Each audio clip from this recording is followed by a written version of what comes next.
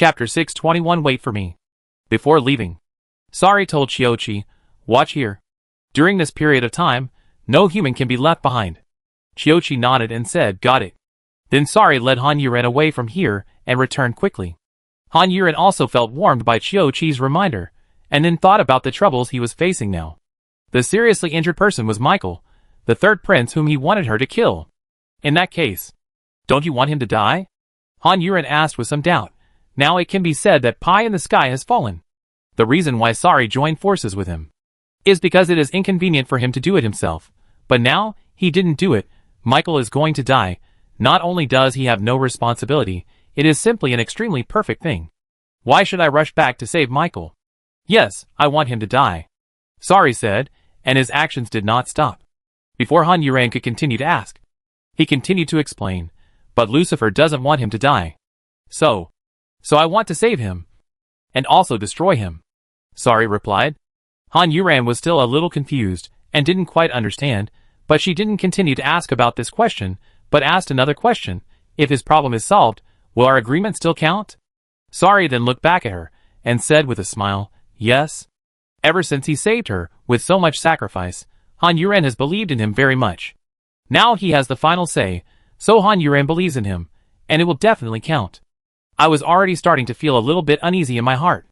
I hope that Michael will not wake up again. This way, the aliens will still belong to humans after leaving the Earth. Soon, the two of them rushed back. Lucifer, who heard the noise, looked up at the door. Sari was in front, and Han Yuren was behind. They hurried in. When they saw Michael on the bed again, they were both a little surprised. Although they had heard Chiyochi's description, they still felt a little surprised when they saw it with their own eyes. He was actually injured so badly. What happened? Lucifer looked at Sari pitifully and pleaded.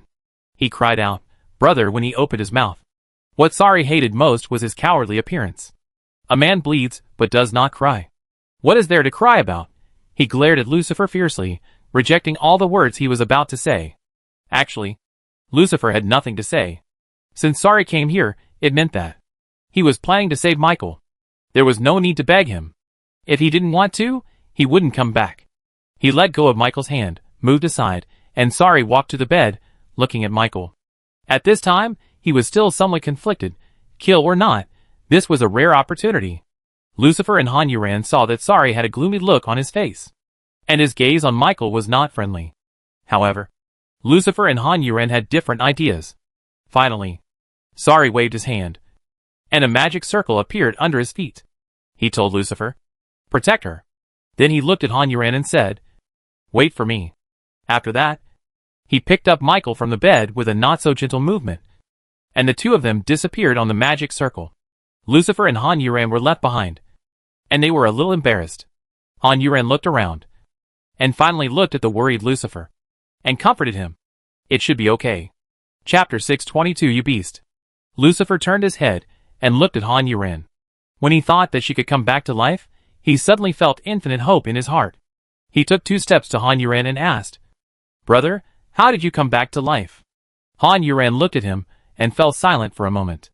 After thinking about it for a while, from what she saw, the relationship between the 2 brothers, and finally from Sari's words, Lucifer doesn't want him to die, she concluded that the relationship between the 2 brothers was definitely very good.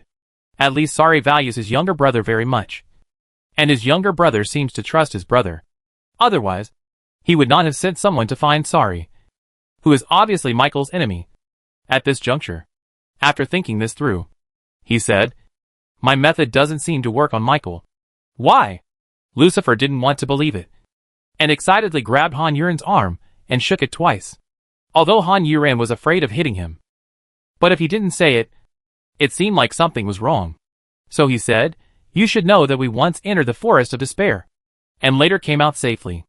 Almost everyone on Earth knew about this, especially the aliens. Lucifer nodded, as if he had figured out why. Han Yuren continued, the forest of despair has returned to the star of gods and demons. Sari sent me to the forest of despair, and that's how I came back to life. Lucifer was a little puzzled, and let go of Han Yuren's hand. I want to say more. Then, the eldest brother can also send Michael over. But Han Yuren has already said, you know, I am different, so there is a reason why I was saved, but he is not different. One sentence extinguished Lucifer's hope. Seeing him like this, Han Yuren said again, "But he is still alive now, maybe your father has a way." One sentence rekindled Lucifer's hope. Seeing his mood fluctuating so much, Han Yuren had to say another sentence. "Believe them, there is no use thinking too much." Lucifer looked at her and nodded, then said, "Thank you." Han Yuren smiled awkwardly. "No need." To be honest, as a human and the second king of an alien race, she was having a calm conversation here, and comforting the other party, saying thank you and so on, which was really a bit uncomfortable. Although Sari was a great devil, she had been with Sari for so long that she felt very comfortable. As if sensing her discomfort, Lucifer smiled and returned to his usual self, chatting and laughing with Han Yuren. Gradually, the two of them talked more and more. Sari had already appeared in the room with Michael in his arms.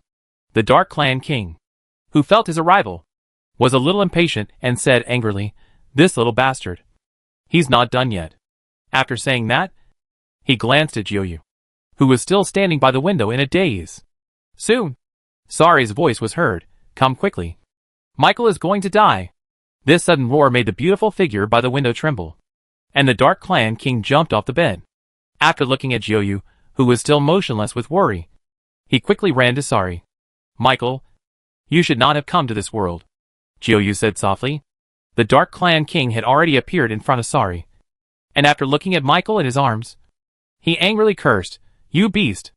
Are you going to kill all my children?" Chapter 623 My Heart Hurts. Sari looked at the palm of the Dark Clan King that was slashing towards him, and he just thrust his hands forward, and then he loosened his grip, and Michael fell to the ground. The Dark Clan King widened his eyes, and was full of disbelief. This little bastard actually did this, but he had no choice, and could only roar, and change the action of the palm that Sari was slashing towards him, and he hooked his hand to hold Michael, and Sari had already taken advantage of this opportunity, and left. After the Dark Clan King hugged Michael, he looked up at Sari, but he didn't see anyone. He was so angry that he yelled again, "This beast!" Then he was like a steam engine, and he breathed several times before he calmed down. He looked at Michael in his arms with concern and distress, and hurriedly left with Michael in his arms. When Sari's figure reappeared in his room, he heard Han Yuren and Lucifer chatting happily in the living room outside. Lucifer asked a question he really wanted to know. "Don't you really like my elder brother? He is quite handsome and powerful. I think he is also very good to you. When you died, I was very anxious." Sari, who was about to leave, stopped because of this question. After Han Yuren was silent for a while, she slowly said, "I know he is really good to me. We are obviously just a relationship of mutual benefit, so I am very grateful to him." Sari thought, "You still have some conscience." But he heard Lucifer say, "You don't like elder brother, right?" Sari raised his eyebrows. How did Lucifer get this answer? He thought Han Yuren liked him. She had blushed in front of him. She had looked at him blankly. She had been hesitant to speak to him. Her eyes, when they looked at me, had feelings. However, for various reasons, she had been denying this feeling, and just didn't want to admit it. Sari always thought so. Han Yuren had spoken again. "Actually, I don't quite understand what it feels like to like someone, but I think at least you will be moved by the other person. Your eyes will uncontrollably look for him. You will worry about him. You will think about him, but..." This "but" made Sari's face cold. Lucifer listened seriously, and with a gossipy look on his face. "But I don't have this feeling towards Sari." After he finished speaking, Lucifer let out a sigh of regret. Sari's eyes moved downwards. At this moment, he looked a little panicked. Unlike the panic he had when Han Yuren died before, this panicked look now looked very pitiful. With eyes rolling back and forth and head hanging down, at this moment, he was not a big devil, nor a domineering president. He was a child who had lost his beloved. "Sari, I don't know what's wrong with me. Sari is indeed a very special existence to me. You can say that he is the most special man in my life." Han Yuren paused here, because even she herself felt that she was very strange. Not knowing what to say, seeing her embarrassment, Lucifer said sympathetically, "It's okay, it's not your fault. You can't force yourself to do this." Sari felt a little pain in his chest, his eyes moved left and right, he raised his head, and was about to leave. "It's not like that." Chapter 624 20% to 30%. Han Yuren suddenly spoke anxiously and helplessly, making Sari take back the foot that was about to step forward. I don't know what Han Yuren will say to hurt his heart. Lucifer also looked at Han Yuran curiously. He saw Han Yuran lowering her head, with her hands twisted together in front of her body, and it can be seen that she must be very entangled in her heart now. Lucifer's heart showed a glimmer of hope. Could it be that Han Yuran also likes Big Brother? Han Yuran thought about it carefully again, then said, maybe. I once had some feelings between men and women for him. At least I was moved by 10% to 20%. Lucifer's eyes wrinkled into different sizes, because Han Yuran's words are worth thinking about carefully. First, she said it was once. Second, 123%. I want to ask if it is 100% of 123% of 100%. Lucifer asked. Then Han Yuran nodded and admitted it. Lucifer really didn't know what to say. This kind of liking, even for strangers A, B, C, D, it's hard to explain. But unlike Lucifer's entanglement, Sari was so happy that he almost rushed out and shouted to Han Yuran, just say you like me. Before, I was almost in the 18th level of hell, but now I was so happy that I was floating in the sky. The next moment, Han Yuran said again, but I don't have this feeling now. Sari, who had just ascended to heaven, fell to his death again.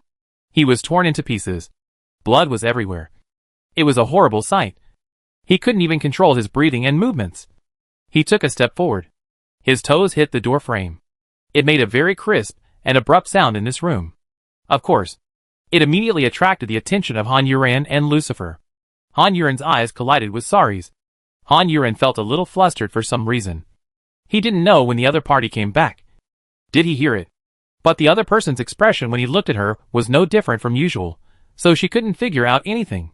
And the moment Lucifer saw Sari, he forgot what he and Han Yuran were talking about, got up from the sofa, and rushed to Sari, and asked, what about Michael? How is he? Looking at him like this, if I really killed Michael, I guess he would definitely be estranged from me in the future. Sari looked at him, and said, leave it to the king. Lucifer calmed down a little, but still asked worriedly, what does my father say? Do you think he will talk to me nicely? Sari said, as he walked towards the door, and said at the same time, let's go, and continue to look for people. Han Yuran nodded a little blankly, and didn't follow him without saying much. Lucifer bit his lip, and seeing that Sari was about to leave, he mustered up his courage and shouted, brother. Sari stopped in front of the door, and Han Yuran naturally stopped as well. Looking at Lucifer, he looked a little scared, and asked cautiously, brother, can you send me back? Is he so important to you? Sari asked, but did not answer Lucifer's question. You have to think clearly about what he is thinking. Sometimes, too much goodness can lead to illusions. Have you thought clearly? Han Yuran was a little confused by what Sari said. Chapter 625 The Edge of Explosion. But she saw Lucifer's face change instantly, pale, shocked, shy, helpless. In short, it was very complex and constantly changing, like a magic trick. But in the end, all these expressions disappeared, only the firmness remained. Brother, I know, but I can't ignore him. Sari then turned his head and glanced at him. Lucifer just lowered his head in shame. Now the elder brother obviously needed his help here, but he had to take care of his enemy. However, he did not expect that. His elder brother actually knew Michael's feelings for him. When did he know? Sari had already raised his hand and touched his forehead. His lips kept opening and closing, but no one knew what he was saying. Even though Han Yuran was standing next to him, she could not hear clearly, and of course she did not deliberately prick up her ears to eavesdrop. Soon, Sari's forehead lit up, and a complex pattern appeared. This pattern looks familiar, Han Yuran thought. Lucifer had already recognized it, and asked excitedly, brother, what are you going to do? Sari didn't say anything. The pattern became clearer and clearer. Sari slowly moved his hand back, taking the pattern with him. Then Sari stretched out his hand forward, and with a flick, the pattern on his fingertips shot toward the open space in front, and continued to grow. Looking at the pattern on the ground, Han Yuran remembered that this was the magic circle under Lucifer's feet when he left with Michael in his arms. But at that time, I didn't see how he moved. He just threw out the magic circle very easily. Go in, Sari said. Lucifer stood there in a daze, and didn't move. Brother, the magic circle is now automatically recognizing its master. You think I don't know? Sari said with a cold snort. Lucifer was so scared that he shook his head repeatedly. No, but what are you doing? Brother? Aren't you going back to see him? I don't have time to pick you up and drop you off. Get out of here. He pushed open the door and left here. Lucifer still looked at Han Yuran in a daze. Han Yuran smiled and said, "Go quickly." He left here, leaving only Lucifer and the magic circle in front of him. Lucifer stayed there for a while, then said, "Thank you." After that, he walked into the magic circle and disappeared. As for Han Yuran and Sari was walking in front. Walking with big strides. Walking fast. Without saying a word. Han Yuran followed behind, glancing at Sari from time to time, wanting to ask, "How long have you been back? Did you hear anything?" But he didn't say anything. Even if he asked, what would happen? Even if Sari heard everything, what he said was the truth. Talking about this would only embarrass himself. She thought it would be better to let Sari hear everything, so that he would know what she was thinking. He would not give her all his love. The two of them went back in silence. And Sari was on the verge of exploding several times, but suppressed his anger. A man wants to conquer a woman he wants, not beg her hysterically. Sari, a great demon king, would never do such a shameful thing. So he could only suppress his anger himself. As for why Han Yuran was moved before, but not now, no one knows. Chapter 626, the same front. But Sari didn't care. He wouldn't be disturbed so easily. It didn't matter that she had been attracted to him before. And it didn't matter that she wasn't attracted to him now. What mattered was that he would definitely make her fall in love with him in the future. This would solve all the problems. There was nothing to get mad about or worry about. Thinking like this, Sari suddenly became clear. He suddenly asked, "What do you think of Lucifer?" This question was so sudden and so blunt that Han Yuran paused for a moment before she answered. "He's pretty good." "Yeah," Sari thought. "Not bad. It would be better if the relationship between these two people was better." Han Yuran felt that the longer she stayed with Sari, the less she understood his train of thought. He was simply a psychopath. Soon, the two returned to the humans. But they saw Gu Shaoran instead of Qiuqi, and a group of people who did not look like minions. Han Yuran clearly felt that Sari's momentum had changed all of a sudden. So it was obvious that Gu Shaoran was definitely on the other side of him. However, she had only seen her for a while in the original battle, and only knew that she was strong. Han Yuran did not know anything else about her. Gu Shaoran's eyes also fell on her. And then he smiled, and raised his arm and shouted, "Everyone has seen it. Our great devil has mixed up with the most special person among humans, and even brought him back to our base to check on humans. Haha. It's really true that a mere human can boss our dark tribe around." Han Yuran was a little surprised. She was a quiet and cool person in her impression. But this meeting gave her a completely different feeling. Not only did she talk too much, but she was also not pleasant to listen to. The people behind her were all excited at once, and they were filled with righteous indignation, looking at her with eyes that wished they could eat her alive. And although they were still afraid of Sari, they also had doubts. "Are you trying to go against me now?" Sari asked, without any intention of explaining, but just wanted to confront him head-on. The people on the opposite side suddenly became weaker, and felt a little aggrieved. "You are relying on your identity and status to bully others. Since you know my identity and status, don't fart in front of me. Get out of here." As Sari spoke, his aura suddenly exploded, stabbing the people on the opposite side so that they retreated several steps in a mess, and quickly defended themselves. Han Yuran didn't expect Sari to be so tough. But now the people on the other side obviously want to use him to stand on the basis of racial justice to contain Sari. He should not behave recklessly. Otherwise it will only bring more serious trouble. But no matter how strong Sari is, he can't deal with so many people alone. Han Yuran thought, and suddenly said, "There are so many humans here. Aren't they also imprisoned by you? Why can't he, the great demon king, bring a human with him for his entertainment? You have no right to speak here. Despicable person." Amidst the curses, Gu Shaoran raised his hand to stop the curses, stared at Han Yuran and asked, "You mean? He is your master now?" Hearing the title of master, Han Yuran regretted it a little, and didn't want to cooperate anymore. But now that things have come to this, he has taken the initiative to stand up. And he can't not clean up the mess. He could only nod and say, "That's right." Chapter 627, Being Tricked. Sari turned his head, and looked at Han Yuran after hearing this, and the corners of his mouth could not help but curl up. Looking at Han Yuran, who was holding on with gritted teeth, he wanted to laugh, and felt that it was worth it for him to like her. "Why should we believe you just because you said so?" The son of the Dark Clan king, who was not even a prince, spoke. "It's up to you to believe it or not. Do you want the great demon king to personally perform for you? Han Yuren sneered as he said this, really like what Sari said. The arrogance and disdain were exactly the same. The man was confronted, and his face was angry. He asked back, why not? Humans are nothing more than blood-drinking and sleeping companions. What can't be done on the spot? Han Yuren was shocked. So this is how they treat humans. Those who chose them are so damn naive. He stared at the man with a cold look and said, do you think all the dark tribes are as low level as you? You? Okay. There is no need for a live performance. Gu Shaoran interrupted the man. He chuckled and said, as long as you come forward and announce to humans that you are the great demon king's man. Han Yuren shook her head. That won't work. The great demon king doesn't want to announce this yet. He plans to let me go back as a spy in the future. Are you really willing to do this for him and betray humans? Gu Shaoran asked with some disbelief. Han Yuren said righteously, it was humans who betrayed me, exchanged me for their city, their people, and abandoned me. I just wanted to survive. So of course, I had to go to the most powerful person. Han Yuren said these words very fluently, as if she really thought so. Gu Shaoran on the opposite side smiled even more happily. You are right. I believe you. Now, please forgive me. Han Yuren showed a trace of doubt, not knowing what she wanted him to forgive her for.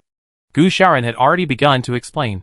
Actually, I arranged for someone to project what happened here to the human wing country, the North District. So I am afraid that your plan with the Great Devil will not work. I am really sorry. Han Yuren was completely frozen. And Sari did not expect that Gu Shaoran was so shady, and even calculated Han Yuren. At this time, above the North District and the Kingdom of Wings, there were indeed two huge projections. Han Yuren's face, even the pores were clearly visible, as clear as it could be. As for the crowd watching, there were already overwhelming curses. In the Kingdom of Wings, Anya stood silently outside the hall, looking up at the projection in the sky. She hadn't seen Han Yuren for a long time. Since she left the Kingdom of Wings, she only heard that she ran into the Forest of Despair and came out again. Seeing her so lively now, Anya's heart was finally at ease. She just looked at the big devil again. It was this guy who caught Fu Xiuyan and pretended to be him. I didn't expect that the two of them were still together. At the beginning, he clearly asked Gu Cheng to remind Han Yuren, but now Gu Cheng is gone and never come back. They are still together, and they went to the East District together. And in this situation, what is the relationship between the two? Anya doesn't believe what she said just now. She has long seen through that she is lying for Sari. And Sari saw that the situation was not right and stood in front of her again in a protective posture. What's wrong with these two people? Chapter 628 Fool. Anya's eyes were still sharp, and she immediately saw the unusual subtle feeling between Han Yuren and Sari. Unlike her calmness, Gu Cheng, who was in the Northern District, looked at Han Yuren and Sari in the projection, and knew that he definitely had no chance with her. And the people who broke the gods and demons were also looking at the projection. Of course, they didn't believe what Han Yuren said. So Yin Sui crossed his arms and said worriedly, damn! This is obviously a trick set up by the guy on the opposite side. I guess the spit from the human side can drown Lao Si. Don't worry about those idiots. Yuren doesn't live on them.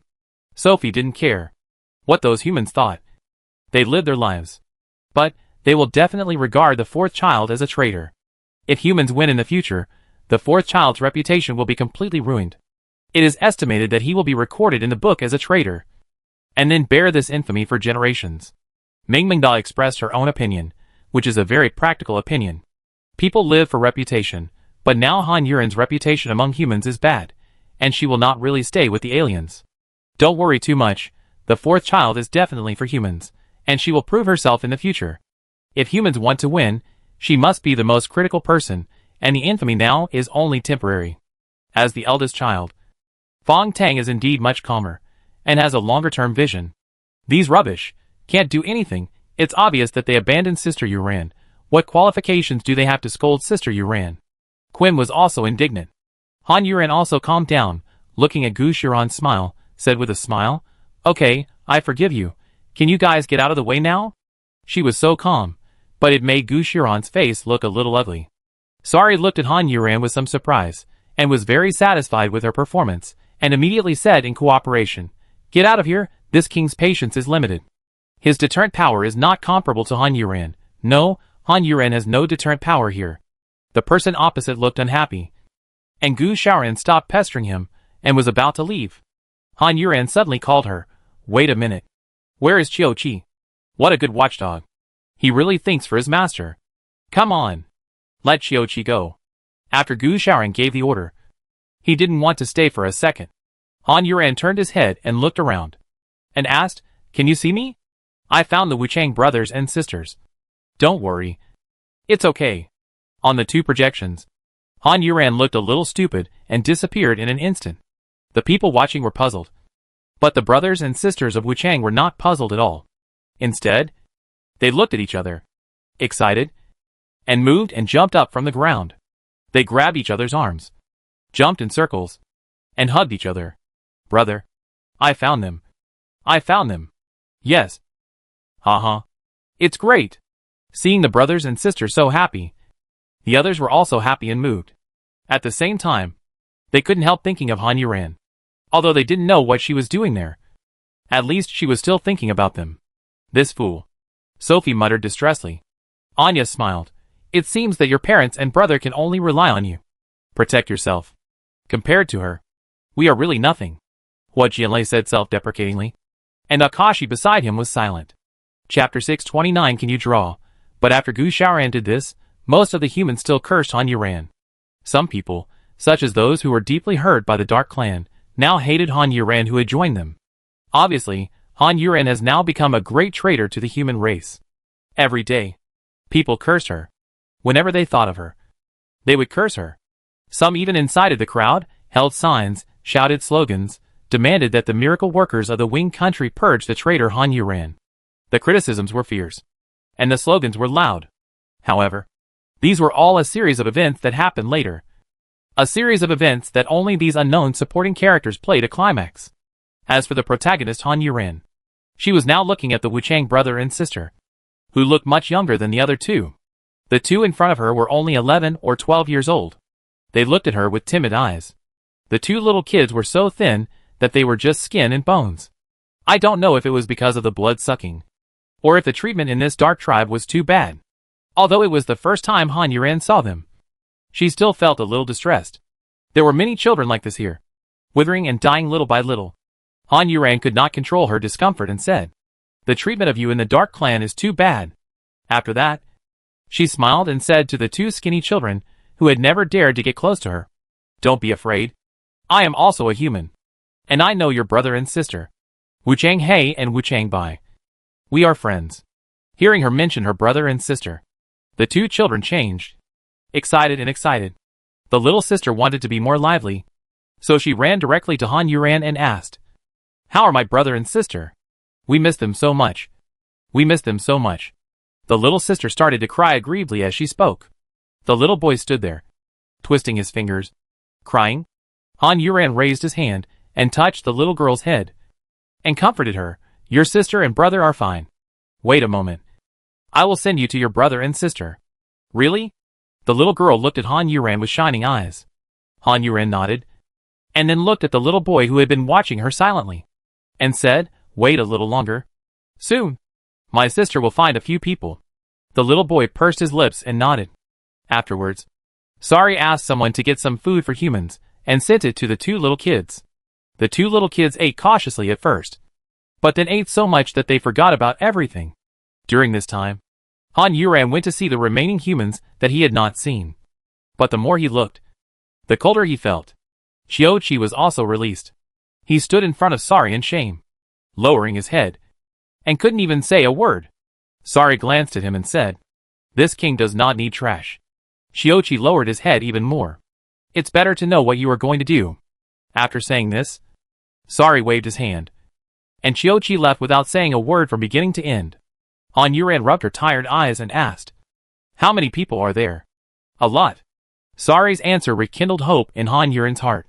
Rows of people appeared in front of her and then left. Half an hour later, Sari said, Take a break. Han Yuran shook her head, and Sari suddenly said, You don't have any photos. Or can you draw? Chapter 630. I was born without talent. Han Yuran grinned. Sorry, I was born without talent. I didn't work hard. I can't do anything. You look so self-righteous and shameless, but you are quite capable. Sari said. Han Yuran was stunned. This was the first time Sari talked to her like this. It was as if he was teasing her on purpose. Han Yuren looked at Sari with a smile on his face. I guess he saw that she was exhausted and in a heavy mood, so he teased her on purpose, but normal people all want to make people laugh. This guy actually scolded me to make me angry. There is no one else like him. Sari, who did not get a response from Han Yuren, twitched and retracted the corners of his mouth in embarrassment, twitched and retracted. In the end, he pretended that he had never said this, and simply lowered his body, sat down on the chair, stretched his long legs forward, and placed them on the table, and closed his eyes. You watch first, I'll take a break. Han Yu glanced at him, and said speechlessly in his heart, what did you do, and take a break? Thinking of it, he shook his head in disgust, and continued to signal the dark tribe in front to lead the people in. After looking at more than 10 rows of people, another row of people was led up. The sound of the clanking iron chains, which had been heard all day, made Han Yuren's head hurt. She didn't know how the pig next to her fell asleep. She withdrew her eyes from Sari again, with disdain, and looked forward. The people in the opposite row were also raising their heads. Han Yuren's eyes fell on the first person. But it was still not her. She was about to move her eyes down with hope, when she heard a voice full of surprise shouting, Sister Yuren. Han Yuren's eyes, which were still wandering, suddenly moved their eyes back. Finally, she focused on the man in the middle. Han Yuren was so excited that she couldn't speak for a while, only her mouth was opening and closing. The man's call of Sister Yuren also woke up the sleeping Sari. She opened her sleepy eyes, and looked at the man who called her Sister Yuren. His face was full of untidy beard, and he looked unrecognizable. His hair was so long that it could be tied into a pigtail. He was quite tall, but he was also very thin. Now he was looking at Han Yuren with tears in his eyes, and he was also very excited. Sari looked at Han Yuren again.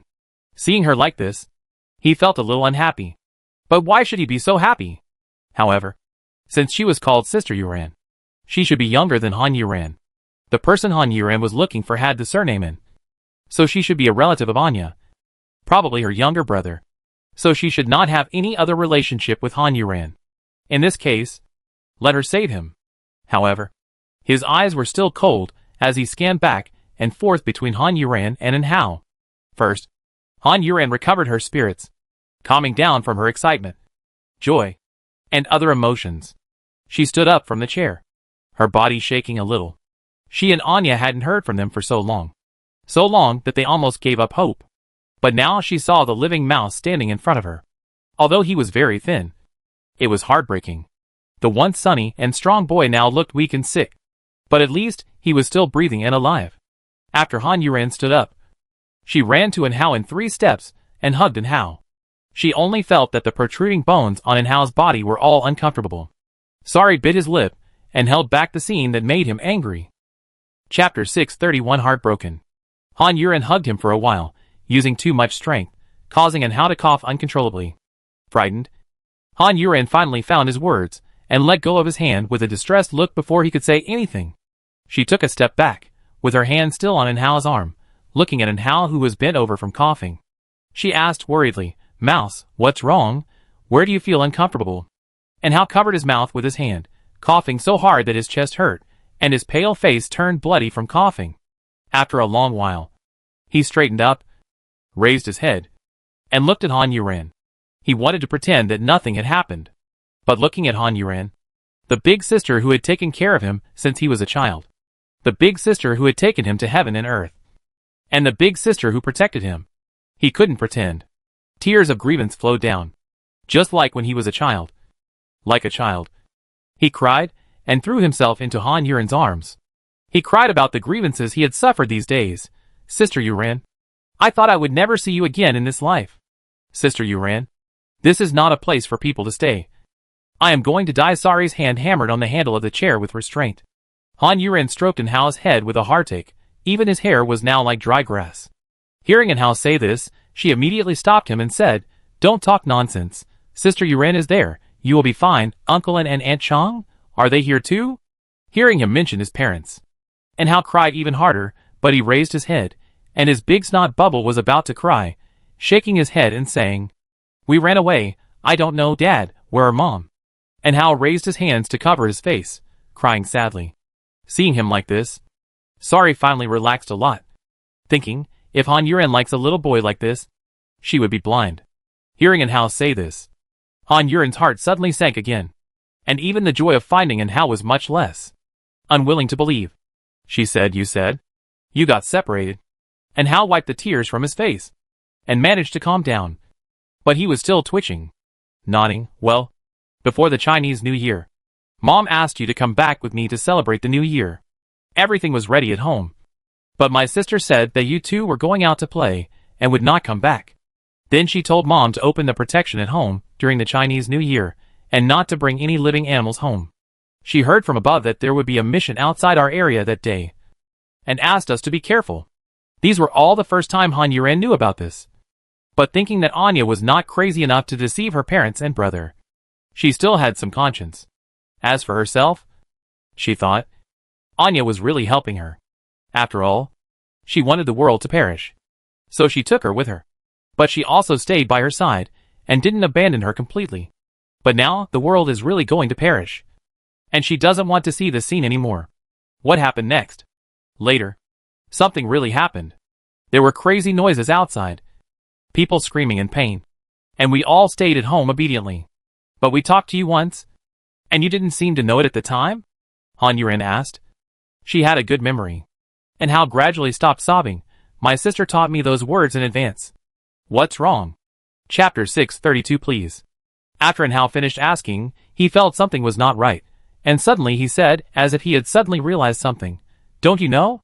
Han Yuren's eyes turned around awkwardly, and then she regained her peace of mind. She did not continue the question, but asked, "Then how did you get separated?" And Hao also forgot what he said in an instant, and when he thought of this sad thing, he looked like he was about to cry again. But he pursed his lips and held back. During the silence, Han Yuren looked at the chains on In Hao's hands and feet, and stretched out his hand with disapproval, and conjured up his black sword. The people around In Hao were so scared that they shrank back one after another. And Hao was also frightened by the sudden appearance of the black sword in front of him, and forgot what he was thinking. Han Yuren raised his sword and chopped off the chains on In Hao's hands and feet in 2 strokes. The rustling sound brought In Hao back to his senses. Surprised, he said, "Sister Yuren, what is this? It's so amazing." Han Yuren glanced at him, thinking, it's rare that there are still people in the world who are surprised by someone showing a weapon for no reason. How ignorant they must be. Let's talk about this later. Let's leave here first. Han Yuren said the following sentence while looking at Sari. Sari then stood up slowly from the chair, turned around and walked out. And Hao looked at Sari with caution and fear. Han Yuren had already grasped his wrist, and turned to the 2 little kids who had finished their meal and said, "Let's go." The 2 little kids nodded excitedly, and walked quickly to Han Yuren's side, and followed her and walked out behind Sari. Seeing this, the remaining people in the road desperately begged, "Please, take me with you. Please, save us, I don't want to be here. I want to leave. Take me away." Wu people cried, knelt and rushed towards Han Yuren, and the others like crazy. The 2 little kids hid behind Han Yuren in fear, watching nervously, while In Hao looked at them with sympathy, and turned his head to imagine Han Yuren begging for mercy. But when he turned to look at Han Yuren, he saw that she looked calm, and continued to walk forward without looking away. It seemed that these people's requests for help, their cries, were not in her ears or eyes at all. And Hao was choked when he was about to speak. And the people of the Dark Clan also began to move, beating, kicking, pulling those people back. Those heart-wrenching cries, asking for help. And Hao really couldn't bear it. And finally he opened his mouth to plead with Han Yuren, "Sister Yuren, please help them." Han Yuren turned to look at him. And those who heard In Hao's words struggled even harder, begging constantly. As for the people of the Dark Clan, they also stopped. Han Yuren is the great demon king's man. If she really wants to save these people. The scene suddenly became quiet. Sari, who was walking in front, also stopped, but did not speak, did not look back. And Hao felt a little guilty when Han Yuren looked at him, and was about to avoid his gaze. Then Han Yuren asked, "How did you get here?" Those people were stunned for a moment, and could not speak. How did they get here? Of course, they chose it themselves. And Hao's face changed all of a sudden, as if he wanted to say something to Han Yuren, but he held back, because now was not the time to talk about this. Chapter 633 Unexpected Maturity. But the desire to survive overcame everything. What does face matter? So someone has already shouted, I didn't want to come here, I was captured. After someone started this, one after another said that they were captured by force. Not voluntarily, really not voluntarily. And Hal felt his face getting a little hot, but when he thought of himself, he still said for them, Sister Yuran, maybe someone really came here out of necessity. Han Yuran didn't look at those people at all, but kept looking at Hao. He still has this kind of mentality now. From now on, it seems that he can only be sent to Anya in the Kingdom of Wings. If you don't leave the Kingdom of Wings, you will be much safer. Don't even think about the Destroyer God and Demon, he can't adapt to it, on the contrary. It might bring them some trouble. But Sister Yuran is not the boss here, there are so many people here, Sister Yuran can't save them alone. The little girl from Wu Chang's family spoke timidly, but still expressed her thoughts. Han Yuran couldn't help but look at her, this little girl is very conscious. The little boy was nervously holding the little girl's hand. And Hal also looked at the little girl and said, Don't interrupt, kid. Then he continued to say to Han Yuran, I know Sister Yuran can't save everyone. Just these few people in front of us. The man before. It seems that he is targeting Sister Yuran. And he also set a trap for Sister Yuran. Sister Yuran's situation here is definitely not optimistic. Doing this will cause too much trouble for Sister Yuran. Even if you want to save people, you should save people rationally while ensuring your own survival and safety. The little girl continued to say a lot. And Han Yuran admired her more and more. This little girl is not a heartless person. She mentioned reason. Saving her own life. And being able to save others. She has awareness. But unfortunately, she doesn't have the ability. And Hao was speechless again. He just stared at the little girl, not knowing what to say, because he felt that what the little girl said made sense. Seeing that Hao was silent, he stopped pleading for them. Those people were like crazy. Looking at the little girl, who had blocked Hao with bloodshot eyes. And irrational curses rang out. The curses were so ugly, they looked like they wanted to eat the little girl alive. The little boy was already crying from fear, but he walked towards the little girl while crying, and Hao was dumbfounded by the looks of those people. The little girl pulled the little boy behind her again, and said, It is not kind to embarrass someone important to you for the sake of someone irrelevant, not to mention for such a group of wolves. The little girl was unexpectedly mature. And Hao was completely silent. Han Yuran patted his arm, pulled him forward. And Sari started moving again. Those people cursed being taken away by the Dark Clan. They cursed the little girl, cursed Han Yuran, and even cursed Hao who had pleaded for them, cursed the Dark Clan, humans, cursed everything, and Hao listened to the curses, but he didn't hate them, and didn't blame them. Death had made them lose their reason, and hope had left in front of him. How many people could remain calm? What made him uneasy was, what exactly had the outside world become, and what had Sister Yuran become? Chapter 634, telling the story. They were silent all the way. They returned to Sari's residence in silence, feeling a little depressed and embarrassed. Sari sat down directly on the sofa. Han Yuran said to Wu Chang and his sister, Go to your room and have a good rest. The little girl nodded obediently, and dragged the little boy to the room. Looking at the soft big bed, the two looked at each other, then laughed quietly, and jumped. The two fell face down on the big bed.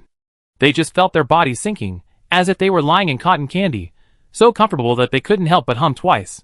After the little girl was intoxicated, she opened her eyes, and said with some regret, Hui, do you think that the words I just said will not be liked by that sister? The little boy shook his head, No. Kai, what you said should be liked by that sister. That sister looks pretty good. The little girl said another sentence, and couldn't help but think of the way Han Yuran suddenly had a big sword in his hand, which was really handsome. I really hope I can be that handsome. But she said, she was friends with her brother and sister, so are they also so handsome? After the two little kids thought about all sorts of things for a while, they both fell asleep, and even snored, but the sound was not loud. It had been too long since they had slept in such a comfortable bed, and it had been too long since they had slept so peacefully. Outside, Hao also sat down on the sofa. Sari arranged for someone to prepare food. Taking advantage of this opportunity, Hao told them how he and his parents got separated. During this time, Hao's hands were tense in front of him, and his legs were constantly moving to control his emotions, so as not to lose control. It turned out that after such a terrible thing happened at the beginning, although they were a little scared and panicked, they had already followed Anya's instructions, so they didn't worry too much, thinking it should be safe. After that, Hao video called Anya again, and after confirming that Anya and Han Yuran were fine, They completely put their minds at ease, and waited for the madness outside to end. They stood in front of the window, watching the monsters that suddenly mutated and began to eat people. Watching people fleeing frantically, being caught, being eaten, and being torn apart. They felt more and more uneasy. During this period, some flying mutant animals rushed into their defenses and died miserably. They no longer dared to stand by the window and look out, but gathered together, praying that the things outside would end quickly. They had ignored how long it had been. But there was a sudden sound in the sky outside. The air defense layer was opened, and they saw the army. They thought that things were finally over. But unexpectedly, the army used their weapons to target the injured humans. And Hal was completely dumbfounded at that time, not knowing what happened. He couldn't wait to send a communication message to Anya and to Han Yuran, but no one answered. I thought that after the army dealt with those people, things would calm down. But unexpected things suddenly appeared again. Aliens descended from the sky, and the army couldn't resist at all. Those aliens killed everyone they saw, and Hal protected the two old men behind him, hid, and even tried to keep his breathing to a minimum. There was no way to know what was happening outside, in short. For a moment, it seemed that the world was quiet, and Hal mustered up the courage to climb to the window and look out. It was Wusu calling people to abandon the world. Chapter 635 Habit becomes nature. Protection does not block sound, so no matter what Wusu said, or what humans said, or what the witch said at the end, they all heard it clearly. And this period of time will be the only short period of safety. And Hal hurriedly packed some things, and led the two elders to run to the abandoned world. But the accident still happened. There were too many people, really too many people, after coming out. Soon he and his parents were separated by the crowd, and he was almost trampled to death during the period, after barely climbing up, but he had no strength, and suffered some injuries. He was led by the crowd going to the East District. He was knocked down and trampled during the period. Fortunately, a woman saved him. After that, he was brought to the East District by the woman in a daze. He was arranged in various ways in the East District. He never saw the woman again, until one day, she saw the woman was taken away in a flash. When he ran to that place, she was no longer in sight. She never came back. As for his father and mother, he had no guesses or ideas at all. After finishing speaking, and Hal lowered his head, tears flowed out. He could not say a word, and could not calm down for a long time. Han Yuran also frowned, and Hal's words were useless. But she had checked in the Kingdom of Wings, and there were no such people. If there were no more people here. Damn it! Why am I back? There are still many people who haven't finished watching it. Han Yuran stood up excitedly, wishing she could slap herself in the face. She was too excited after seeing Hao. Her shouting made Hao stop crying. Sari was helpless. How come she doesn't look like a girl at all? Han Yuran looked at Hao. I checked your name before, but it's not there. What did you report? I just made one up. Han Yuran rolled her eyes at Hao's words, and then looked at Sari, and said, let's go check everyone out. After saying that, she was about to leave, but stopped again, shaking her head and said, no, you should stay with them. I'm relieved. I can check everyone out by myself. I'll leave them to you. After saying that, she gave Sari a look of great importance, and then turned around and left. Then Sari said, wait a minute, when did you become the boss who gave orders between us? Han Yuran felt a little embarrassed for a moment. She had been using Sari too much recently, and it became second nature. She turned around and smiled at Sari. Of course I'm not the boss, so what do you say we should do? I'll go with you to the human, and no one dares to come here. Sari said domineeringly and stood up. Han Yuran said distrustfully, it's hard to say, that Gu Xiaoran seems like she's not afraid of you at all. It doesn't matter whether she's afraid of me or not, what matters is, she can't beat me. But you're not here. Whether I'm here or not, this is my residence. No one from the Dark Clan dares to break in. Sari said, as he walked to Han Yuran's side, pulling the collar of Han Yuran's neck and pulling him out. Why are you talking so much nonsense? I just think that sometimes being too confident isn't a good thing. Sari stopped, staring at Han Yuran and said, you can choose to believe me, or choose not to rely on me. Chapter 636, Women's Hearts Are Deep. This question is very sharp, making Han Yuran feel a little speechless and a little embarrassed. Rely on him? Well, I have indeed received his help in many places recently, but it's not to the point of relying on him yet. I am not the kind of green tea bitch who takes advantage of others because they like me, and says that we are just friends. And Hao also felt the awkwardness of the atmosphere, and he walked to Han Yuren's side with a skinny body and said to Sari, "Although I don't know what your relationship with Sister Yuren is, I know you are very powerful, but I won't allow you to bully Sister Yuren just because you are powerful." After Sari said this, he felt that it was a bit too much. With Han Yuren's strong will, how could she allow herself to rely on others and depend on others? So he said to Hao angrily, "You don't allow it? Why do you do that? How can you be qualified?" As he spoke, his aura increased greatly, but this evil spirit, without attacking, was already too much for Hao's body to bear. He turned pale instantly, and knelt on the ground in pain. Han Yuren saw this, and stood in front of Hao, and asked Sari, "I want to ask you, are you helping me now because you like me, or because of our cooperative relationship?" Sari stared at her, knowing that she was really exaggerating again. Han Yuren waited for 3 seconds, then said, "I understand. I'll follow your instructions. You and I will go to the humans, and the others will stay here. Let's go." Han Yuren helped Hao up from the ground, and then helped him to the sofa and laid him down. Then she walked out. If it were any other place or time, Han Yuren would definitely explode this time and walk away. As for the favor she owed to Sari, she would definitely find a way to repay it in the future. But there was no way now. Seeing the appearance of Hao and Wuchang's siblings, if they stayed here for a few more days, they would definitely not survive. If Uncle and Aunt Chong were still here, I couldn't just satisfy my emotions for a while and ignore Uncle and Aunt Chong. Sari looked at Han Yuren, who walked past him and pushed the door open, and he was furious. There's no way to deal with such a woman. It's useless to force her. But I've done so much for her. She's so soft. How can she still get angry when she wants to? Sari also held back his anger and didn't say anything. The two of them just froze. Han Yuren actually knew that she was being unreasonable and a bit too much. So she didn't speak during the whole journey. Not because she was sulking, but because she was controlling her emotions. She couldn't treat someone who had helped her like this. Although she had never thought of taking advantage of him because he liked her. But now it was indeed because he liked her that he did a lot of things to help her and benefit her. And even saved her life. She should be grateful. So after convincing herself, Han Yuren stopped, turned to Sari and said, "You should want to sit on the throne of the Dark Tribe. But now it seems that you have been helping me all the time. Doing my business. Thank you very much. But I can't respond to you and give you what you expect.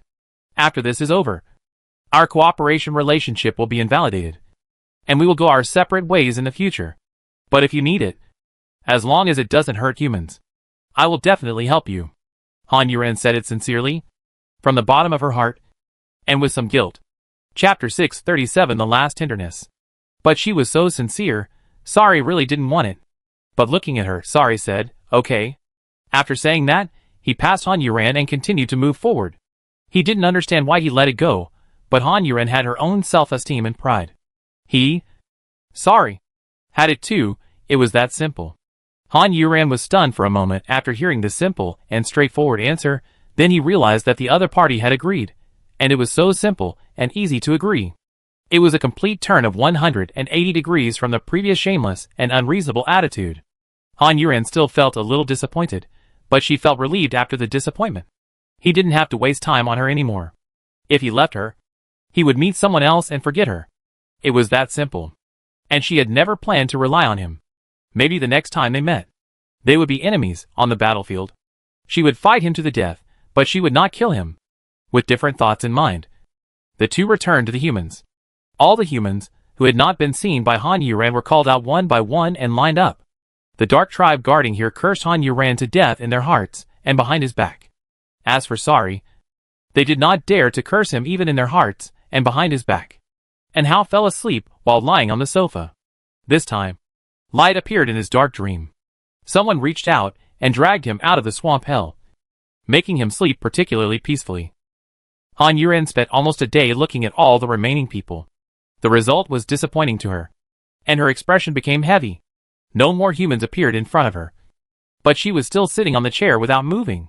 The Dark Tribe did not dare to say anything, and could only stand here with their backs straight. Sari did not speak, which was the last tenderness he could give to Han Yuren.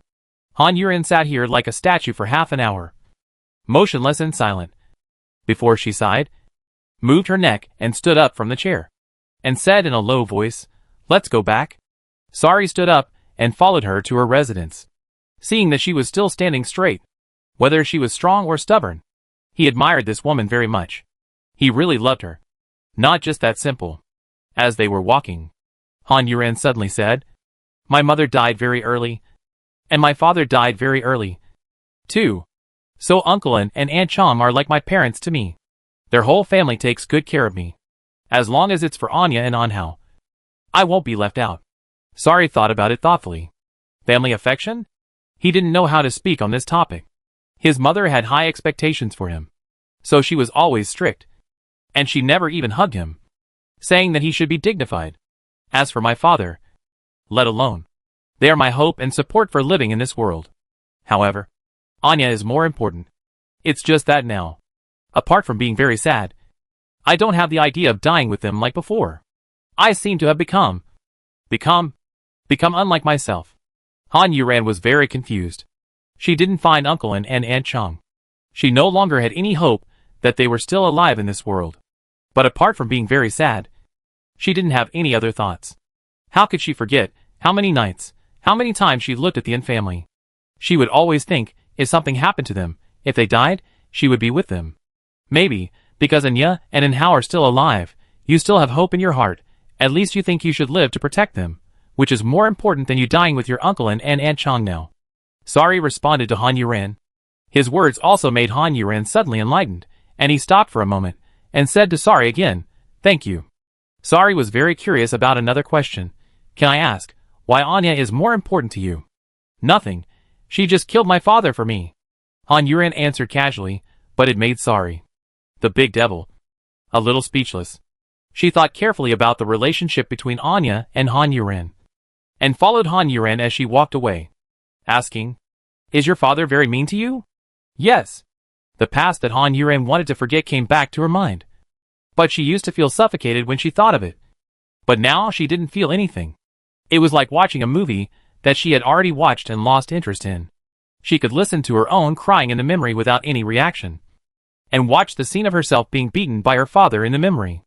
All of this was no longer an obstacle that she couldn't cross.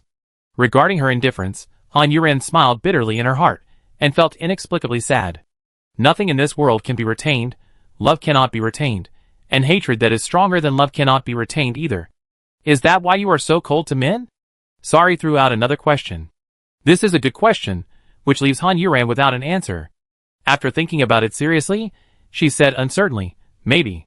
The love between my parents is very sad. No, my mother's love is very sad, so I don't believe in love, and because of my father's existence, I don't believe in men either. Instead of relying on love and men to survive, I can survive on my own. But you believe in me. I treat you as a partner." "What do you mean? You don't treat me as a man." The topic suddenly changed from heavy to funny. Han Yuran smiled. "Whether you are a man or not, you know it yourself." The atmosphere became better, and the two returned to Sari's residence. When they opened the door, Anhao was still sleeping on the sofa. Han Yuran felt relieved and said, "You are right. Confidence is not for nothing." She stepped forward, patted Anhao on the back, and called Anhao up. After Anhao woke up in a daze, he remembered what Han Yuran had gone to do, and suddenly he became nervous. His butt almost left the sofa. "Sister Yuran, what happened?" After asking, he looked around, but didn't see his father and mother. Anhao suddenly felt that things might not be good. Sure enough, he heard Han Yuran say, "I didn't find them. They are not here." Anhao collapsed all of a sudden, and hit his head in pain and self-blame. "It's all my fault. It's all me. I can't even protect my own parents. I am a waste." Chapter 638 Sinew. Looking at Anhao's collapse, Han Yuran was distressed and quickly grabbed Anhao's hand that was hitting her head, stopping him. "Calm down, maybe Uncle and Aunt Chong are somewhere else." She herself didn't believe what she said, but there was nothing she could do. Looking at Anhao's current state, this body couldn't withstand the blow. Besides, she didn't want to admit that something had happened to Uncle and Aunt Chong, and she still held a glimmer of hope and luck in her heart. Anhao looked at Han Yuran with tears in his eyes. His eyes showed his thoughts, but he still held back his tears, and made himself strong. He nodded and said, "Yes, you are right. Dad and Mom must be with each other." He smiled after he finished speaking. Han Yuran patted him on the shoulder again, and said nothing more. Now even the words of comfort to each other were like rubbing salt into each other's wounds. Han Yuran wiped the tears from his face and said, "Okay. Get up. Let's go to your sister." "Yes." And Hao nodded happily and stood up from the sofa. He was very happy when he thought about meeting his sister. "How is my sister?" "She's fine. She's a big boss now," Han Yuran said, with a smile. As for the unhappy things between her and Anya, when she left Anya in the Kingdom of Wings, when Anya stood up for her, all the unhappiness disappeared. How could they really hate each other, really frame each other, hurt each other? It's just that some secrets can't be told. This is what Han Yuran realized after she had so many secrets.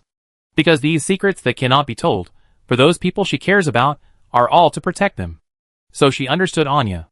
Although she didn't tell her anything, she was indeed protecting herself. And Hao heard Han Yuran say this, and felt that it was quite natural, and was not too excited.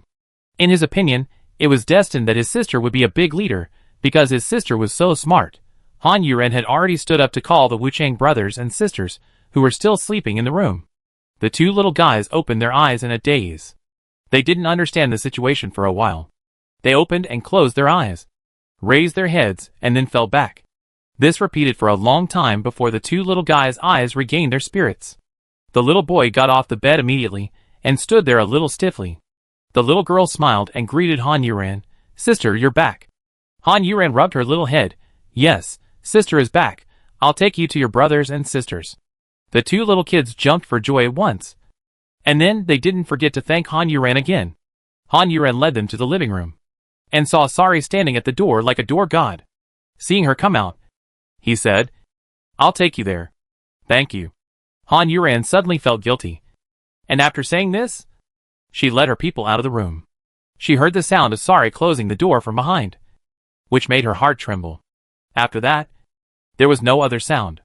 The three people who followed her only had some rapid breathing. It can be heard that they were a little nervous and excited. Leaving here can be said to have escaped death. And these feelings are understandable.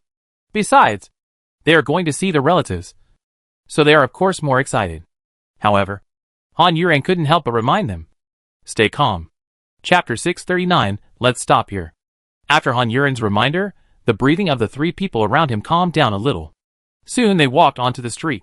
Seeing so many Dark Clan members, the two little kids were obviously scared, with terrified expressions. The two little kids held hands, and held them tightly. The little boy was trembling. In contrast, the girl was much stronger. And Hao didn't look scared at all, but looked at those Dark Clan members with hatred, and clenched his fists tightly. However, although the Dark Clan members were secretly looking at them, they did not dare to step forward. After all, the great god Sari was following silently behind them. So who would dare to offend the Dark Clan members? Soon, they arrived at the gate in this strange and tense atmosphere. Han Yuran looked at them, and was about to speak. But Sari had already said, "Keep going out." Han Yuran swallowed his words. And when they were out of the gate, the vicious dogs lay on the ground and dared not breathe. The two little kids were even more frightened. After Han Yuran noticed it, she said, "Don't be afraid." She stretched out her hands and looked at the two little kids. The little girl was smart and immediately let go of the little boy's hand, ran to the other side, and grabbed Han Yuran's hand. Han Yuran looked at the little boy who hadn't moved yet and smiled kindly.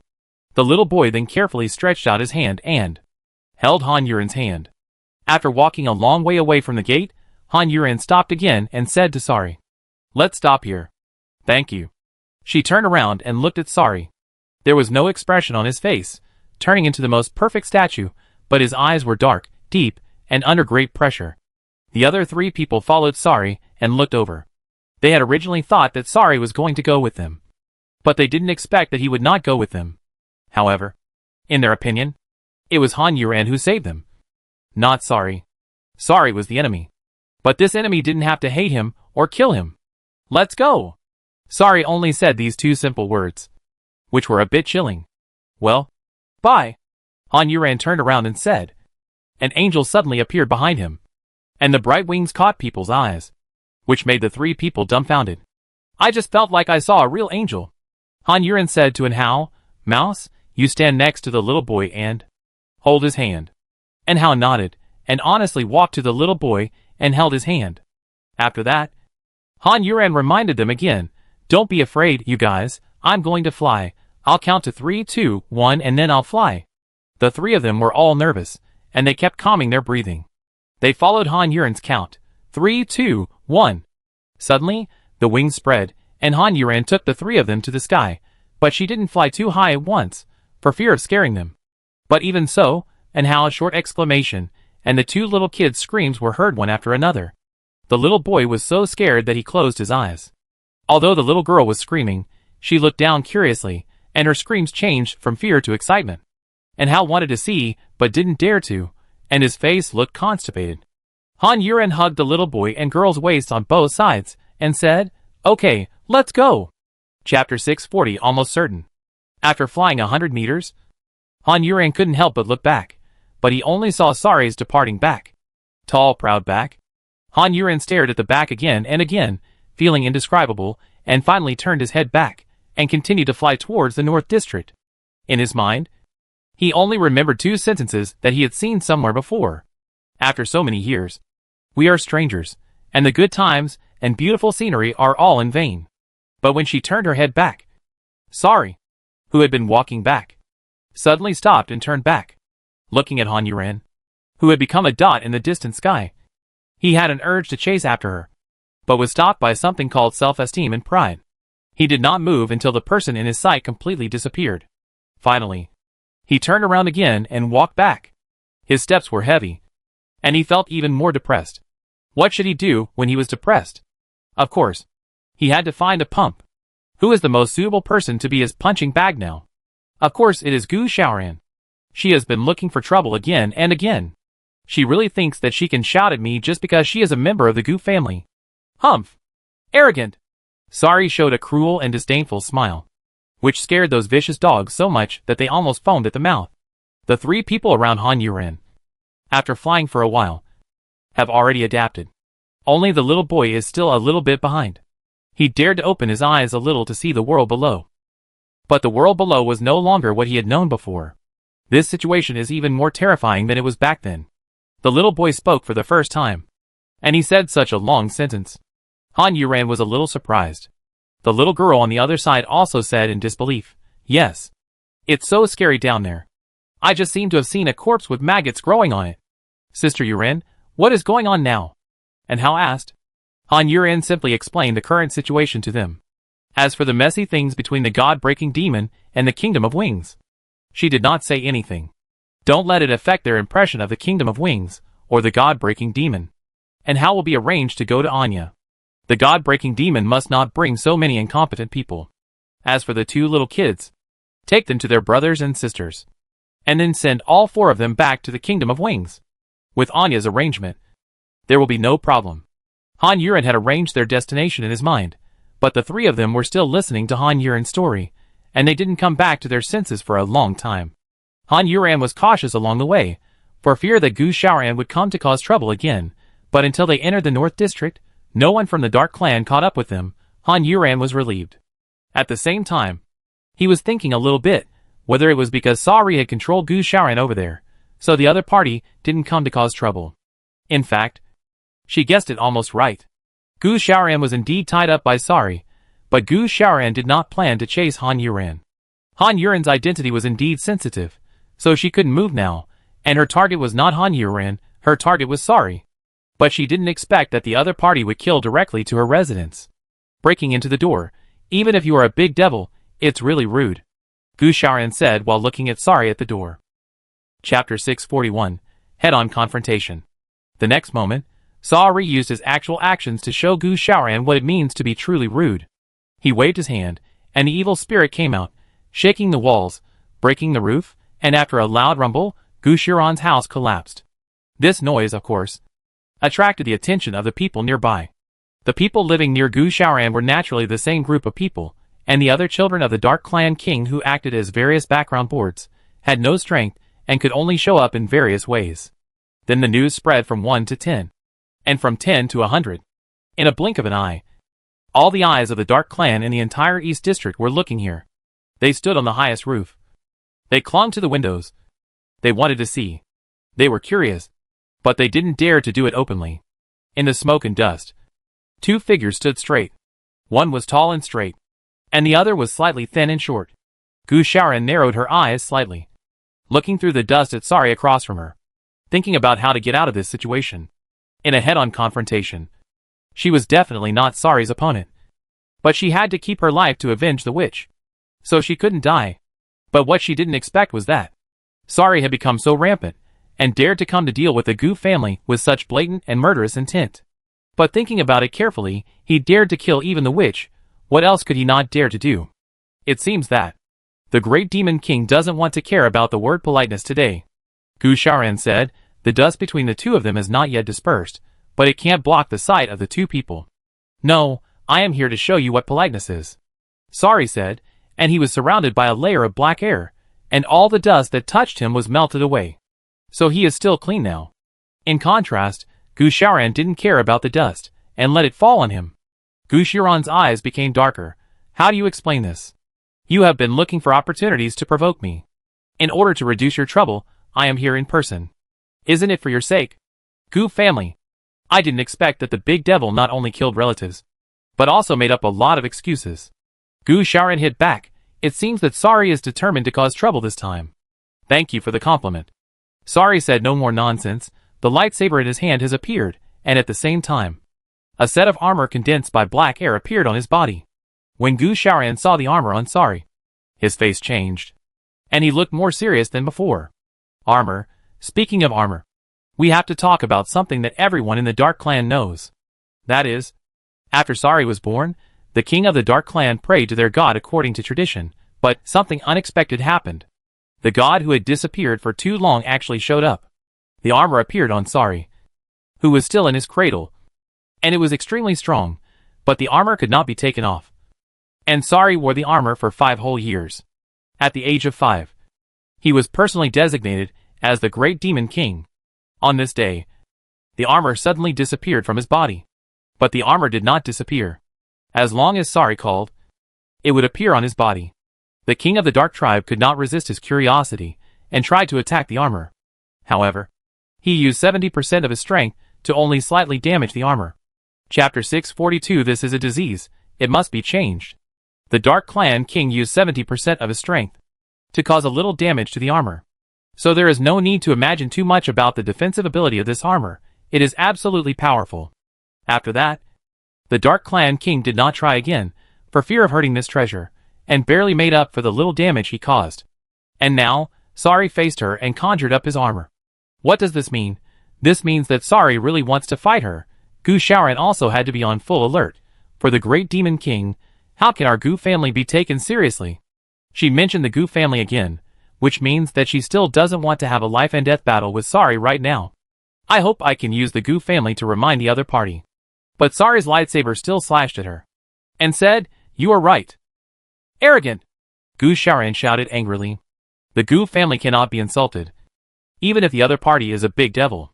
The two of them fought here, and Han Yuren had brought 3 people to the place where the gods and demons were broken, praying in her heart that they had not left and were still here. But before she fell, she heard an excited voice. "I knew you would definitely come back." Han Yuren looked for the voice and saw Yin Sui running out happily from behind a ruin, flying up in 2 steps, standing on the pink rabbit, and coming to her side, and directly hitting Han Yuren in the chest. The 2 little kids were dumbfounded by the huge pink rabbit. The little girl had obvious love in her eyes, while the little boy was afraid. "What are you doing outside?" Han Yuren asked. "Stay here, we take turns to stay outside. It's safe this way," Yin Sui said as her eyes fell on the 2 little kids. In fact, she seemed to be younger than them, but her domineering aura was not something these 2 little kids could compare to. His eyes fell on the 2 little kids, just like a big boss examining his little brother. So fierce. The little boy shrank his neck back. The little girl smiled and nodded, much more embarrassed than when she faced Han Yuren. "Are they the younger brother and sister of Wu Chang?" Yin Sui said, and looked at Han Yuren. Han Yuren nodded. Yin Sui looked at Hao again. "Who is this skinny guy?" Han Yuren coughed to cover up his speechlessness. And Hao was so angry that his eyes widened. "You little kid. How can you have no manners at all?" "What is manners? Can you eat it?" Yin Sui said disdainfully and said, "Okay. Go in first." He said that without caring how angry Hao was. He went down, and Hao looked at Han Yuren. Han Yuren could only pat his shoulder with a smile. Understand, that's her personality. This is a disease, it needs to be changed. And Hao said angrily. Han Yuran could only smile again, and led the three of them to the ground. Yin Sui had already crawled in. After landing, the two little kids were eager to rush in, but they didn't dare. Han Yuran walked in first, and then they followed happily and nervously. As soon as Han Yuran entered, he saw a lot of people. Qin, Meng Mengda, Gao Tianyi, Xing Yubai, and the Bai family siblings were all there, but there were also many people who were not there. Chapter 643, Returning a Favor. Qin had already rushed to Han Yuran. Han Yuran's eyes fell on the Wuchang siblings, who were so excited that they were already in tears, and stepped aside. The two little kids cried and rushed to their elder sister and brother, who squatted down, opened their arms, and welcomed them into their arms. It must be very touching for relatives, who were thought to be separated by life and death, to meet like this. Most of the people watching had tears in their eyes, and Ming Mingda cried as hard as they did. Looking at them, they should have thought of their own relatives to some extent. But I am not as lucky as them, and I still have a day to reunite with my family. Han Yuran talked to these old friends. And then I knew that those who were not there had gone out to assassinate aliens. And Hao was looking for Anya. And finally Han Yuran finally remembered and told him that Anya was not here. After a long time, the four brothers and sisters of the Wuchang family were finally relieved from the crying. The four people wiped their tears, and the two older ones calmed down. Their eyes were red, and even the oldest brother had red eyes. The two younger ones were still sobbing. The two older ones dragged the younger ones to Han Yuran. Han Yuran also stopped chatting with Yin Sui and the others, and looked at the four brothers and sisters of Wuchang's family with a puzzled look, but she understood in an instant what the four of them were going to do. So before the other party could make any move, she had already said, "Thank you. But don't kneel." The four people were stunned at the same time. Han Yuran smiled and said, "You four are holding hands like this, aren't you going to kneel down and thank me?" The two older ones felt a little embarrassed, and the little girl said, "Sister, you are really smart." "Kai, don't talk nonsense," Wu Changbai scolded. The little girl pouted, "I didn't say anything nonsense, my sister is just smart." Wu Changbai glared at the little girl again. Han Yuran had no choice but to say, "She's just a child, and I am indeed smart, haha." After that, she laughed twice, to cover up her guilty conscience. Yen Sui snorted, "You are so arrogant. No matter what, I have to thank you for saving my brother and sister.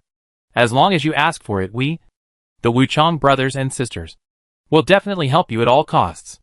Wu Changhe said very solemnly, with a sincere look. Han Yuran didn't even doubt that if she told him to die now, he would hesitate for a moment, and then die without hesitation. The other three sisters also looked at Han Yuran sincerely. Han Yuran nodded, "Okay. If I need your help, I will definitely find you." She didn't refuse. It would be so embarrassing. If he cried and said he would die for her, she would have to comfort him after all the trouble. And finally she would have to agree. It would be better to agree now. But she agreed so readily, which made everyone a little uncomfortable. It is said that people don't ask for repayment for a favor. But the four brothers and sisters of Wuchang family were very excited and kept saying thank you. In fact, why did Han Yuran need help from four incompetent people? There were two children among them. But suddenly she changed her mind and grinned. "Is there really a place where I need your help?" When she said this, everyone was stunned again. She was so quick to repay the favor.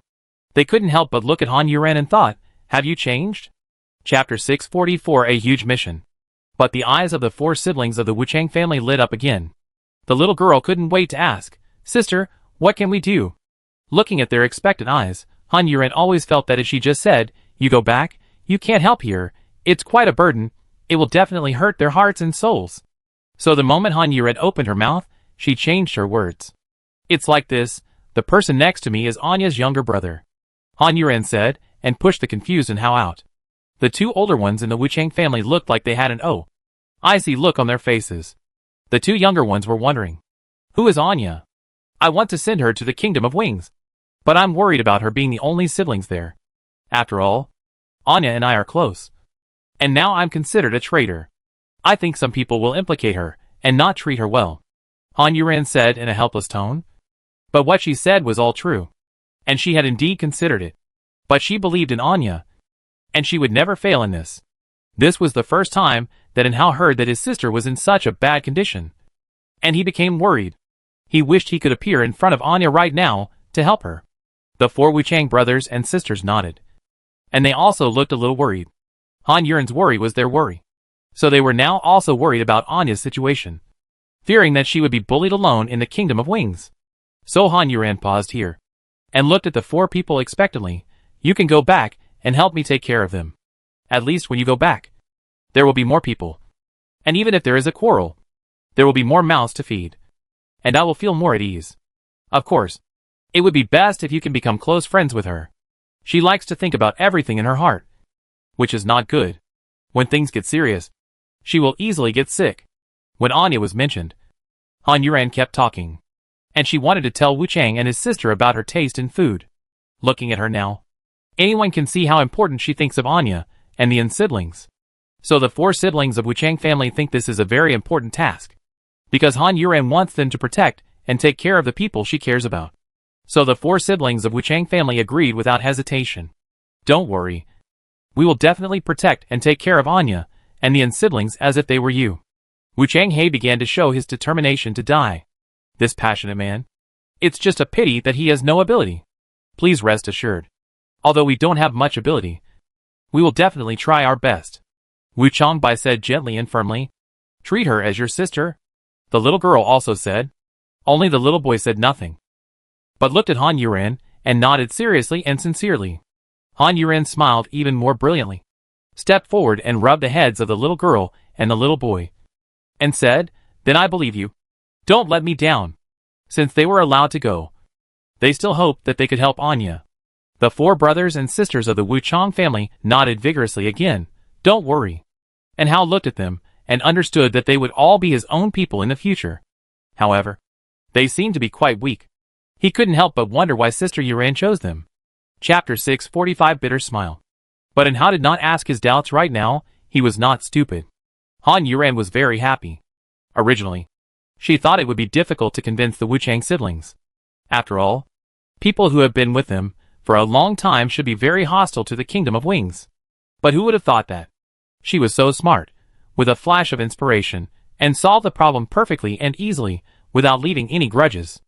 After that, Han Yuren looked at Quinn and Yen Sui again, and said, Ursui Quinn, you too. Follow me, and send them to the humans. Okay, no problem. Yen Sui and Quinn said happily. Mengda pouted and whispered, I want to go too. But Han Yuren and the others had already left quickly. Mengda was helpless. Gao Tianyi smiled and said, You can follow them. Mengda shook her head. It's better not to cause trouble for them. Han Yuren was outside with Hao and Wuchang Bai. Yen Sui was with two little kids, and Quinn was with Wuchang He. And they went straight past the northern humans and headed straight for the Kingdom of Wings.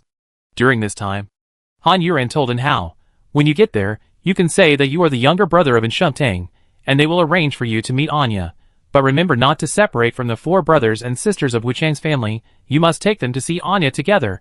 After Anya settles them down, you can talk to Anya about anything, and do it. And Hao nodded, Okay, I remember. But in his heart, he thought, Isn't this my sister taking care of them? Wuchang Bai listened to Han Yuren's words, and was grateful in his heart, and said, Thank you. Han Yuren smiled. You don't have to thank me often, but I still remind you that Anya's temper is not good, especially when she speaks very unpleasantly. She is like this to me. So, if she is really not right one day, I hope you can forgive her. Don't worry, we won't care about it. Everyone has bad moods sometimes, we understand. Wu Changbai said, making Han Yuren feel relieved. As for what unhappy things really happened at that time, they would have to solve it by themselves. She really couldn't care so much. Nor could she care so far. Soon, they quietly crossed the high wall of the North District and came to the abandoned world. This was the first time for the two little kids, and in how to come to the abandoned world. They couldn't help but take a few more glances.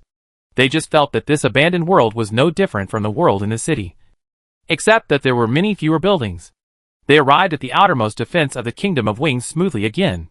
At a distance of about a kilometer, Han Yuren landed. Yen Sui and Quinn followed. Then Han Yuren said to Wu Changhe, You two take them back. Sister Yuren, are you not going? And Hao asked. He was just anxious to see Anya. Han Yuren, and he had said it so clearly on the way, but he didn't notice it. Now he was surprised. Han Yuren's smile was a little bitter. I won't go. I was kicked out, and now I'm a traitor. If I go in, I'll be caught and locked up and tried. She said these words with a smile, making everyone feel distressed. But my sister is there, how could she? And Hao was stopped by Han Yuran before he could finish his words. Chapter 646. Continue to struggle. It's not easy for your sister either. The Kingdom of Wings can be said to be the future of this world. She can't decide for herself alone. You will understand these things slowly in the future. Han Yuran said, and finally added, take care of Anya. She must be very tired. After that, he nodded to the Kingdom of Wings. Go. And Hao stared at Han Yuran again, and then reached out and hugged Han Yuran. Sister Yuran, don't worry, I will take good care of my sister, but Sister Yuran, you have to take care of yourself too. Remember? My sister and I are here, and your home is here. And Hao said while holding Han Yuran's hand and patting Han Yuran's back. The strength was a little heavy because of her mood. But for Han Yuran, it was completely bearable. She forced a bright smile and patted and Hao, well, you two should not be impulsive. I don't want to be the only one left in this family. And Hao patted her hand and stopped, saying well softly but firmly. After that, he let go of her hand and walked towards the Kingdom of Wings reluctantly, looking back every few steps. Han Yuran stood there and watched them bump into the people of the Kingdom of Wings. The person on duty at the Kingdom of Wings was someone she didn't know. After looking at them for a few times, she took in Hao and the others into the city. Han Yuran finally felt relieved and turned around to leave. But at the moment of turning around, he stopped. Yen Sui and Quinn, who were also turning around to go back, stopped and asked, what's wrong? Nothing. I still have some things to deal with in the alien race, so I won't go back with you. You two should be careful. I'll leave first. Han Yuran stood up and flew away, leaving Yen Sui and Quinn far behind in an instant. Yen Sui and Quinn looked at Han Yuran's leaving figure, and then looked at each other, then reluctantly returned to the base of Pashinmo. Han Yuran flew in the opposite direction. After confirming that Yen Sui and Quinn did not catch up, she found a ruin and fell down, sitting on a stone, lowering her head, then smiled bitterly. She lied, because she was confused again. She didn't know where to go, but she knew that she shouldn't go to Pashinmo and implicate them, so she lied. There was a cooperative relationship with Sari before. He helped me improve my abilities, and I helped him kill Michael. When he became king, the aliens would evacuate. But now Michael is in that state. He did not choose to kill Michael, so the cooperation between them is useless, because Sari will not kill Michael. In this case, I can't pass on the gods and demons he wants to him, so there is no point for the two of them to act together. It is meaningless to Sari, and he does not want to rely on him. Just like that, the cooperation between the two ended. What should I do? Han Yuran thought about it. The old monster said that he wanted to increase his experience and stabilize his strength through actual combat. Then who should I fight with? Of course, the aliens. It seems that I still have to fight the aliens' gorillas.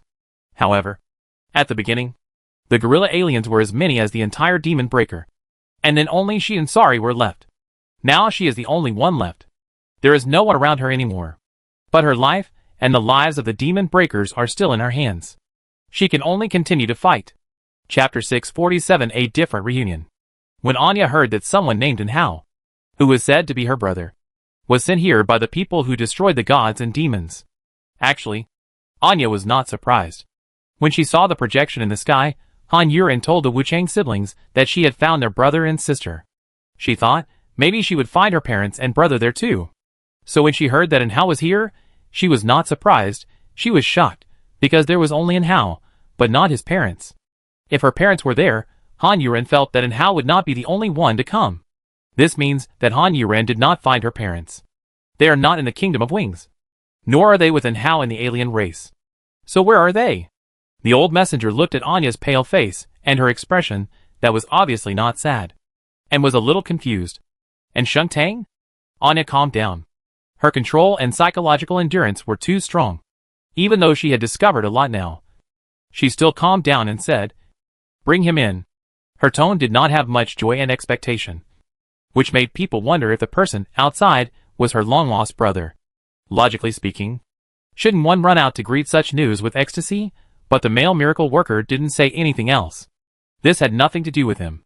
He turned around and went out, and said to Hao and the other two waiting outside the door, "Come in with me."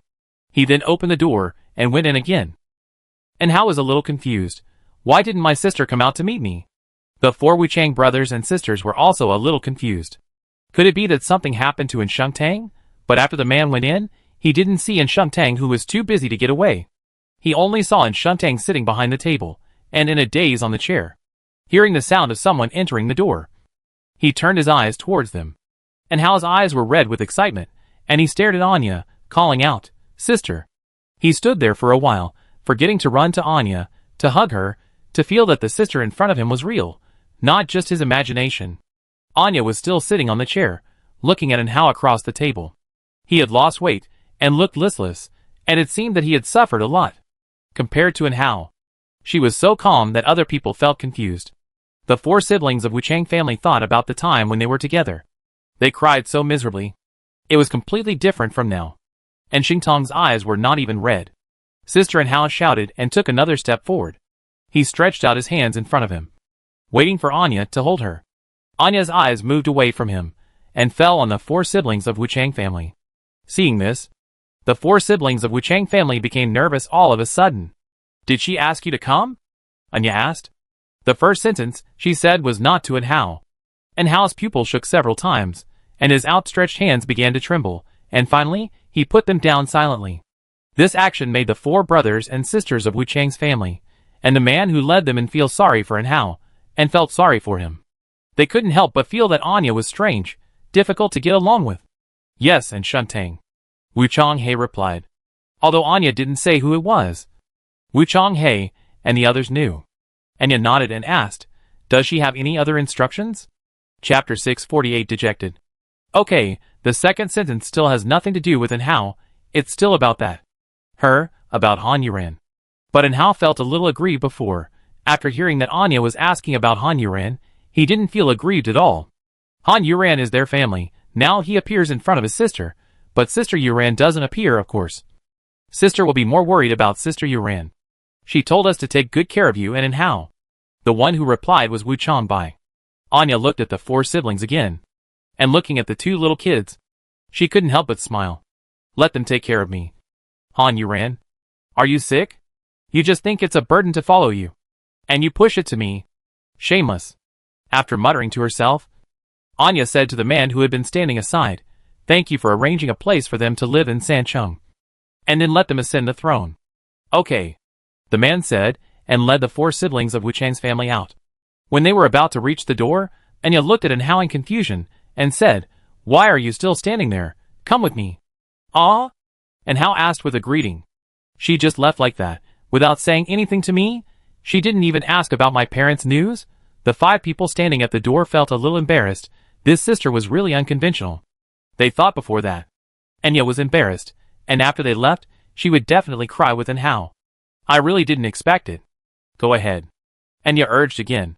Hao nodded in confusion, turned slowly, and was about to walk to the door, but turned excitedly, walked to the table, and slapped the table with both hands. Bang! With a sound, the pens in the pen holder on the table shook several times. The four brothers and sisters of Wuchang at the door turned around quickly, staring at their brothers and sisters nervously, always ready, if anything went wrong, rush over and solve the problem. Anya looked at Hao, who suddenly went crazy, and thought, "This kid is getting crazier and crazier. What's wrong with you? Why don't you even ask about your parents' news?" Hao asked angrily with dissatisfaction. Anya dodged her head to the side, so that she didn't get spit all over her face. Looking at Hao, who was panting with excitement, she asked, "Even if I asked, can you tell me something?" Hao was speechless for a moment. Anya continued, "If your parents were with you, they would have come with you. If they didn't come, it means they weren't together, not with the aliens, not here, what else do you want me to ask?" At the end, Anya's tone was still a little heavier than she could control. Of course, she was also worried about her parents' situation, their life and death. But would questioning be useful? Would going crazy be useful? No use. However, when she said this, everyone suddenly realized why Anya had been so calm before. So calm that she was a little cold. It turned out that she had figured it out long ago. And in order to control her emotions, she had endured it. Now when they looked at Anya again, they couldn't help but admire this woman who looked about the same age as them, who was smart and calm, and was definitely a strong person. I'm leaving." Hao was speechless. He had misunderstood Anya. He turned his head dejectedly and walked towards the door. Chapter 649 Zone. Anya looked at Hao, thought for a moment, and said, "After you finish, come back and have dinner with me." And Hao paused for a moment, turned around suddenly, and nodded happily, "Yeah, very soon." After that, he pushed the person in front of him and walked out the door vigorously. Hurry up, hurry up."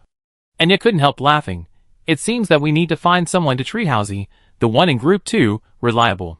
Wu Changhe and Wu Changbai looked at each other, and understood each other's thoughts.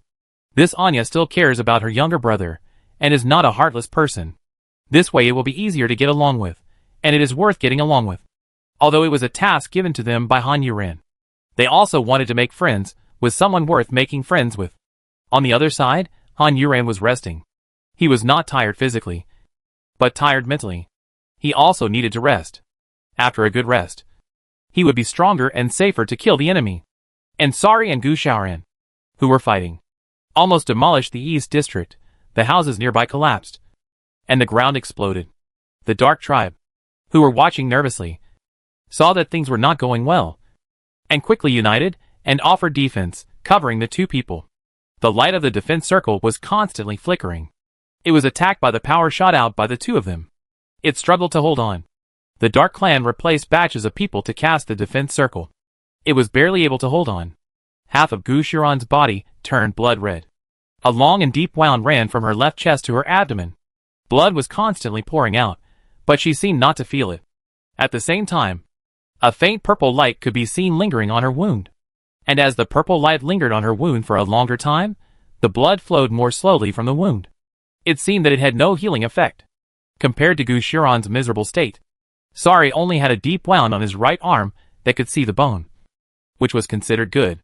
His hair was a little messy, but he was so handsome. Any hairstyle would look handsome. The smoke and dust had long dispersed, leaving only a lot of blood on the ruins. Gu Xiaoran took advantage of the moment when the two did not fight. Looked down at the wound on his chest, wiped the blood on his hand, looked at it, and then shook his hand. "First you killed your relatives, now you are killing your clan. Great Demon King, you are really determined to become a traitor to the Dark Clan." Gu Xiaoran threw the name of a traitor on the Great Demon King, which was to put a hat on Sari, and to find justice for himself. The reason why their Gu family is so awesome is that their ancestors and the royal family are actually from the same lineage. But they are brothers and sisters. And the younger sister married out. However, this younger sister played a great role when they surrounded and killed the gods and demons. So even if she married out, her glory will not be extinguished. The Gu family is the clan. If one day the royal bloodline is unfortunately cut off, the bloodline of the Gu family, the clan, will have the right and opportunity to inherit the throne. But even so, the Gu family did not have any thoughts in this regard. And they have always been honest, and did not care much about these things. Because of this, the Gu family is particularly valued by the royal family. And the younger sister also gained the ability. So the bloodline is passed down. And the royal family also values this ability. So the Gu family has never declined. It can be said that the Gu family is the first noble of the Dark Clan, and is more noble than the children of the Dark Clan king who have nothing. That's why Gu Xiaoran dared to kidnap Prince Qiuqi before, because she is now the head of the Gu family. Chapter 650 The Last Move. Sari didn't say anything but quickly approached Gu Xiaoran, but suddenly a shadow appeared in front of Gu Xiaoran. The shadow was wearing a robe, like the kind of robe a magician wears, but his was a little tattered, and had many holes. The shadow was an old man, hunched over, white hair and beard, leaning on a staff that looked like a tree root, and now it was this tree root staff that blocked Sari's sword. Gu Xiaoran took advantage of this opportunity to heal his wounds and take a rest. Sari stared at the old man who came out and said, "The inheritance of your Gu family is really enviable." While speaking, a burst of light burst out from the round top of the old man's staff. Sari retreated suddenly, avoiding the light. Wherever the light passed, no grass was left. Even the dust and building debris on the ground were cleared. And the killing power was simply terrible. However, the attack range is limited. Otherwise, it would be outrageous. Fortunately, the ground was not cleaned. Sari looked at the white light dissipating in front of his chest. Fortunately, he had the armor on his body. Otherwise, he would have been seriously injured. Looking at the faint marks left on it. Well, not only this time, This armor also helped him a lot. I think the big devil is more than just envious, Gu Xiaoran said while adjusting his breathing. The wound on his chest was no longer bleeding. But in this state, it was unlikely to heal. A mere clan dares to resist and contradict me. Isn't that too presumptuous? As Sari spoke, he raised his sword and moved forward again. This time, the sword became a continuous rain, a curtain, and a shield in front of him. The old man picked up his staff and shook it on the ground.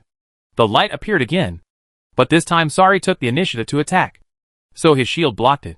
The price was that he had to wave the sword in his hand like crazy, even though his arm was numb. But he was moving forward, except for the contracted ones. The clan only submits to the king of the Dark Clan. The great demon king wants our Gu family to submit. Isn't that too much? Gu Xiaoran replied. This topic must not let the other party win. The conversation between the two was spread out and heard by other members of the Dark Clan. Although the two people's thoughts were simple and pure, they had to say polite words. As he spoke, Sari had already arrived in front of the old man, and the lightsaber in his hand chopped the old man's staff with a click. The staff of the old man who was slashing shook, and his arm trembled back and came back.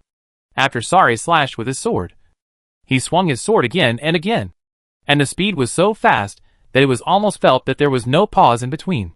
The old man was shaken and retreated again and again. He was already a phantom, and became even more phantom. He was also slashed so hard that he could not release any light. Gu Xiaoran, who was behind him, also stood up from the ground. She knew that the old man could not hold on any longer. But she did not take him back. She still let the old man stay here to resist. And she would recover as much as she could. But she was no match for the great demon king. If she continued to fight like this, she would have lost long ago. Who knows? She might have to use her last trick. However, this was her only chance, and she was reluctant to give it up. But she had to survive. It seemed that she couldn't fight him head-on in the future. She estimated that he would not allow her to stay in the Dark Clan any longer. Chapter 651 Cowardly. However, if I could meet the Dark Tribe King and tell him all of Sari's crimes, then the Dark Tribe King would definitely punish him and give justice to the witch. It was just a pity for Gu Xiaoran, who didn't know that Sari had returned to the God and Demon Star and met the Dark Tribe King twice. But the Dark Tribe King didn't do anything to him. If Gu Xiaoran knew all this, she would probably go crazy now. Another sword. The old man's shadow completely dissipated. Sari swung the lightsaber in his hand, looking through the thin bangs blocking his eyes, looking at Gu Xiaoran with a look of looking at a dead man. Gu Xiaoran looked at him with a mocking look. This dark tribe, it's not your turn to cover the sky with one hand. As he said that, the phantom appeared in front of Sari again. This time the phantom directly pounced on Sari. Sari took a step back, dodging, and at the same time pulling away from where he could swing his sword. But the figure of Gu Xiaoran in front of him had disappeared instantly, completely disappeared. Sari's eyes revealed a hint of surprise and doubt. As the shadow in front of him that was attacking him suddenly disappeared, the surprise and doubt in his eyes disappeared. With a flick of his hand, the lightsaber in his hand disappeared. He sneered, and had roughly thought of what was going on now. As for Gu Xiaoran's sudden disappearance, the Dark Clan members, who were maintaining the protective shield, and other Dark Clan members, who were watching were all dumbfounded. Not sure what's going on now. Is Gu Xiaoran running away now? Just running away like that. Wasn't she quite tough before? Then she led them to Sari to cause trouble. Nothing has happened yet, although the fight was quite fierce, but considering their identities and strength, it's nothing. Gu Xiaoran is too cowardly. But when Sari's eyes swept over them, they didn't dare to think about it anymore. They tore off the protective shield, lowered their heads, acting as if they knew nothing. No. It should be said that we know everything. But we still listen to you. Sari was too lazy to pay attention to them now. He was not in a good mood now. He walked towards his house regardless of the misery they had caused. The mess left behind was naturally cleaned up by the Dark Clan. What else could they do? They were all dejected and aggrieved. But now the witch was dead, Michael was seriously injured and disappeared. And Gu Xiaoran was also driven away by Sari. What else could they do? They could only be obedient. Gu Xiaoran, who disappeared here, showed up in another room in the palace of the Dark Clan on the Star of Gods and Demons. And the Dark Clan King was already standing here, waiting for her. After seeing Gu Xiaoran, the Dark Clan King spoke first. You can only use this ability once in your life. What happened? After Gu Xiaoran stood firm, he said with a heavy look, King, the witch is dead. You should have known it. The Dark Clan King nodded painfully when he was reminded of this sad thing again. But King, do you know who killed the witch? The Dark Clan King did not answer, but opened his eyes that were closed because of the heartache, and looked at Gu Xiaoran. Then he heard Gu Xiaoran say with hatred, "It was the big devil, sorry." But after she said this, she did not see the reaction she imagined on the Dark Clan King, and a strange feeling suddenly rose in her heart. Chapter 652, Expressing Thoughts. How do you know it was the Great Demon King who did it? The Dark Clan King asked. Gu Xiaoran reluctantly suppressed the strangeness in his heart temporarily, and replied, "I saw it with my own eyes." You saw the Great Demon King kill the witch with your own eyes. So did you help?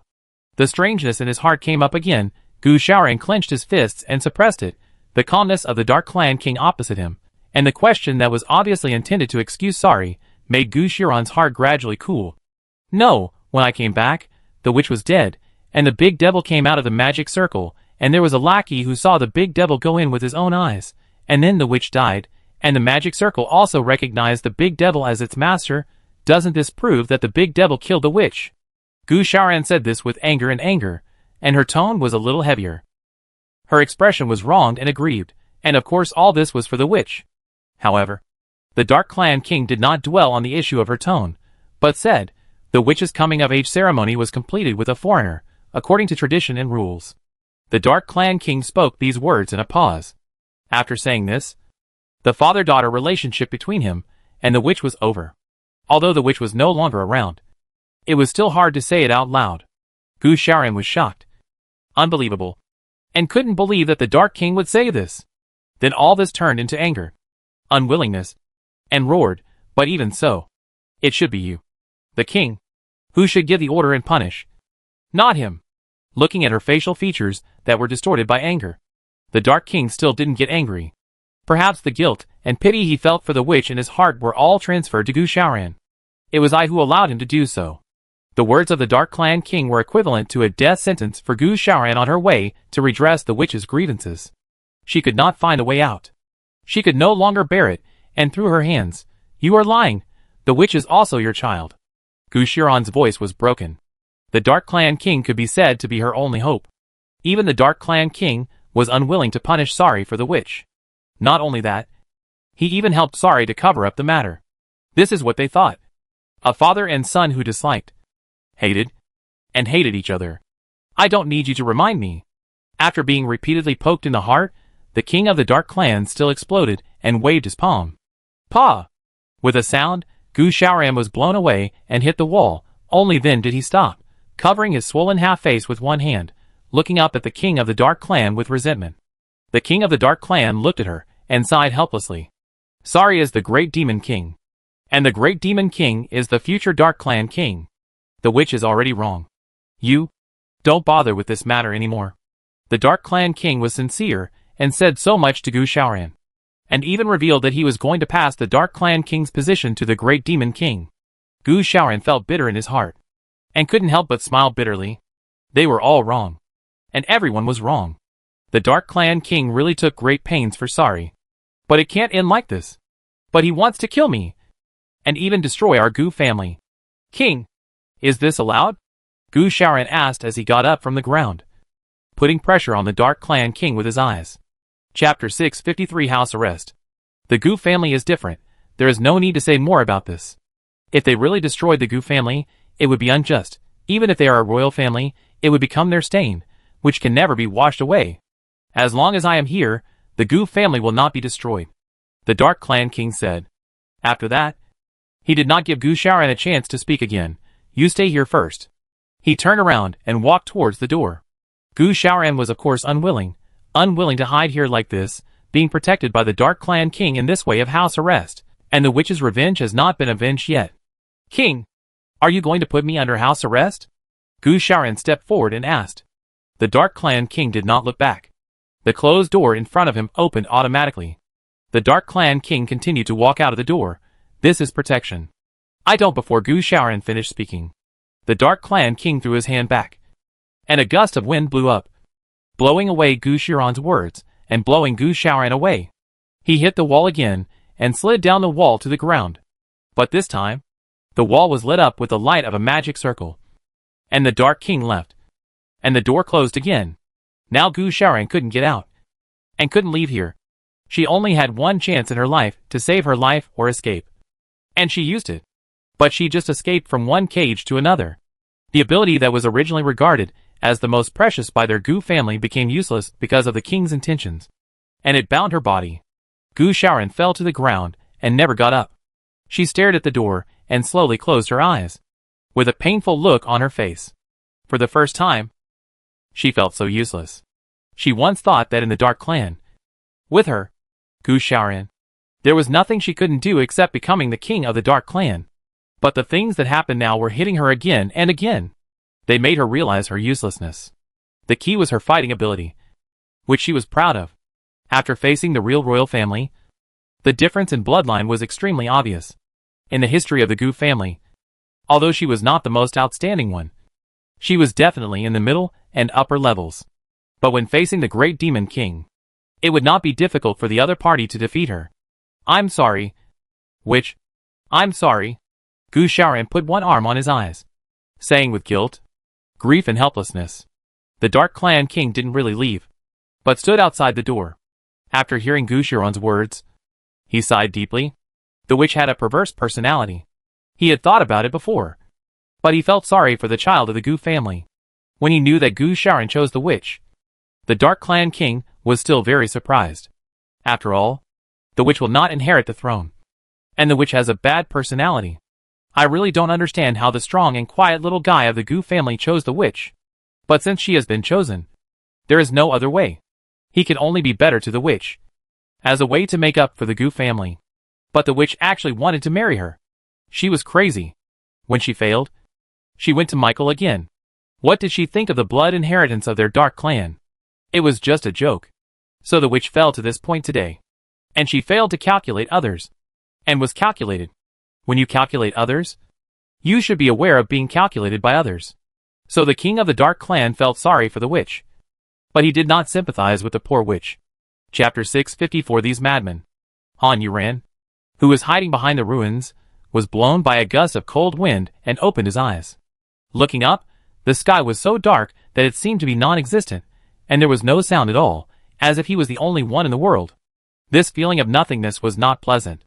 When Han Yuran got up as usual, he stretched his waist, and hummed a few times. He felt comfortable all over. After stretching his wrists, he said, "Let's start." As he said that, he headed towards the East District in the night.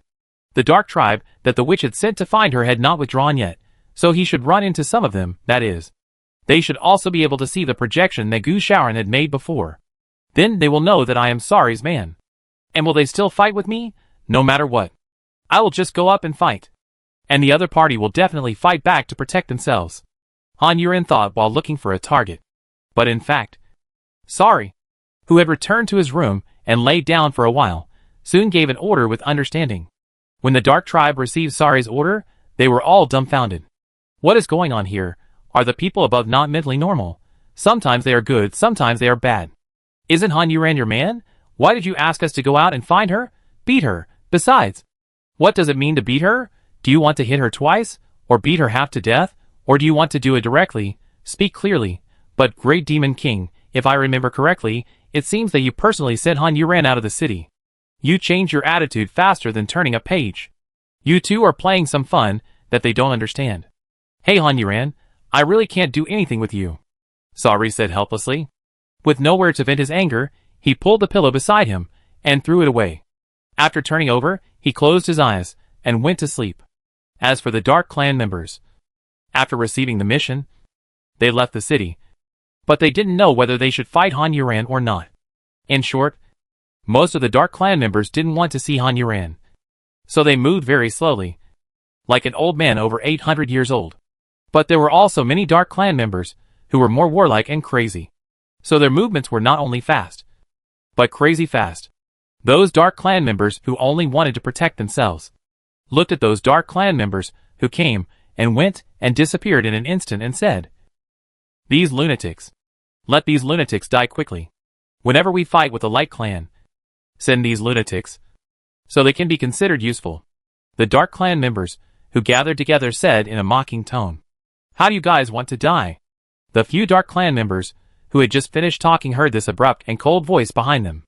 Frightened, the Dark Clan members turned around and retreated together, with their weapons rustling and appearing, and they were in a defensive state in front of each other. But when they saw the people opposite them, the weapons in their hands were almost dropped in fear. One of the Dark Clan members knelt directly. "King Sting, please forgive me, I'm not talking about you again." The person who appeared opposite them was a prince with great reputation, who could even be compared with the great demon king and Michael. The difference was that the reason why he was so famous was because of his madness and bloodlust. But he didn't care about the throne at all, and who sat on it. He only pursued fighting and killing. He was away for many years.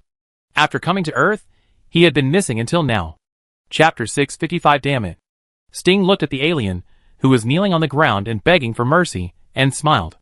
But he only pulled the left corner of his mouth upwards, looking evil, and with his hairstyle, the left half of his hair was braided close to his scalp, and the long hair on the right was blown away. Add to that his eagle eyes. This smile was terrifying, and people dared not look directly at it. The other few dark tribesmen shivered, as they secretly glanced at the dark tribe kneeling on the ground. After a moment of hesitation, another person knelt down, and now there were only 2 people left standing. It wasn't that the 2 didn't want to kneel, but they were so scared that their bodies were not under their control. Sting looked at the 2 dark tribe members kneeling on the ground and said, "Are you begging for mercy?" The 2 kept count out. "We were wrong. We were wrong." Before they could finish begging for mercy, a black shadow flashed by. And then the 2 stopped moving. When they looked again, the 2 men had fallen to the ground with their eyes wide open. They died with their eyes open, leaving only a bloody hole on their chests. The legs of the 2 people who were still alive were shaking even more violently. I don't know when a thin and short black sword appeared in Sting's hand, and the tip of the sword was stained with blood. Sting said coldly and disdainfully, "You weak-legged thing, damn it." He flew away, without even looking at the 2 Dark Clan members, who were still trembling, and about to pee their pants. I thought they were going to die, but the 2 Dark Clan members who survived the disaster could no longer stand, and fell to the ground, gasping for air, and the tears of the four-line calamity left, shed down. But before the tears on the 2 people's faces left their cheeks, they suddenly felt a chill on their backs, and then a pain in their chests. They saw the black sword appear in front of them, and the blood on the tip of the sword became thicker. The 2 dark tribes were full of disbelief and unwillingness, but their eyeballs gradually stiffened, and finally they became 2 corpses with eyes open. The black sword caught up with Sting, who was leaving, and disappeared after being held in Sting's hand. "You talk too much. You deserve to die," Sting said mercilessly, showing a cruel smile. And his eyes became more crazy.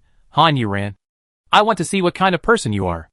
It seems that his target this time is Han Yuran, and Han Yuran is expected to be unlucky this time. Han Yuran, who was far away, sneezed and stopped. He felt a chill all over his body. He rubbed his nose with his hand and thought, "Who is talking about me? It seems that it is not a good thing. It seems that I have to be more careful this time." Han Yuran thought more cautiously. On the other side, Anhao and Anya, who had made arrangements, sat on chairs in the cafeteria. There were a lot of food on the table, and Hao kept eating and Anya kept looking at him. Suddenly she asked, "How did you become so thin?" After swallowing the food in his mouth, Anhao drank a mouthful of winter melon and pork rib soup, then said, "Sister, you don't know, I was bled. Those perverts of the alien race drink human blood, let us bleed every now and then, and the food they gave us is just garbage, and the nutrition is not enough. How can I not lose weight, eh?" And Hao sighed deeply, and then picked up a chicken leg and started eating, with oil dripping from his mouth. "You should eat less first. It's too strong, and your body can't stand it." Anya looked at the empty plates on the table, and couldn't help but remind her. Chapter 656. A complete pervert. And Hao was unwilling to give up the delicious food in his hand. He didn't even have time to swallow the chicken in his mouth. He said anxiously and slurred, "It's okay. I have a good physical fitness." Anya just looked at him and sneered. She didn't say anything else. Her eyes said everything. And Hao looked at her pitifully, and finally put down the chicken leg in his hand reluctantly in the center of the compelling gaze. "Tell me, what's the matter with the 4 brothers and sisters of Wuchang?" Anya asked with satisfaction. As a big sister, she has always had the dignity for so many years. And Hao took the napkin on the table, wiped the oil stains on his mouth, and then wiped his hands. Then he said, "The 2 little ones were also imprisoned in the East District. They were rescued by Sister Yuran together with me. Later, Sister Yuren took us to a place where their brothers and sisters were. Sister Yuren said that she was worried about you and asked them to take care of us and help us.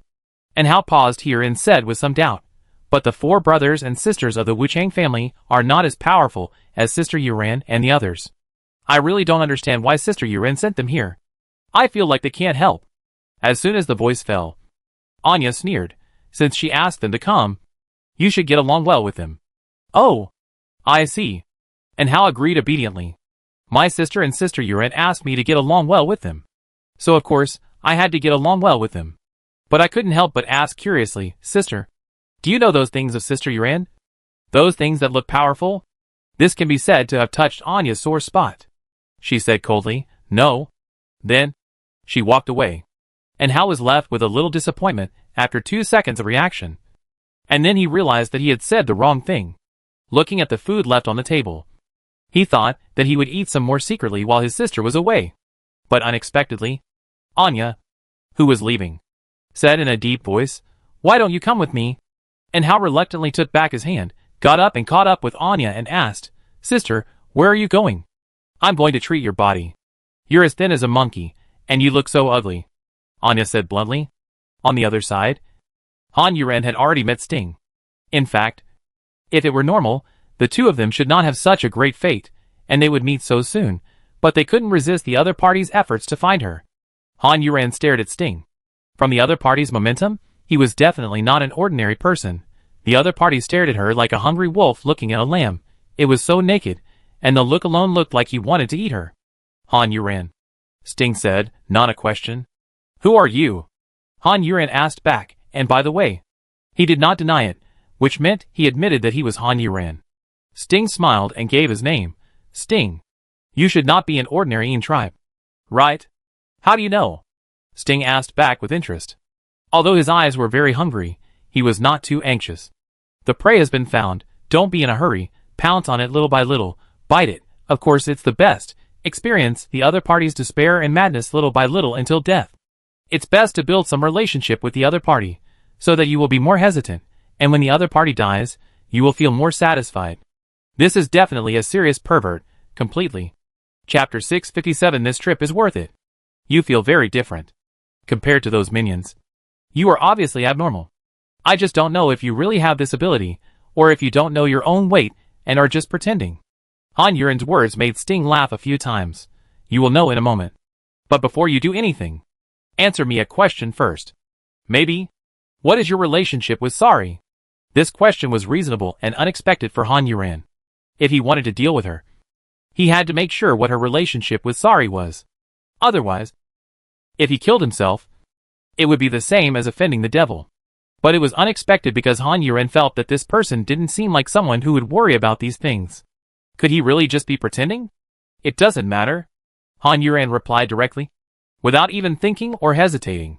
If Sari heard this, he would definitely be angry and sad. However, Sting laughed happily after getting this answer. This doesn't seem to be a good idea. Why? Are you afraid of him? Han Yuren asked back. Do you think? If I was afraid of him, I would hope that you two were related before I killed you. Sting sneered. If you were related, I would kill you, and he would definitely fight with me. This is what I have always wanted. But he has been avoiding me. I have wanted to fight with him for a long time, Sting said with regret. It seems that he is really sorry. However, Han Yuren did not expect that this guy actually wanted to fight with Sari. Is he crazy, or is he really that strong? But he said that Sari was hiding from him. There are still people in the Dark Clan that Sari needs to hide from. He is not afraid even when facing the king of the Dark Clan. So, Han Yuren did not believe what he said. And her thoughts were immediately seen by Sting. You don't believe me, you think I'm bragging. I believe you are still the strength you have. I don't believe you are still the same strength. You don't need to worry about this. Han Yuren smiled speechlessly. You are really an unpopular woman. Too many people have no taste. Do you want to start? Sting asked, no longer talking about useless things with Han Yuren. But before starting, I have to ask, wait for the other party to agree before starting. You didn't seem to be such a gentleman before. How to face a woman, that's it. Han Yuren stretched out her hands to both sides. Black sword, white sword appeared in her hands, looked at Sting and said, do it. After saying that, she chopped forward with both pieces, the black sword light, and the white sword light merged together, forming a gray sword light, which disappeared in the next second, and was broken into pieces in front of Sting in the next second. Sting's short sword was across his body. His eyes flashed with ferocity. Although it was only one move, Han Yuren did not waste his precious time or make a wasted trip.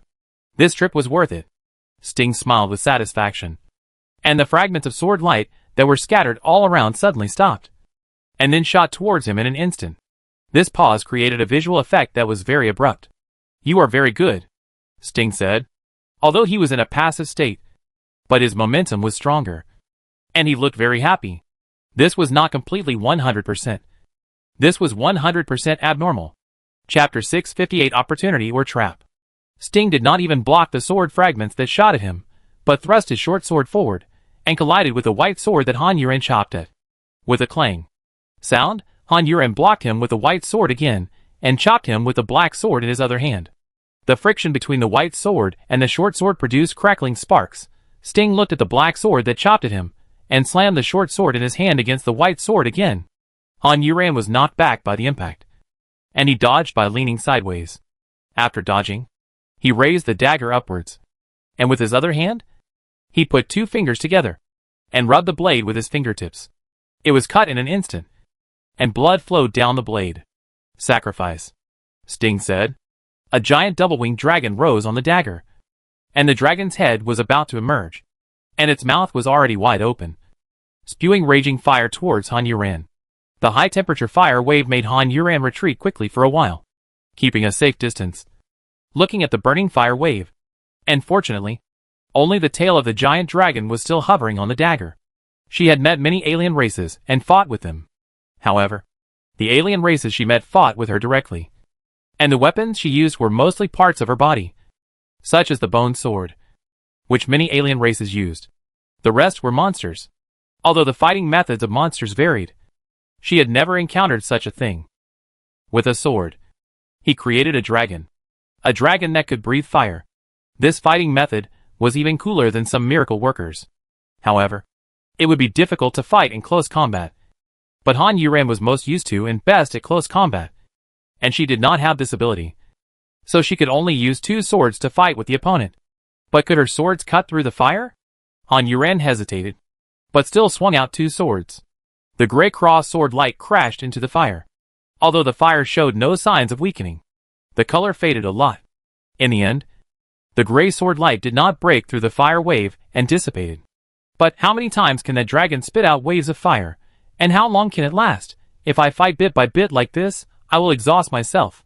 Han Yuren thought and slashed forward with two swords, then waved her wings, avoided the waves of fire, and rushed towards Sting. As she changed direction, the dragon also turned its head, aimed at her, opened its mouth, and spit out waves of fire again. Han Yuren changed positions again, thinking, I am not tired of changing places like this. See who will outlast the other. Thinking of this, Han Yuren kept changing positions, and almost in the blink of an eye, Sting and his dragon were surrounded by the sea of fire, and at this time, the sea of fire that the dragon spit out first had faded. Han Yuren looked at the sea of fire surrounding Sting, and only had one thought in his mind. I wish I had a bomb in my hand. But there was no place to get that kind of thing. You only have this one trick, Han Yuren said. Now I'll let you see it. Sting smiled, and the dragon opened its mouth again, sucked hard, and the sea of fire surrounding Sting was retracted again. Han Yuren stared at the fire getting smaller and smaller, and was struggling in his heart, whether he should take this opportunity to attack, or whether this was just a trap set by the opponent. However, although he was struggling whether to go forward, his hands were not idle, and the sword wind whizzed around Sting. Chapter 659 The Blue Sky. As for these sword beams, Sting did not even try to dodge them, and saw that the sword beams were about to hit him. The last wisp of fire was also sucked back by the dragon, and then the dragon opened its mouth like a hair dryer, and something else came out of the dragon's mouth, but this time Han Yuren could not see clearly.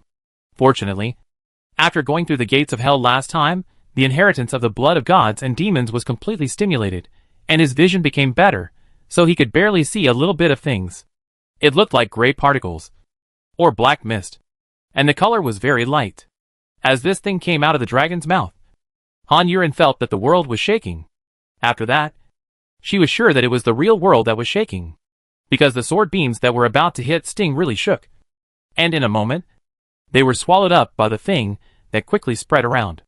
Han Yuran saw those sword beams being quickly melted in that thing. This was not the most shocking thing. The most shocking thing was that some of these things filled the sky. Han Yuran was really stunned. She could not control herself in this life and death struggle. She lost her mind and forgot to attack. She watched those things gradually melt the sky. No. In fact, it was not the sky that melted, but the filth that had polluted and occupied the sky for so many years. Han Yuran saw that the originally black sky became lighter and lighter, and gradually she saw bright colors. After 2 breaths, she could already see a palm-sized piece of blue sky. The azure sky, clean and pure. This is definitely the first time Han Yuran has seen a real blue sky since he was a child. This is different from the fake sky created by the Kingdom of Wings. This is a real azure sky. This palm-sized area is getting bigger and bigger. Han Yuran feels that his body and mind are purified by the blue sky. You are distracted during the battle. Do you want to die or do you look down on me? Sting's voice suddenly sounded. Han Yuran's pupils flickered, and she came back to her senses. She immediately rushed forward, because when she came back to her senses, she found that Sting appeared in front of her, and almost stuck to her. She certainly couldn't let go of such a good opportunity, but the distance was too close, and the 2 swords couldn't be chopped out. So Han Yuran opened her arms and rushed towards Sting regardless. She passed Sting's hand, turned her wrist, and the tips of the 2 swords stood up, and then stabbed out with force. Sting's eyes flashed with surprise. When most people come to their senses and find the enemy in front of them, their first reaction is definitely to retreat, keep a safe distance, and make sure they are fine before attacking cautiously. This Han Yuran actually rushed over directly and started the attack so quickly. Sting felt that he understood a little. Although Han Yuran said that she had no relationship with the Great Demon King, Sting did not believe it. Everyone could see how good the Great Demon King was to her. Originally, he didn't think Han Yuran had any special attraction. But now, she is indeed very attractive. This kind of madness, this kind of reaction ability, is simply too exciting. It seems that this is not just a 100% pervert, this is 1000% super pervert, and the excitement is so perverted. Chapter 660 Active Woman. You are really an active woman, Sting said calmly. I can be more active. Han Yuran said the tip of the sword had already pierced Sting's back, and continued to pierce inward with an unstoppable momentum. The speed was just like the wind and lightning. Sting snorted and laughed, and the figure that was restrained in Han Yuran's arms disappeared instantly. Han Yuran's pupils trembled, and her arms stopped abruptly with a click. At this moment, the tip of the sword had pierced the clothes on her chest. Not bad. Sting, who was still in the original position far away, praised. In this state, Han Yuran was able to stop, which was really good. But Han Yuran didn't care about his praise at all, because she had already felt the melting feeling. She looked around and found that she was surrounded by that thing. It was hard to describe what it felt like. Just like something was covering your body. And then it started to burn a little bit. But it didn't hurt much. But this thing burned very quickly. It had already burned several holes in the clothes. There was no ash after it was torn. There was no residue. It was burned without leaving anything. Just like the blue sky that was getting bigger and bigger. Just looking at Sting's ability, Han Yuran didn't want to kill him. She wanted to catch him, enslave him, and burn the sky out. She thought about it beautifully in her heart, and then rushed towards Sting. At the same time, an angel appeared behind her, and the holy light of the angel was added to her. The soft white light enveloped Han Yuran, and replaced Han Yuran's wings. Now it was the angel waving its huge and beautiful wings. As the wings shook, everything covering Han Yuran was shaken away with a bang. After that, these things and the angel's white light had a stalemate. To melt or to be melted. This was a question worth fighting for. Han Yuran was also lucky enough to avoid the embarrassing scene of her clothes being melted away and fighting with Sting naked. Sting stared at the angel behind Han Yuran, and the satisfied look in his eyes could hardly be concealed. What other skills do you have? Use them all together. Han Yuran flew to Sting like a gliding swallow, and said provocatively, that requires you to have this ability. As she said that, she stole a glance at the dragon. It is estimated that the dragon is useless now. After she finished speaking, Sting laughed arrogantly. He put his fingers together and slashed down from top to bottom on the blade in front of him. Blood flowed out again. At the same time, he said, Do you know the name of the sword in my hand? Han Yuran did not reply, but roared, and chopped down the white sword in his hand towards Sting. A white light of more than 10 meters burst out from the sword body of the white sword, which did not leave the sword body. Now the white sword has suddenly changed from a sword to a big guillotine. Wherever the white sword passed, it was distorted, like putting a finger in the center of a piece of cloth and twisting it, creating a visual effect. Of course, this is not just a matter of visual effect. It is the power that the white sword is now exploding. And those distorted things are all crushed and disintegrated. Even Sting's dissolving things can't resist it. Chapter 661. Even the sword standing in front of Sting was shaking by Jian, who was flat for no reason. Has more than 10 meters, it was relaxed. And Steerer's sword were put into the attack range. Han Yuran roared again. The black sword is also a black light that burst 10 meters from the other side to Sting. It passed. 2 swords, one left and one right, one high and one low, dangerous pinch. But there is no panic on Sting's face. It was excited to twist. Han Yuran suddenly felt that it was boring to fight with such a person. It was unbearable to watch the other party's expression collapse little by little, from the initial arrogance, slowly solemn, incredulous, desperate, finally disappointed, fearful, panic, to the end despair. This series of expression changes is the only fun in the battle. But the opponent's moves are more powerful, and the stronger the fighting power, the more excited he is, really perverted. In fact, from this point of view, Han Yuran is also a pervert. She actually regards those as the fun of fighting. When an obvious pervert meets a hidden pervert. When 2 perverts meet, one must be more perverted, and only the more perverted one can win and survive. The name of this sword is Wangxiangxing, Sting said. Although it was the first time he heard this name, it did not prevent Han Yuran from thinking that this name was domineering enough. In the distance, outside the battle circle of the 2 people, and 1,800 meters away, for aliens hid behind the ruins, looking up at Han Yuran and Sting fighting in midair. There are no less than 10 groups of dark tribes like this around Han Yuran and her friends. What should we do? That's King Sting, a monster who looked like Patrick said. The 3 dark tribes around him were silent. Patrick asked again, should we notify the great demon king? The 3 dark tribes around him looked up at him. Patrick's dark tribes were immediately angry and asked, what do you think we should do? Just pretend that you don't know about this. Anyone can see what the great demon king did to that human woman. If she is really finished, do you think we can still have a good life? He even killed the witch. Even the 3rd prince was crippled by him. And even Gu Shaoran was beaten by him. We will live under his throne in the future. Patrick said a lot of things in excitement. The other 3 dark tribes were silent for a while. And then one of them, who looked older, spoke up, a little uncertainly, but if we go to report the news, will King Sting hold a grudge against us? If King Sting holds a grudge against us, it will be no different from offending the great demon king. Everyone agreed with this statement. That lunatic. No. King Sting loves fighting the most. And the opponent he wants most is the great demon king. If we can get the great demon king, he will definitely not leave human women alone. When King Sting's wish is fulfilled, we will also report the news to the great demon king in time. Killing 2 birds with 1 stone. Killing 2 birds with 1 stone. This Patrick Warcraft is quite smart. And his words are well reasoned. The other 3 dark tribes were obviously convinced by him. Who will go? This question silenced the 4 people who had just reached a consensus. Why don't we go together? One of the dark tribe members suggested. Although what Patrick said made sense, whoever came forward would be held responsible. They didn't dare to go alone. Chapter 662. Watching the fun. The 4 people looked at each other and said, okay, let's go together. Don't run away or betray me. He then stretched out his soft fingerless palm. After the other 3 people hesitated for a while, they gritted their teeth and slapped their hands on him. Then the 4 of them turned around and ran towards the East District.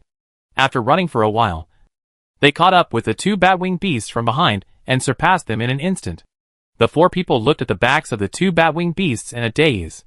Another dark tribe member wearing a bikini and showing leg hair emerged from the ruins on the left, sat on the bony back of the Bikku beast, and disappeared in a flash. The 4 people followed the Bikku beast for a long distance, and saw another dark tribe member running back in front. The 4 people could not help but stop, looked at each other, turned their heads and looked back, and saw 3 more groups of dark tribe members rushing in their direction. Patrick the Star looked at the cone mosquito that rushed past him and asked, what happened? Why are you all running? The cone mosquito flapped its 4 large wings, and said, "Go back and report the news." Before the sound faded, the cone mosquito had disappeared. Patrick the Star was dumbfounded, and his companion said, "We probably won't be able to catch up." While he was talking, another monster rushed over, and the wind he brought even made them stagger. After they stood firm again, they heard another companion sigh, "Forget it. We are just small scum. Just pretend we know nothing. And just watch the fun." Okay. So the four of them went with determination. And now they are back in despair. There was no way they were too weak. They had no outstanding skills. And their speed was not good. By the time they got back, the cone mosquito beast could fly 3 times back and forth. When they returned, they opened their eyes wide, excited and scared.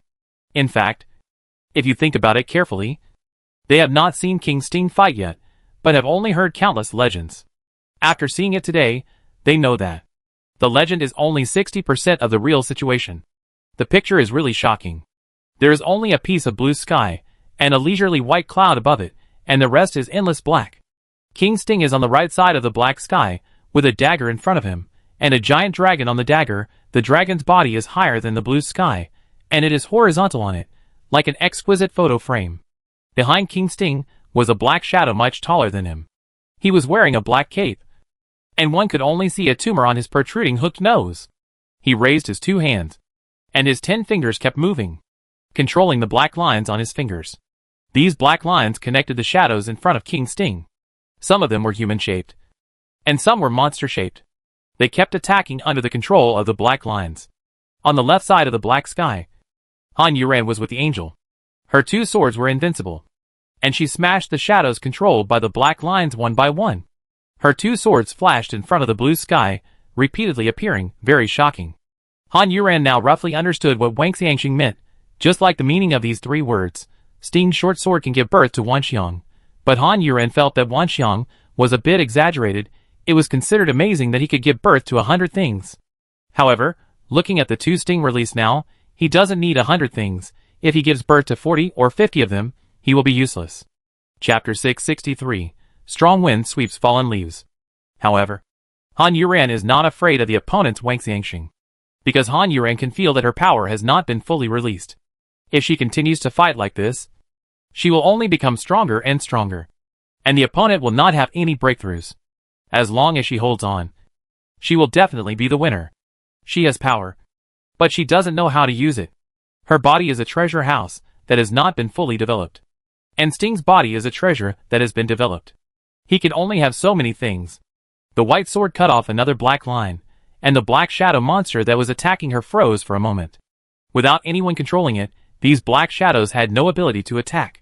The white light on his body began to emit a crackling sound, and the battle with the things spit out by the dragon had reached a white-hot stage. Their battle was silent. Han Yuran roared, stomped his feet, swung his feet, and the whole person started to spin, like a whirlwind gyroscope, stretched his arms, and the black and white swords stuck together, and as Han Yuran spun, a thick black and white bright light formed, almost turning into the shape of Bagua. Han Yuran just shot forward, like a rocket launcher. The sky around him was torn apart, revealing cracks that were darker than the original black sky, and those cracks had a strong attraction. In this regard, the most unlucky ones were the things vomited by the dragon. They had no place to attach to, so they were sucked into the cracks torn by Han Yuran. Han Yuran also swept away the black shadow monsters that blocked the way like a gust of wind sweeping away fallen leaves. Before she arrived, the wind had already twisted the black shadow monsters. When she passed by, the black shadows were torn into pieces. The black lines broke, and the black shadow behind Sting let out a cry of pain. Han Yuran's 2 swords had already chopped Sting's short sword one after another, and Sting's clothes and hair were blown wildly. He had to narrow his eyes. The dragon's tail was broken in the blink of an eye after being attacked more than 10 times. The dragon head tilted back, looking extremely painful, and disappeared with the shadow behind Sting the next moment. "You really make me like you more and more," Sting said, facing the wind. His face was a little distorted, and his voice was almost broken by the wind. "I prefer the dead dark tribe," Han Yuran replied, and the rotation of his body also stopped.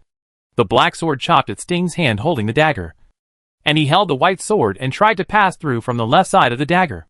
But this time, although Sting's fingers were not seen crossing the blade, something still appeared on the dagger. It was a shield with rows of small bulges. It first blocked Han Yuren's attack. In the middle of the shield was a huge mouth with sharp teeth.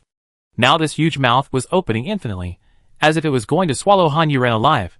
And at the same time, it made a roar, which was so harsh that it could break the eardrums. Han Yuren could still barely hold on. The Dark Clan members, who were watching below, covered their ears with painful expressions. Fortunately, they were not facing the attack of the sound wave directly, otherwise they would definitely explode, especially the weak ones like Patrick Star and Warcraft. Han Yuren could even see the sound wave that had formed a substance spreading in circles in front of the big mouth. Chapter 664 I don't know either. Patrick and his 3 companions are already rolling on the ground. Blood is flowing out of their ears. The next moment, another person suddenly appeared behind the shield, a sturdy 3-inch tall man, wearing ancient armor, and even holding his head, holding the shield in one hand, and holding the spear in the other hand, passing through the shield, and stabbing at Han Yuren. There are traces of black and gray on his face, looking a little dirty, as if he had just come down from the battlefield. There was still the smell of blood and gunpowder on his body, and his eyes were still ready to die. The spear pierced out directly from the big mouth of the shield. As the spear pierced in, the deafening sound suddenly became higher. Han Yuren's head buzzed with pain, and Patrick Star and his companions below were stunned by this. The sudden appearance of the spear forced Han Yuren to step back and bend down to avoid it. The spear quickly changed direction and continued to chase Han Yuren downwards. Han Yuren's 2 swords returned, and he was almost dancing with 2 big swords close to him, slashing at the spear. At the same time, the cone mosquito beast was the first to return to the East District and met Sari. At this time, the cone mosquito beast was kneeling on the ground, with all 4 big wings drooping down on the ground, with his head down, showing humility and respect. Great Demon, King Sting met Han Yuren, and the 2 are fighting. The cone mosquito beast reported carefully. For some reason, after facing the Great Demon, he suddenly regretted it. Why did he take the lead? Why did he come? Why did he move so fast? This Great Demon was so damn scary. The key point is that the big devil did nothing now. He just sat on his sofa with his legs crossed, listening to the words of the cone mosquito beast kneeling in front of him. He didn't even make a sound. You said I was scary, which is too blatant slander. Are you talking about Sting? The big devil stopped shaking his legs and said in a deep voice. After shivering, the cone mosquito beast nodded and said, Yes, it's King Sting. How could he suddenly appear? Sorry, muttered. The cone mosquito beast was drooling nervously, wondering, is he asking himself? But how would I know? No. He is definitely not asking himself. The Great Demon King is not stupid. But why did the Great Demon King stop moving after saying this? The cone mosquito beast felt that he was going to be driven crazy by the Great Demon King, and could only muster up the courage to say, Little doesn't know either. He even cried when he said this. Sari looked at him with disdain. I didn't expect you to know. Okay.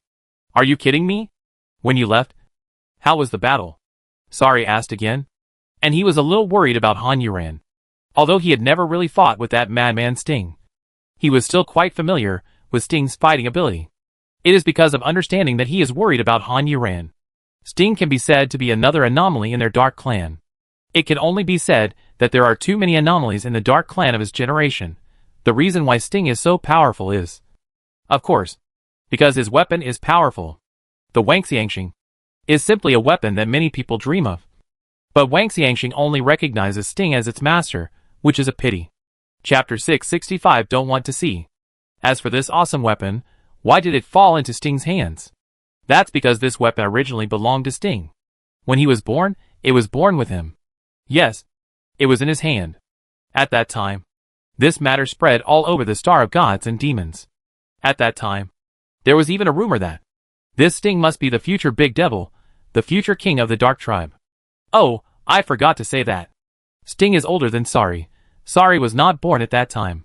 The Dark King had certainly tried the weapon, but he couldn't even pull the scabbard open. Later, when Sting grew up, he pulled out the sword and said the 3 words, all things live. From then on, the sword had a name. Later, Sting held the sword and created one legend after another, which spread all over the Star of Gods and Demons. And Sting also went astray all the way. He was evil, crazy, bloodthirsty, competitive. He didn't care about anything. He just wanted to fight. And he only looked for those who were bigger and stronger than him. It didn't matter if he lost. He would fight again after his injury healed. It was like he had no brains. With such a personality, it is obvious that he is not suitable to be a big devil. And even less suitable to be the king of the Dark Tribe. Sting's mother, who had high hopes for Sting, was irritated by Sting's deviation and became ill. After lying in bed for 2 years, she died. But Sting was not sad at all. It is said that he was not present at his mother's funeral, but ran out to fight with someone. But because of Wang Xiangxing, the king of the Dark Tribe let him do what he wanted. So he became a most different king. Sari didn't want to provoke him. Who would want to provoke a madman? So he, who didn't avoid anyone, always avoided this guy. Because it was obvious that he was the strongest person in the Dark Clan except the Dark Clan King. He was also blessed by God, and later became the Great Demon King, and was extremely powerful. This was the path people once thought he would take. And this was the path his mother expected him to take. But he didn't take it. But Sari went. Because this was the path he wanted to take. You go down. Sari frowned and said, thinking that it was Sting who was in trouble. He felt a headache. It's not that I'm afraid of him. But there's no need to fight him to death. He's not fighting for the throne. And he's not plotting against me. But if I let Han Yuren fight him, I'm really worried.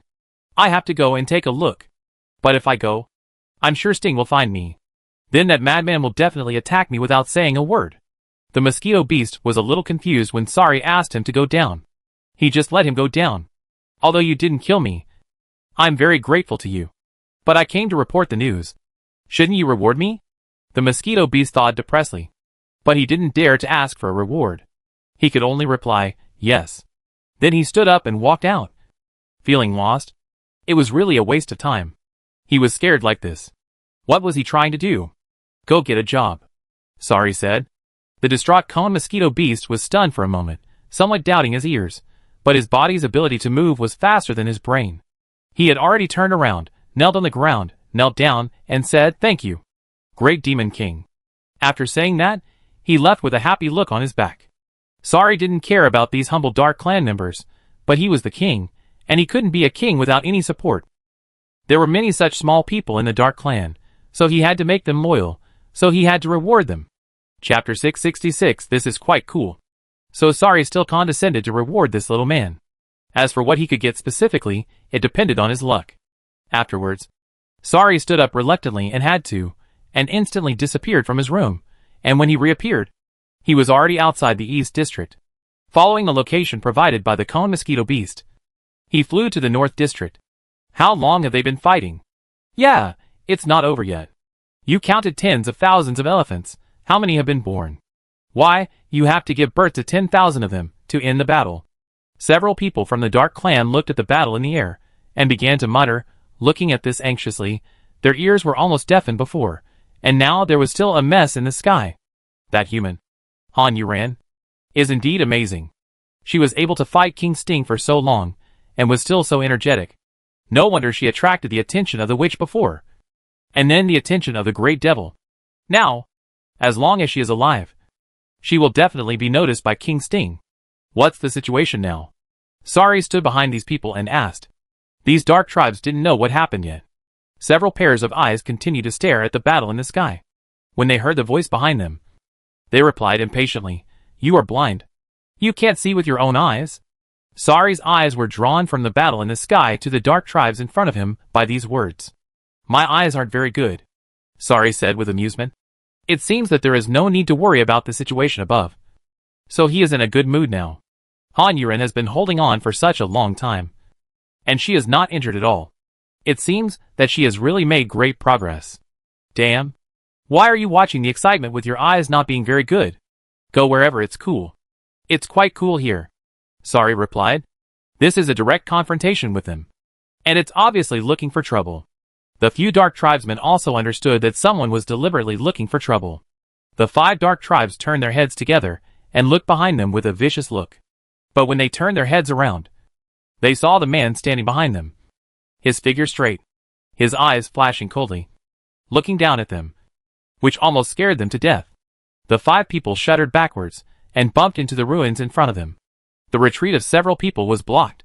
What should they do now? Of course, They should kneel down and admit their mistakes.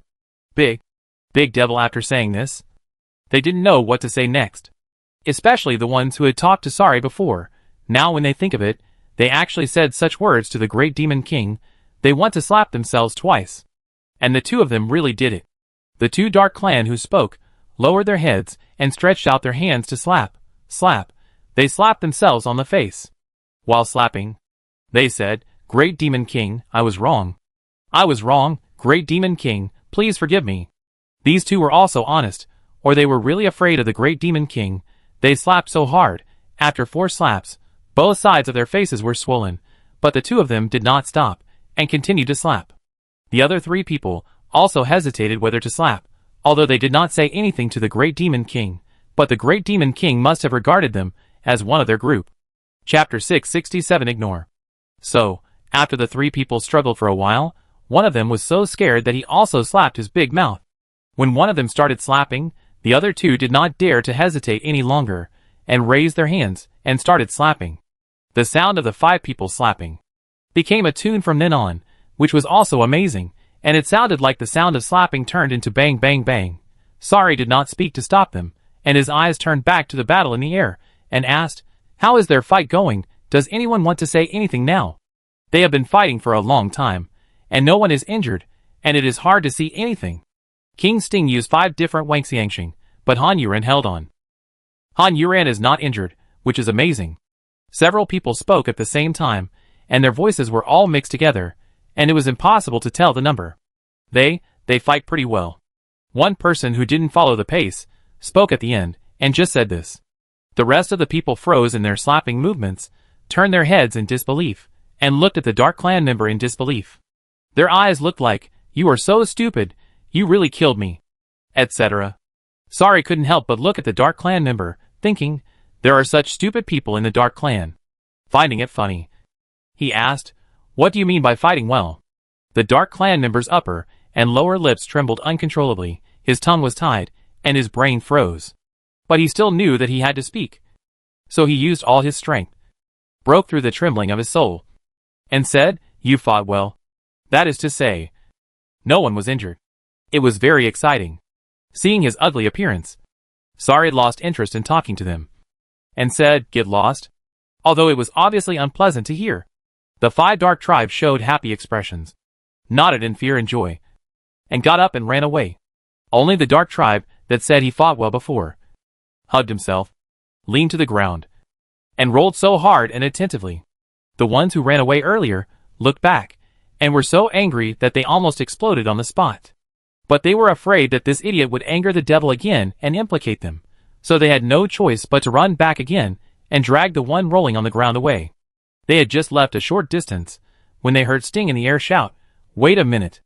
Han Yuren, who had just stood firm and wanted to attack, stopped after hearing this and looked at Sting inquiringly. Sting smiled and lowered his head to look at Sari on the ground.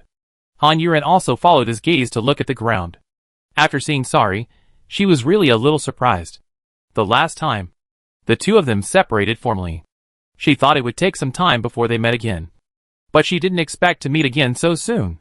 The 5 dark tribe members who left, after pausing for a while, ran even faster, leaving only a trail of dust. Sari looked at Sting, then at Han Yuren. When their eyes met, Han Yuren felt a little embarrassed. Sari had no expression on his face. "You came so soon." "Not bad. Those lackeys are faster. But you are faster." "Sorry," Sting said, ignoring Han Yuren on the opposite side and running towards Sari. Han Yuren looked at Sting and was a little dumbfounded. This guy is ignoring me too much. Chapter 668 A Golden Opportunity. Although Sting's attitude towards her made her unhappy, she could say nothing, and she felt towards Sari. In fact, she had considered whether she should turn around and leave, but that seemed too rude. This Sari should have come for her. If she turned around and left now, it would be too rude, so Han Yuren could only fly towards him. Sting fell opposite Sari, and Han Yuren fell beside Sari. Sari glanced at her, and said nothing. Han Yuren smiled. "Oh, you are indeed in the same group, and now you are standing together," Sting said. "It turns out that he is also a gossipy person." Han Yuren looked down on him in her heart. "Can you dress like you? So cool? Did he take the initiative to find you?" Sari asked Han Yuren, Han Yuren nodded. Where are you going? Sorry asked again, and this time, both of them ignored Sting on the opposite side. This allowed Han Yuren to regain some psychological balance. Cooperating with Sorry, he ignored Sting on the opposite side. I plan to find some lone Dark Tribe members, and then train my combat power. Han Yuren said his thoughts so directly. To the Dark Tribe King, saying that I'm going to kill your people is really amazing, and it's too unreserved. Good idea. Sorry said, this Dark Tribe's big devil is also amazing. The two of them really have a tacit understanding. Sting watched them showing off their affection, and couldn't help but say, Okay.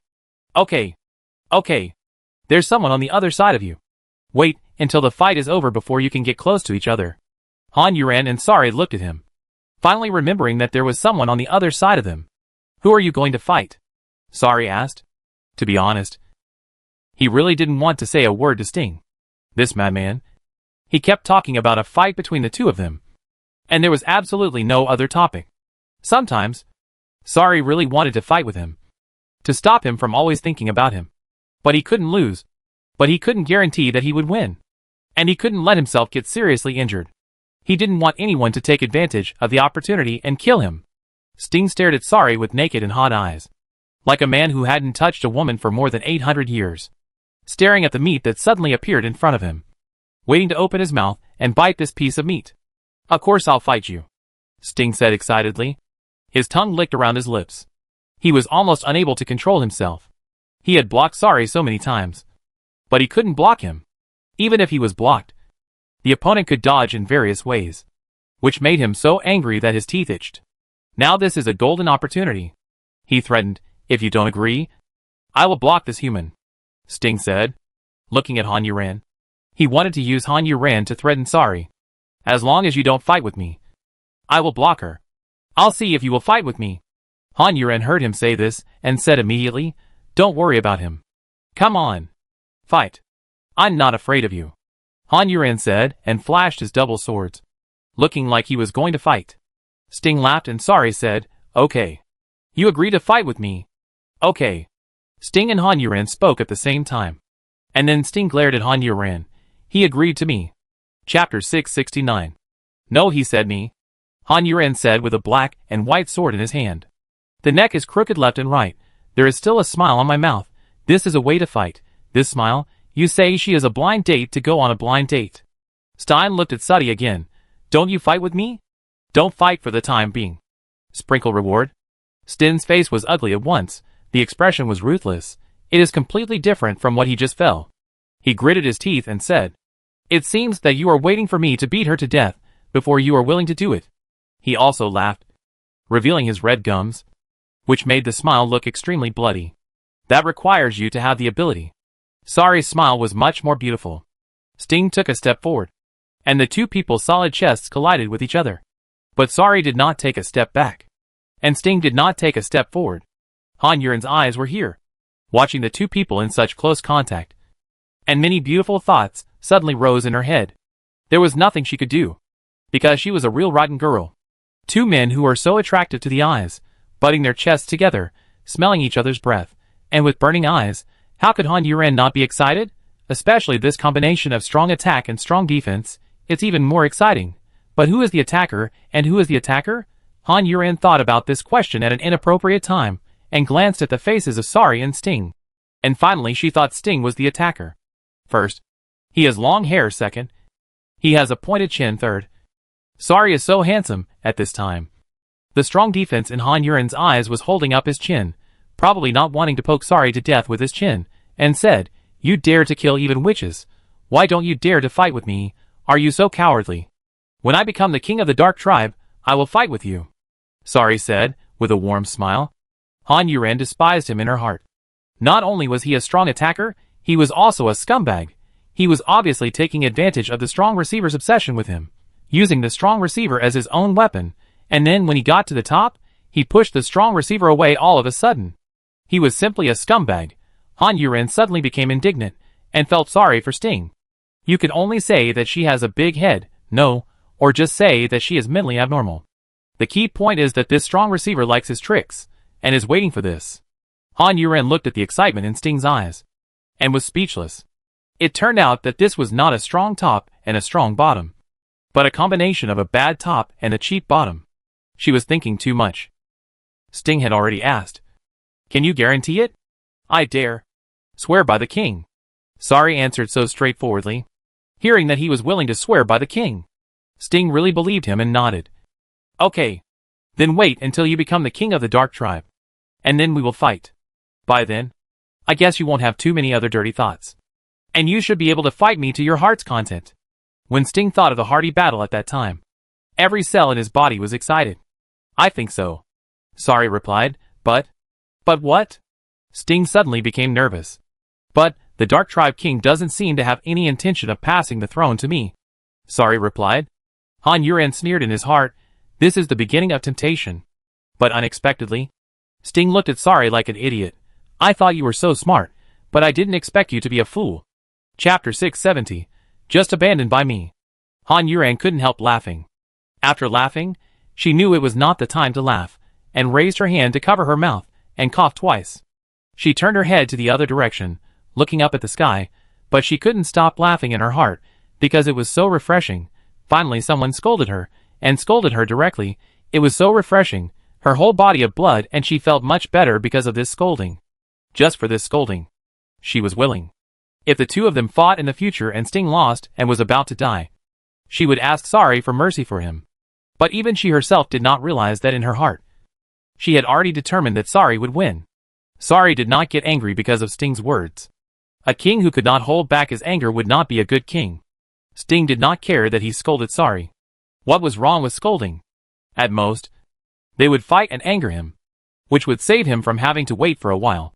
Regardless of the fact that Sting had given up hope of angering Sorry, this guy is too good at pretending. Once Sting even used Chiyoyu's matter to provoke Sorry, but Sorry didn't react at all. Later Sting gave up this method. Now he continued, "Father, even tolerated you killing the witch. If he doesn't want to pass the throne to you, then he must be mentally ill." Han Yuran felt that Sting's words made some sense, and during the brief time when Sorry, and the king of the Dark Clan met, she also felt that the king of the Dark Clan was actually quite tolerant of Sorry.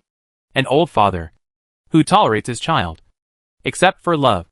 What else could it be? Because his throne is for him to inherit. How can a witch compare with this king? Sorry said disdainfully. He didn't believe that the man would intend to pass the throne to him. Not all the great demon kings in history are the strongest. Some of them are even nothing. But they eventually became the king of the Dark Tribe.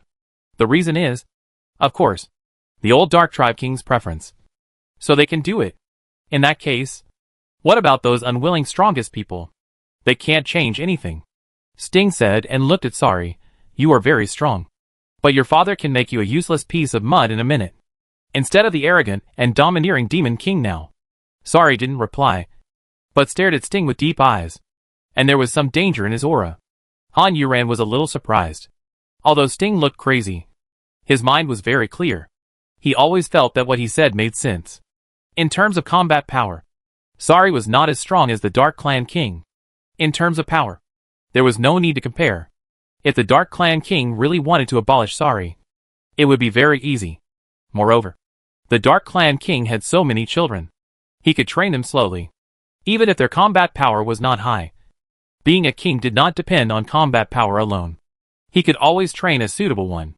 But just as Sting said, now he is still the arrogant devil. "You seem to understand a lot," Sorry said. His tone was as calm as usual, and the dangerous aura was also put away. Sting grinned. "Your position, I could have gotten it if I wanted, but I just abandoned it." He took a step back, and the distance between the two people was finally pulled apart. Fortunately, Han Yuran's thoughts were moved away from them later, otherwise he would have imagined a big drama in his mind. Chapter 671. You don't mind, do you? Han Yuran looked at Sting with some surprise. "I didn't expect that." He was so awesome. Since Sorry didn't refute his words, then he said the truth. "I'll give you 3 months to become the king of the Dark Tribe. And then fight me." Sting was about to leave after he finished speaking. Sorry suddenly said, "What if you kill the new king of the Dark Tribe?" Sting stopped, turned around, and grinned evilly. "Then let the Dark Tribe become a no man's land, and fight madly for the highest position. Wouldn't it be fun and exciting?" "Yes, but it's a pity that you won't be able to see it when you are alive." Unlike Sting, Sorry didn't care about those humble Dark Tribe, but he cared about the Dark Tribe, this race. He wants to be the king of the Dark Tribe. As long as the Dark Tribe exists, he can be the king of the Dark Tribe. Sting just snorted and laughed, and looked at Han Yuren again. I will come to you after I defeat him. He leapt and flew away. Han Yuren thought that it seemed that he was being targeted by a madman. So he turned to Sari and said, "You'd better defeat him. I have too many things to do. I can't distract myself and keep worrying about whether he will come to fight me. This king. Of course I will win," Sari replied, so confident and determined. Suddenly, there was no topic between the two of them, and they fell silent. The Dark Clan who were watching the excitement around them never expected that Sting would leave like this. They were originally planning to watch a big battle, and by the way, they might even witness a battle that would become a legend, such as killing one of them, which would definitely be a legend. But it ended like this, which was not satisfying. If they had known this, it would be better if the big devil didn't come. It would be interesting to watch Han Yuren and Sting fight for a while. When they killed one of them, it would definitely be a big deal, although not as big as the one between Sari and Stan. Now there is no more 3D surround live-action fighting movie, but a love movie. The Dark Clan who were watching wanted to know more about the thoughts and trends of the above, so that they could make fewer mistakes in the future, so they stayed to watch the sequel of this movie. Fortunately, these two people did not show off their love, and were not disgusting, which made these people feel less suffocated. I didn't expect to see you again so soon, haha. Finally, Han Yuren couldn't stand the awkward silence anymore, and said this in a weak tone, and his smile was so fake that it couldn't be more fake. After saying this, Han Yuren felt that the atmosphere seemed to be even more awkward. What happened? They were quite natural when they were together before. But now they are separated for a while and meet again. And it is so awkward. Aren't you going to ambush some Dark Tribes? Sari asked. He was much more natural than Han Yuren. In fact, he didn't feel awkward like Han Yuren. He didn't say anything because he didn't know what to say for the time being. Han Yuren's attitude was to make things clear with him. And his self-esteem didn't allow him to pester him. He planned to use force after everything was resolved. But it was not time yet. Hearing that he finally spoke, Han Yuren quickly replied, yes, you don't mind. Right? Sari looked at her. Are you stupid? He suddenly asked this question, which made Han Yuren regain some of her previous feelings, rolled her eyes. If you have something to say, just say it. Chapter 672. You seem to have changed. Sari snorted and laughed, and looked around the two of them, and said, there are many Dark Clan members watching the fun around here. As for their fighting power, they are not very different. Wait a minute, after I leave, you can start. Luckily, Han Yuren was the only one who could hear Sari's words. If the other Dark Clan members, who were still watching the fun, heard them, they would definitely feel betrayed and sold out. While running away, I was indignant in my heart. What kind of king do I have? Hearing this, Han Yuren also turned his head and looked around. These Dark Clan members hid really well. After looking around like this, I didn't see any of them.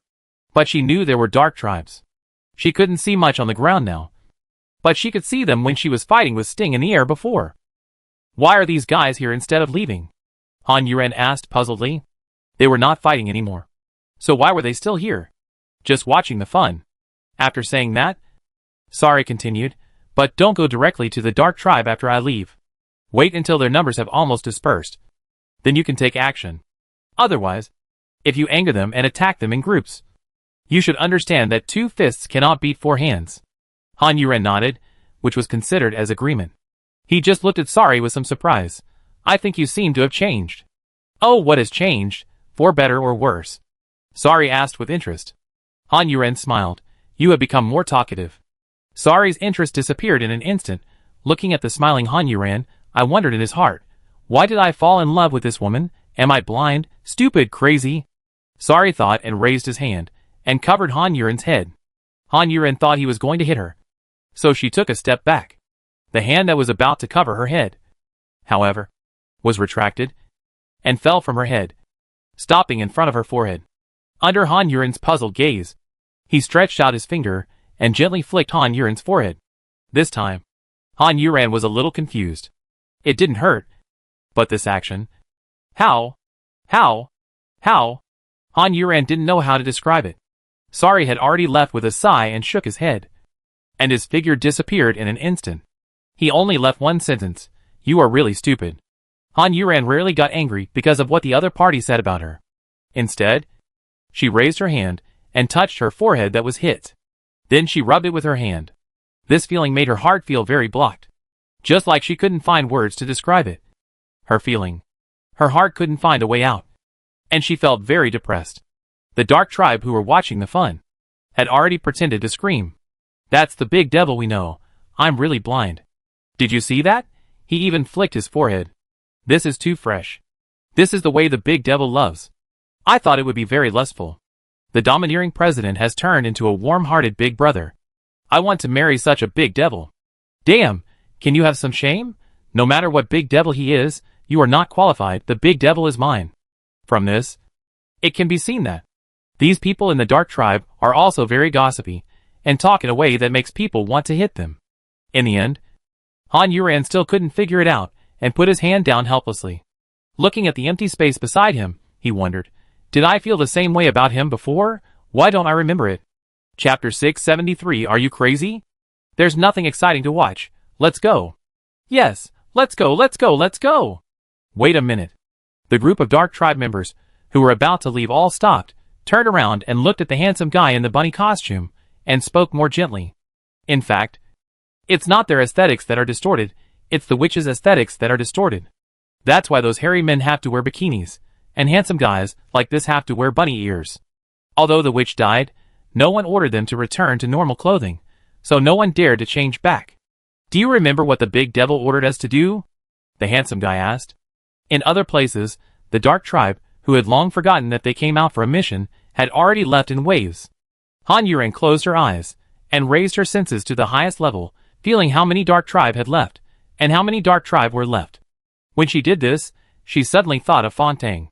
Every time Fontang felt this way, she closed her eyes, and entrusted her life and death to her teammates.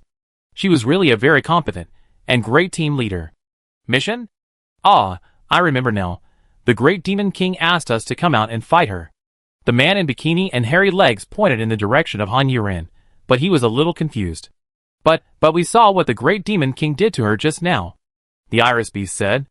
The 6 dark tribes were suddenly in a dilemma, not knowing whether to leave like the other dark tribes, or stay and continue to carry out the mission assigned to them by the great demon king. The great demon king hasn't taken back the mission yet. The handsome guy said, what this means is, I think we should continue to carry out the mission. The iris beast was a little scared. Its head with 5 black petals shook back and forth. Its mouth at the stamen position said. But Han Yuran and King Sting fought for so long without any injuries. It's obvious that they are not on the same level as us. This is the key issue. To die in order to complete the mission is to seek death. It's better not to complete the mission and wait to be punished by the big devil. Maybe you won't die. After the iris beast finished speaking, the man with the thickest physique and the hairy legs said, I'm not going to die. Whoever wants to go can go. Then, he turned around and left. The wind blew, and the hair on his body was shaking. The remaining people withdrew their eyes from his back. There are still 30 more, wait a little longer. Han Yuran said in his heart. Waste. The handsome guy cursed the big man who left. Iris Beast asked in confusion, we definitely can't kill her. Even if we can kill her, we definitely can't kill her, but she can kill us without any worries. I really don't understand. If that's the case, why do we have to go? Iris Beast said as she looked at the handsome guy. The 5 petals were a little curled. The remaining 3 dark tribe members also looked at the handsome guy, waiting for his explanation. The handsome guy raised his sword-like eyebrows. That's why you can only be weak forever. I don't want that. I want to be strong. The handsome guy turned around proudly and faced Han Yuran. If you don't dare to go up, I will go up by myself. Are you crazy? Iris Beast shouted reluctantly. If he goes alone, it will be a dead end. Chapter 674. Don't get in my way. The handsome man paused for a moment and continued to walk towards Han Yuran without stopping. Except for the Iris Beast, the 2 dark tribes left with a grumble. He looks down on us anyway. Let him be a hero. Yeah, let's go. But the Iris Beast shook its head, and the edges of its petals curled even more. You go. Her words obviously surprised the 2 dark tribes. You really don't want to go with us? And go with that lunatic? The Iris Beast nodded. The 2 dark tribes didn't say anything more. This is your own choice. Don't say your friends didn't remind you. After saying that, the petals of the Iris Beast spread out again, looking at the 2 dark tribes and laughing. Well, good friends, see you later. The two dark tribes sighed, shake their heads and left. There is no future after this departure, they all understand, unless Han Yuran is in trouble or shows mercy. If a fight really breaks out, then it will be a sure death. Iris Beast looked at her two friends leaving, took a deep breath, turned around, and chased after the handsome guy. When she caught up with the handsome guy, Han Yuran also opened her eyes. 5. It should be no problem. Let's get started. On the other side, the handsome guy saw that Iris Beast had caught up with him, and said with some disdain, "Why are you following me?" Iris Beast was stunned. "I want to fight with you." "Ha!" The handsome guy sneered, and the eyes of Xingqianhai were full of disdain, which made Iris Beast's petals start to curl up again. "You don't have much fighting power. Why are you still fighting?"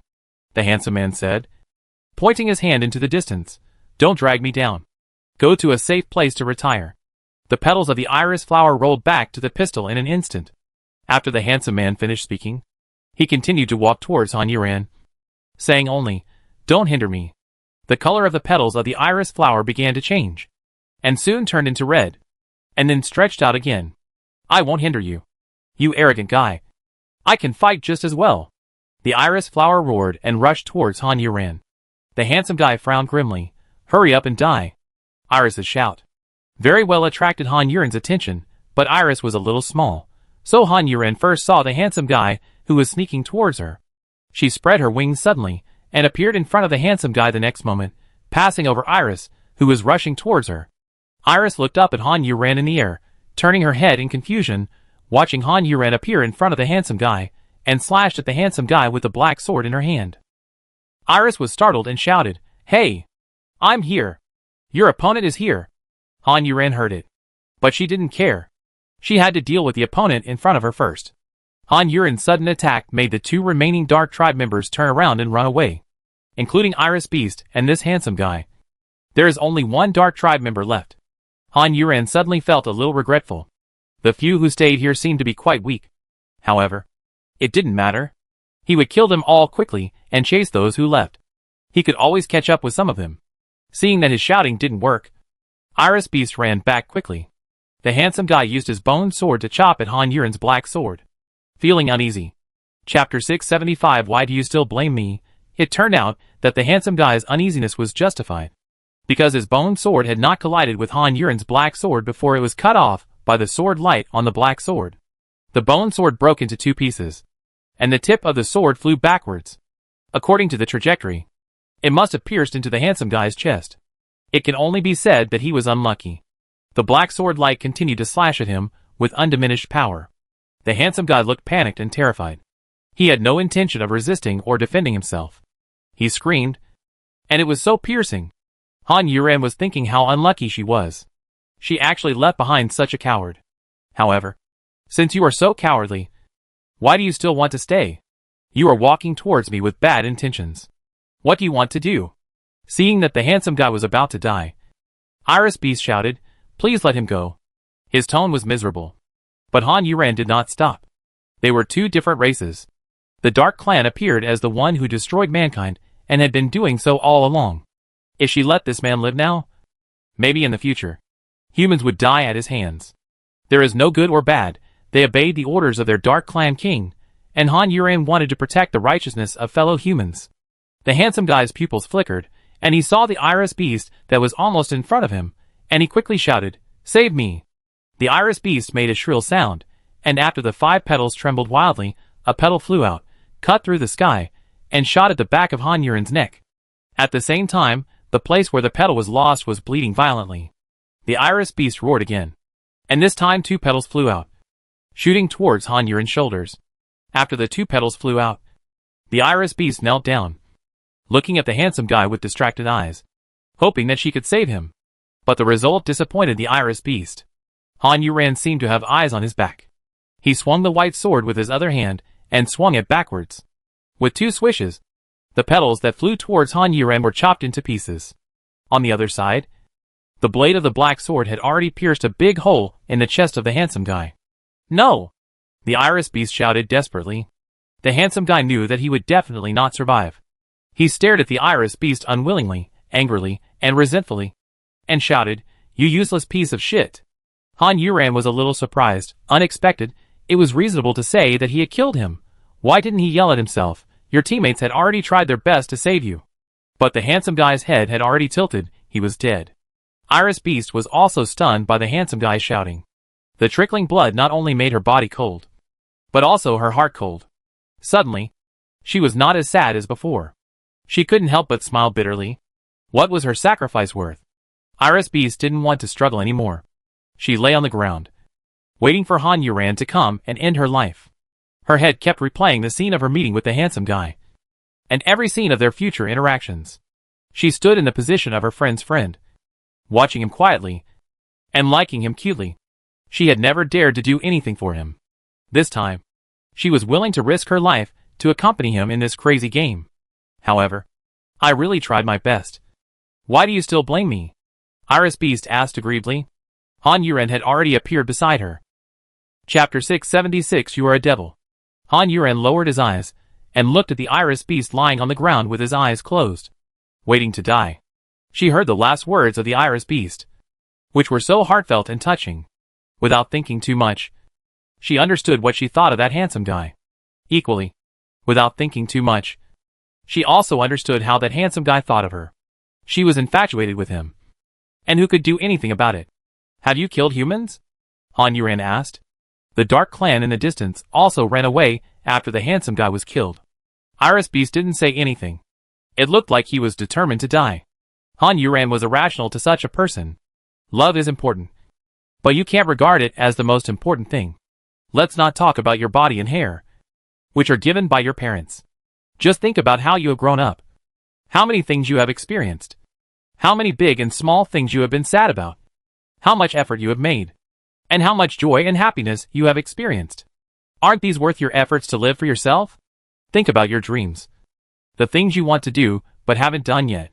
When you were a kid, you liked strawberry-flavored ice cream the most. Maybe when you grow up, you like the smell of cigarettes more. So people will change, tastes will change, habits will change, and your love for a person will change. You used to like big boys with white shirts and sunny smiles. Maybe later, you will like mature and steady uncles. It's hard to say, as long as you are alive, as long as you still have hope. So Han Yuran doesn't understand the current Iris Beast. You want to die, right? Han Yuran asked. The Iris Beast still didn't answer. Han Yuran pointed the tip of the black sword in his hand at a petal on the Iris Beast's head again, and said, I will cut off the remaining 2 petals of yours one by one, and then I will insert the sword horizontally from the wound, just like slicing meat, and carefully slice open the circle of your head. Han Yuran said, and the black sword circled around the Iris Beast's head. You won't die this way. And next I will. Han Yuran said, slashing the black sword towards the Iris Beast. I will cut off your 2 hands, 2 feet, and then chop your legs and arms into pieces. Cut off your mouth, and slit your throat, so that you can't shout even if it hurts, and you can't say a word even if you want to beg for mercy. You can only endure the pain and die bit by bit in agony. Han Yuran's voice was terrifying. You are a pervert. Iris Beast couldn't bear it, opened his eyes, opened his mouth and cursed. His whole body was still trembling. It looked very scared. You want to die? Of course, I will let you experience the feeling of death thoroughly, as my compensation for killing the person you like. Han Yuran said with a smile, really kind-hearted. Iris Beast's eyes were full of resentment. I don't like him. It's up to you. You are going to die with him anyway. Han Yuran said, as he raised his sword, so straightforward suddenly. Irisman's eyes widened uncontrollably, and her pupils also enlarged, seeing the black sword slashing at her petals. She couldn't help but yell. Soon, the yell turned into a cry of pain, and a petal was cut off by Han Yuran. Ah! Irisman screamed in pain, and tears rushed out of her eyes. You are a devil. You are a demon. Irisman screamed in pain, cried, and roared. Tell me, have you ever killed a human? Han Yuran pointed the black sword at Irisman and asked again. Chapter 677 Friendship Competition. No, no. This time, Iris Beast gave an answer. She was scared. She was scared by Han Yuran. If Han Yuran had killed her with a knife before, it would have been fine. But she described it in too much detail. Just now, Iris Beast really felt as if her hands and feet were chopped off, her body was cut into pieces, and her head was cut open. She was so scared that she almost vomited. She also understood that She was still afraid of death. And she also thought, was it worth it for that person? The answer was no. Lie, Han Yuan said. And these 2 words sentenced Iris Beast to death again. Iris Beast said excitedly, I really have never killed a human. People of our level can't kill on the battlefield. I only have the suicidal offensive method just now. Unless it is a critical moment. I will never use it to kill insignificant people. Really? Although she was very excited. Her words were still clear. And Han Yuan understood her words. Swear. Judging from the oath that Sari swore before. Their dark clan seemed to attach great importance to this oath. Now, first of all, she really thinks this little thing is too weak. And it has been injured so badly. It is estimated that a stronger human, even if it is not a miracle, may kill her. Besides, she now deserves Han Yuan's sympathy. Even though a love has died, she still wants to live and slowly heal her wounds. After a moment of hesitation, Iris Beast swore very straightforwardly, I swear by the king, and I promise that I will never hurt any human in the future. Remember what you said, otherwise, you will die again like I said before. Han Yuan threatened her again. Iris Beast nodded continuously. Han Yuan retracted the black sword, fluttered his wings, and chased after the dark tribe that had left. This time, he wanted to chase after some powerful ones, otherwise, beating these weak chickens would not help improve his own abilities. Iris Beast, who was lucky enough to save her life, although she ran here to die, but she finally survived. She rested for a while, after all. She was injured and bleeding. She was about to get up, but before she could get up, she heard footsteps. She turned her head, and saw that the 2 dark tribe members, who had left before had sneaked back. Are you still alive? One of them saw her looking at them, and asked in a low voice. Iris Beast blinked. Has Han Yuan left? The Iris Beast blinked again. The 2 dark tribes hurriedly ran to the Iris Beast's side. One was surprised. Fuck, you are so miserable in such a short time.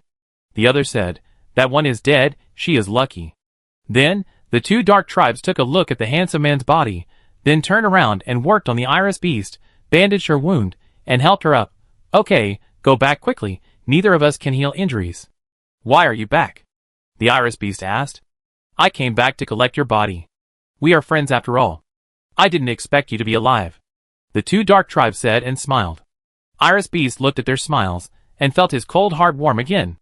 Thank you. He said this, but felt his eyes were sore. After saying these 2 words, he couldn't help but shed tears. The 2 dark tribes looked at each other with disgust, and didn't know what to do. Okay. Stop crying and leave quickly. He could only start to chase people away, and change the subject. Chapter 678 leading to the final battle. Can you wait a moment?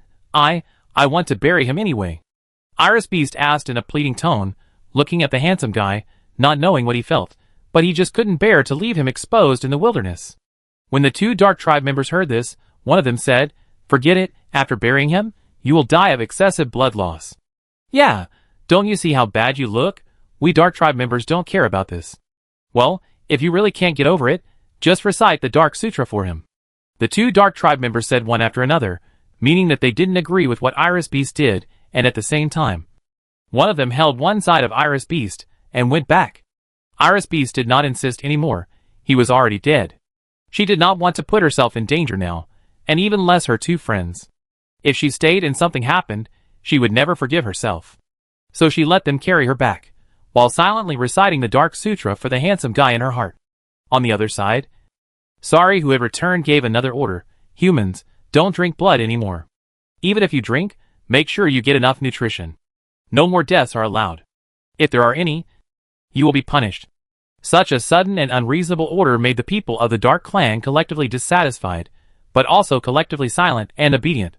I can only complain about it in the corners, deep in my heart. And the humans here, after knowing the news, were excited and moved to tears. But some of them were not happy but looked solemn. They were the high-level people of the human race, the Prime Minister who had talked with Wu Su. They were treated differently. Since coming here, they have their own separate rooms, the food is also very good, and they have never been sucked of blood. This was what they had agreed with the witch when they joined the Dark Clan. Although the witch was dead now, Sari had no other opinion on the matter. The people of the Dark Clan thought that they might meet with the high-ranking human beings one day, so they did not dare to be harsh. Now they were all gathered together, and they often held meetings, and the Dark Clan who were guarding them had long been accustomed to it. In fact, it could be said that the Dark Clan looked down on them from the bottom of their hearts. In this Dark Clan territory they, unarmed and powerless humans, could not make any waves. Compared to them, the Dark Clan actually looked up to the people of the Wing Country, and it was more satisfying to kill the people of the Wing Country. What happened? The Prime Minister angrily slammed the table in front of him, and he seemed very angry. I'm not sure. And suddenly Sari issued such an order. An elegant middle-aged woman said. Did he notice something? A middle-aged man, with a resolute face said. Around the table, a total of 16 people were silent. Now he was thinking, what should we do if the matter is exposed? Can their plan continue to be implemented? If they fail, they will surely die, and humanity will be really finished. Huafeng, didn't your people send any news? The Prime Minister asked. The young man sitting opposite him was silent for a moment, then said, It is said that Sari left the city not long ago and rescued Han Yuran under Sting's men, and issued this order after returning. It's this Han Yuran again, the Prime Minister said in a bad tone. It seems that he hates Han Yuran. Chapter 679 Conversation between two people. But she is the most different person in the world. Everyone is thinking about her. I think we should keep her. When needed, use her to exchange for the survival of mankind. Another bald old man with age spots said. What's important now is not Han Yuran, but we should find out if Sari knows anything. The elegant woman who spoke before spoke again. The Prime Minister looked at her. Do you still care about her life or death now? Prime Minister, the current situation is that we cannot decide her life or death, and whether she lives or dies. We need to know whether Sari knows, and if he knows, how much he knows. The man, with a resolute face, spoke. The Prime Minister's eyes swept over the two people. Don't forget. You are loyal to humans. Yes, Prime Minister. Everyone spoke at once. Huafeng, tell your people to investigate carefully. The young man nodded, and the meeting was temporarily adjourned. The elegant woman and the resolute man are always on the same path, even holding hands. It turns out they are a couple. The two returned to their room in silence. The woman sat down on the sofa, and began to pour tea for the two. The man loosened his tie, sat down, took the tea from the woman, said thank you, and took a sip. The hot steam on the cup filled his mouth, and made his nerves and body feel much more relaxed. I'm a little worried, the woman said. The man felt the bitterness of the tea in his mouth, and put the cup on the table without wanting to drink it anymore. Sometimes sacrifice is necessary, and there is no choice. If my sacrifice is needed in front of the entire human race in exchange for their survival, I will choose death immediately. But I am sorry for her after all. Ah, the man also sighed. Who would have thought that she would encounter so many things and become a unique existence? I don't know what Sari knows, the woman said puzzledly. The Dark Tribe King's real target should be him. The information we got is wrong. Or, everyone has been deceived. The two stopped talking here, and began to drink tea in silence again. As for Sari, who was speculated by these people, he was still lying on his sofa. Did he find anything? No, he found nothing. The reason why he issued this order was indeed because of Han Yuran. When he and Han Yuran went to the humans together, and saw the evil humans, he realized how miserable they were. Of course, he didn't sympathize or feel sorry for them. It was just that he and Han Yuran agreed that after he became the Dark Tribe King, he would take the Dark Tribe away. If all these humans died here, although there are still humans in the Kingdom of Wings, it is not that humans will be extinct. But it seems a bit unreasonable. After all, I want to take Han Yuran away, so in order to make her obedient, when the time comes, I will release these fat and energetic humans. She will not be embarrassed to refuse me, or she will refuse me very strongly. This is what Sari planned, but he unexpectedly prevented a terrible thing. From this point of view, it is reasonable for the Prime Minister to hate Han Yuran. No matter how you look at it, this matter was caused by Han Yuran. As for Han Yuran herself, she does not know what happened in the Dark Clan. Chapter 680 It's so cool. Han Yuran is a little annoyed now. She has been flying for a long time, but she didn't see any Dark Clan. This shouldn't be the case. The Dark Clan are so fast. It didn't take her long to finish the battle. Although I spent a little longer talking nonsense with that little thing, it's not like I can't see any of them now. Han Yuran was depressed and thought about it. She flew a long way and came to the West District. After thinking carefully, this was her first time in the West District since the world became like this. But after taking a look, it was no different from the other three districts. Han Yuran suddenly became interested. and thought of the horror movies she had watched. Those big bosses. The more perverted ones. Or when the protagonists were particularly awesome in their counterattacks. They would all act cool. That is, Han Yuran thought with a grin. And said, "Little darlings of the Dark Clan. Come out quickly. Let's play together." After saying this, Han Yuran just felt so happy. After that, she deliberately fell to the ground. And used her long sword to knock on the garbage on the ground. Those iron blocks. Etc. Making a clanging sound. At this moment, she finally understood why those people did this. It was because it was so cool to do this. It was definitely not just to show off. It was so simple. It was so good to have a sure win. To be in control of everything. To be fearless. And to just wait to play with a little white rabbit. Han Yuran played with it for a while. Then stopped. It was not because she found the Dark Clan. But because she was bored without finding the Dark Clan. What kind of game is this? It's boring to play alone for a long time. Damn! There's no one in the west area. Han Yuran couldn't help but curse. At this moment, he heard a loud shout. Lao Fong, behind. Han Yuran stopped instantly, with excitement in his eyes, finally heard some movement, so terrified. Is it a human? Han Yuran thought, but for your surname Fong, I'll go save you right now. With a flap of wings. It hurt Kong again.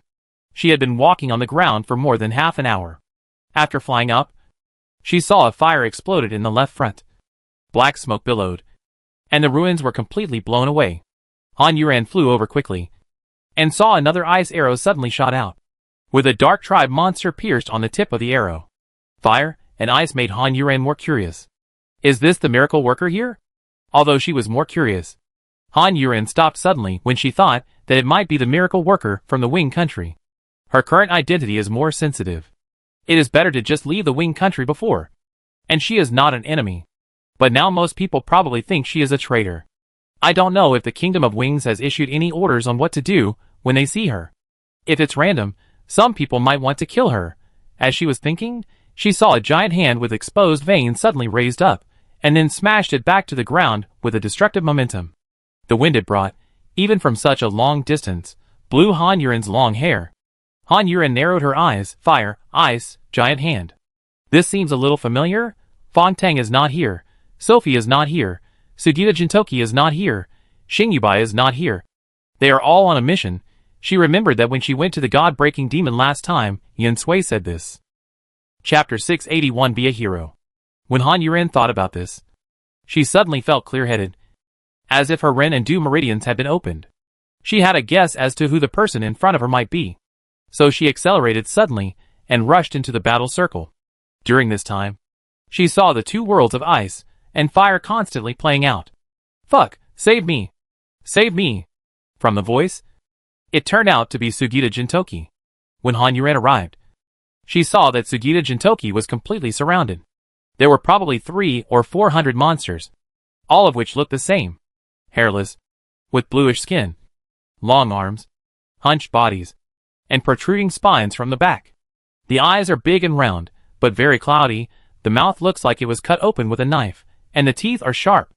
They basically don't need to walk, they just jump back and forth, and their movements are agile and fast.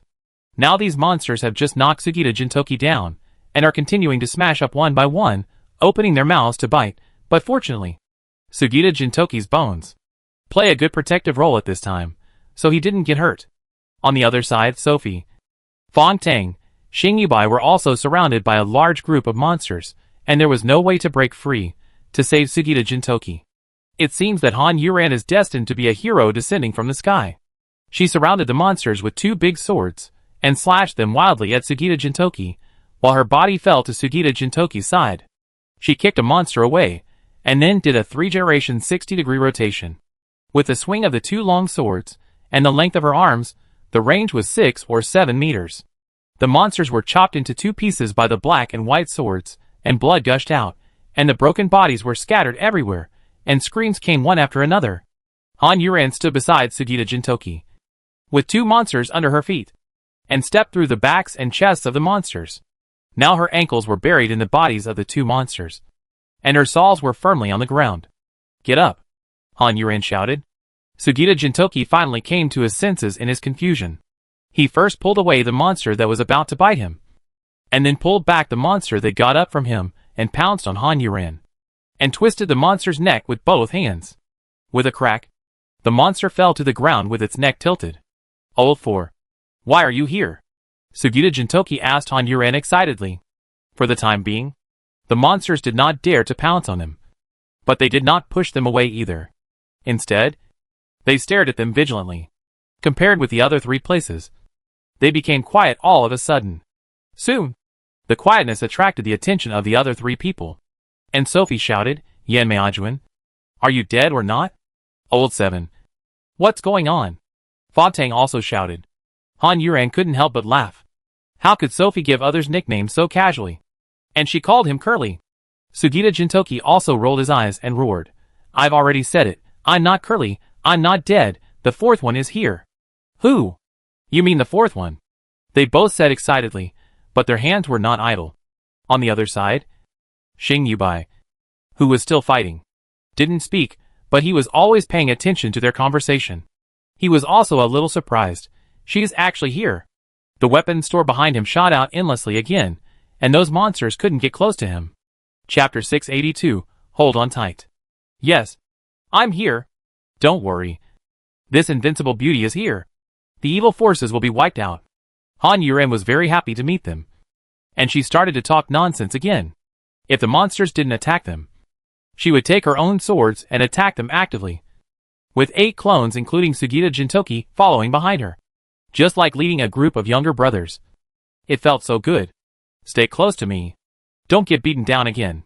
Han Yuran laughed, deliberately teasing Sugita Jintoki. It was just an accident. I've been having diarrhea these past 2 days because of the bad climate. Sugita Jintoki said helplessly. Han Yuran grinned in disdain. Don't beat me to death. She said so fast that only the afterimage was left. Compared to her speed, the monster seemed to be in slow motion. Sugita Jintoki, who was following, was pulled away in an instant. Looking at Han Yuran's figure that had already rushed out, she said in disbelief, Damn, she's even stronger. After Han Yuran rushed past, the monsters were all immobilized. Of course, they were not really immobilized, but they were seriously injured. Feeling the approach of death, their bodies froze for a while. White light flashed. Black light flashed like night. One after another, the bodies of the monsters collapsed behind Han Yuran. The monsters that were attacking Han Yuran and Sugita Jintoki stopped. As dumbfounded as Sugita Jintoki, and even forgot to attack Sugita Jintoki. Han Yuran was so excited to kill that she didn't even have to think about all the moves. The feeling of flowing like clouds in water. The tacit understanding that seemed to be integrated with the 2 swords in her hands, made her more and more eager to fight. Her body was no longer stained with the dark purple blood of the Dark Clan. And her hair had changed color. Those monsters died tragically. And few of them had intact bodies. Most of them were chopped in half like cabbages. So how could there not be a lot of blood? Han Yuran rushed to Sophie's side. Her sudden appearance, with her evil ghost-like appearance, actually frightened Sophie. She was not frightened by the monsters, but by her. How bad is Han Yuran's image now? What happened to you? Just came out of hell? Sophie asked, while the cannon in her hand was blasting around in circles. The monsters she attacked died relatively cleanly. Most of them were burned to slag. Only a few were burned miserably. Why did you attract so many monsters? Han Yuran asked. Oh my god, how did your hair grow so long all of a sudden?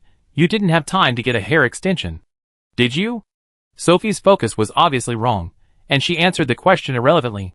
Han Yuran rolled her eyes helplessly. Yeah, I even had a breast augmentation, she said as she swished away again. Seeing her killing the monsters like grass, Sophie sighed. You brought hell to us. Your breasts are so small that they don't look like they've had augmentations. Sophie muttered, and continued her artillery attack. Han Yuran was almost at Fa Tang again. It was just a pity for these monsters. They were really weak. They were just more numerous. They happened to encounter a few killers. But their leader was killed.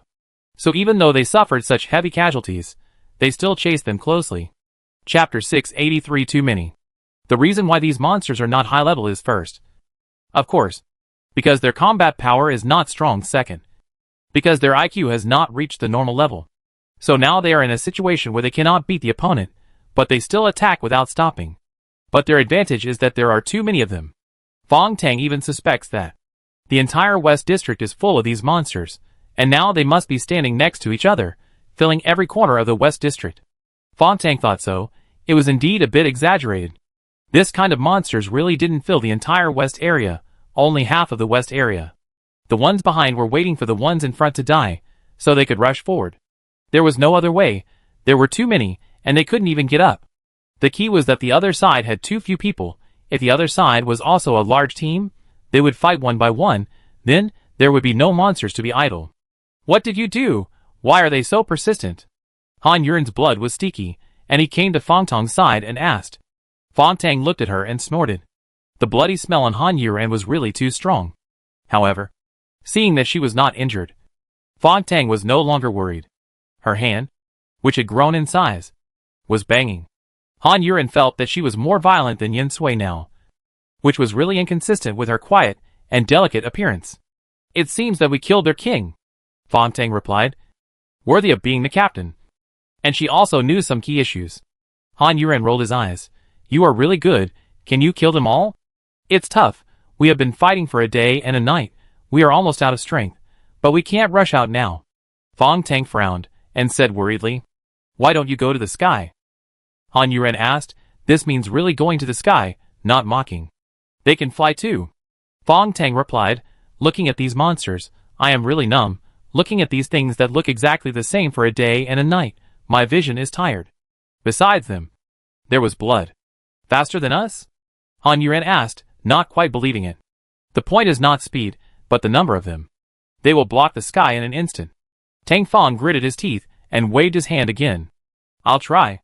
Han Yuren still didn't believe it, she didn't believe it, and after saying that, he waved his wings and went up to the sky. Tang Fong didn't stop her. She believed in Han Yuren's ability. She could go up, so she could come down. When Han Yuren flapped her wings and flew into the sky, before she could flap her wings again, she saw the monsters on the ground flying up. Han Yuren did not stop, waving the sword in her hand and rushing forward. But as soon as she moved, she saw that the monsters in front of her had formed a wall, and then a roof. In the blink of an eye, the sky was completely blocked. Han Yuren understood that it was not that she was slow, but that there were too many opponents. The moment she stood up, the monsters behind her, who could not join the battlefield, had already rushed out. Even if Han Yuren breaks through this level, there will definitely be more levels behind, Han Yuren thought, and rushed forward. After the first level was knocked away, there was indeed another level behind. Han Yuren knocked away 5 levels, but there was still no gap. This was no different from fighting on the ground. You had to completely destroy the opponent before you could break through. Chapter 684. This is the only way. Han Yuren fell back again. She and Xing Yibai were not very familiar with each other. Yes, they were not familiar with each other at all. There was no danger on the other side. So Han Yuren fell back to Fong-Tang and discussed with the boss as usual. Is it not feasible? After Han Yuren fell, Fong-Tang said. Well, however, do we really have to kill all of them? We can probably kill 2 more of the ones we can see, Han Yuren said, feeling that this method was too unreliable. Although, it is not necessarily that there are still some that have not been seen. But it is not necessarily that there are none. Think of a way, Fong-Tang said with a click of his tongue. Han Yuren was stunned. And Fong-Tang laughed. I don't have any way for the time being. Pretty girl, it's time for you to save us. What pretty girl? I'm just an old lady. The two of them were busy with their mouths, hands, and brains. Fong-Tang said so. But she was still thinking of a way. The problem now is that they are trapped and can't get out of this circle.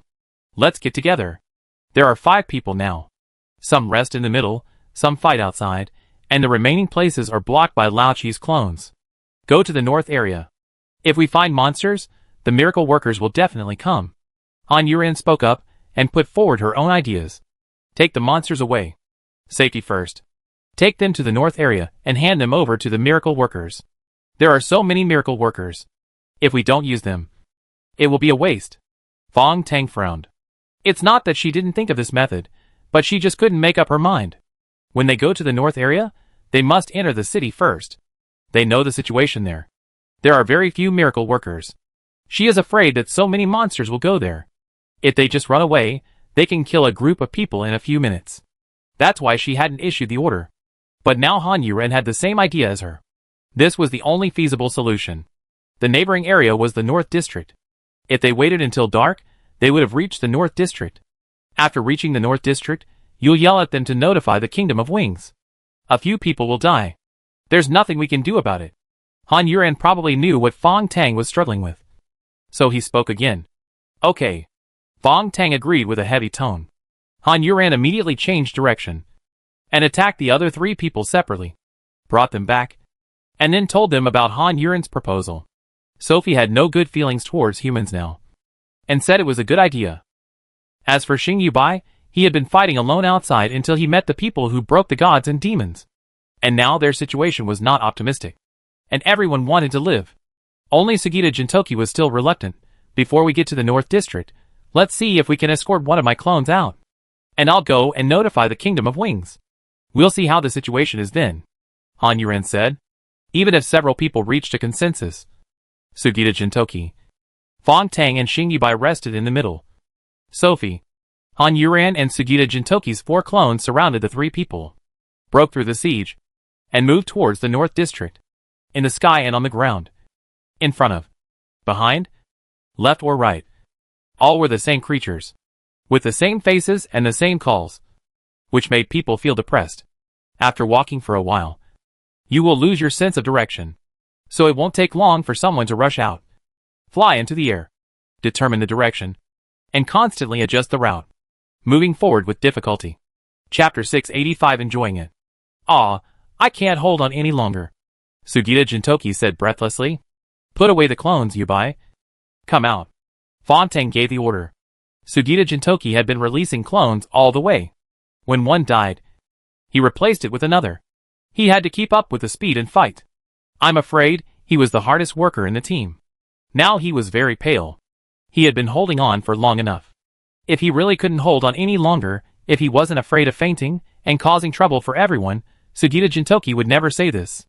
Xing Yubai came out and stood at the back, forming a triangle with Su Fei and Han Yuan. Fortunately, they only had to protect the 2 people in the middle, so the distance between them was not far, and they all had large-scale attack capabilities, so those monsters could not get close. Fong Tang, who had just retreated, glanced at Han Yuan. It had been so long, and she had never come down to rest.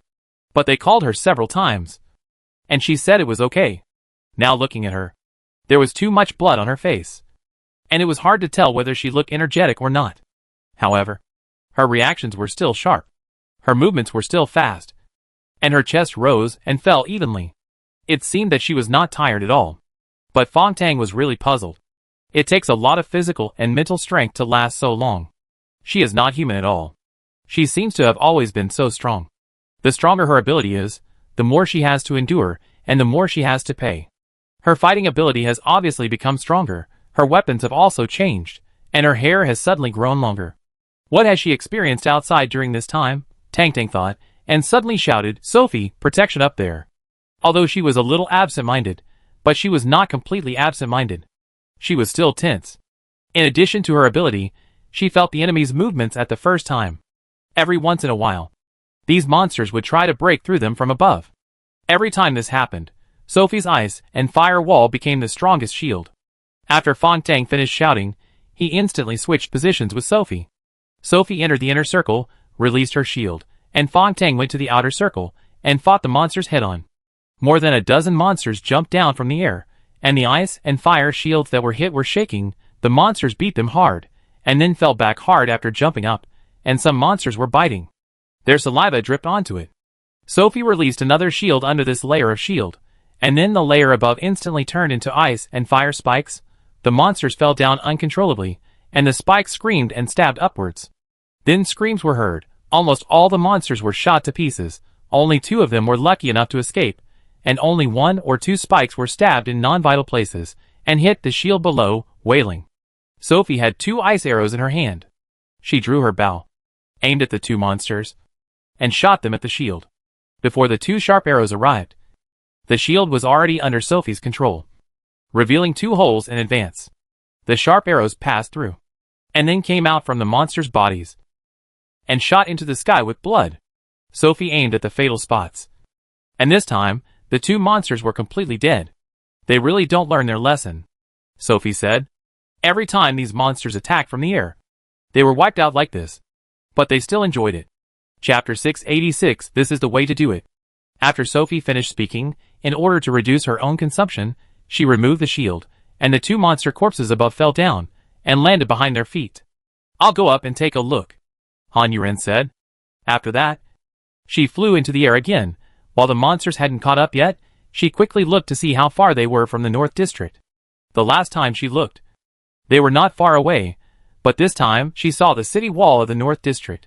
The side was quickly blocked by those monsters. After killing several more, Han Yuren came down and said, "Go straight. You can already see the lights in the north area." "Seventh brother, how is your recovery?" Fontang asked. "Almost done," Sugita Jintoki replied. "Fourth brother, you protect seventh brother and rush out. We will hold these monsters here." While Fontang was talking, Sugita Jintoki and Sophie came out from the middle. "Follow me. Let your clone rush around. Lure away the monsters in front. Then come back and lure them again." Han Yuren spoke and confirmed the tactics between the two with Sugita Jintoki. "It's only about 6 to 7 kilometers away, very close, it should be no problem." Han Yuren told the distance she estimated visually. Sugita Jintoki nodded, "No problem." "Okay, let's go," Han Yuren said as she swung the 2 swords to the left and then to the right, harvesting the lives of the monsters like harvesting wheat. She and Sugita Jintoki stepped on the corpses of the monsters and jumped over. Tang Feng, Sophie and the others killed more fiercely, trying to attract the attention of the monsters to them as much as possible. Xing Yubai used a big move. Countless arrows rained down towards the monsters in front of Han Yuren and the others, and the arrows perfectly avoided Sugita Jintoki and Han Yuren. Just as Han Yuren was about to swing her sword, there were swishing sounds around her, and a large number of monsters in front of her fell down. After Han Yuren was stunned for a moment, without looking back, she quickly rushed out of this place, and Sugita Jintoki's clone seemed to have been prepared and rushed out quickly. This was entirely due to the recent cooperation between them. Jintoki Sugita's clone held the monsters in front. Han Yuren came up, opened a wave. Jintoki Sugita's real body took care of the missed ones in the back. Soon the 2 of them distanced themselves from Fontang and the others, with a field of corpses in the middle, and those monsters didn't care that they were corpses of the same kind, and quickly occupied this area, and continued to fight. Han Yuren and the others ran a short distance, and suddenly an ice and fire shield appeared on their heads, blocking some monsters. Jintoki Sugita grabbed the shield and climbed up, and then there was a fight. 1 clone died in the battle, and all the monsters were destroyed. "Kill!" Han Yuren shouted, waving his sword with both hands. The clone on the shield jumped forward and jumped into the monsters. The shield did not disappear, but turned into countless marbles, which launched another wave of attacks on the monsters. Clone hand. Han Yuren bit a sword in his mouth and stretched out his hand to Sugita Jintoki. Sugita Jintoki did not have time to think about it. He put his hand on it. Then, he felt a strong force coming from Han Yuren's hand, pulling him up from the ground, and throwing him out in a circle. Sugita Jintoki did not expect this operation. After a moment of shock, he returned to normal, flying in the sky and fighting. Han Yuren grabbed the corpse of a monster on the ground and threw it forward again. Chapter 687. It's really stupid. Stupid. Clone. Han Yuren said again. Another clone held her hand and was thrown out. When it fell, it was just above the monster that was thrown out before. The clone stepped hard and moved forward a long way. A monster rushed towards the clone, but before it could reach it, it was hit by another monster thrown out by Han Yuren, and blood gushed out. "The monster is coming! The monster is coming!" Sugita Jintoki shouted. Yen Sui suddenly sat up from his bed, tilted his head, listened carefully, got out of bed again, ran upstairs, and ran outside, and heard the roars of the monsters. Yen Sui ran back excitedly. "Quick! Quick! Quick! Get up! It seems like a monster is coming. Let's go take a look." Her call woke everyone up. Everyone quickly put on their coats. Yen Sui dragged Baiju onto his pink rabbit and said, "I'll take you there. If a fight breaks out, you can go to your sister's place. I'm afraid I'll forget about you once I start a fight." Baiju nodded, "Yes. Okay." So they all ran quickly towards the sound, and could see the fire from a distance. Han Yuren, who was killing the monster, was dazzled by the fire behind him and couldn't help cursing. How stupid. Stupid. Just let Sophie light the fire. It would definitely attract the attention of the people in the North District. The key point is that at that time, Sophie didn't show that she wanted to remind the people in the North District. Sugita Jintoki said directly that he would go, and no one thought much about it and let him come. Now think about it. They were definitely stupid before. Sophie, make the fire brighter, Han Yuran shouted. But they were already far away from Sophie, so of course they couldn't hear her. But it didn't matter. There were also night watchers among the humans. In this pitch-black darkness, the fire was very conspicuous. Several night watchers gathered together and kept waving their flashlights at that area. Han Yuran threw out another monster. The flashlight just happened to shine on the monster, and the man's flashlight fell directly in fear. After that, there was a scream, and several people ran away. The humans should know about it, Han Yuran said. The real body of Sugita Jintoki behind him asked, "How do you know?" "Just now there was a flashlight flashing. It will disappear in about 5 seconds. Han Yuran replied. "Then we should protect ourselves now." "Of course." Then, the two of them stopped rushing forward in a hurry, stayed in their circle, and did not rush around. It should be fine if they hold on until the miracle workers come. However, before the miracle workers came, the people who destroy the gods and demons had already arrived. Yin Sui shouted in surprise, "It's the boss!" When everyone heard this, they all got anxious all of a sudden, and they all joined the battle force. Baizhu was not sent to Baixian, but to Mingmingda, and sat on Mingmingda's card. Baixian's eyesight was not good to begin with, and they wouldn't bully him like this. "Oh my god, that's the fourth one!" Gao Tianyi shouted, and they appeared between Han Yuran and Sophie, with a wide field of vision, and people on both sides could see them. Yin Sui stretched his neck to look. "It's really her. How did they get together again?" Chapter 688, Reunion. They were confused, but they quickly joined the battle. "Sister Yuran, you are here." Quinn landed beside Han Yuran with a clatter, and said happily, "You came quite quickly." Han Yuran said, "They brought so many monsters to the North District. If they couldn't find them, then they would be useless. So it's not surprising that they came back. It's just a question of how long it took them to show up." Now it seems that she appeared quite quickly. Yin Sui found her. When Quinn said this, he was so proud. Han Yuran admired this little guy very much. He had known Yin Sui for such a long time, and they had been together all the time, but he was not scared by Yin Sui's violence, and still liked Yin Sui. Han Yuran almost suspected that Quinn might have some masochistic tendencies. "Well, she is great," Han Yuran said. Quinn's eyes clearly said, "Praise Yin Sui. Praise Yin Sui. Praise Yin Sui." See, hearing Han Yuran praising Yin Sui, he was so happy, nodding, "Yes, she is so great." Han Yuran saw him like this, and he really admired Yin Sui.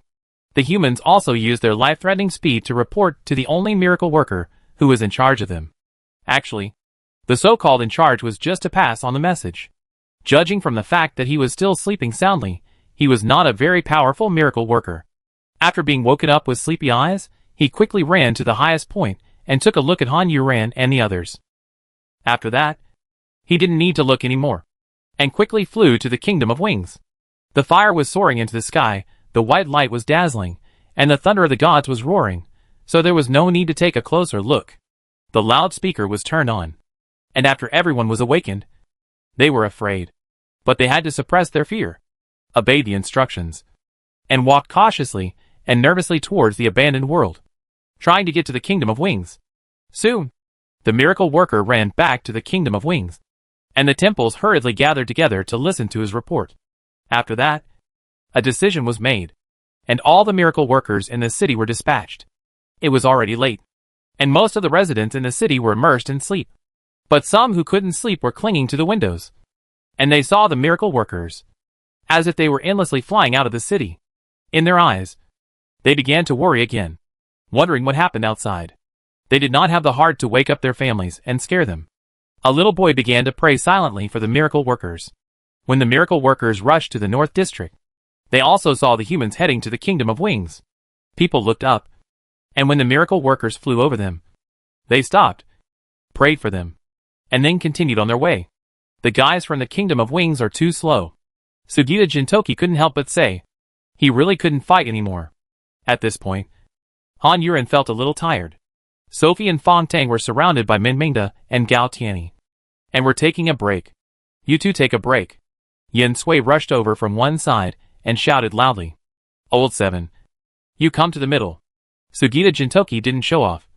He was really hard beating. His legs were a little weak. Han Yuran could still hold on. So he didn't retreat. And he also complained about the mobility of the people from the Kingdom of Wings.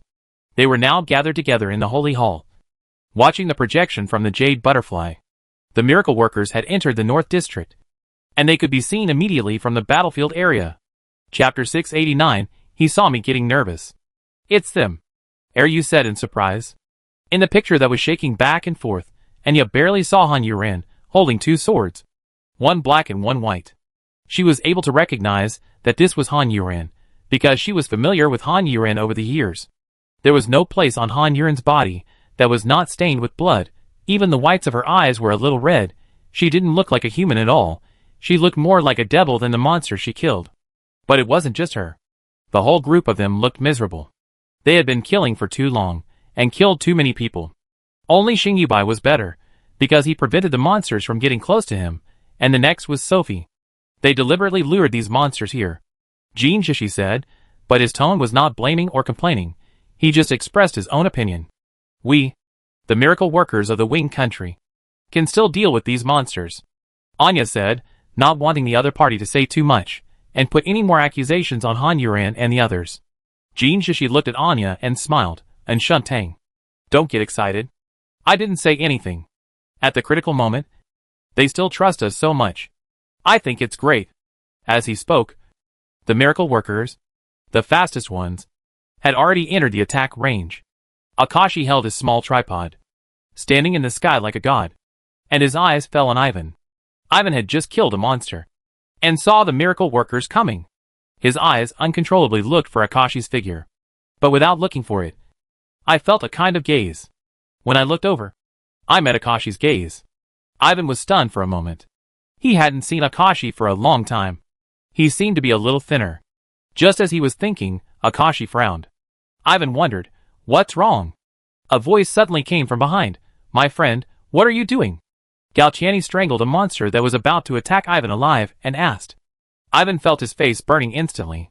He came out to improve his fighting ability, to be stronger than Akashi. But he made such a mistake as soon as he saw the other party. This was simply too embarrassing, Ivan thought. Anxiously looked up at the sky again. But Akashi was no longer there. Ivan sighed, and continued to fight dejectedly. Hua Jianlei asked Akashi, why didn't you go to Ivan? He saw that I was nervous. Akashi replied. And then he distanced himself from Ivan again, thinking in his heart. Although Ivan was careless in the previous situation, she also saw a little in the previous battle. And he did improve. The most important thing is that his companions will help him and save him. It seems that he has chosen the right team. Baiju sat on the cute card, and used his words, to guide the cute girl to a place not far from Xing Yubai. Looking at Xing Yubai in battle, he felt that he was two different people from the usual Xing Yubai. In the battle, his expression was calm. His eyes were cold. And there was no panic in his gestures. He was quick, accurate, and ruthless. He was not shy at all. Feeling the gaze on him, Xing Yubai took the time to look over and saw Baiju grinning at him. Xing Yubai's expression froze for a moment, and his ears began to turn red. Then he smiled stiffly. And then he looked away and continued to fight. Chapter 690 Fearless. With the addition of the new force of the Miracle Man, Han Yuran and the others were under much less pressure. Han Yuran looked through the group of monsters and grudgingly gave Fangtang a look. Fangtang understood and killed a few more monsters. He came to Mengda and whispered, fight and retreat at the same time. Mengda smiled cutely and mischievously and nodded. She also pulled Gaotiani and Ivan beside her and told them to retreat. Ah, we're retreating now, Ivan said reluctantly. He hadn't said a word to Akashi yet. Brother, we are not from the Kingdom of Wings. A fool can see that we are deliberately luring the monsters here. The fourth one is considered a traitor by most humans. When she says that she deliberately lured these monsters for the Dark Clan, we will all be killed in it. Mengda said. She is getting smarter and smarter now, and understands the overall situation. Ivan knew she was right. They could coexist peacefully with the miracle workers, but they seemed to be unable to do so. Because he had heard a miracle worker say before, it's actually this group of people. Isn't that the traitor Han Yuran? Why should we help them? It was obvious that many miracle workers were hostile to Han Yuran. So the god-breaking demons were no longer killing enemies crazily, but only killing those around them, those who attacked them, and retreating while fighting. Due to the appearance of the Miracle Man, there were more people there, and the firepower was much stronger, so more monsters were killed. In addition, Han Yuran and his team deliberately slowed down the pace of killing the enemy. It didn't take long for them to be reduced to the edge of the battlefield. It seems that they are going to retreat.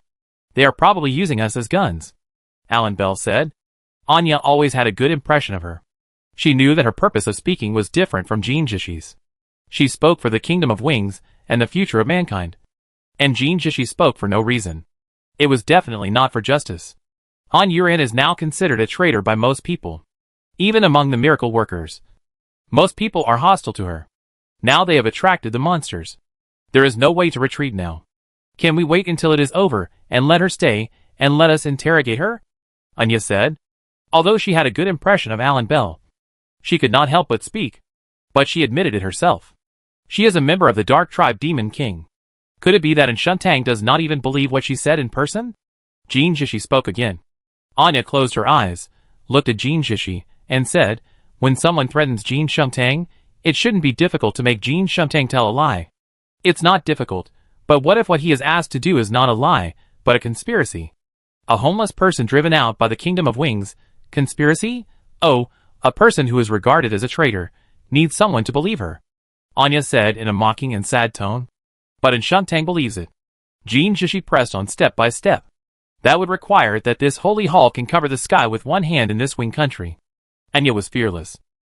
Jean Jishi smiled awkwardly, and Xingtong's tongue is really hard to beat. This holy hall speaks the truth and reason, so naturally it is fearless. Unlike some people, whose every word is like a knife, a gun, a stick, and a needle hidden in cotton. Of course there will be a time to break, Anya said, with a proud arc at the corner of her mouth. Although I have no ability, I am not afraid of anyone. Chapter 691.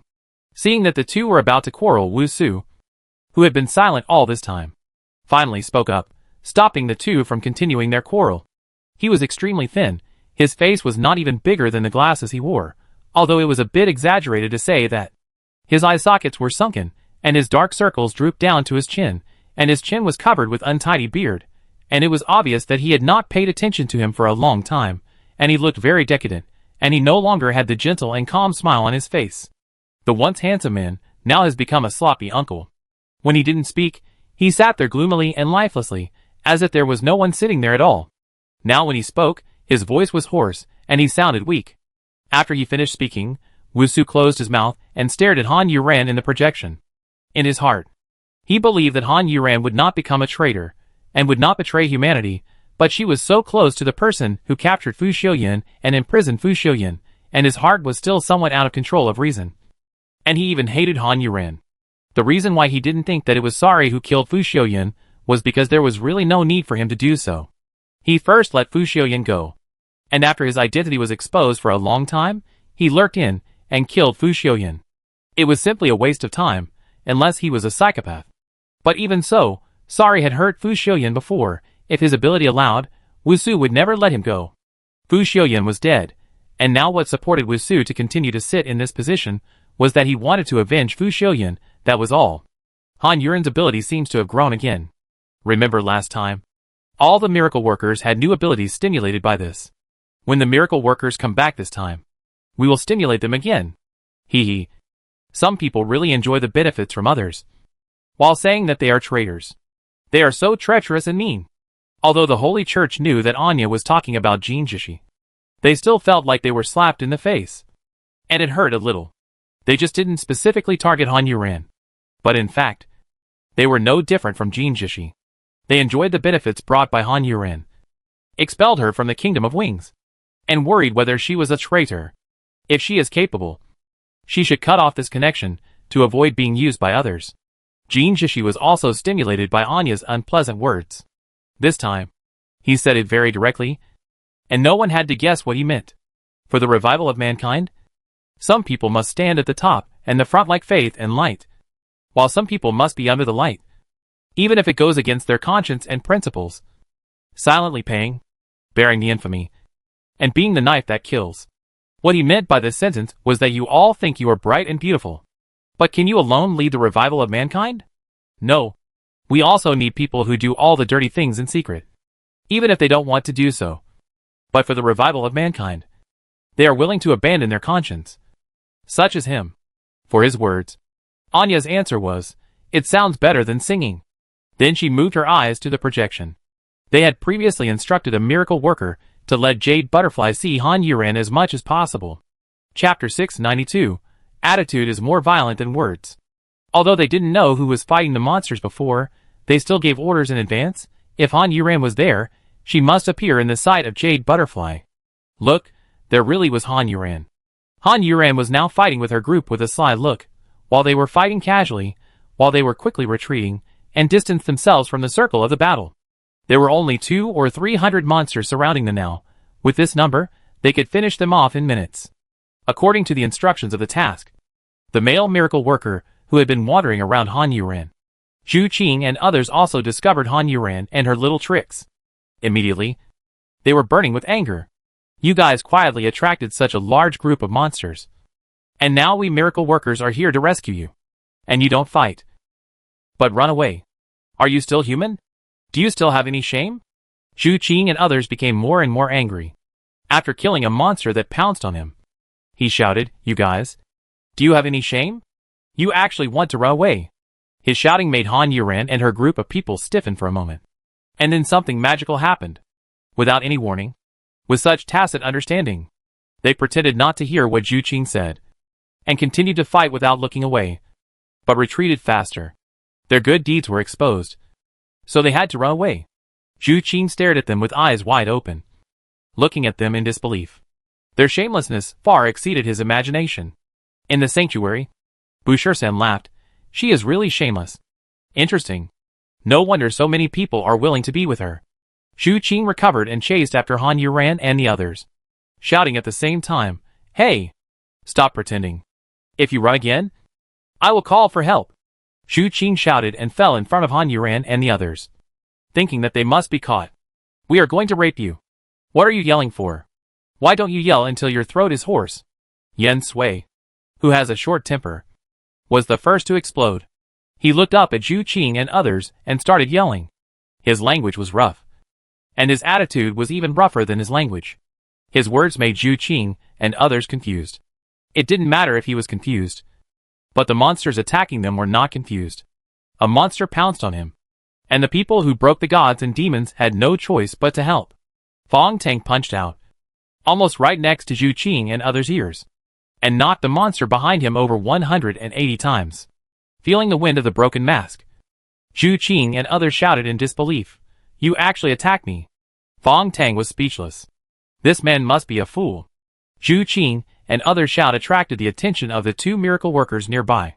Fong Tang's fist was pressed against Zhu Qing and others' heads.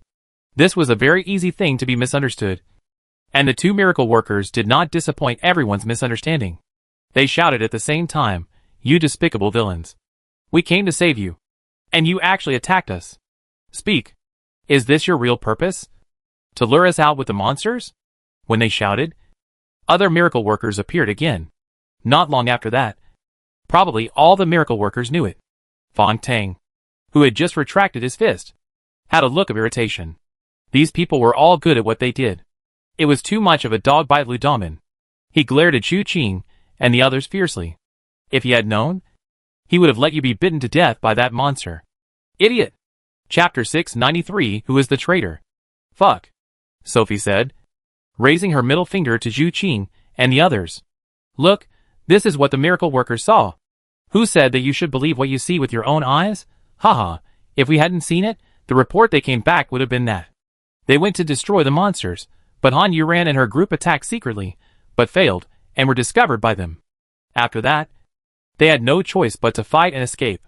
At that time, all the miracle workers would say the same thing, and they would all believe that this was the truth. They were extremely sincere, and Han Yuran and the others would be accused of being traitors again. This time, they are complete traitors. Who in the Kingdom of Wings would be willing to believe them? Anya said, with a mocking laugh. If that's the case, they are surrounded by all the miracle workers as traitors. Of course they have no choice. Would the miracle workers let them leave like this? Of course they can only fight and flee. No one in the holy hall said anything. Even Jin Jishi didn't say anything this time, because Anya said what would happen next. Now all the miracle workers are attacking the monsters, looking at Han Yuran and the others with vigilance, hatred and disgust. You sneak attack me, and you even have the nerve to scold me. Xu Qing and others couldn't believe that there would be such shameless people in the world. Can you please get out of here? You idiot! If you piss me off, I'll kill you. Yin Sui was so angry at this fool. We are your saviors. Okay. Why are you trying to argue with anyone here? I won't let you go like this. You traitors. You must go back for trial and be punished. Xu Ziqing said, as he landed in front of Han Yuran and the others, as if he was going to stop them. Who is a traitor? We have nothing to do with your Wing country. Speak with some dignity, Gao Tianyi said. Although he was a man, he was never afraid of verbal battles. As a man, you should be strong not only in your fists, but in everything else. How dare you talk? How could our Gao family produce such a scum like you? Gao Dashang suddenly appeared and said angrily, and he really cursed Gao Tianyi 100 times in his heart. This guy left the kingdom of Wings without permission, and mixed with this group of people, and became a traitor. How can I save you? TSK, what are you doing here? When Gao Tianyi saw Gao Dashang, he was impatient. What the hell? The monsters now are just little chicks that can be slaughtered at will. Everyone is talking to them while beating them. Beating them is secondary. The most important thing is to have a conversation. So you can see that this group of people are talking with changing facial expressions, while the monsters are falling in the middle of them and blood is gushing out. The big battle circle on the other side is also about to be cleaned up. Before, the monsters surrounded Han Yuran and the others. And now the miracle workers have surrounded the monsters. Kill together in the middle. Kill! Kill! Poor monsters, there is no place to escape. Tang Fong glanced at the situation over there, and said, we can't delay any longer, we have to retreat quickly. But these people will never let us leave so easily. Meng Mengao whispered, and looked at a miracle worker, who was spinning in a circle with a sly look. It was obvious that the attention of those people was actually on them. Chapter 694 Handsome. We should be faster, Quinn said. It doesn't matter, let's retreat first. If they insist on stopping us, we'll talk later, Tang Fong said, and everyone was ready. Xu Qing and others were still fighting the monsters, and they kindly advised, don't struggle anymore, behave well, and when the trial comes, you will be given a lighter sentence.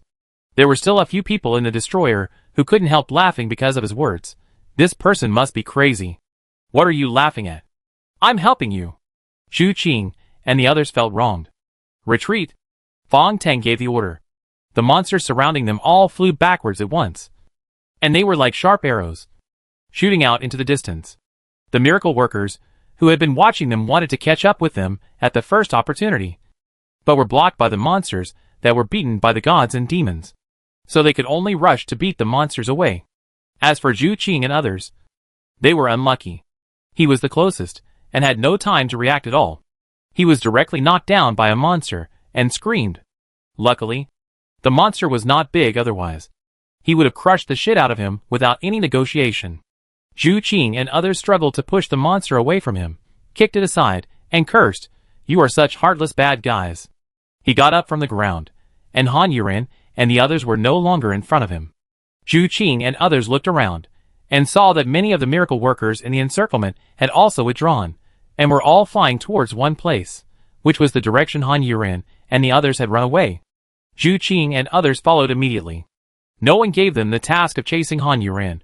Why are they acting so consistently now? Enya said, with a deep look in her eyes, there seems to be something going on here. Everyone wants to catch the traitor. Jin Jishi gave an explanation. But this explanation doesn't make sense, Enya said in a long tone.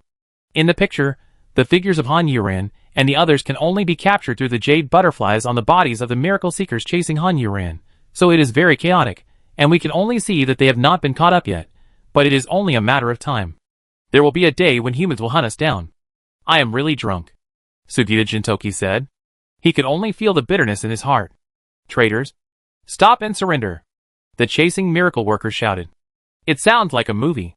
It's funny. Yin Sui laughed. Some of the miracle workers behind him had already taken action.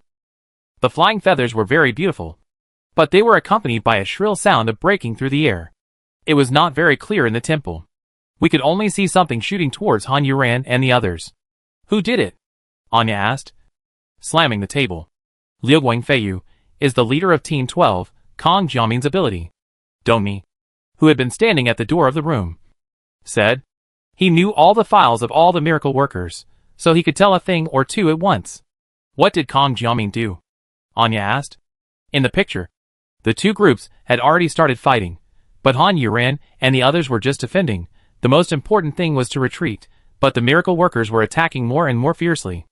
I have been on 5 missions with their team, failed once, completed 4 times, my combat capability is average, but I am popular, I have no relatives in this city, when I am not on a mission, I just hang out with the team members in the city, there is nothing unusual about me. Dongmi reported all the details of Kang Jiamin, of course. It was not because he was a stalker pervert targeting Kang Jiamin, but because he knew the whereabouts of all the miracle workers. In fact, he knew everything. And he thought the strangest thing here was not the miracle worker, but the Holy Hall, and Shutang and another Holy Hall. Every time Shutang went to buy cigarettes, the shop owner would tell her which pack of cigarettes to buy, and she would buy that pack. Apart from that, the two of them had no conversation at all. Every other day, and Shutang would buy a pack of cigarettes, and then throw away the cigarettes. He secretly checked that there was only 1 cigarette missing from the cigarettes that were not thrown away. It was as if there was some kind of secret transaction or message transmission between the two people. Through this pack of cigarettes? Or should I say through the missing cigarette? But he didn't dare to report this to Wusu. He didn't dare to do so before, after all. Anya was also a saint, and a saint who was eloquent, and there was also the existence of Han Yuran. Now he felt that there was no need to tell Wusu, because Wusu was no longer the same Wusu, and as for the others, he didn't trust them. You haven't played yet. Have you? Then he heard Yen Sui roaring in the picture, and the attack of a light bomb cannon and a miracle worker collided with each other. You are traitors. I will punish your ancestors. I am no longer a member of the Kingdom of Wings. You are sick. Then if you want to attack us miracle workers, you are the enemy. There is no way to hold on to the fact that they are traitors. The miracle workers also changed their words. In short, it is your fault. You must be caught by us and go back to be punished. Who attacked him? Have some shame. If you really attacked him, he can still talk nonsense now. We saved him. Stop talking nonsense. While speaking, Liu Guangfeiyu flew out again, preventing the conversation from continuing. Sophie's fire bomb killed Liu Guangfeiyu together. Zhu Qing and others also caught up. After hearing what they said before, they asked, "Why did you save me? What are you talking nonsense with him? Is this Kang Jiamin?" With the appearance of Zhu Qing and others, the picture stabilized again. Anya looked at the woman beside Zhu Qing and others and asked, "Yes, she is Kang Jiamin. The people beside her and behind her, except Zhu Qing and others, are all members of Group 12. Tony said. A group chased after Han Yuran and the others at the first opportunity. If they hadn't been prepared, I wouldn't have believed it, Anya said. The other temples also felt that something was not right. Group 12 is under the jurisdiction of Emma Bull Temple, Jean Jishi said. It seemed like a casual sentence, but it was a direct attack. That's right, so what? Emma Bull asked back and looked at Jean Jishi. Although Emma Bull usually talks about things and rarely fights back, Jean Jishi did not panic. He said calmly, "So I want to ask, Emma Bull, what do you think or say about the performance of Team 12? My opinion is that I should leave this room now. Go to the battlefield and personally stop the miracle workers." Emma Bull stood up and walked out of the room, leaving only the sound of the door closing. Neat and handsome. Chapter 695 Catch her, that's right. Anya smiled, said something meaningful, but also said from the heart, "I'm afraid someone is going to be anxious." After saying this, she looked at the projection leisurely. Although Han Yuran and the others were being chased by many miracle workers, she believed that there would be no problem for a while. Jean Jishi looked at Anya with a cold look. The other party had been targeting him, and was talking about him in both words and deeds. In the picture, Zhu Qing and others were very persistent or in a slow manner, asking, "Tell me, how did you save me? Don't blame me for nothing. If you really saved me, I would be ungrateful if I chased you now." Han Yuran and others confirmed again that this person was out of his mind. And now the miracle workers around them also thought that Zhu Qing and others were fools. Zhu Qing and others, you are not a real pig. Can you stop being stupid? How could they be kind enough to save you? Xia Tian, a member of the third group who was in the same group as Zhu Qing and others, said. She just felt that it was really embarrassing to be in the same group with Zhu Qing and others. It was very embarrassing. Normally, it was just a group of theirs that acted alone. So it was okay, and they would tolerate him. But now there were so many people here. If he, Zhu Qing and others were looked down upon, it meant that their third group was looked down upon. How could she not be angry? Qing and others are right.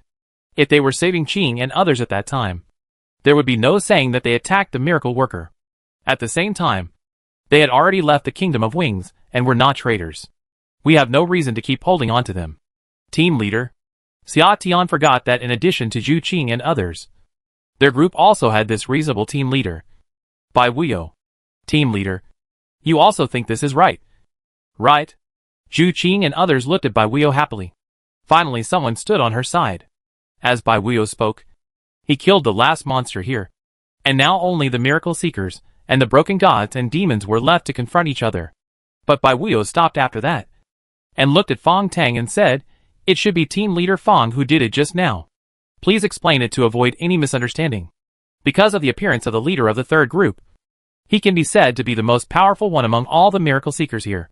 After all, when they were divided into groups, they were divided according to their combat effectiveness. And the one who was speaking now was the team leader. The people who destroyed the gods and demons looked at Bai Wuyo, who looked very elegant, but was very young. Just from his appearance, he had a very favorable impression. Although they were forced to give an explanation to clear their names, but when Bai Wuyo said this, it was easy for people to accept it. What's more, they would have to explain such a big pot sooner or later, and they couldn't just bear it blindly. But before Fang Tang could speak, Kong Jiamin said, Han Yuran once admitted in person to the alien race that she was a member of the Dark Tribe Great Demon King. The alien race is our enemy. These people are involved with her. So of course they are also our enemies. Even if they are not traitors. So what? Shouldn't we capture them, or kill them on the spot depending on the situation? Kong Jiamin said with a pair of beautiful eyes, staring at Han Yuran fiercely, as if she wanted to peel off her skin and grind her bones. Kong Jiamin's words made sense. Han Yuran once admitted in person that there was no one on this earth who didn't know. So she was the enemy. It was right to capture her. Chapter 696, The Strangeness of Fate. So there were many miracle workers all of a sudden, most of them were from the 12th group, who said, "Yes, they are enemies. If we don't catch them now, if we don't kill them now, they will attack us in the future." Yes, what's more, the leader of the third group, Bai Wuyo, it seems that there is no order from above for you to give orders. What are you talking about? The leader was scolded. Xia Tian was the first one to disallow it. The people who broke the gods and demons watched them quarreling like this. Can these people grasp the key points? Can they stop wasting time? Even so, we must see truth from facts. She just hit Zhu Qing and others. She did, and she didn't hit them. She didn't. After solving this problem, we can solve the problems after that. Although I don't have the right to issue orders for this mission, I am still qualified to take care of the affairs of our team members. Bai Wuyo insisted on his opinion. I think what Wuyo said makes sense. Although it is said that if there are too many lice, you won't feel itchy, it's not good to take the blame for everything. While speaking, Hua Jianlei, Qi Si, and all the remaining miracle workers flew over. Ivan's eyes fell on Akashi, who nodded to him. After the leader of the third group, even the leader of the second group came. The first group was on a mission, and did not participate in this mission. Kong Jiamin's face became a little ugly. Since it had come to this point, if she had to stop them, and not let Fang Tang explain, it would be unreasonable. Of course, it was not just her face that was ugly, all the members of Group 12 had ugly faces. Donnie, who do you say are the members of Group 12? Anya asked. Tony reported the names of the members of Group 12, and their current positions. One person is missing. There are 7 people in a group, but Tony only reported 6. Another person was seriously injured during a mission some time ago, and he has not woken up yet. All the miracle workers, who are good at treatment, are helpless. His life characteristics are declining day by day, and he may die at any time. Tony said, after he reminded her, Anya remembered that there was indeed such a thing. So, the relationship in their group is very good, and now they are taking their anger out on Han Yuran and the others. Anya made a more likely inference that did not require much thought. In fact, the injured person is Kong Jiamin's younger brother Kong Jiaxing, who is also the boyfriend of their group member Xiao Qinghe. Kong Jiaxing and the other 2 group members are good friends who grew up together, and they also go to the same school, and their families are neighbors. It seems that this is a group of relatives, but they are really destined to be together. You said, I just think this fate is a bit strange. On the other side, Fontang in the screen has begun to explain what happened just now. It is actually very simple. Zhu Qingyang has been talking nonsense to us. On this battlefield, there are dead monsters all around. A monster attacked him from behind, and he helped him. As a result, this guy was actually dazed and didn't recognize the situation. He thought he was attacking him. At such a close distance, he was dazed again. If I really attacked him, he would definitely not survive, Fontang said. Zhu Qingyang's neck was stiff. He wanted to refute, but he couldn't find the words to refute. He was indeed dazed at that time. With Fontang's combat power, at such a close distance, if he could still miss, then Fontang should be a blind man. Chapter 697. Do we have to choose to ignore these things because of hatred? People make mistakes. Horses stumble. It's hard to say. Kong Jiamin said, we must not let these people go. They actually defected to the alien race. Defected to the alien race that slaughtered humans. They are even more hateful than the alien race. But let's not worry about it. Even if you want to save him, but now you have attracted so many monsters, and you are with a person who defected to the alien race, you must have an explanation. Kong Jiamin asked the group of god-breaking demons with a fierce momentum. Han Yuren's eyes were deep. As expected, she would be the one being attacked. Now thinking about it, was it worth it for her to stand up for Sari? However, no matter whether it was worth it or not, she even regretted it now.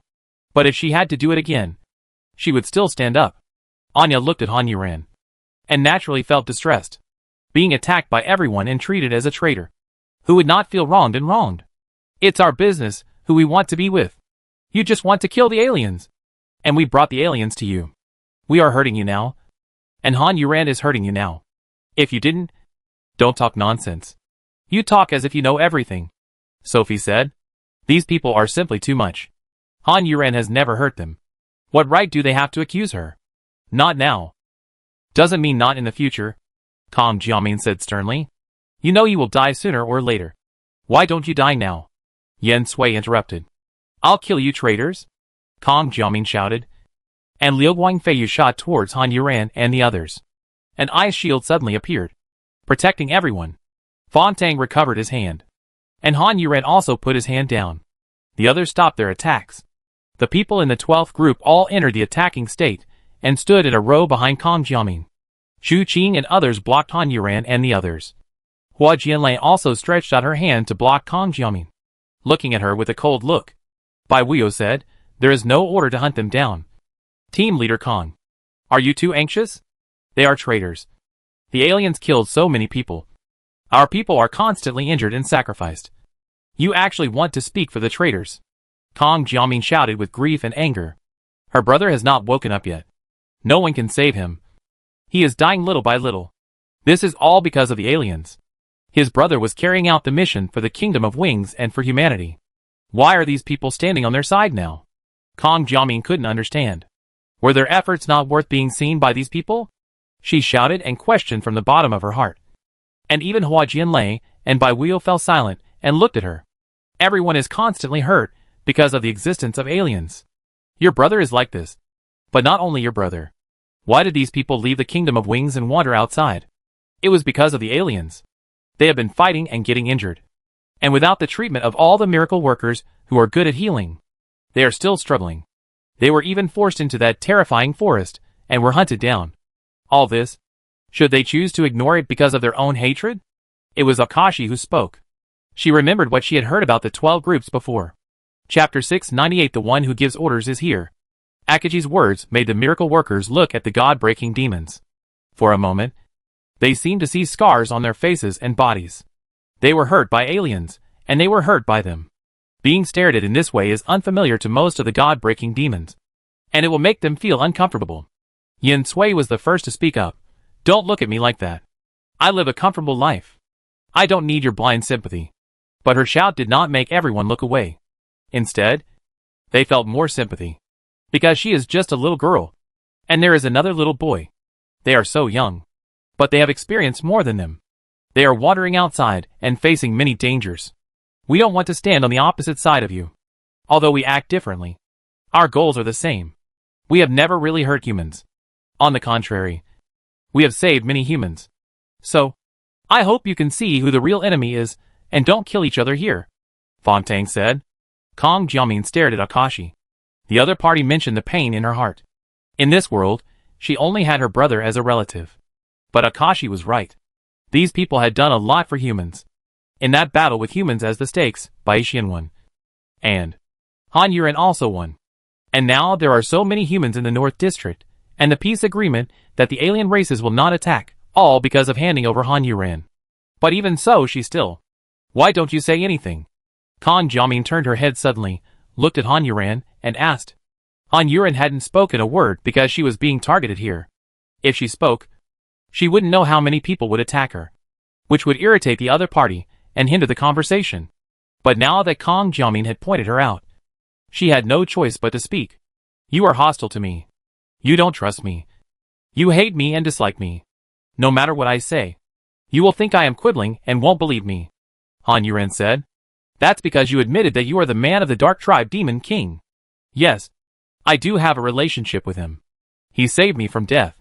He gave me this life, Han Yuren said calmly. However, the other people in Possessed God and Demon, as well as Anya, were shocked and surprised. What happened? Sophie grabbed Han Yuren's arm and asked worriedly. It's okay, it's all over, Han Yuren replied with a smile. But on the contrary, the hostility of the miracle people towards her became even stronger. Kang Jiamin's eyes turned cold again. So, you are in the same group with him. You don't need to know the relationship between me and him. Anyway, I will not hurt humans. Nor will I help him hurt humans. It's that simple. It's up to you whether you believe it or not. But if you are determined to tie Fontaine and the others to this matter and attack us, I will fight back to protect myself. Ha! Kang Jiamin smiled. And then looked at the people on the left and right. You all heard it. What nonsense, she said. We abandoned her. And the Dark Tribe saved her. So she will help us. Stop arguing. Emma Bull suddenly rushed out from the back, stood between the two groups, and said, now on the miracle people's side, a person who has the right to make decisions and give orders has come out. Chapter 699. I'm so angry. But I have to keep smiling. Seeing Emma Bull catch up, Anya finally put her heart back in her stomach. Although she looked calm, she was actually worried. If a fight really broke out, and a few people died, it would mean that the miracle worker was really killed. And there would be an explanation. Besides, in this situation, there is no right or wrong. Only inside and outside. Kang Jiamin was disappointed when she saw Emma Bull suddenly appear. Their 12th group was under the charge of Emma Bull. And as the team leader, she was naturally responsible for talking to her. So she knew Emma Bull. This woman's character is just like her hair. Meticulous. She will never do such a thing as taking her anger out on others. She is talking about reason and the need of the overall situation. Kang Jiamin clenched her fists tightly, staring at Han Yuren with hatred, and said unwillingly, are we really going to let this traitor go? This is a once-in-a-lifetime opportunity. Kang Jiamin was unwilling. So she held Xiao Qinghe's hand beside her and winked at Han Yuren. Xiao Qinghe was also hateful. Of course, they were not from the same family, and they had the same idea. So when Emma Bull was talking, Xiao Qinghe took action and winked at Kang Jiaxing and his two childhood friends. The brother could die at any time, and his girlfriend and sister needed their help, so of course they had to go. In the so-called sneak attack before, we saw the whole process through the Jade Butterfly, and it was indeed as Fontaine said, she saved Zhu Qing and others. Emma Bull said. The man who broke the gods and demons snorted several times, and suddenly became arrogant again. Zhu Qing and others, who had stood in front of Pishinma when Kang Jiamin attacked, no longer had any doubts after Emma Bull's explanation. He turned to look at Fontaine, although he was ashamed, but he did not deny it and said, I'm sorry. I misunderstood you and made you bear so much infamy before. I'm very sorry. He admitted his mistakes very sincerely, and it seemed that he was very sincere. No one forced him to admit his mistakes. Well, this made Pishinma's people have a better impression of him. Although his brain is a bit waddy, he is still a good person. I accept your apology, Fontaine said. Zhu Qing and the others smiled comfortably and returned to Bai Wuyo's side. What happened next was waiting for the arrangement of the superiors. For this Warcraft world, the Winged Nation is willing to destroy them. Now that the matter is over, let's all go back to the city, Emma Bull said. The miracle workers were a little hesitant. Bai Wuyo and Hua Jianlei turned around and walked back. This move made many miracle workers move. When did we decide? Jin Zhishi asked with a smile. But no one responded to him, and the atmosphere was a little awkward for a while. Ariel looked around and felt that this was indeed not a good idea. So he took over the conversation. Emma Bull Saint left in a hurry. At that time, we had not studied this issue. Now we are so far away, and we can't discuss it together. Emma Bull decided to prevent a melee among humans. I think there is no problem. She took over the conversation, and her words were a bit of a slap in Jin Zhishi's face. Jin Zhishi really didn't thank her for being so considerate, and nodded. Area Saint is right. I was so angry, but I still had to keep smiling. Chapter 700 The Dark Road Under the Light. The situation that was about to break out was resolved with the appearance of Emma Bull. Fong Tang said thank you to Emma Bull. I hope you can remember what I said today, and don't do anything to betray humanity. After Emma Bull left this sentence, she was about to leave. Kong Jiaoming was still staring at Han Yuran. Emma Bull glanced at her. Of course she sympathized with her experience, and understood her feelings. Her own people, although she was calmer, she felt sorry for them. Just as she was about to persuade her, she heard a roar from behind. Don't even think about running away. Emma Bull turned around and looked over. But as soon as she turned around, a figure passed by her. Although she didn't see clearly, she knew it was Kong Jiaoming. Pishinma and the others were originally ready to turn around and leave. Han Yuran felt a murderous aura rushing down from her head, and raised her swords and swung them upwards. But she felt a pain in her abdomen. Then she heard Sophie and the others cursing and roaring, and the murderous aura above her head disappeared without a trace. Han Yuran knew that she had been tricked.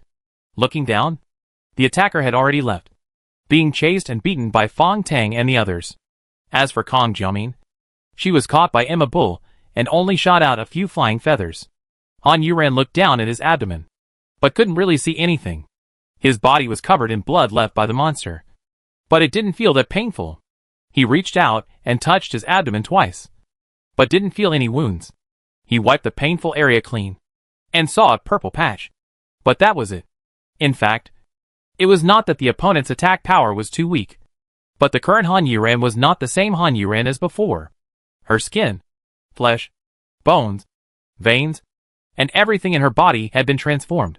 She was truly powerful. So the attacking ability stick did not penetrate Han Yuran's abdomen, leaving only a bruise. Soon, Kong Jiaoming, Xiao Qinghe, and the two childhood friends were all caught. Compared to Kong Mingjia, who was caught by Emma Bull, the other three were much more miserable, as they were delayed by a group of people beating them. Xiao Qinghe, don't underestimate her because she is a woman. Who made her fight a woman? Yin Sui beat her into a pig's head, and Su Fei left a black hole on her arm. As for the two men, it's better not to mention them. They can only be said to have barely retained their human form. They exhale more and inhale less, but they can't die. They really don't follow the rules. Anya was so angry that she slammed the table. Those people actually ignored the orders of the Holy Hall and attacked privately. They deserved to die, Anya didn't sympathize with them. Whether they had anything to do with Anya only cared about Han Yuran. Fortunately, Han Yuran was fine. Otherwise, if they were not beaten to death by Sophie and the others, I would have found a way to kill them after I came back. This is indeed a lack of organizational discipline, Jin Zhishi said. It was rare for him to stand on the same side as Anya, although he felt that Han Yuran should not be kept. It was obvious that the aliens also wanted to use her. Now that she could no longer be used by the Kingdom of Wings, it would be better to get rid of her. In fact, he was also considering the Kingdom of Wings. It was just as he said. He was walking on the dark and dirty road under the light. So Jin Zhishi was very dissatisfied with the performance of the 12th group. They would definitely be punished after they came back. And the other two who did not participate would also be punished together. Chapter 701 You are just an idiot.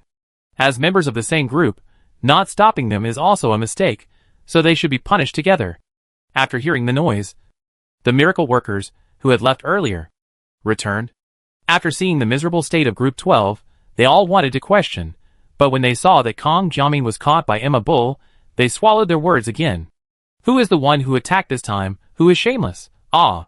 Sophie asked angrily.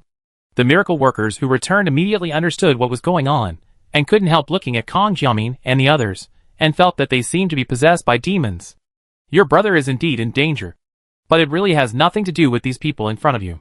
Why would you rather fight to catch them than save your own life to seek revenge on the real enemy? I don't believe you. You will kill more people if you join the alien race. You are a disaster. Kong Jiamin still shouted. Han Yuran looked at her and felt for the first time that everything she did was not worth it. It was very not worth it. Shut up. The words fell with a pop sound. Kong Jiamin was slapped hard in the face. The Emma Bull temple that held her was not organized. And it was Han Yuran who slapped her. Say what you want to say, and take the blame yourself. As for those who believe in me, just continue to believe in me, and stand by my side. After being stunned for a moment, Kong Jiamin became more hysterical. Opened her mouth, and was about to shout. Han Yuran had already said, "You are shouting, I will kill the three of them now." She was referring to the three people they caught. Although the people who broke the gods and demons were a little surprised that Han Yuran would say this, they still cooperated and moved the hostages in their hands. Kong Jiamin swallowed her roar, and said in a calm voice, "You all saw it. She was going to kill the miracle worker. Don't be impulsive." Emma Bull looked at Han Yuran and said. Han Yuran laughed. I have lived for most of my life. And almost all of my decisions were made on impulse. I left the Kingdom of Wings, too. But now I think it was the right decision. Han Yuran fixed her eyes on Kong Jiamin and said, I don't need to work with this kind of scum who can't tell right from wrong. Then, in the hateful eyes of Kong Jiamin, she poked her heart and said, Your brother is dead. He died for humanity. His death is regrettable and sad. He will always be a hero, recorded and praised. But you are just a selfish villain who instigated war. Let humans fight to the death. And let the aliens reap the benefits. You are just a fool. Han Yuran's words made Kong Jiamin speechless. She wanted to refute. But she didn't know where to refute. And she didn't dare to shout. My friends and I were upright, we did the right thing, we were honest, and we never let down humanity. We didn't owe you anything, we didn't owe humanity anything. We lived in this world with our own abilities. We saved humanity willingly, we killed aliens because we wanted to give humanity a better tomorrow. We got hurt, we died, we couldn't get help in the darkness, we asked for it, we never asked you for help, you don't have any right to be here, look down on us, curse us, hate us. Han Yuran said excitedly, the blood on her face fell off a lot, she really didn't deserve it, not for herself, not for everyone who broke the gods and demons. We have silently paid so much.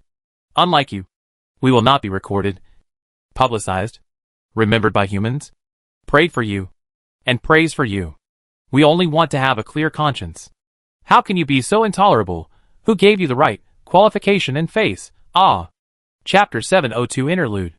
When Han Yuran opened his eyes in a daze from the darkness, he only had one feeling, that the air lingering in his mouth and nose was so fresh, and had a faint sweetness. Han Yuran felt a little strange. Is there a place on Earth with such a good environment? Is he in someone's room?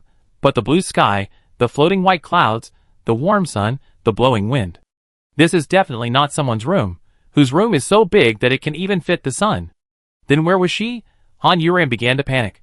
She sat up suddenly from the ground, mobilizing all her brain cells, trying to think about what was going on. But when she started thinking, she suddenly found that she couldn't remember anything at all. Not only that, she suddenly had a severe headache, which was as painful as if it was about to explode. She screamed in pain, and covered her aching head with her hands with blue veins exposed. What's wrong with you? The sudden bass voice called Han Yuran out of her thoughts. Han Yuran looked up at the source of the voice. Her eyes were bloodshot, full of murderous intent, and her breath was very heavy. This look startled the person who asked the question. He was slightly surprised and didn't quite understand what was wrong with this woman. It seemed that she was greatly stimulated. Han Yuran stared at this face, and was a little confused. She felt that this face was very familiar to her. Very familiar. But she couldn't remember who this person was. Not only could she not remember who this person was, but she didn't even know who she was, where she came from, where this was, and who the person in front of her was. She didn't know everything. Han Yuran took a few deep breaths and slowly put down the hand covering her head. She stared at the handsome man and said, Sorry. I seem to be sick. She lowered her head and looked at the aqua green gauze skirt on her body. She felt so strange. And the shoes on her feet were also so strange. She looked at it in a blink of an eye. The sleeves of her clothes were fluttering, which was very exaggerated. She continued to look up at herself. It was actually a tube-top dress with flowers embroidered on it. Her hair was so long that it fell to her waist. Han Yuran raised her hand again in confusion. There was something stuck in her head. After she grabbed it and pulled it out, it turned out to be a hairpin with carved patterns. Han Yuran turned the hairpin around in her hand and felt that she knew these things. The man beside her kept watching her movements and felt that her every move was strange. He had to come to this forest almost every 3 or 5 days to collect herbs, and he had almost never seen anyone here. Today, he met such a strange woman. "What's wrong with you?" the man asked. He was best at medicine. As the saying goes, a doctor has a kind heart. Seeing a weak woman like her in this wilderness, he was worried. I don't remember anything." Han Yuran stopped thinking about the hairpin in her hand and looked at the man. She saw the beautiful eyebrows and perfect outlines. She was very familiar with them. But the person he was familiar with didn't have this sunny feeling. And he wouldn't smile so gently. Do you have a brother or a younger brother?" Han Yuran asked again without waiting for the man to speak. She didn't have any thoughts, but subconsciously, she always felt that there would be such a person who must know her. The man was a little stunned by Han Yuran's question and shook his head. "I don't have any brothers or sisters." After he finished speaking, Han Yuran looked very disappointed. The girl said, "You don't remember anything? What does that mean?" The man was very curious about this kind of difficult and complicated disease. This is the problem of doctors. Han Yuran's eyes swayed. She didn't know whether she should believe the man in front of her. But looking at this face, she couldn't help but believe him. She stood up from the ground, looking at her light clothes, and felt very awkward. That is to say, "I don't remember anything. I don't remember who I am, where I came from, what kind of person I am, why I am here," Han Yuran said, rolling her eyes, looking at this place. Green grass, shady trees, birds singing and flowers blooming. A good place. Until now, she has even forgotten the name of the earth, which she knew when she just woke up. "Oh, so that's it," the man said. But he was not very surprised. This kind of amnesia is actually quite common. If the head is severely injured or stimulated, it is possible for this to happen. If she wants to be treated, she can only rely on herself. Or if she is with her family can stimulate her brain based on their understanding of her and reactivate her memory. But now her family, the man doesn't know. "Girl, it's getting late. Let's go down the mountain first. I can't cure your disease," the man said honestly. Han Yuran nodded and didn't react too much. Her appearance surprised the man. Could it be that she not only lost her memory but also became stupid? Her reaction was a bit dull. "Girl, follow me closely," the man said, and turned to walk down the mountain path that he was already familiar with. Han Yuran followed behind him, looking at his long green gown and long hair, half of which was tied up with branches and the other half was loose. Han Yuran found this look a bit funny and good-looking. The two of them walked down the mountain in silence. When they reached the bottom of the mountain, it was already dark. Millions of stars were hanging in the sky, accompanied by a small crescent moon. Her vision suddenly became wider. Han Yuran looked up at the sky. It seemed like she had never seen such a night before. She was a little surprised by this idea, but she couldn't think of anything to grab. "Girl, there is a small path in the field ahead. It's not easy to walk. You grab this branch." The man in front picked up a branch from the ground and handed it to Han Yuran. He held one side. Han Yuran stared at the branch and stretched out his hand to hold it. The two began to walk forward again. Sure enough, the path in the field was narrow and not easy to walk on. A few lights could be vaguely seen in front. All of this made Han Yuran feel unfamiliar. She seemed to have never seen these things before. The sounds of insects and birds at night, and the croaking of frogs in the field, sounded particularly peaceful in this quiet night. Han Yuran could not help but stop. The man who was walking forward felt that the person behind him was not moving. He turned his head and saw that the other person had closed his eyes, with a look of intoxication and beauty on his face. Fireflies were dancing around her. Quiet night, beautiful person. The man felt that all sounds gradually disappeared.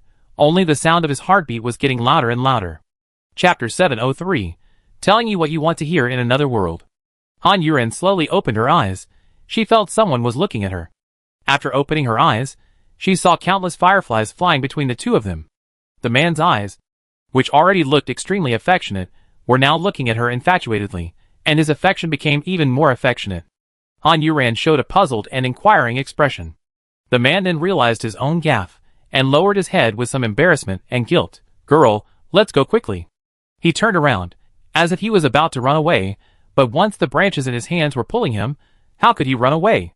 What's your name? Han Yuran asked, but did not move. The man turned around and said, My name is Sorry. I wonder how I should address you. Young lady? Fireflies flew past him. But Han Yuran's face was stiff. The word sorry was like a curse, which blurred her consciousness.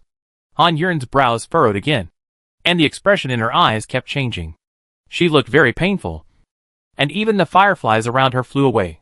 Sorry walked along the tree branch in 2 steps, and came to Han Yuran worriedly. Girl, are you feeling uncomfortable again? As soon as he finished speaking, Han Yuran grabbed his clothes. Such a rough action did not allow Sorry to react in time. However, his face was so close to Han Yuran, and his breathing was audible.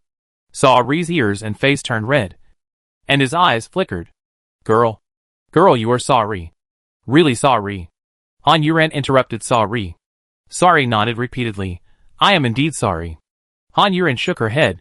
No, I mean you are that sorry, you are the same. Han Yuran said, as she loosened her hand that was holding his collar, staring at the man's confused face. She really never thought that the person she met would be another Sorry. Han Yuran remembered, because of the word sorry. But she didn't remember everything. She just remembered some things about Sorry, and some other things. She had never faced her inner heart, and didn't know why it was hidden. Sorry was stared at by her, and he really couldn't bear it. He thought that this girl was too bold to stare at the man like this. My name is Han Yuran. Han Yuran suddenly said. Sorry was stunned for a moment, and asked with some surprise, Girl, do you remember it? Han Yuran smiled and shook her head. No. I just remembered my name. Sorry was disappointed at once, but quickly adjusted his expression and comforted Han Yuran. Girl has remembered your name. Take your time, and you will remember everything. Yes. Han Yuran replied with a smile. The girl's name is really nice. Sorry said, with a happy smile on his face. Then the two of them set off again. Han Yuran didn't know what was going on, but when she thought of herself and Sorry, she felt more confident. At least, she was no longer confused. Maybe this was a chance God gave her. Han Yuran thought, the things that couldn't be said in that world, she could say them to the other him here. I'm sorry. Sorry. Han Yuran said silently in his heart. He stared at Sorry in front of him again. They were exactly the same. Could this be an imaginary world created by his mind? Han Yuran tried to find an answer for himself, but it didn't seem right. But it didn't matter. Sorry. I have something to tell you, Han Yuran said. Sorry in his sight was no longer wearing a long blue shirt, but the clothes they had found together. He was wearing a big sweater, with a slender figure and a murderous aura. He had a dangerous smile and a domineering look. Sorry in front looked back in confusion. Han Yuran had already turned his attention to the flying fireflies. Actually, I have someone I like, Han Yuran said, making Sorry's face fall, but he still smiled reluctantly. That's really his luck. Han Yuran shook his head to deny. No, he's not lucky. I'm lucky. I'm loved by him, and I've received a lot of care. When Sorry heard this, they were two people who liked each other, and they were in love with each other, which really made him sad. It's a pity that I can't tell him about this, Han Yuran said as she stretched out her hand, and a firefly landed on her fingertips. Girl, did you remember anything? Sorry said, wanting to change the subject. He really didn't want to hear it. We are from 2 different worlds, and we can even say we are completely opposite, Han Yuran said as she moved her fingers back and forth. And the firefly and she began to hide from each other. Seeing that the topic could not be changed, Sorry quietly waited for Han Yuran's next words. And listening to Han Yuran's words, it seems that I still have a chance. It would be good for me to know more. But he is very good to me. He has always helped me, taken care of me, and saved me. His status is very high, and I am very sensitive about my status. I don't understand why he likes me. Han Yuran really doesn't understand why Sorry likes her. Sorry, who is standing next to her, said, you don't need any special reason to like someone. Maybe it's very simple. Just a glance. Just a glance? Han Yuran looked at Sorry with some disbelief. Sorry nodded firmly. Just one glance. Maybe I also fell in love with him at one glance. But unfortunately, I never admitted it to him. He must be very disappointed. Although Sari wanted to know about Han Yuren's past, he really felt uncomfortable listening to her expressing her deep affection for another man. Is it because you two are opposites? Sari asked. Han Yuren smiled and shook her head, raising her hand to cover her chest. There's a feeling that is lost here. In my world, she will never beat for a hot heart. At first, I didn't know myself well enough to explain it clearly. Later, I couldn't explain it clearly because I would forget that feeling myself. Han Yuren said with a bitter smile. He is really unlucky. Sari was a little confused. But he didn't think that person was unlucky, even if you don't say it. You like each other, so you are not unlucky. Then I will take this opportunity to shout out my feelings loudly. The opportunity cannot be missed. Han Yuren said, and waved his hand. The fireflies in front of him flew away.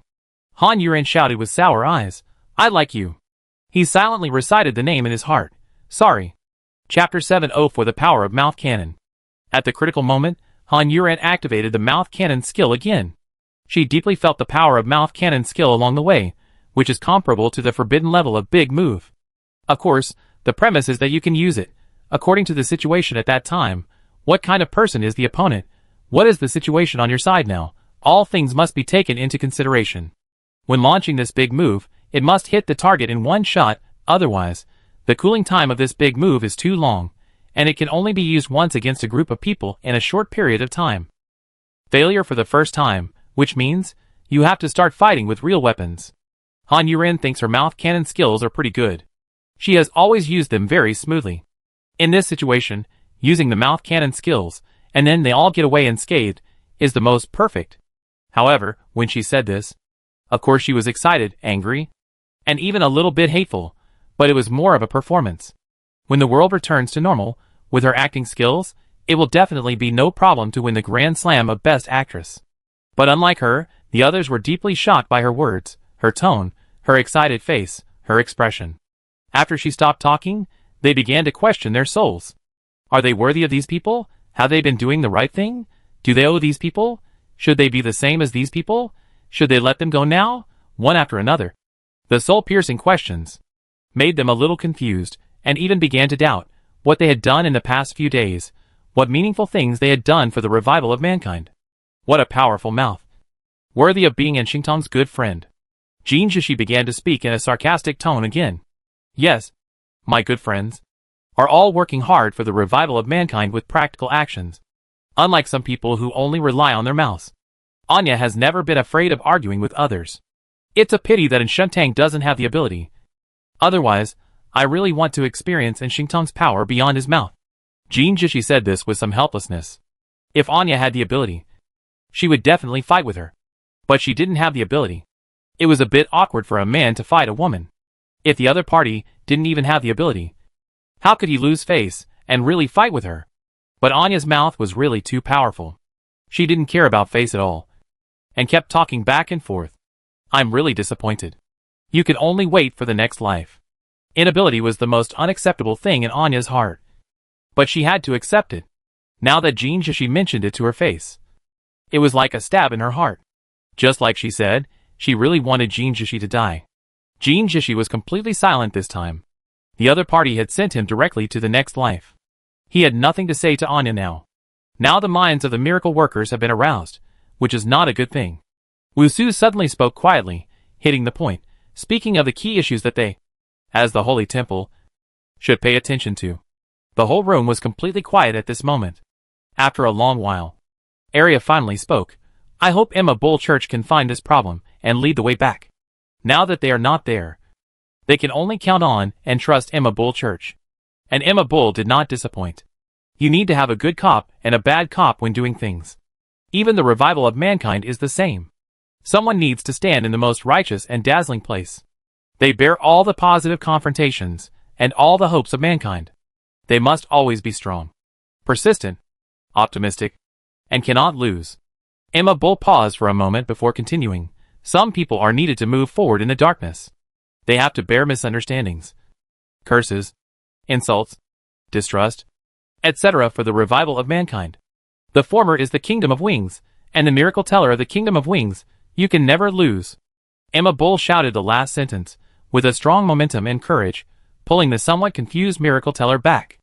Then Emma Bull's tone changed, and it became a little heavy, and the latter is you.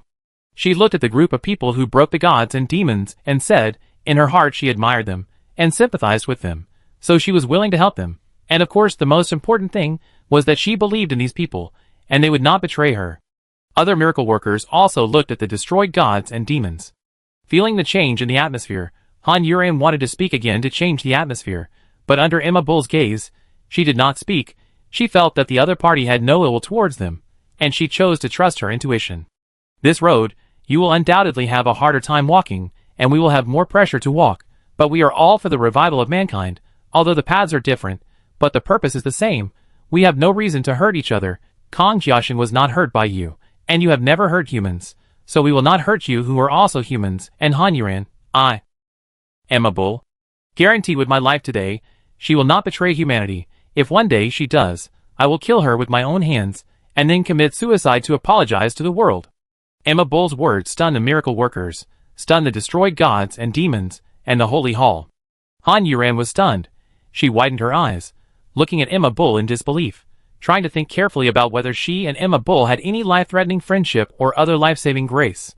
But no matter how hard she thought, she couldn't think of any intersection between her and her before this. Let alone before, even after that. She didn't have any friendship with Emma Bull. What happened now? Why did she suddenly make such a serious oath for herself? This is different from saying it casually without anyone. Now it's in front of almost all miracle workers.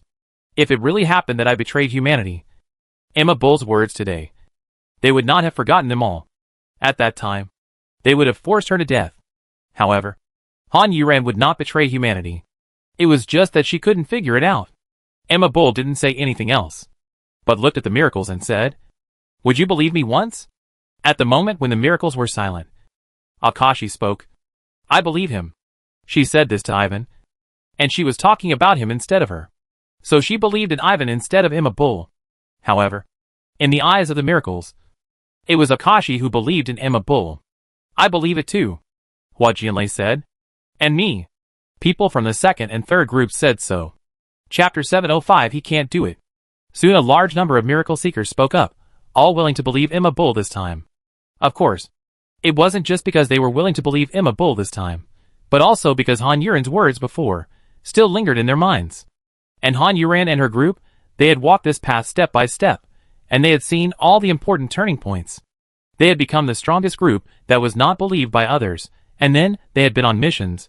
They were injured, bleeding, the alien soldiers pressed on, and they were forced to fight. Those who were saved, and those who were not saved died tragically.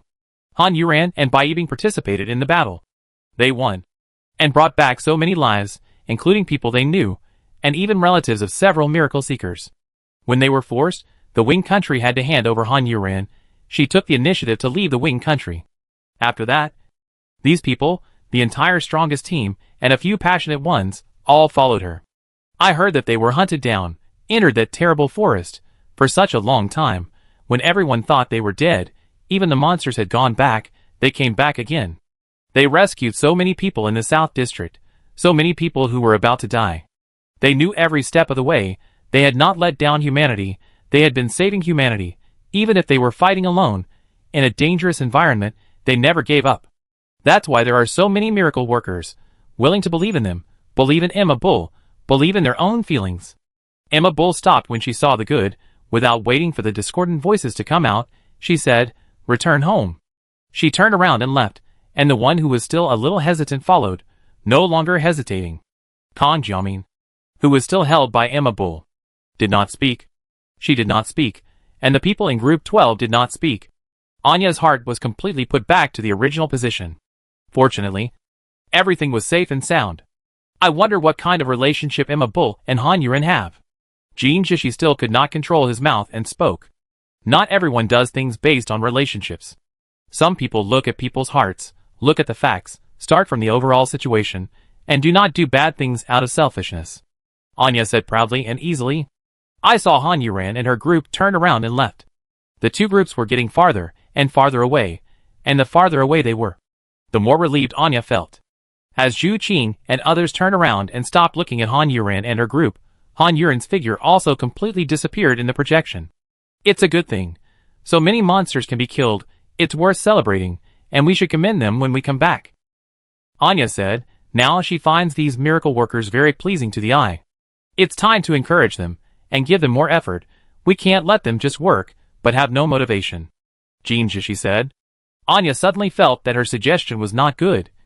But what made her speechless was that Jinja had to reply after she spoke. What was going on? Did he like her? When she thought of this possibility, Anya felt extremely disgusted. She snorted disdainfully. I'm going out to smoke a cigarette. Then she stood up and was about to leave. Unexpectedly, Jinja said again, young people should smoke less. Especially. Are you sick? Or do you like me? Anya slapped the table and stretched her head and body towards Jinja, who was across the table, staring fiercely at the other person's face, which was extremely surprised. Everyone in the room turned their eyes and looked at the two people. Even Wusu, who was half dead all day, rarely looked away from the projection and looked at the two people. Anya's words were no less shocking than Emma Bull's oath because of Han Yuren's vow. Several saints looked at Anya and then at Jinja. A femme fatale and a black-bellied uncle, this combination is also very exciting. Besides, Jinja's appearance is not inferior to that of a young handsome man, and he has more mature manliness than a young handsome man. I wondered if the two of them had developed feelings for each other during the quarrel, or if Jinja liked Anya and wanted to attract Anya's attention. So he kept targeting her. If that was the case, I could only say that the means he used were really incompatible with his high-class face. You? What are you talking about? Jinja panicked for the first time, and was so excited that he stuttered. While speaking, he moved back with a chair under him, and distanced himself from Anya. He couldn't figure it out. What happened to the other party suddenly? How could he say such unreliable words? I like her. I am so much older than her. How could I like her? Besides, Jinja felt a pain in his heart when he thought of this. His wife had died at the beginning of the end of the world. The woman he loved deeply. Anya saw Jinja's expression turn ugly, thinking, if you don't like me, then you don't like me, to the point of hating me so much that your face turned black. Since you don't pester me like this, I'm not interested in old men. Anya said this, and really turned around and left here. I have to say that some of the spectators felt it was a pity. I really want to see how the two people will fight each other. Unfortunately, I guess they can only kill each other. Jinja was also upset, and he stood up and left without saying a word. Arya looked around and asked worriedly, they won't fight outside, will they? Don't worry. He won't fight with an incompetent woman. And this matter has been resolved. I'll leave. Bushersan stretched and stood up, and left here. Wusu stared at his back. He still remembered Bushersan's ambition at the beginning, but the other party had not made any move. Even though he was depressed now, he did not make any move. Wusu did not understand what he was thinking. He had given up. At the beginning, he was just showing off his courage for a while. Now he felt that it was not bad to not stand at the front. Or he had other plans. Ryu looked at Wusu and asked, is there anything else I can do? Wusu shook his head silently. Ryu did not care about his attitude. She understood him. Then I'll go out first. Wusu nodded, as a response. Ryu left with Tony. Wusu was the only one left in the room. Even the projection was gone. He was still thinking. Gucheng suddenly left, and never came back. What on earth were these people thinking? Xiaoyan, can you tell me? Wusu murmured. He missed that person so much. And now Fu Xiaoyan was frozen in the ice. Wusu didn't bury him. He couldn't do it. Chapter 706. The older you get, the thinner you become. Anya went back to her old position, which was next to the pillar on the steps outside the main hall. While puffing out smoke, she looked towards the city gate. That damn Jinja, he was always looking for trouble. Don't fall into my hands in the future, or I'll kill you, Anya thought to herself, and smoke even harder. After Jinja came out and looked at her, he looked a little tangled, not knowing whether he should go over there or not. If he went over there, he really didn't want to go over there, as if he was really trying to get involved with Anya. This is so misleading. Especially this kind of misunderstanding. He is so wise in this life. He can't let it be ruined like this. But he is also worried that if he doesn't go, the other party will really misunderstand that he has a misunderstanding with her, which will not be good for the future. So in order to avoid being misunderstood by the other party that he likes her, and is a pervert who is entangled with her, he still has to muster up the courage to walk towards Anya. He walked to Anya's side reluctantly, looked at Anya, who threw a cigarette butt and then lit a cigarette, and said that Anya, who was smoking, was startled by the sudden voice. She turned around suddenly, and the cigarette in her hand fell off in shock, hitting the back of her hand, burning her so much that she threw her hand away and yelled. After seeing that it was Jinjishi, the yelling turned into a curse. Fuck. Are you sick? After Anya yelled, she was a little out of breath. These two yells really used up all her strength. Jinjishi was startled by her yell, and they both jumped at each other. Jinjishi looked at her in a daze, and Anya looked at him angrily. I have something to tell you. Calm down, Jinjishi said weakly. I have nothing to tell you, Anya said angrily, waving her hand and pushing Jinjishi away and leaving. Well, wait a minute, Jinjishi shouted, not wanting this topic to end like this. He had mustered up the courage to come here. This topic must end now, to let Anya know that he has no interest in her. Otherwise, she would always use this topic to confront him in the future, and he would be in a difficult position to talk to. Anya stopped, turned around and glared at Jinjishi. If you have something to say, say it. Jinjishi's face was a little ugly. Can you speak more politely? Jinjishi's tone now sounded like an elder talking to his junior, and he was quite earnest. But Anya didn't buy it, and replied neatly, no. Jinjishi shook his head helplessly. I really have something to tell you. It has nothing to do with the Kingdom of Wings, and it has nothing to do with Han Yuran. So can you give me some time? Jinjishi looked at Anya sincerely and asked. Anya frowned, looking somewhat puzzled. He was talking to her about something that had nothing to do with the Kingdom of Wings, nor with Han Yuran. So what else could they talk about? Nothing. Then, they could only talk about no way. You really want to talk to me about feelings? Anya said in shock. She really couldn't believe it, although she said that before. She was just angry at the moment, and she didn't really think so. After all, she and Jinjishi had only talked during meetings. Even if they occasionally ran into each other in private, Anya would just ignore him, and the other party really didn't even look at her. So Anya actually didn't think Jinjishi liked her. But this guy now, his expression was a little too serious. Aryu and Dongi came out of the room, looking at Boucher-san standing behind the entrance of the hall. The two looked at each other.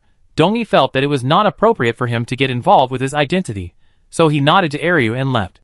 Do you think he really left? Of course not. He changed his place to peek. Aryu walked to Boucher-san's side and took a look outside. Anya and Jinjishi were standing face to face.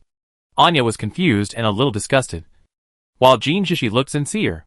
If they imagined this, they would think that Jinjishi was sincerely expressing his feelings. And Anya was disgusted.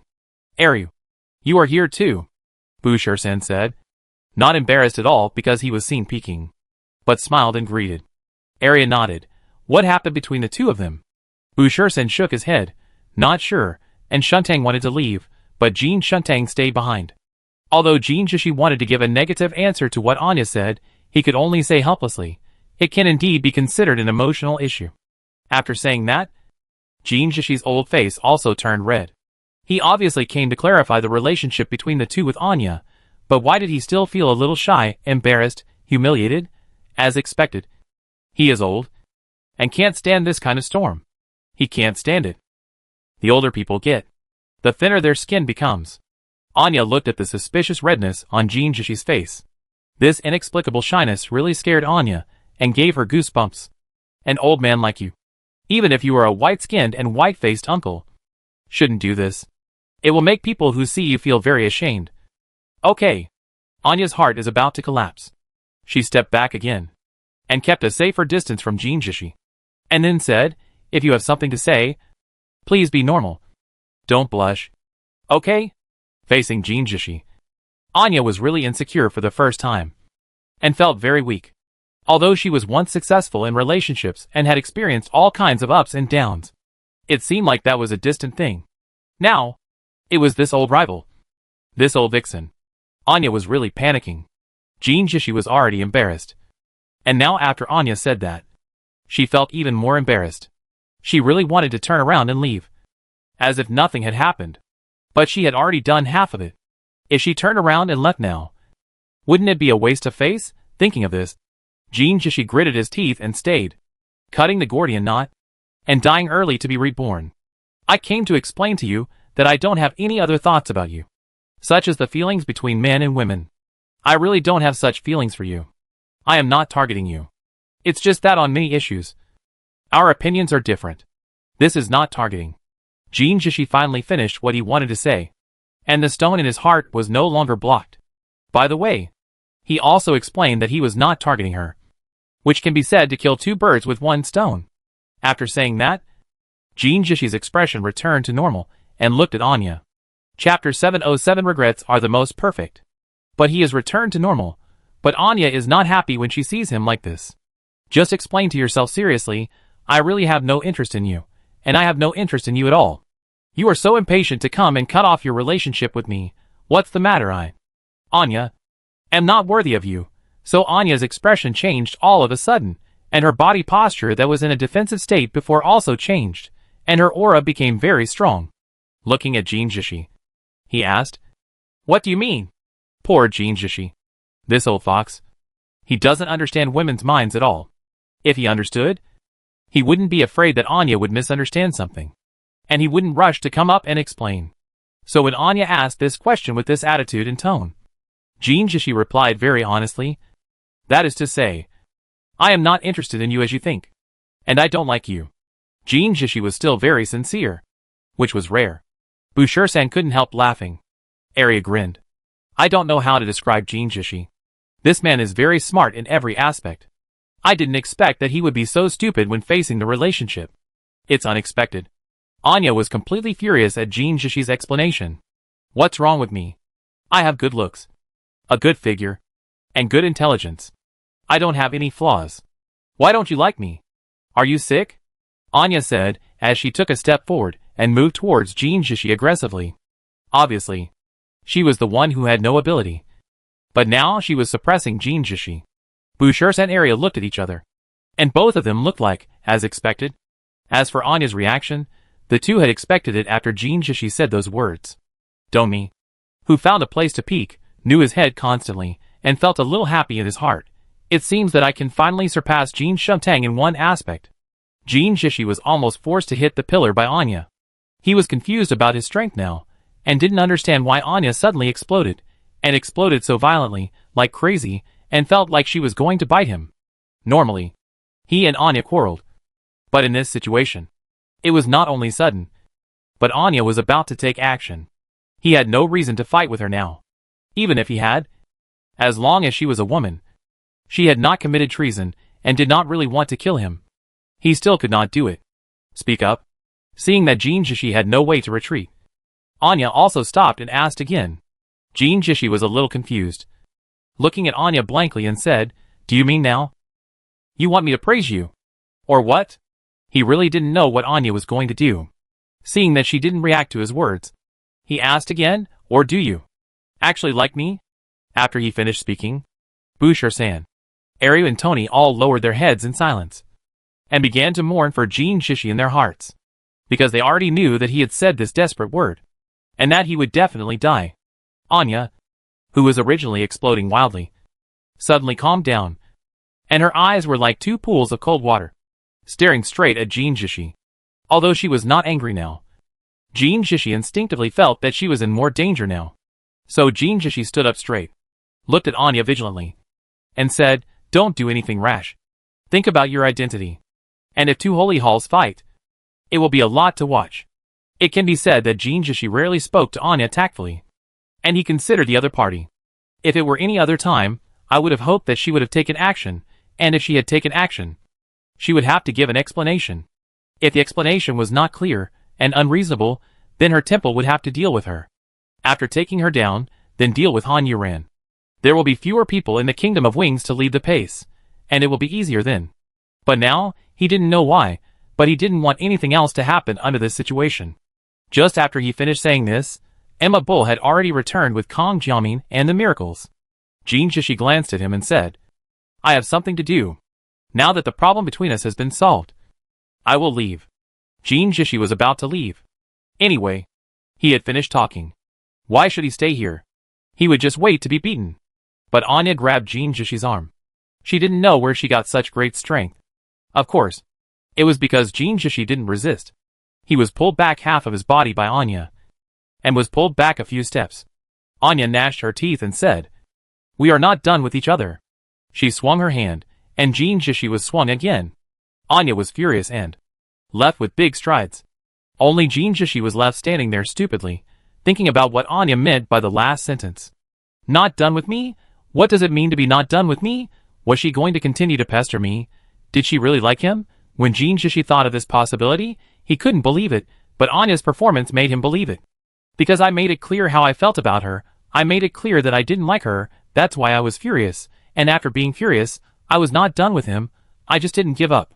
And Emma Bull had already landed not far in front of him. As for the injuries of Kang Jiamin and the other two, they had been healed by the miracle worker, who was good at healing on the way back. The reason why they were still caught was that I was worried that the three of them would not be reconciled, go wild, and do something. Jean Jishi also quickly changed his expression, returning to his usual appearance, pretending to be so convincing. The three people who were watching the show were deeply impressed by Jean Jishi's speed of changing his face, but it was a pity that such a person had done such a stupid thing before, as expected. God is fair. Give you something, and you will definitely take something away from you. There is no perfect person in this world. Even Anya is not perfect. Her imperfection is that she has no ability, or a person who is too smart. Her imperfection is that she is too smart. A person who is too good-looking. Her imperfection is that she is too dazzling. That's the feeling. Just like the easiest thing to understand, it is the sentence that often regrets are the most perfect. It's like watching a movie. The ending is a happy one. Of course you will be happy, but the ones that people will remember deeply are those with tragic and sad endings. Chapter 708. Please do not mix personal feelings. Although Jean Jishi's expression changed very quickly, there were still many miracle workers who saw some of his previous expressions and Anya's angry departure. Emma Bull was also confused, not knowing what happened between the two during her absence. Jean Jishi regained his old fox smile and said, "It's really hard for Emma Bull and everyone in the holy temple. Everyone go back and rest first. After resting, let's have a good time. People, their nerves can't be tense all the time, and they still have to rest when they need to." Jean Jishi said with a smile, and his eyes were on the miracle workers, and they were full of love like an elder. Many miracle workers were scared. Although most miracle workers didn't have much contact with the temple, they still had a rough idea of who was what. So when they saw Jean Jishi's smile and what he said, most of them were a little scared, and they knew nothing good would happen. But what could they do? Of course, they could only accept it. So they left with some trepidation. But Emma Bull left the people from the 12th group. "I have a question." A miracle worker, who hesitated and did not leave, after seeing that group 12 was left behind, mustered up the courage to speak. Jean Jishi and Emma Bull both looked at him, as well as the miracle workers who did not leave. "I am the glory of group 58. The male miracle worker first introduced himself. The name was quite interesting, but he did not look very glorious. When he spoke, his eyes were evasive, and he looked unsure. Judging from the ranking of the 58th group, this is not a very capable miracle worker. So it is probably because of this and his personality that he is like this." "Please speak," Jean Jishi said politely. He has always been like this, being polite to everyone. Although he is a bit hypocritical and makes people dislike him, he is still quite likable. At least, he is a cultured person. Rong Yao pursed his lips. His eyes turned to the miracle workers who were looking at him, and he could see that he was very nervous. He rarely spoke in such a public place. Even in the 58th group, he rarely spoke. His eyes fell on the leader of their group, who looked a little puzzled. But Rong Yao still asked the temples, "I want to ask. Are you taking the people from group 12 away to punish them? Or are you going to interrogate them?" After asking, he became even more nervous, and a little scared, worrying that he would also be taken away by the temple, interrogated, and punished. No one expected that he would ask this question. Of course, many miracle workers were worried about the people from group 12. It was obvious that they had stirred up the emotions of the crowd because of their personal feelings. Later, they violated the order of the Emma Bull Temple and took action on their own, which almost caused a fight between them and Han Yuran and his group. If a fight really broke out, if someone was not careful, or someone was unlucky, and someone was killed, the consequences would be unimaginable. But Han Yuran and his group did not do anything wrong, and they did not harm humans. So this time it was the 12th group that was wrong. But even though they were wrong, they still sympathized with Kang Jiamin and the others, and did not want them to be punished. But no one spoke. It was this timid-looking man who spoke. The doubt in Rongyo's team leader's eyes disappeared, and a smile appeared on his lips, a smile that said, "It's you." After all, although Rongyo was afraid, he still looked at Emma Bull and Jin Jishi, hoping that they could give an answer. The people in the 12th group also looked at this person they didn't even know, and wondered why he was speaking for them. Regarding the matter of the 12 groups, the church will hold a meeting, and after everyone has discussed it, a decision will be made, Jin Jishi said. He was determined to punish the 12 groups. If there is a violation of orders, there will be 2. If there is 1, there will be another group. So this precedent must not be set, and it must be strictly suppressed. However, of course, he can't say this directly here in such an informal way, but it is not a lie. The meeting will definitely be held, and it is just a formality. After hearing Jin Jishi's excuse, everyone roughly knew the result. It was obviously an excuse. Rongyo was also a little disappointed, but he couldn't say anything. But he couldn't say nothing either. He finally said, "Since that's the case, I believe in the decision of the Holy Hall. But I hope the Holy Hall can be more tolerant. A sister's feelings, a girlfriend's feelings, and a friend's feelings. Of course, the most important thing is the person who is still lying in bed. His heart. We are here. No one wants to betray. No one is pretending to do nothing. So we are loyal to the Kingdom of Wings, and hope that the Kingdom of Wings can give us hope and warmth." After he finished speaking, he turned and walked towards his team leader, and the 2 left here. Only the others were left, silently here, and silently leaving again. Jin Jishi stared at Rongyo's back as he left. As an old hand, he could see that when the other party said those words, it was different from Han Yuren's. Han Yuren spoke from the heart, but with a purpose and deception, it was more like a performance. Rongyo was absolutely sincere. How many people as sincere as Rongyo are needed here? I'll send him to the small room first, Emma Bull said. Jin Jishi nodded.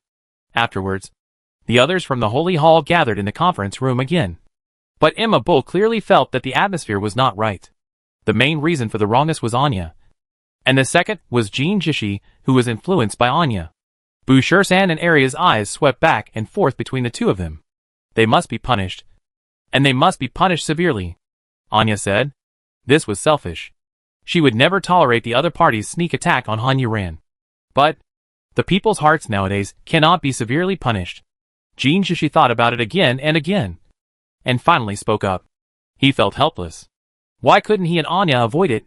Anya glared at him with an impatient look on her face. If everything is done according to people's will, there is no need for us to sit here. But if people's will collapses, there is even less need for us to sit here. You must oppose me. Right? Anya said, slapping the table and standing up. Jin Jishi looked helpless, and he did not get up from his seat. And Shutang, we are discussing business now. Please do not mix personal feelings. Chapter 709 Explosion, Quarrel. Kim Chil-hee's words succeeded in making Anya furious again. Who the hell has emotional problems with you? Anya roared. She was trembling with anger. The other temples were silent. In their private issues, they chose not to intervene or interrupt, wait and see, and let them solve it themselves. Emma Bull looked at the 2 people, seemingly understood what was going on between them. Is there a relationship problem? Or not? If there is a relationship problem, is it Anya's relationship problem with Jin Jishi? Or is it Jin Jishi's relationship problem with Anya? But Emma Bull wants to know when the 2 of them started on this path. It happened just a short while after she left. That's too fast. Jin Jishi was also a little angry at Anya's crazy attitude. The key point is that she always curses at people. I am such a grown-up, and it is reasonable for her to curse me like this. So he stood up from his seat. His action attracted everyone's attention. Even Wusu looked over. You actually wanted to stop Jin Jishi. As for a woman's temper, you can just endure it, and it will pass. When she loses her temper, it is totally unwise to go against her. But in this situation, if he speaks, he will definitely not be able to get out of this mess. So in the end, you still didn't speak. Anya looked at Jin Jishi standing up, and stared at him coldly. Emma Bull, who was sitting between the 2 people, knew why Bushirsan changed his seat this time. She couldn't help but look at Bushirsan. Now the other party had a mean smile on his face. Don't enjoy the show too much. It's really wicked. Don't remind yourself. Now that I'm sitting here, I really feel that I'm very inappropriate. I'm hindering these 2 people. But if I step back, it's too obvious. I can only endure Anya stretching her neck, and standing almost close to me. Jin Jishi also stood facing her with a red face and thick neck. And she had to remain calm, pretending that nothing had happened, and she had to keep her eyes straight, looking at the face of Bushir-san who was watching the fun opposite. Emma Bull just felt a little headache. No, a very headache. Jin Jishi, have something to say to Anya in church, and I asked all the churches to bear witness. Jin Jishi said very seriously. The other churches actually wanted to say, this is a matter between the two of you, don't involve us, but what can they say? No, so helpless. You say? Anya said, as if she was giving an order. Jin Jishi had to make this matter clear today. He shouldn't have said anything to Anya. Why should he be treated like a grandson by her? Jin Jishi, don't have any feelings for you, Anya. So please don't misunderstand me. You and everyone else. We are just the same holy temple of the Kingdom of Wings. There is no other relationship. Jin Jishi almost raised his hand when he said this, swearing to prove the sincerity of his words. The other temples, seeing his serious look, although they believed him, and had no other thoughts about Anya. But your way of handling it seemed inappropriate. Would it be too embarrassing for Anya? After all, she is also a woman, in the public eye. So everyone looked a little embarrassed, turning their eyes to look at Anya. Emma Bull, among them, did not even look away. Then Anya sneered. Then he cursed. Are you sick? You're talking as if Anya likes you so much, and has improper thoughts about you. God knows, Jin Jishi really didn't mean that, but he really gave people the feeling that Anya was entangled with him one-sidedly. At least several temples now feel that way, even though they know that this is not the case. I don't mean that. Jin Jishi was also a little confused, not knowing how Anya came up with this sentence. It's just that when you asked me before, I was afraid that you might misunderstand something, and it would cause you some trouble. If everyone misunderstood what was going on between you and me, it would not be good for you. That's why I wanted to explain this issue to everyone. Jin Jishi was really anxious. He really didn't have any bad intentions this time. He was also considering Anya. How come he ended up being a nobody? When everyone saw him like this, they believed him this time, and felt a little sympathetic towards him. Sometimes, if your emotional intelligence is too low, it's hard to solve problems. Anya stared at him. And then she understood what Jin Jishi was crazy about. If she had known, she would not have asked for trouble by saying that casually. It actually caused so many things and made her so angry. But even if she knew that he was not deliberately embarrassing her, Anya was still angry when she saw him. After taking several breaths, she suppressed her anger a little, and finally calmed down and said, "You idiot." After scolding, she sat back with anger still not subsided. Jin Jishi opened his mouth to speak after being scolded, but Emma Bull kicked his chair. There was a clang sound. Jin Jishi looked at Emma Bull in confusion. "Sorry. My legs are numb. Please sit down," Emma Bull said, and stretched out her hand to straighten the chair that she kicked crooked for Jin Jishi. Arya thanked God in her heart. Fortunately, there was Emma Bull. Otherwise, it was estimated that once Jin Shuntang opened his mouth, it would be endless. Anya Shuntang finally suppressed her anger. Jin Jishi looked at Emma Bull, and then at Wu Su, Aryu, and Bu Shirsen, and remembered what they were discussing here before. It was indeed not good because of his and Anya's private affairs, which took up too much of everyone's time. He was quite concerned about these things. He would not be like this when he was still rational. So in the end, he did not continue to dwell on the issue of Anya scolding him, and sat back. If there are no other issues, let's continue to discuss the matter of Group 12, Wu Su said weakly. Punish. Anya still insisted, but this time she didn't say heavy punishment. Punishment is a must. This matter of disobeying orders must not set a precedent, Jin Jishi said. In fact, he was originally on the side of punishment, but before he could express his opinion last time, Anya had already started to explode. But what about people's hearts? Arya asked. People's hearts will be dealt with by Kong Jiasheng, Bu Shirsen said, and everyone looked at him. Chapter 710, The Blame of Traitor. When Bu Shirsen mentioned Kong Jiasheng, everyone asked in unison, is he saved? Looking at those pairs of expectant eyes, Bu Shirsen shook his head with deep regret. No, he probably won't survive a day, so we have to use his last time, through his mouth, to convince everyone of our decision. Bu Shirsen's words were actually quite ruthless. He was about to die, and you were still thinking about how to use him. Fortunately, this was their temple. If others heard it, they would definitely be heartbroken. We fought for humanity, and the kingdom of wings. And all you want is to use us. So the other temples were silent for a while. And their expressions were similar. Some were sad. Some were sad. Some were helpless. But some were the same as Boucher-san. They are the temples. And they have to be ruthless. What should we do? Emma Bull asked. Kong Jiaxing is her subordinate. So she is more familiar with Kong Jiaxing than the other temples. A very positive young man. Always cheerful. Even though he came back from several missions with blood all over his body, and wounds that had not yet been healed. You can also see the bright smile and hearty laughter on his face. Which is very contagious. It seems that in that smile, there is no problem in the world. And they can solve everything. He is a sunny, warm-hearted big boy. And a man who stands tall and upright. But now this man is lying on the hospital bed like a emaciated man, feeling his vitality weakening and death approaching. I have learned a little about Kong Jiaxing. As long as we talk to him nicely, he will definitely help. Of course, we should not let him think that he is helping. But we should let him think that he is doing this for the greater good and that it is his duty. After Boucher-san finished speaking, he paused for a moment before continuing. This is also for his own good. I think he can do something for mankind before he dies. And he should feel satisfied in his heart. Emma Bull stared at him again and again. This quiet man really has a dark heart. But I can't blame him. Who will go then? Arya asked, his eyes swept over the bodies of the saints. Boucher-san looked at Emma Bull, and then he realized that she had been looking at him. The other people were silent. Emma Bull certainly understood what everyone meant, and it was indeed the most appropriate and reasonable for her to say it. I'll go. Emma Bull spoke up to block Anya's words. Anya knew Emma Bull's dilemma. She was not like herself. She had no feelings for her subordinates. And Emma Bull had helped Han Yuren so much before, so Anya decided to help Emma Bull this time. But unexpectedly, as soon as she opened her mouth, Emma Bull suppressed her words forcefully. Anya looked at Emma Bull and tried again. I think I should go. You just came back. Go and have a rest. Emma Bull looked at Anya and smiled. It's okay. I can still handle this matter. Besides, I have to be responsible for my subordinates to the end. Emma Bull stood up and left the room to find Kong Jiaxing. The remaining few people were not feeling well. This was not a glorious thing.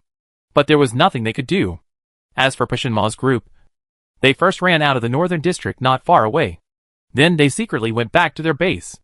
At this time, everyone was gathered together to conduct in-depth analysis and research on what had just happened. Old 4. Are you familiar with Emma Bull? Fontang asked. Han Yuren shook his head. Not at all. Then why did she do that? Could it be that she has a good relationship with Anya? So she helped you? Sophie was also making random guesses. Han Yuren shook her head again. Let's not talk about this. I can't explain it clearly. Anyway, fortunately there was no fight. Otherwise you would all be traitors like me, haha. Han Yuren said, as she looked around at everyone.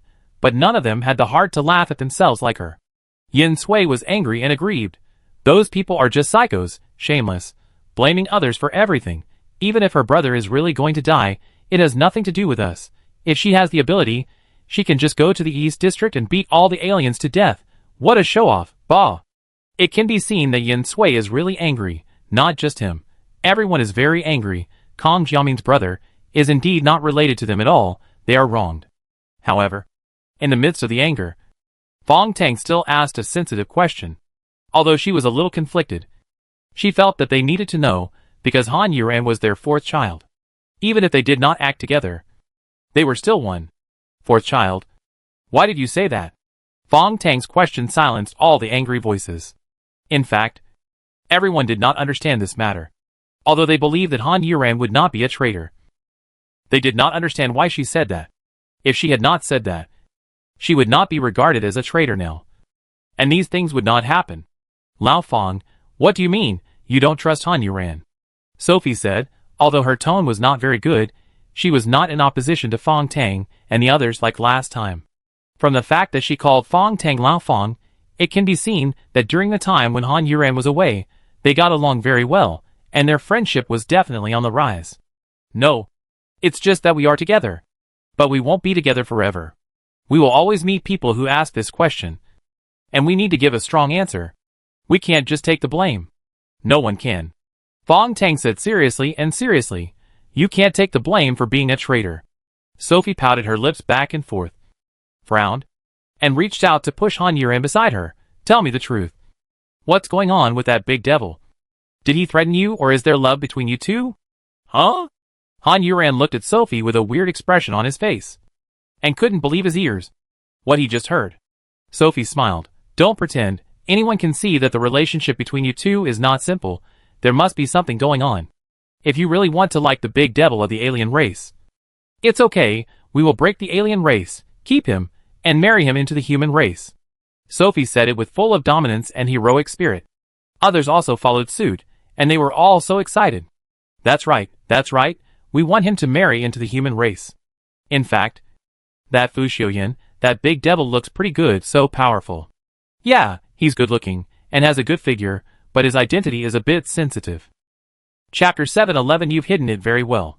For a while, everyone started to chatter, and it seemed like it would never end.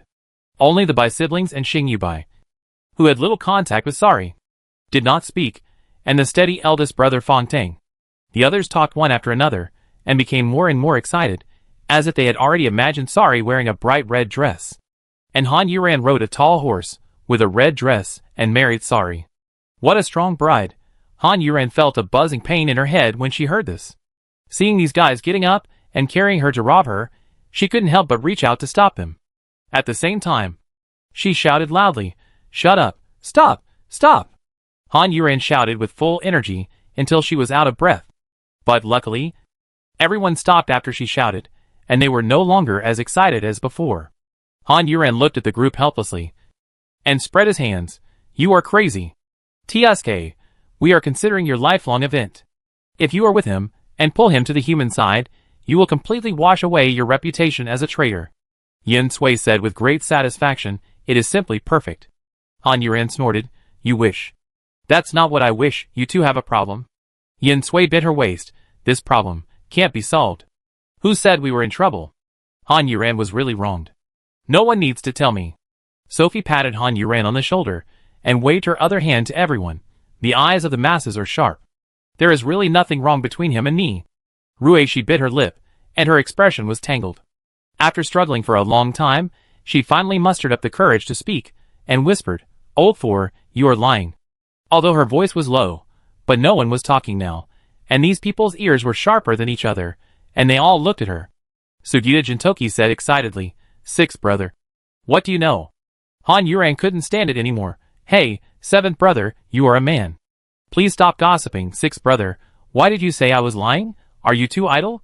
Go and comfort the child. That child, why hasn't he woken up in such a long time? Go and take care of him. Go. Han Yuran felt guilty for no reason. Although he didn't know what Ruishi knew, Sari did say some disgusting things to him. If Ruishi heard a few of them, it would be normal to be misunderstood. But it's hard to explain. Yin Sui grabbed Ruishi and said, Sixth brother, you said, don't bother her, she's guilty. He looked at Han Yuran with great pride. Han Yuran really wanted to teach Yin Sui a lesson now, let her know what it means to be a child, and not get involved in adult matters. But it's too late, she's been left alone for too long, and now it's useless to control her like an adult. Yes. Sixth brother, just tell me what you know, let's tell the truth, we're not afraid of her. Yes, let her deny it, give her some evidence. Gao Tianyi and the others started again. Han Yuran finally understood that this man who broke the gods and demons was even more stupid than a woman.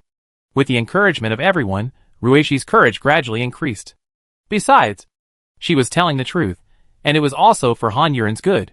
It would be better to clarify the misunderstanding, otherwise everyone would always have a knot in their hearts. So her eyes became more and more determined. When Han Yuran saw her expression, he knew it was over. This old man was determined and made a big splash. I'm looking at you two. Everyone looked at Ruishi's blushing face, and their hearts became nervous and excited. What kind of scene would require blushing? That was definitely not a scene suitable for children. At this time, the team leader, Fong Teng, quickly said, Old 2. Old 9. Don't listen to me. Yen Sui rolled his eyes, and Quinn blushed, lowered his head and kept silent. Others laughed, but Ruishi continued, I saw you two kissing. After Ruishi finished speaking, she felt relieved. She was a little sad when she saw this scene. But now she is recovered. The reason why she said this now is just to prove that the two of them do have an unusual relationship as everyone guessed. And to prove that the reason why Han Yuren said she was the great demon king's person was just because of the relationship between them, not because of betrayal of humanity. Han Yuren was dumbfounded. She never thought that what happened at that time was actually seen by Ruishi. Fuck you. You are really bad. Han Yuren couldn't remember why she was kissed at that time, but she didn't want to do it anyway. Looking at the expressions of the crowd, even the calmest Xingyubai had a look on his face. What, not to mention the others, their expressions were simply indescribable. Finally, Han Yuren helplessly set his eyes on Ruishi, but the other party looked at her, more aggrieved than herself. What could Han Yuren do? Sophie, who was standing beside him, slapped Han Yuren on the back. She almost knocked Han Yuren off the table. Little guy. You hit it well. We kissed each other. And you still said you were fine. Sophie's expression was too exaggerated. It was unbearable to watch. Yeah. It's not a big deal. What's the matter? Old four. You have to sleep for it to be a big deal? Gao Tiany's tone and expression were so obscene. Han Yuren was speechless now. So he kept silent and listened to these people, who kept talking, as if he was deaf, and all he heard was someone farting. At the same time, in the Kingdom of Wings, Emma Bull came to the ward. Kong Jiaxing was alone in a room, and was being cared for 24 hours by the medical team. However, Emma Bull sent the medical team away. Now she sat on a chair beside the bed, looking at Kong Jiaxing, who was sleeping on the bed. He had lost his appearance. He was a sunny and strong boy. He could not be seen in this man at all. He was so weak that his life might disappear at any time. Emma Bull sat there in silence, staring at Kong Jiaxing for a long time. It was not until Kong Jiaxing's eyelids trembled that Emma Bull blinked. Kong Jiaxing's eyes were barely opened, and there was no longer the dazzling light in his eyes. They were so dim that it made people feel distressed. Kong Jiaxing rolled his eyes, and was a little surprised when he saw Emma Bull again. Emma Bull smiled, a rare smile, which made Kong Jiaxing even more confused. But he knew his own condition, and he also knew in his heart that he should be dying. And he was a member of Emma Bull's temple. So she came to see him. Chapter 712. What can I do? Kong Jiaxing also smiled reluctantly, but he felt that he smiled, but for Emma Bull, it was hard to tell that. His facial expression had changed much. It just seemed that his eyes were curved. Emma Bull remembered that. When he smiled, his eyes would narrow into a crescent shape, looking very innocent and sunny. So he should be smiling at himself now. How do you feel? Emma Bull asked. Kong Jiaxing opened his mouth, but no sound came out. Emma Bull saw that the light in his eyes had faded a lot, looking very lonely and desperate. But after he raised his eyelids, the loss and despair were hidden again, and he tried to move his lips again, trying to make a sound with his throat. This time it worked, and some horror sounds came out. It seems getting worse and worse, Kong Jiaxing replied, while speaking. He felt that his throat hurt so much, as if his throat was going to explode, and as if there were swords and thorns scratching his throat constantly. But he pursed his lips, did not ask the question, and endured the pain. Now he did not hate the pain. The old man said, well, if there is any injury or disease, pain is better than no pain. Now he also felt that pain at least made him feel that he was still alive. So this kind of pain, he enjoyed it now. Emma Bull was a little surprised by Kong Jiaxing's answer. She originally thought that he would pretend that nothing happened, not to worry everyone, and smile with them, until his life ended. Whatever pain or discomfort, I just endured it all by myself, and carried it by myself. So when I heard Kong Jiaxing say that, Emma Bull was stunned for a moment. After a while, she let her expression return to normal, looking at Kong Jiaxing. Since he was so frank, she couldn't lie to him. Emma Bull's hands were on her legs, her fingers crossed, constantly raised and lowered, just like her heart. Ups and downs. There was no place to rest. Sorry, Emma Bull said after a moment of silence, and then continued, your body can't help. After Emma Bull said this, her heart was calmer, and she couldn't help laughing at herself in her heart. Kong Jiaxing was now a burden that she didn't want to face. So after telling him this fact, I felt relieved. People are selfish animals who prioritize their own emotions. Kong Jiaxing was silent. Although he knew his situation, no one had ever told him directly, telling him clearly that you were going to die, and we couldn't save you. So when he heard this result from Emma Bull, he was still sad, desperate, uncomfortable, and almost collapsed because he couldn't bear it. Who wants to die? Such a beautiful life, suddenly came to an abrupt end, leaving this world, not knowing whether he would completely disappear from this world, or whether his soul would float out, wandering helplessly. The unknown of death is so scary. The feeling of loneliness of losing someone he cares about scared Kong Jiashing to want to cry, want to beg, want them to save him. But in the end, he chose to remain silent, because he couldn't do that, he couldn't force them. Just as Emma Bull thought at first, Kong Jiashing would think about them. After both of them were silent for a long time, Kong Jiashing spoke first. Well, I understand. After saying this, the two of them fell silent again. Emma Bull knew that she couldn't remain silent any longer, but facing this dying man, who was so considerate, she really didn't know how she could be so cruel as to use him again. But his sister, the matter of Group 12 must be dealt with. After dealing with it, people's hearts will definitely be scattered, but they cannot be scattered, absolutely not. Then Kong Jiashing will definitely be used by them. After Emma Bull pursed her lips, she finally decided to start talking, and sat up straighter. It's like this, we have encountered some difficulties, and need your help, Emma Bull said solemnly. Kong Jiashing was very surprised. He didn't expect that. He would be needed by them now. Even he who had difficulty speaking, could still help them. Kong Jiashing suddenly became a little excited. When he was about to die, he could still contribute a little more strength, which could be considered as dying without regrets.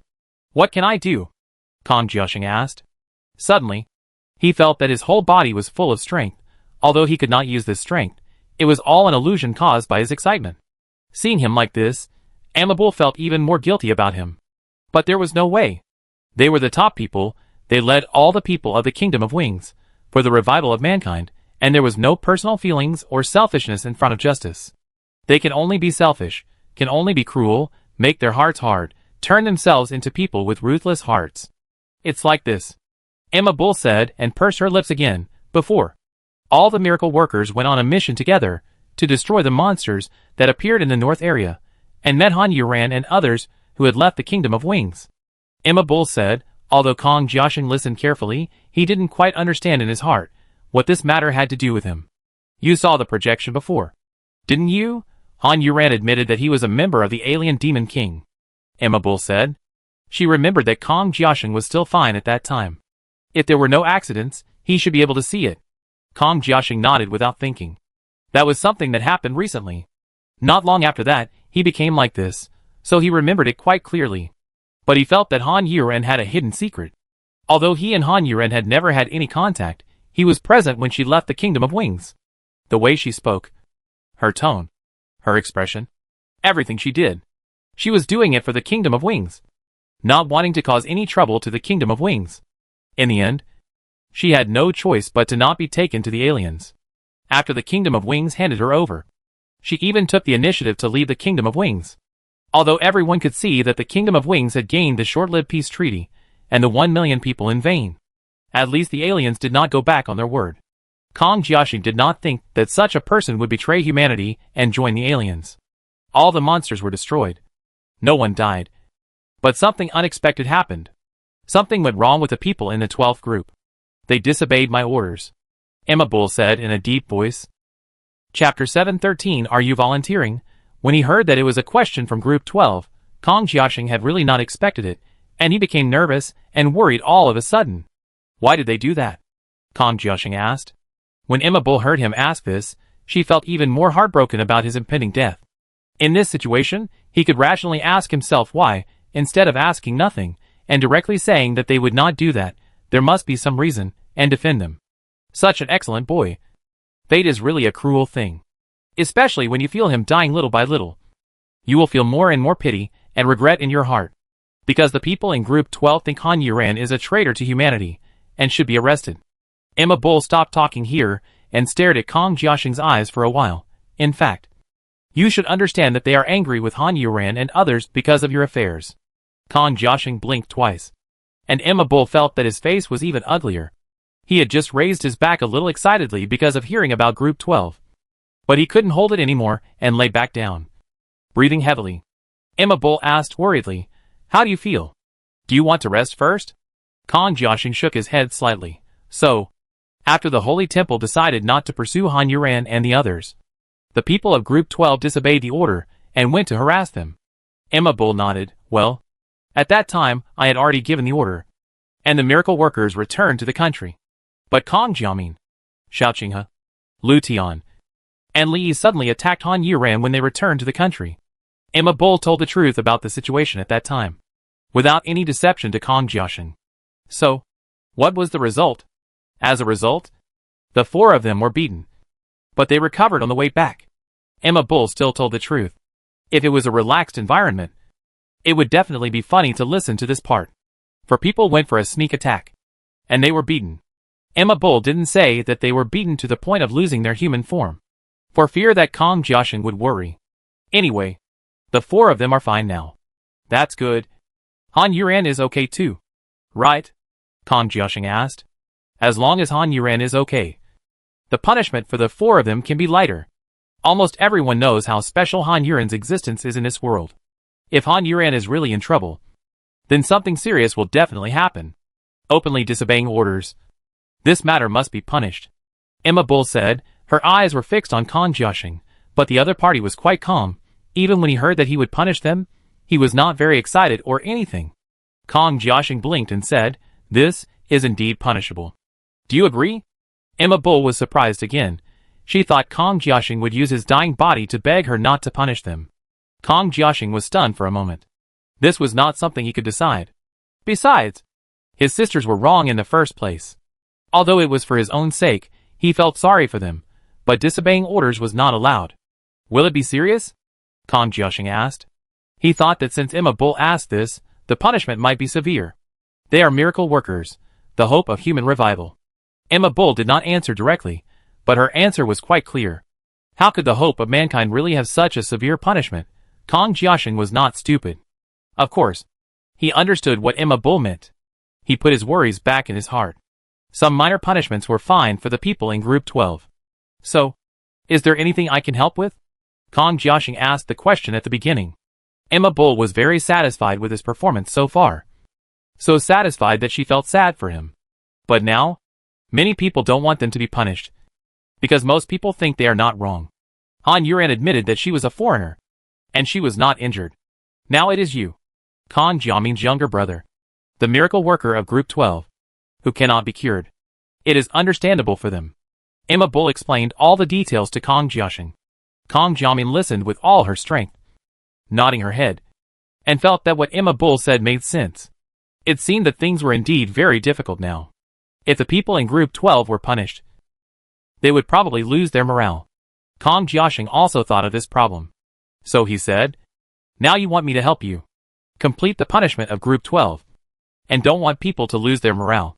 Emma Bull looked at him, and now felt that she was a despicable and extremely dirty person, compared to such a wonderful him. But she still nodded. Yes, this is the situation now. You can also choose not to help. She said the latter sentence a little bit against her will, but it was sincere. It was a very contradictory feeling, very tangled. Kong Jiaxing looked at her again, and finally smiled. "I will help, I believe in you, Emma Bull." He stared at Emma Bull with his dim eyes and said. Emma Bull didn't have the courage to look directly at such a pair of eyes, but she really dared to guarantee that the lives of the people in Group 12 would not be in danger. It was just a punishment. "Thank you." Emma Bull stood up and bowed to Kong Jiaxing, thanking him sincerely. Kong Jiaxing was a little flattered. He didn't expect Emma Bull to be so serious. He wanted to stand up and return the greeting, and wanted to reach out to help Emma Bull up. But he didn't have the strength to do it. All he could say was, "Holy Hall, you don't have to do this. This is what I should do." Emma Bull raised her head and shook her head in disapproval. In this world, there is nothing that should be done. There are only willingness to do and unwillingness to do, forced or voluntary. Emma Bull asked very seriously, Are you voluntary?" Kong Jiaxing didn't hesitate for a second. "I am voluntary. I think it is right to do so." After hearing Kong Jiaxing's words, Emma Bull turned her head away suddenly. She almost cried. She really seldom cries. But now, she really feels that she can't bear it anymore. If Kong Jiaxing is a little more stubborn, only thinks about himself, thinks about the people in Group 12, is a little more selfish, she won't be as sad as she is now. She will be cruel and force the other party. Being a bad person is more sad than seeing the other party as a good person. Chapter 714 Showdown. Kong Jiaxing looked at Emma Bull like this. And the tears he had been holding back almost burst out. He sniffed, cannot cry, and didn't want to cry. He was already so unlucky. If he cried again, it would seem even more unlucky and pitiful. As long as he didn't cry, he was smiling. Even if he died, he won, he didn't lose. Kong Jiaxing thought about holding back his tears, and said, "Please tell me, what do you need me to do specifically?" He was afraid that if Emma Bull continued to cry, he would not be able to hold back. So she brought the topic back to the topic. "I was already pitiful enough. Others should stop pitying me. I really didn't need them. Use me. Use all that I can. I really don't want to be a waste." Kong Jiaxing's heart was screaming. Emma Bull turned her head back. Her eyes were slightly red. She also held back and didn't cry. She felt that she had no right to cry. She had no right to cry here. She had no right to cry in front of Kong Jiaxing. "Wait a minute, we will gather all the miracle workers together and announce the punishment for the 12 groups at the same time. All you have to do is stand on our side, and stand on the side of human justice." Justice. Emma Bull emphasized the word more. "That's right, everything they are doing now is for justice, and everything can be sacrificed for justice. As for how to say it specifically, just say it from your heart, I believe you." Emma Bull looked at Kong Jiaxing and said with trust, "I will definitely not let you down." Kong Jiaxing replied. He actually understood that. Emma Bull's performance, everything she said, even the way she looked at him, had been leading him step by step since she came here. But he understood that this was the mentality of those in a higher position. But at least, Kong Jiaxing could see real guilt and sincerity in Emma Bull's eyes. It was not all acting or deception. So he was willing. "Okay, you should take a rest first," Emma Bull said and stood up. "I have to go to a meeting, I will leave first, someone will come to pick you up in a while." "Yes," Kong Jiaxing agreed. But Emma Bull didn't see him close his eyes, and felt the doubt in Emma Bull's eyes. Kong Jiaxing smiled. "I'm afraid that if I close my eyes, I won't have the strength to open them." Emma Bull's pupils flickered, and the sourness that surged up in an instant made her feel that she couldn't stay here for another minute, and the guilt in her heart made her want to escape from here. "Thank you for your hard work." Emma Bull reluctantly said this, and then left without stopping. Kong Jiaxing looked at the closed door, and the corners of his mouth slowly lifted up, thinking that in a while, he would be able to see the blue sky and warm sunshine, the gentle wind, the people in Group 12, his sister, Qinghe, and the two of them. Kong Jiaxing's mood was rarely happy, waiting for that moment to come. On the other side, at the God-breaking demon, Han Yuran looked helplessly and speechlessly at the people who were staring at her, and wished they could stare holes in her body. Guilty. He looked at Ruishi. "You must have seen it wrong. Old Six. That was a kiss. Do you think I am someone who would kiss others?" Han Yuran chuckled twice, and everyone laughed without saying anything, looking at her with an expression that said, "You are making it up. Keep making it up if you have the ability." Ruishi couldn't take the blame, because she did see them kissing. "I didn't see it wrong. And besides, why can't you kiss others with your mouth?" Ruishi said, thinking it was really funny. What kind of nonsense did Old Four come up with? "I am very reserved with my mouth," Han Yuran denied shamelessly. The people who could listen to her before, now can't listen to her anymore. "We can tolerate your lies, but you are so shameless, that's your fault." Han Yuran saw that everyone's expressions were not right, as if they would start to criticize her at any time, so she quickly said seriously, "Actually, it was just Lao Lu's visual illusion, just like when we watch those actors. When they shoot kissing scenes, they use the camera to create a visual illusion. In fact, we were just talking very close to each other at that time." Han Yuran explained seriously. "You can pull it off, I believe in Lao Lu." Yin Sui said, "Han Yuran is just talking nonsense, you don't have to listen. I believe in Lao Lu too." Sophie said, as she pushed Han Yuran away, walked to the team opposite Han Yuran, to Ruishi's side, pointed at Han Yuran and said, "It's just a kiss. It's not a big deal, can you not be so cowardly?" Han Yuran looked annoyed, unable to control his temper anymore, stood up, pointed a finger at the opposite side, and kept pointing. "It's nothing. Just now you wanted to marry him into your family. You almost dragged me to snatch him away. Push him to the ground. Get it done. You are crazy." After Han Yuran finished yelling, he swallowed twice and moistened his throat. "If you have nothing to do with him, why did you help him at that time, and even lied that you went to him?" Gao Tianyi asked. "He saved my life." Han Yuran's energy had not been completely retracted before, and it was a little bit ignited again, and he yelled out the truth. After shouting this, the place that had been noisy for such a long time finally quieted down. The others were a little confused. When had Han Yuran been saved by the other party? Han Yuran was also confused. Why did he shout it out? When did it happen? Fong Tang asked. After he, Gu Cheng and I left together. Since it was said, it couldn't be hidden anymore, Han Yuran told it truthfully. Everyone still had a deep impression of that time. Are you injured? Or what? Fong Tang asked. Not missing a single detail. Han Yuran glanced at her and said, I am injured. Very seriously. Almost the same as the time with Lao Wu. Han Yuran said this and glanced at Mingmingda again, with a guilty look on her face. When she mentioned that time, Mingmingda's heart skipped a beat. She really died that time. Thinking about it now, she is still very scared. But she really doesn't blame Han Yuran. So when she saw the guilt in Han Yuran's eyes, she felt that she should find time to have a good talk with her and untie the knot in her heart. At the same time, she was surprised that she was injured so seriously, which could be said to be a death. With her temper, she could only say it was much lighter. The actual situation was definitely more serious than she said. Chapter 7:15 Life and death depend on one's ability. Han Yuran didn't want to say much on this issue, and sat back down.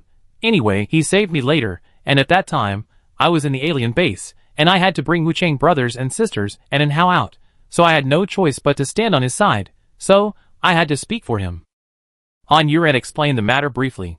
Everyone was silent, and silently went over the matter from the beginning in their hearts. The first person to speak was Yin Sui, who waved his hand in disdain. It's something that can be explained so simply. Why are you hiding it? What's the matter? You are not one of the 12 zodiac signs. You are a thief, Yin Sui said, and felt that his tone and the content of his words were not enough to express his disdain. So he rolled his eyes again. Others also began to agree. What Lao Er said is right. Why are you so shy? Yes. What is there to hide? Are you sick? What else? Blah blah blah. She kept talking endlessly. This time Han Yuran was really confused. She never expected that this group of people would react like this. This is a very simple matter. I suppressed my death just to prevent you from worrying. I didn't want you to get involved with the aliens. I didn't even tell you about the agreement between me and Sari. And I have so many secrets, but I didn't tell them. If I told you, you would know that this matter is not simple at all. The most complicated thing is, that guy Sari seems to really like me. Han Yuran felt wronged, very wronged. Will you hurt the big devil, or fight him to the death? Fong Tang asked, as expected of the team leader, not following everyone's nonsense, and once again asked the point. The people who were talking nonsense shut their mouths again, looking at Han Yuran nervously, fearing that the answer she gave was not what they wanted. And what was the answer they wanted, of course? That Han Yuran didn't care about the big devil. Because the Great Demon King will always be the Great Demon King of the alien race. Because humans will never tolerate traitors, they will not tolerate them even if they destroy gods and demons. But Han Yuran was silent. Her silence made everyone's heart sink downwards. This question really made Han Yuran, but it was this difficulty that made Han Yuran suddenly realize another question. Why did she feel so embarrassed? Why did she not want to be an enemy of Sari in her heart? And did she not want to fight him to the death? What was it for? When she had to oppose, she would definitely stand on the side of humans. Han Yuran always thought so. But now she was suddenly not sure. Even if she really fought Sari to the death, and she was lucky enough to beat him, would she be so cruel to end his life? Han Yuran frowned. She was not kind. Why? It was not because she owed him a life. She just couldn't bear it without reason or cause. Sari's face reappeared in his mind. When he smiled shamelessly. When he was cold and serious. When he slept. Han Yuran suddenly shook her head violently. And the person who was looking at her was stunned. Sister Yuran, what's wrong with you? Quinn, who had not spoken a word, asked. He regarded Han Yuran as his sister. So of course, he would not speak disrespectfully to Han Yuran. So he just listened silently. Sometimes, he felt that Yin Sui was really talking too much. She was obviously on the same side as him. But she talked to these people as if she was talking to her friends. Especially when she talked to Han Yuran. She was always talking back and forth. When talking to Mingmingda, it was as if she was the older one. But Quinn didn't dare to say anything to her. If she did, she would definitely be beaten to a pulp. Han Yuran calmed down a little and drove away all the nonsense in her mind. After looking at Quinn, she shook her head and said, It's okay. Let them quarrel, and make them suffer. After she said this, the people who were quarreling just now all felt a little embarrassed. They looked at each other, and their eyes showed disgust for each other. They were indeed too excited just now. I will fight him. Han Yuran answered Fong Tang's question. What's the result? Fong Tang continued to ask. The result is, life and death depend on one's ability. This answer is not absolute, but it is the most realistic answer. He is the great devil of the alien race. You ask Han Yuran to say, I will definitely kill him, which is unrealistic. In fact, if they only know Han Yuran's attitude towards Sari, they should know. Fong Tang nodded, and did not ask any more questions. Then, where is Gu Chung? Sophie didn't quite understand. How come Gu Chung seemed to want to win Han Yuran's heart? He was even shameless enough to force a kiss on Han Yuran. Could it be that he just gave up now, and let Han Yuran be seduced by that bastard? From this point of view, Gu Chung was just playing around. How shameless. Fortunately, Han Yuran didn't like him. Otherwise she would cry for no reason. Sophie thought about it, and began to feel lucky for Han Yuran. I don't know where he went. Maybe he went back. But he is not an ordinary person. He is from the Light Clan, Han Yuran said. After he finished speaking, everyone looked puzzled. Han Yuran then remembered that they didn't know what the Dark Clan or the Light Clan were. They only knew that the invading tribe was a foreign race. So he explained, the Light Clan is the enemy of the foreign race that is invading us now. But this time it seems that they are working together to invade us. Han Yuran's explanation was like a bomb. It took everyone a while to react before they understood that it was not a complicated relationship. Then everyone's behavior. Once again, surprised Han Yuran. Everyone looked like a lunatic. One looking at the other. And the other looking at the other. Are you not a human either? You are not a human. I am a human. You are definitely not a human. You don't look like a human. Get lost. I don't think you look like a human. These few funny guys. It's really impossible to mess with them. They haven't had enough fun with themselves. Yen Sui turned his finger, pointed at Xing Yibai, who seemed to exist like a mannequin, and said, You are definitely not a human. How can a human be so quiet? Xing Yibai's mouth twitched, and his eyes were dazzled. His ears were red. But he couldn't speak. Baizhu next to him said to Yen Sui, No, you are not a human. No human can be as talkative and jumpy as you. You must be from Monkey Star. Yen Sui glared at him. You are from Monkey Star. You little white-faced alien. What star am I? Baizhu said with a smile. Chapter 716 Not yet. You are the pretty boy from Monkey Star. Yen Sui said, giving an extremely perfect answer. Baizhu smiled, and raised a big finger to Yen Sui. Great. Fong Tang also stopped everyone.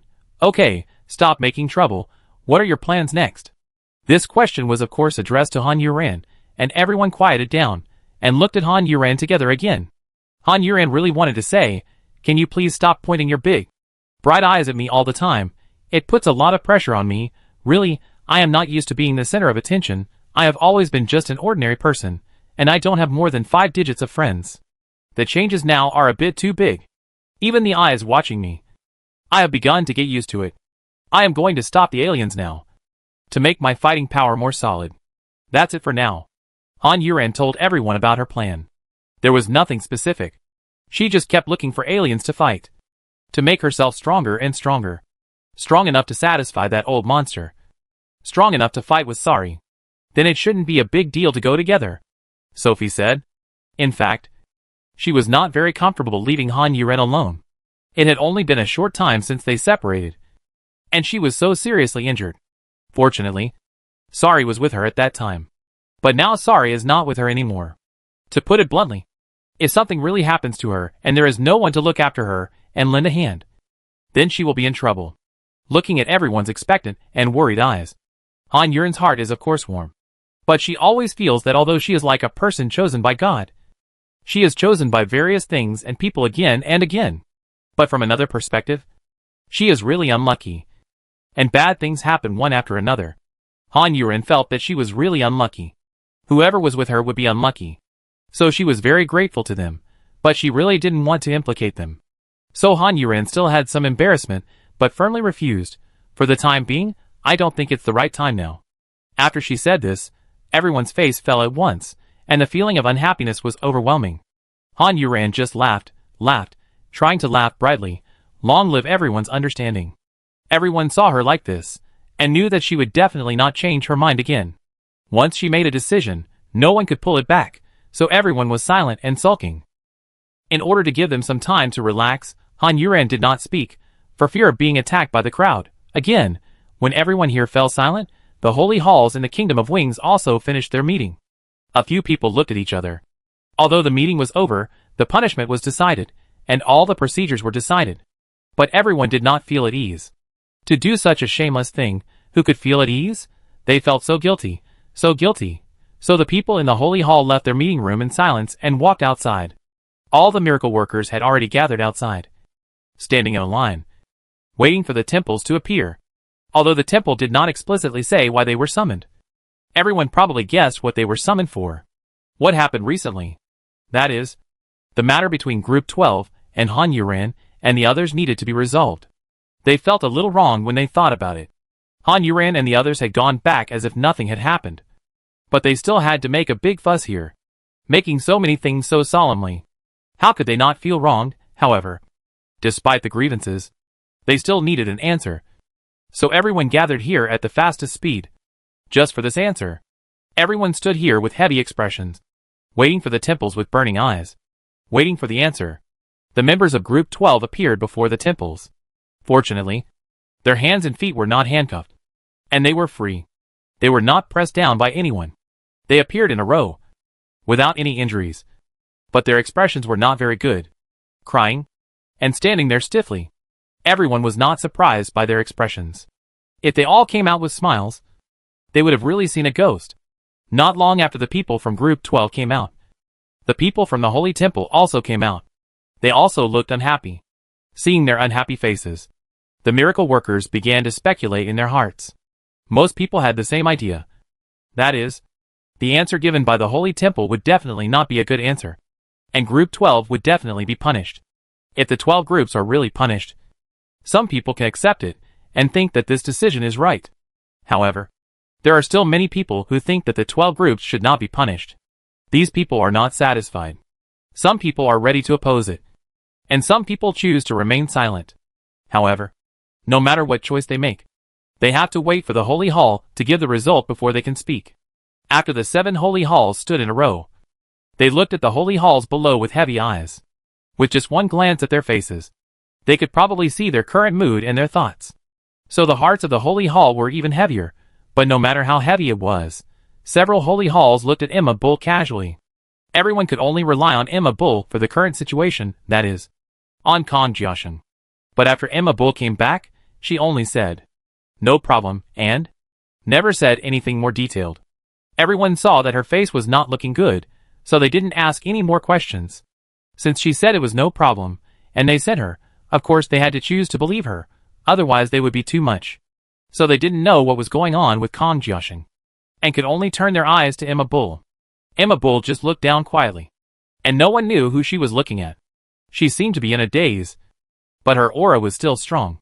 "I called everyone here today because I have several things to say," Wusu said. He stood at the front, as if he would be blown down by the wind at any time, which looked a bit scary. But even though he looked like this now, everyone was still convinced. And now they were not only convinced, but also sympathized with him.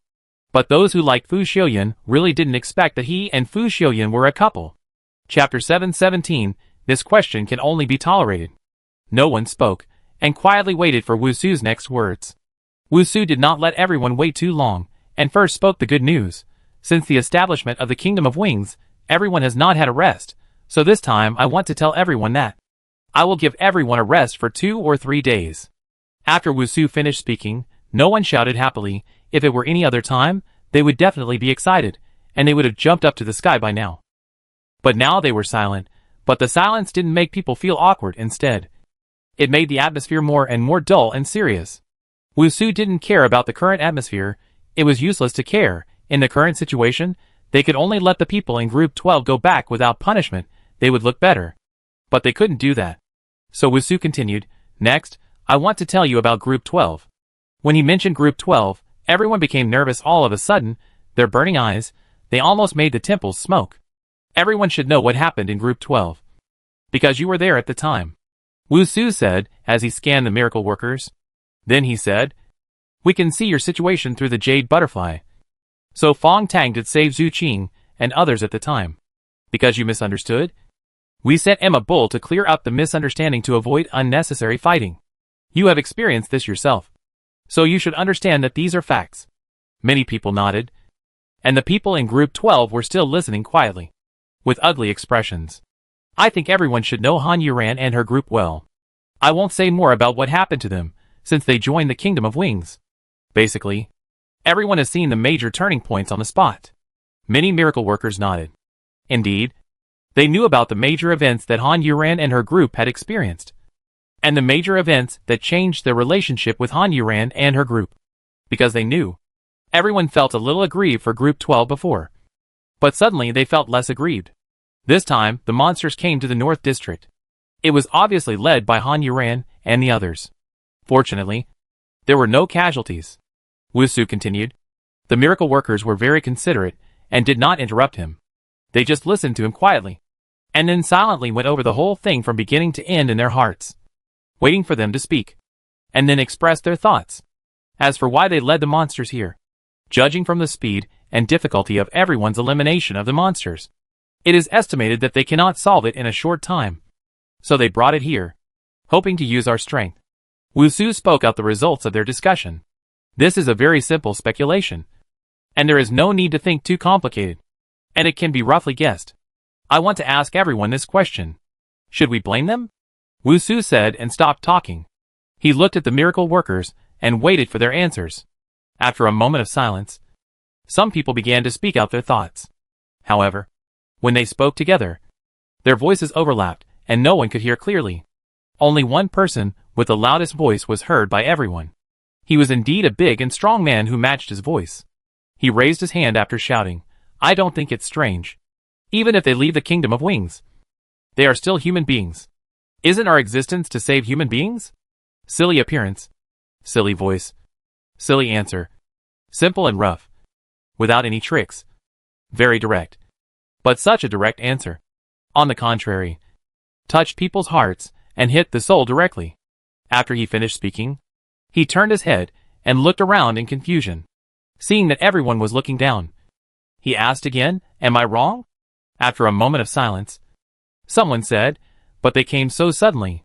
What if most of our miracle workers are on missions?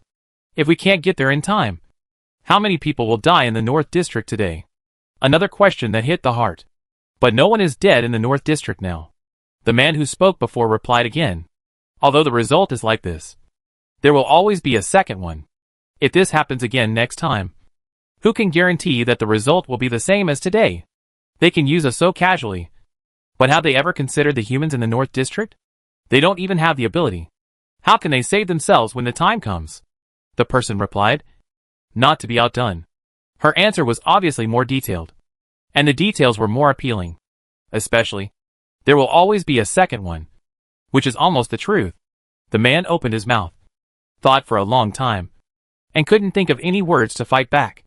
He closed his mouth in frustration and snorted. He felt so wronged in his heart. Why was he so stupid? He couldn't even fight back at such a critical moment.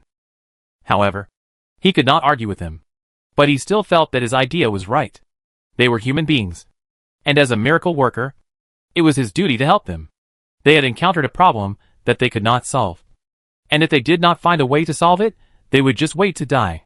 If they did not run here, could they lead the monsters to the alien race? That would be foolish. Wu Su looked at the people who were ready to speak up and said, Okay, we roughly know your attitudes. In short, some people think that their behavior is permissible, and some people think that they need to be warned, and it will not happen again. At the very least, they need to remind us so that we can be prepared and not be caught off guard. That's what he meant. Right? Wu Su made a summary, and also blocked the possible quarrel. Some people nodded, but some felt that his summary was not quite right. It seemed that something was not right. What was it? Finally, many people figured it out. Wu Su said that in addition to allowing Han Yuran's behavior, another option was to warn them or let them inform them in advance. This was very telling. But this problem could be tolerated. They didn't want to leave Han Yuran and the others to die. It would be okay if they told them in advance. If Gao Tianyi hadn't been with Han Yuran, Gao Dasheng would definitely point out this problem. But his stupid brother was still there, so he couldn't say anything. This problem could only be tolerated. Chapter 718 Out of Selfishness. Gao Dasheng kept cursing Gao Tianyi in his heart, but he didn't say anything. As a brother, he actually treated his younger brother very well. It's just a pity that the two of them are completely different in their way of dealing with people. Gao Dasheng thinks Gao Tianyi is a brainless idiot, a big idiot with only muscles. Gao Tianyi thinks Gao Dasheng is a mean-spirited person, who makes him despise and disdain him. So the two people chose two completely different paths. Wu Su has already opened his mouth and continued, that is to say, everyone agrees that Han Yuran and her group have not really done anything to harm humans, so they don't need us to judge and punish them. No one among the miracle workers spoke up. What qualifications do they have to punish and judge Han Yuran and her group? But something very regrettable happened. Everyone knows that. The members of the 12th group, in front of the Amabel Temple, after Amabel just gave the order, the 12th group violated the order of the Amabel Temple. Wu Su said with a deep look in his eyes, and a serious face as he swept down to the miracle workers below. Then his tone suddenly rose an octave. And he roared with full momentum, this kind of behavior. It is absolutely not allowed in the Kingdom of Wings. To be honest, Wu Su almost burst out all the strength in his body when he roared. His current health is really very poor. Very poor. So after roaring, his body shook slightly. The miracle workers really had nothing to say this time. If this kind of behavior is allowed, then the miracle workers and the Holy Temple, the Kingdom of Wings really don't need any discipline and rules. If the general is away from home and does not obey the king's orders, it can be used as an excuse. But this is in front of Emma Bull. To put it in a broader sense, it can even be said that the members of Group 12 do not take the Holy Temple seriously, and even have the ambition to overthrow the Holy Temple. If you have the will, these accusations can be put on you. Not only can you put them on, but you can also put them on in a way that no one can refute. Now, I want to ask Group 12 a question, Wu Su said, looking at the people in Group 12. The members of Group 12, who were called, also looked at Wu Su from below. Their faces were very ugly. I only ask you one question, are you attacking Han Yuran out of selfishness, or is it really because of the righteousness you mentioned? Wu Su's question directly hit the most important part. The answer to this question will directly define the nature of Group 12's action this time. But the people of Group 12 were silent. Even the two members of Group 12, who did not participate in this action, did not speak. In fact, they were simply implicated. The two of them had no special relationship with Kong Jiaxing. In this operation, they were separated from Kong Jiamin and the others when they were fighting the monsters before, so they did not join this operation. Of course, the main reason was that Kong Jiamin had included the two of them in this operation, and had not told them about it at all, mainly because she did not want to implicate them. But unexpectedly, the people from the Holy Temple did not even ask, and directly pulled the two of them over to join them. But after knowing this, these two team members asked themselves, if Kong Jiamin had discussed this with them, would they be willing to do it?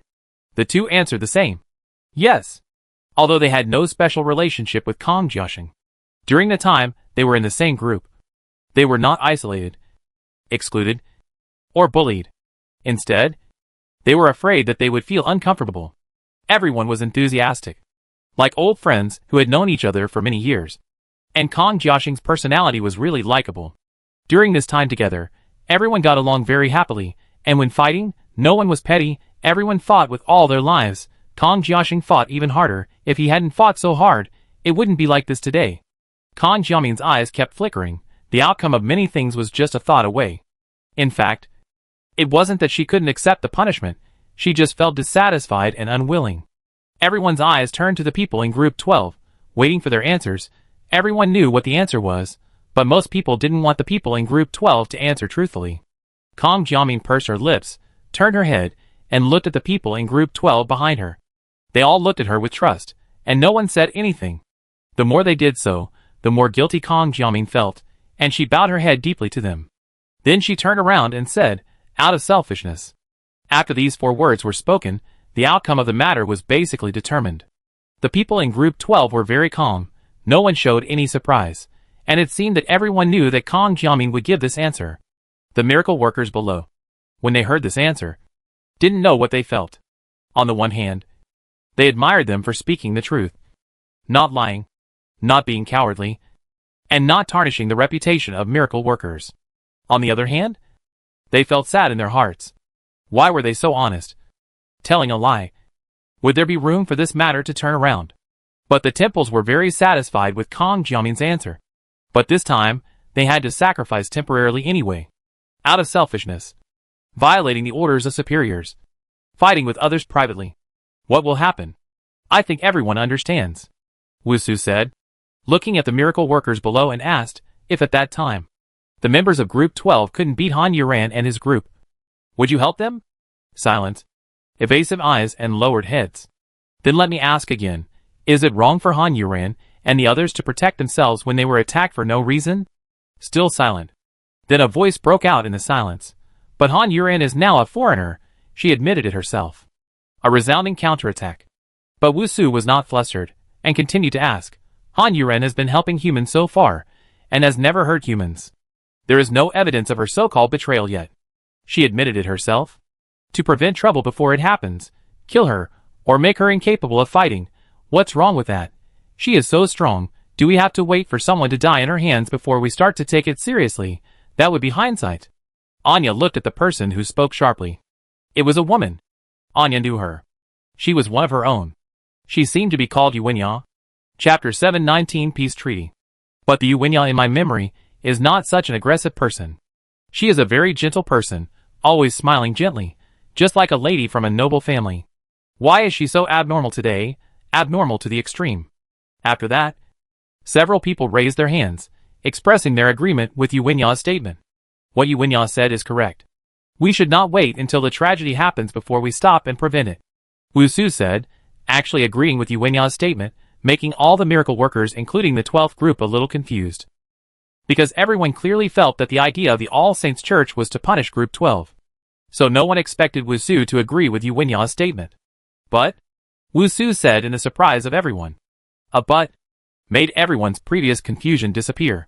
It was obvious that there was a follow-up, and this follow-up was definitely the opposite of Yuenya.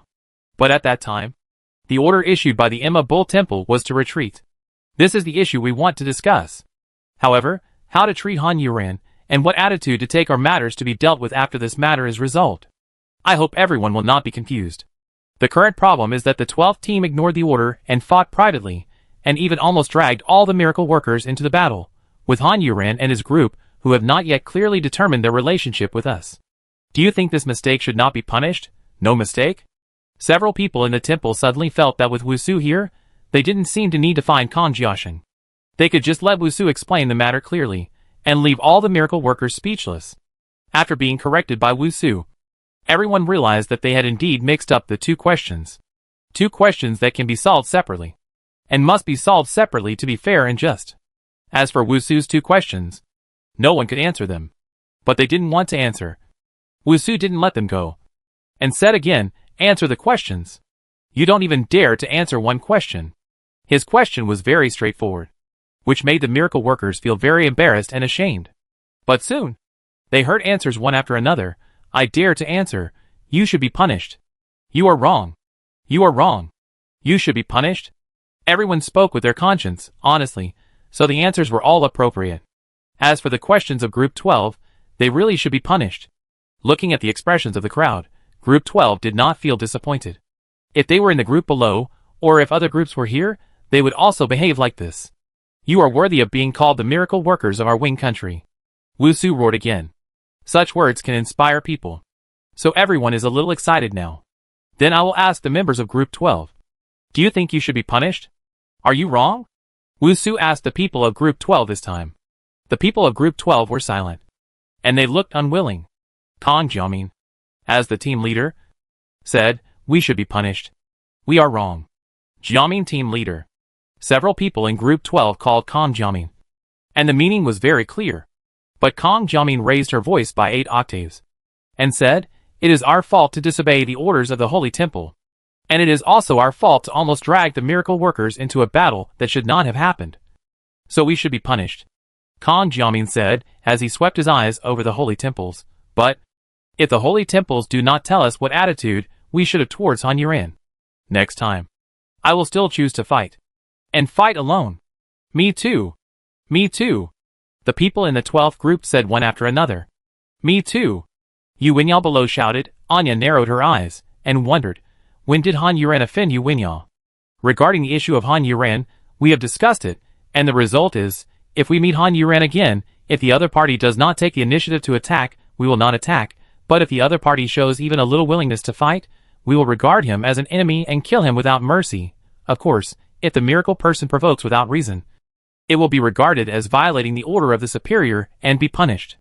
Wusu answered so neatly, without any pause, as if he wanted to solve the matter completely at once. He really did not drag on at all, and did not even give everyone a chance to breathe.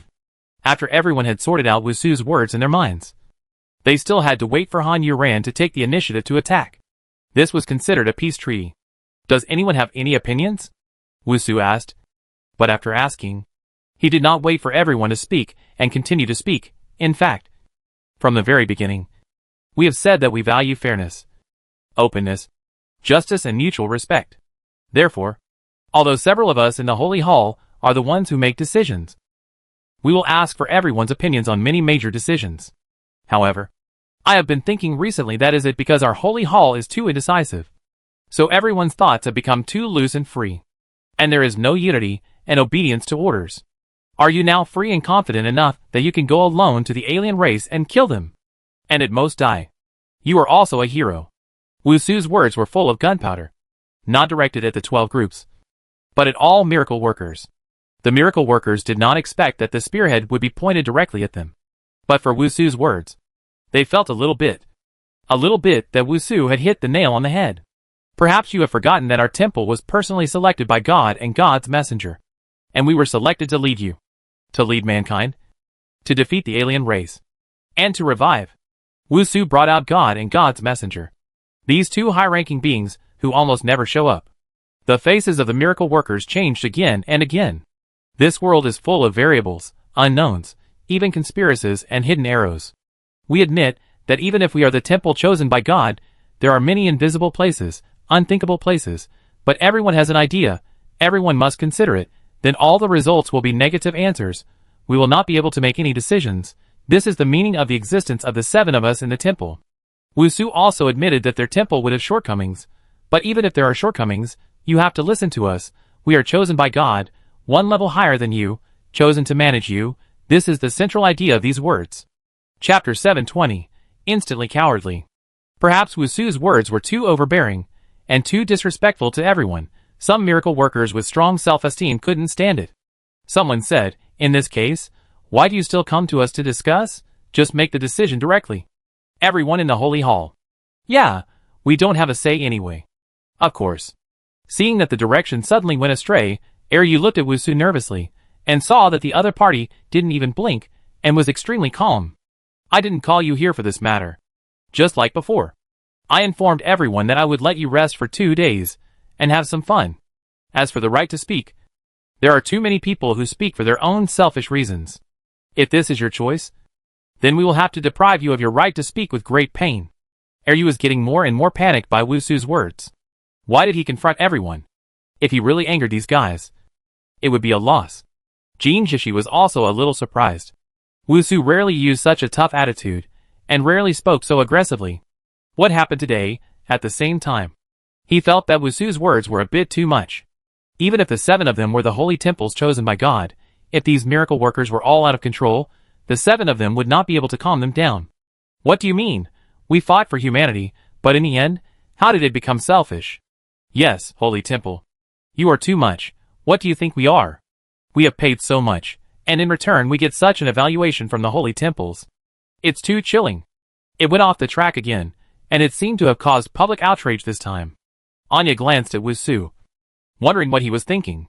Could it be that Fu Xiuyan's death had caused him so much shock that he could no longer bear it, and went crazy? Wusu looked at the angry and emotional miracle bearers below, and the questions they raised. He said calmly, we acknowledge your efforts. But your selfishness is also visible to everyone. Even our temple is selfish. You are so indignant saying that everything you do and every word you say is selfless. Isn't that a bit hypocritical? Wusu continued to face the wind. It seemed that he would not be willing to accept it unless he forced the miracle bearers to rebel today. Jin Jishi, who was standing beside him, saw this and turned to look at Wu Su, and said, "Wu Xingtang, please calm down and don't get emotional." The situation was a bit dangerous now. He couldn't help but remind Wu Su. But Wu Su didn't respond or react to his words. "What do the Xingtangs mean? Just tell me." "That's right. If you look down on us, just drive us out." Yes. People with different ideologies cannot work together. From discussing Han Yuran and the 12th group, to now a war between the miracle worker and the Shuntang. How did things go so wrong? Just because of Wu Su's words. It was so simple. Even the people in Group 12 were a little confused. The bitterness and hatred on their faces were replaced by confusion. Looking at the miracle workers below, and then at the holy temple, they suddenly felt that their current position was so awkward. When they stood in the team of miracle workers below, they were not so indignant. They were indeed, as Wu Shitang said, selfishness outweighed justice. But standing on the side of the holy temple, they were also angry, and that was simply too shameless. There were many miracle workers below who supported them. Everyone calmed down. Seeing the tense atmosphere, Jin Jishi spoke quickly, thinking in his heart that he could not leave this matter to Wu Su, as this person was not normal now. But after he finished speaking, the miracle workers below did not react at all. Wu Su said domineeringly, "They don't need to calm down. I think they have made a decision. You think our decision is wrong. You think we have deprived you of your right to speak. And you think you can't work with us if you are not on the same path. Right? That's right." Although the shameless miracle workers felt a little uneasy, they still replied unyieldingly. "Okay," Wu Su said. The other temples and miracle workers were a little confused about what this okay meant. Jin Jishi took a step closer to Wu Su and asked, "What are you going to do?" Wu Su ignored him and said to the miracle workers below, "Since that's the case, we will select some miracle workers with the same path as us to fight together. If you don't want to, you will lose the qualification to possess the sacred fragments. Now, I declare that all your sacred fragments will be taken back by the messenger of God." Wu Su's words were like a thunder, which made the whole world quiet, and there seemed to be a faint smell of burning. The temple was dumbfounded. The miracle workers were also dumbfounded. And only Wu Su was not dumbfounded. He looked at the faces that were originally going to shout at him and fight to the end. And they froze for a moment. And then fear, regret, and panic gradually climbed onto their faces. Wu Su sneered in his heart. He had already made full preparations. Or his ideas were different from those of other temples. Other temples planned to play the warmth card and the moving routine to capture people's hearts. But he felt that they had been gentle for too long. And sometimes they needed some iron-blooded means to make these miracle workers recognize their position again. It was best to use both kindness and force. Now Wu Su felt that it was time to use iron-blooded means. Otherwise, in these battles again and again, they had already been bloodthirsty, the blood in their bodies had boiled, they had killed so many miracle workers who thought they were invincible, and were about to burst with confidence and fly to heaven. This was definitely a good opportunity, so Wu Su did not tell anyone, and acted on his own. Of course, what he said was not empty talk. He had already made an agreement with the messenger of God, that as long as he summoned the messenger of God now, then the sacred fragments of the following miracle workers would be recalled, and he was not just trying to scare them. Hua Jianlei glanced at Akashi. They had not spoken from beginning to end. There were many miracle workers who had not spoken from beginning to end like them. But now they were all counted together. It was unfair. Akashi's face, which had always been expressionless, also showed a trace of shock. And they were still calm. There were already many miracle workers who were not calm and began to be timid and admit their mistakes. "Master of the temple, I didn't speak just now. Please don't count me in. Master of the temple, I was too arrogant just now. Please forgive me. Master of the temple, please don't take back my ability. Please, please." Chapter 721 Dream House. I can only say that there are many shameless people in this miracle, or they are fence-sitters, and they just go with the flow. Before, they didn't speak out, and they stood on the side that won. Now that they can't keep silent anymore, they just flattered their faces and said that they didn't speak just now. Don't they know that there is a saying that silence is considered as tacit consent?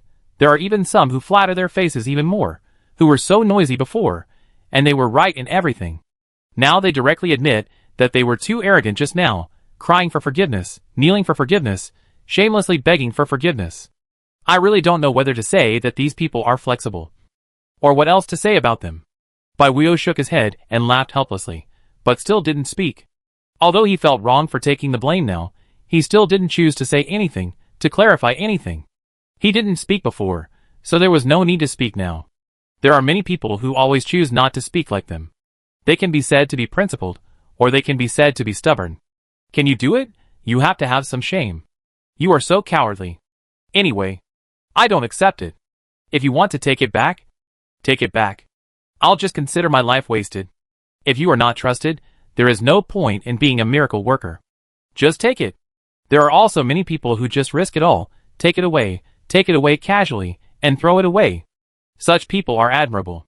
Although they are a little reckless, without the sacred fragments, they have no ability.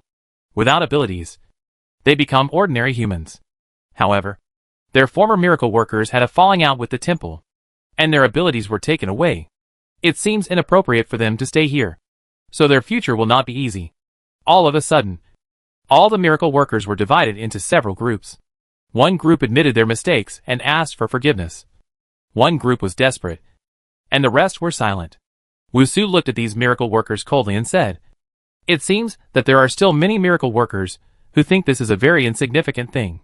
As soon as he said this, Hua Jianlei and Qixi looked at each other again. Obviously, Wusu wanted to give everyone a chance. Those miracle workers, who were begging for mercy, also heard it, and begged for mercy even louder. "We take it very seriously, the sacred fragments, and this matter very seriously," Hua Jianlei said, and began to follow Wusu's tone and go along with it. All of a sudden, miracle workers like him, who had not spoken because of some difficulties, all spoke up and expressed their feelings.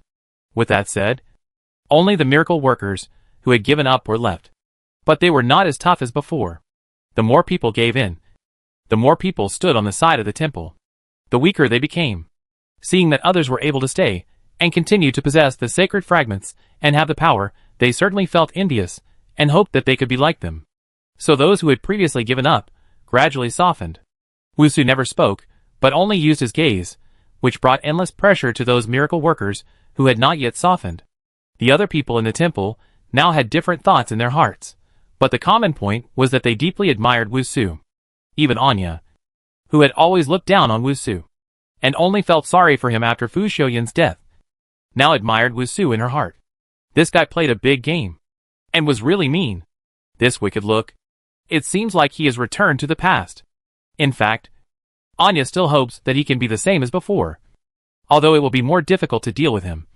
And she always has to guess whether he has done anything behind her back. But compared to the current him, Anya would rather see him like that.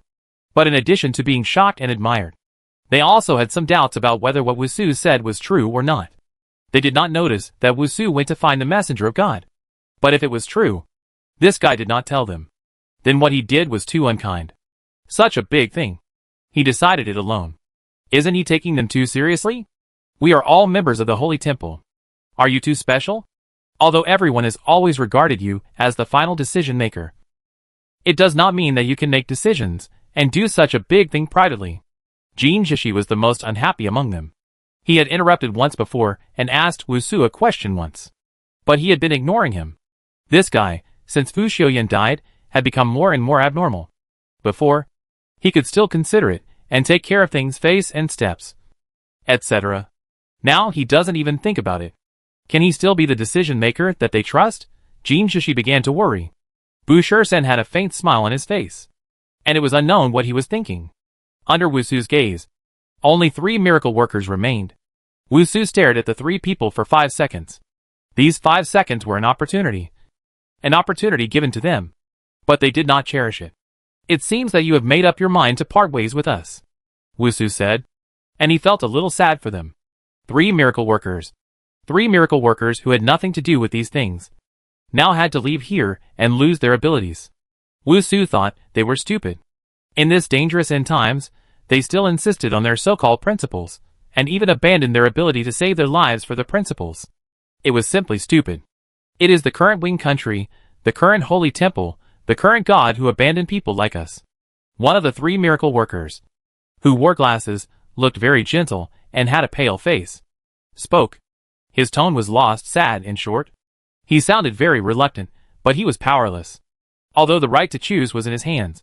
This kingdom of wings, This holy temple was no longer what he had expected and hoped for. His appearance made everyone feel heartbroken. But this time no one spoke out or stood up because of any emotional impulse. Wusu looked at him and felt even more disappointed. Such a person would definitely risk his life for humanity. But such a person was unrealistic.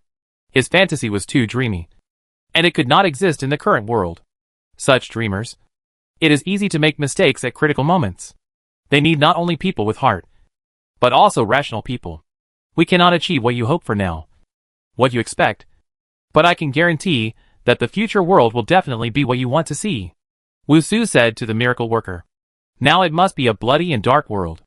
They have gone through all of this, leaving the beautiful dreams for future generations. Chapter 722 Asking the Messenger of God to Come. The miracle worker looked at Wusu. The two people's eyes met in midair through the glasses. Unfortunately, Wusu is now completely different. Otherwise he would be like this miracle worker, looking gentle and polite. The miracle worker nodded and said, I believe you. The other two miracle workers were not so calm, and they were able to part ways in peace. The other two were very angry. One shouted unwillingly, Why, we have to take back our sacred fragments. The sacred fragments have chosen us. But it can also not choose you. It's that simple. The sacred fragments choose people who can help mankind, not you who have different ideas and cannot work with us. Wusu said. But why didn't Han Yuran and her group take back their sacred fragments? The third miracle worker asked. This is God's choice. You have no right to question God. Please ask God's messenger to come. Wusu said, no longer entangled with the two miracle workers below, and directly called God's messenger. Seeing that he really wanted to call God's messenger out, everyone was still a little surprised. To be honest, many of them thought that Wusu was just lying and using God's messenger to scare everyone. But they didn't expect that he really called God's messenger out. The two miracle workers who were still shouting at the end were stunned all of a sudden. Their eyes were filled with fear. The gentle one, however, looked respectfully and piously at the sky. Suddenly, a light lit up, and the messenger of God suddenly appeared, still in the bubble, still so dazzling. His eyes were still ruthless, and his wings fluttered behind him. Greetings to the messenger of God, Wusu said respectfully. All the miracle workers, except for the two, including the gentle one, saluted the messenger of God together. Greetings to the messenger of God. Only the two miracle workers were left staring at the messenger of God dumbfounded. And they were so scared that they didn't know how to react. It should be said that they were so scared that they had no reaction. These two? The messenger of God asked directly, with a pair of eyes like black holes, looking at the two miracle workers, who did not salute. One of the two men's legs trembled, and his upper and lower lips were trembling. It seemed that he had something to say. The other one was already dumbfounded. Some miracle workers looked at his crotch uncontrollably. They were really afraid that this guy would piss himself. That would be terrible and embarrassing for the miracle workers. However, luckily, although this guy, I guess his soul has left his body, he has not yet reached the point of incontinence. That Sizuanwen was about to say that there is also me. But Wusu spoke before him. Yes, these two. Sizuanwen looked at Wusu with surprise, and the other miracle workers were also surprised. Could it be that because Sizuanwen performed well, Wu Shantang wanted to let him go, guessing in his heart? The team members in the same group with Sizuanwen breathed a sigh of relief, especially their team leader, who kept praying in his heart, Old Sang, please don't speak anymore, just go down this step. Okay. The messenger of God said simply, and began to stretch out his hand. The trembling miracle worker was so frightened that he knelt on the ground. Lord messenger of God, you can't take back my sacred fragment. It's my life. Please, please, he cowed out. The other one also came to his senses in the shrill roar. As soon as he came to his senses, he was excited and shouted unwillingly, the sacred fragment is mine. It's mine. No one can take it away. Shouting, the miracle worker was like crazy and turned around to escape. All the miracle workers moved at the same time, and then stopped, waiting for orders from above. The other temples did not speak. The current situation was under the control of Wusu. There was no need for them to speak. If they spoke blindly and disturbed Wusu's plan, it would be more trouble than gain. Wusu did not speak, but just looked at the messenger, since he had already called the messenger, and the messenger also knew who the target person was. There was no need for him to say anything. The messenger of God did not disappoint Wusu. She did not chase the miracle worker who escaped, Nor did she pay attention to the miracle worker, who was still begging for mercy on the ground. She continued her actions. The forehead of the kneeling miracle worker was bright, and the one who escaped had a bright light on his hand.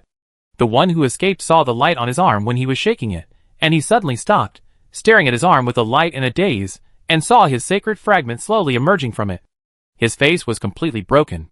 He held his other hand, and kept pressing the holy fragment that had emerged, trying to push it back. But there was no way.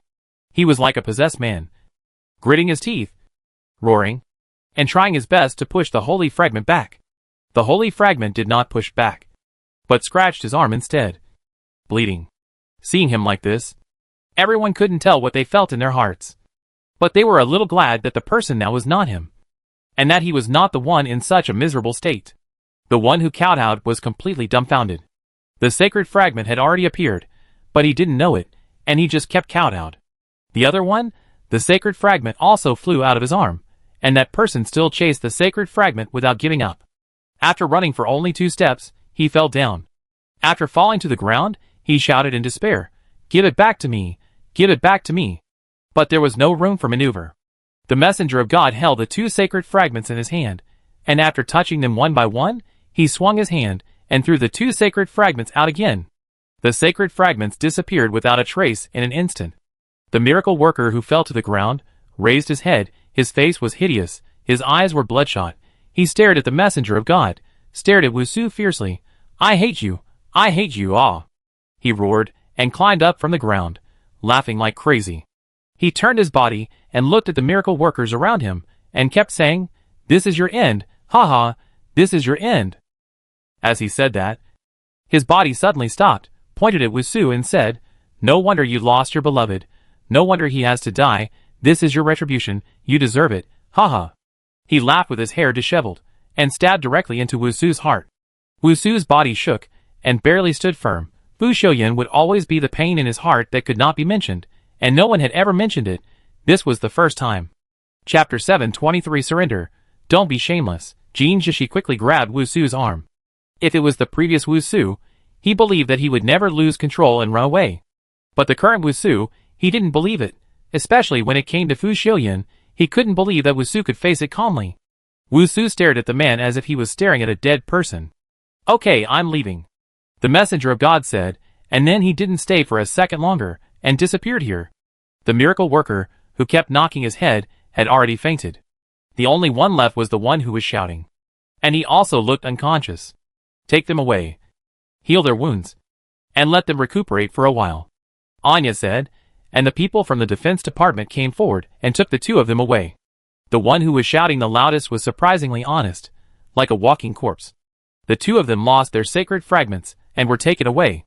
The one who was most deeply touched among all of them was CC11, who had escaped the disaster. Although he had escaped, he was not only thankful but also afraid. He had not been so scared before. But after seeing all this with his own eyes, he began to be afraid. He was not sure whether Wu Shentang had really let him go, or for some other reason. So he looked at Wusu with some fear.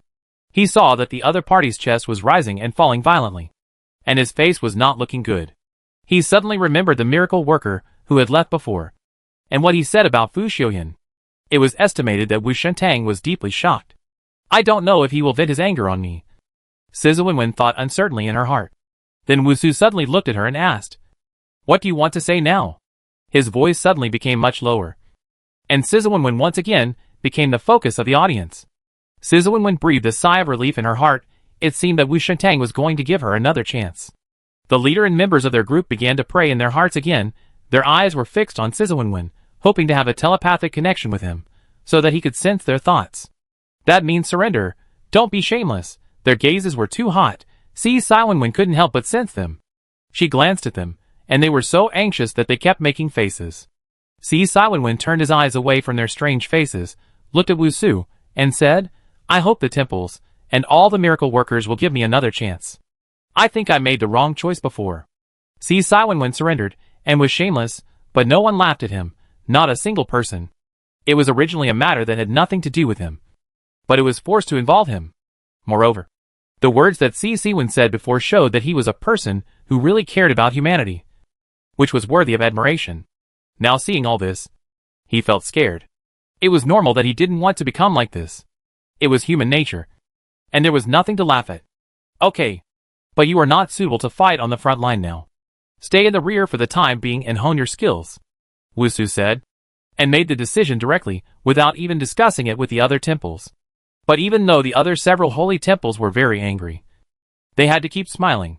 They could only settle this account after they finished here. They had to hold a meeting to criticize Wusu. He was acting too self-willed. He did not ask the opinions of the holy temple, nor did he ask the opinions of all the miracle workers. But no one would object to the miracle workers. Now that Wusu agreed, many people were relieved for Si Siwenwen, and many people in their group jumped for joy. Siwenwen was also relieved, although he had to stay in the rear for the time being and could not directly participate in the battle, fighting against alien races. Logistics was also very important, and there would be opportunities in the future to fight on the front line. It was good to be able to stay. Now I declare our banquet open. Please welcome the last guest, Wusu said. Everyone was a little curious. Who was the last guest? The temples were not curious. They had originally discussed the part without the messenger of God, and the last guest would come directly to solve everything. But now the plan was interrupted by Wusu. But now, letting Kong Jiaxing come over, there is no big effect. It's just to move people, to make them happy, and to make the current atmosphere relax and warm up. Otherwise, in this kind of atmosphere, who can have a good time, let alone give everyone a rest? It's simply hellish torture. Wusu turned his head and looked to the left, but he didn't see the person who should come up. After waiting for a while, several temples exchanged glances with each other, and always felt that something was not right. Then a man ran to Wusu's side in a hurry, whispered something in his ear, finished speaking quickly, looked at Wusu nervously and sadly, waiting for instructions. Everyone could see that Wusu had a grim expression. So everyone suddenly became nervous, worrying about what had happened. Kong Jiamin looked at them and felt extremely panicked and uncomfortable, especially when Wusu set his eyes on her. Her heart skipped a beat. Wu Xingtang. What happened? Kong Jiamin didn't have time to think. She stepped forward and asked. She suddenly spoke, and everyone was stunned for a moment. But Su remembered her brother, Kong Jiaxing. Thinking about it again, it seemed that only Kong Jiaxing could play at this time. But Kong Jiaxing didn't come, but a hurried person came, and Wusu's face collapsed instantly. Could it be that Kong Jiaxing? The other people in Group 12 also became anxious. Several people in the temple were also confused. If it was true, this news was too sudden. Especially Emma Bull. Not long ago, she had said so much to Kong Jiaxing. He looked like he could still hold on for a while. How could it be so sudden? People from Group 12. Follow me. Emma Bull turned around and ran away, running towards where Kong Jiaxing was. Emma Bull only hoped that Kong Jiaxing would have a breath left. Wait for them to arrive. See his relatives, his lover, his friends for the last time, and say a few words. God, please. Emma Bull ran, praying in her heart. After a moment's pause, the people in Group 12 hurriedly followed Emma Bull. Now that things have come to this, there is no need for the temples to say anything. It must be that something happened to Kong Jiaxing. Wusu looked at the drooping miracle workers below, and said helplessly, forget it. Let's go this time. Chapter 724 Last Words. But after Wusu finished saying this, no miracle worker left. Everyone stood there motionless, with a heavy look on their faces. Shengtang, you stay? Wusu said. You nodded, feeling a little panicked. Kong Jiaxing's death was a bit untimely, but she couldn't show it, so she was a little panicked. Except for her. All the other saints also rushed to Kong Jiaxing's place. You looked at the miracle workers below, each with a darker face than the other, thought for a while, and said, although I know this is not right, let's still pray for him. As she said this, she closed her eyes, put her hands together, and prayed. The saints looked at her, and only a few of them did it with her. The others, it wasn't that they didn't want to pray for Kong Jiaxing, but in this world, they couldn't believe in God. If God could really save him, then the God here must be a false God, because this God couldn't save him. So they didn't pray to God. You didn't force the miracle workers. She was just a little panicked, and needed to find a place to rely on. Emma Bull was the first to appear at Kong Jiaxing's bedside. Just like the last time she came, Kong Jiaxing was still lying there, with the quilt neatly covered, and his eyes closed, as if he was still asleep. although Emma Bull was the first to run in. She suddenly stopped at the door after seeing Kong Jiaxing, and just stared at Kong Jiaxing on the bed. But she didn't have the courage to go in. Kong Jiaxing behind her pushed her away. But she still swayed twice, and stood still at the door. Jiaxing. Kong Jiaxing shouted and rushed to the bed. Knelt on the ground. Grabbed Kong Jiaxing's arm with her hand. And shook it hard. She stared with her eyes wide open. Her eyeballs were frighteningly red. She was resisting and unwilling to believe. She was sad and desperate. Tears could not stop flowing. She called Kong Jiaxing's name over and over again, getting more and more excited, getting more and more crazy. Her facial features were distorted. She shook Kong Jiaxing off the bed, but his body was still powerless and limp. Xiao Qinghe also stopped at the door, looking at Kong Jiaxing's face that was being shaken. She cried without making any sound. Her mouth was clearly open, and her tears were clearly raging, but there was nothing. Only she sat on the ground, leaning against the door frame, crying heartbrokenly. Kong Jiaxing's two friends, when they came in, looked at Xiao Qinghe, after hesitating for a moment, came to the bedside without stopping. But when they saw Kong Jiaxing's appearance, they knew that there was no hope at all. Jiaxing. One of the friends called out, after calling out, raised his hand, and covered his face, lowered his head, and started crying. The other one rubbed his nose, walked to Kong Jiaxing's side, reached out, and grabbed Kong Jiaxing, who was like crazy, and then, regardless of how Kong Jiaxing struggled and shouted, forced Kong Jiaxing away from the bed. "Let me go!" Kong Jiaxing shouted, pulling one hand free, turning back, slapping him back. With a slap sound, Kong Jiaxing's eyes finally calmed down a lot. Jiaxing has been tortured so much, just let him go peacefully. He was not angry because of the slap, but advised kindly, at this time. Let alone Kong Jiaxing slapping him once. Even if she slapped him in a row, he would not care. Kong Jiaxing stared at him, after blinking, still had some uncontrollable emotions, rolled his eyes upwards, let out a breath, and tears fell silently and endlessly. She stopped crying hysterically, but her shoulders were shaking violently. After a long while, Kong Jiaxing turned her eyes back, pressed her lips tightly, and nodded with tears in her eyes, and then lowered her head in pain, and kept rubbing her head. The person she hit stepped forward, opened his arms and hugged her, stroking her head with one hand, and said comfortingly, "We have to live well with Jiaxing, and don't let him worry, it's okay, it's okay. Jiaxing is always here, and we will never forget him." Kong Jiaxing, who was held in his arms, choked with sobs and said him, and kept nodding. For a moment, everyone was silent, all crying. The one standing by the bed cried, as he carefully fixed Kong Jiaxing's hair, hands, and quilt, which had been messed up by Kong Jiaxing. When everyone was silent, Wu Su and the others arrived. As soon as they came in, they saw this situation. They didn't even have to think about whether the incident really happened. But a few people still came to the bed, looked at Kong Jiaxing, and didn't know what to say. With their arrival, the atmosphere became even heavier. Wu Su turned his head and looked at the people crying in different places. After thinking for a while, he did not speak. He decided to give them some time. Just when the atmosphere was heavy and awkward, the man who ran to report and followed them back looked at this church, and then that church. Just when he looked a little sly, he met Wu Su's eyes. Wu Su left with a questioning look. The other party's eyes were a little evasive and flustered at first, but soon stabilized and came to Wu Su's side and whispered a few words to Wu Su. Wu Su nodded as he listened. And then he said, "Bring the things here." "Yes." The man replied and left. They knew something was up. So except for the ones who were heartbroken, everyone else's eyes were on him.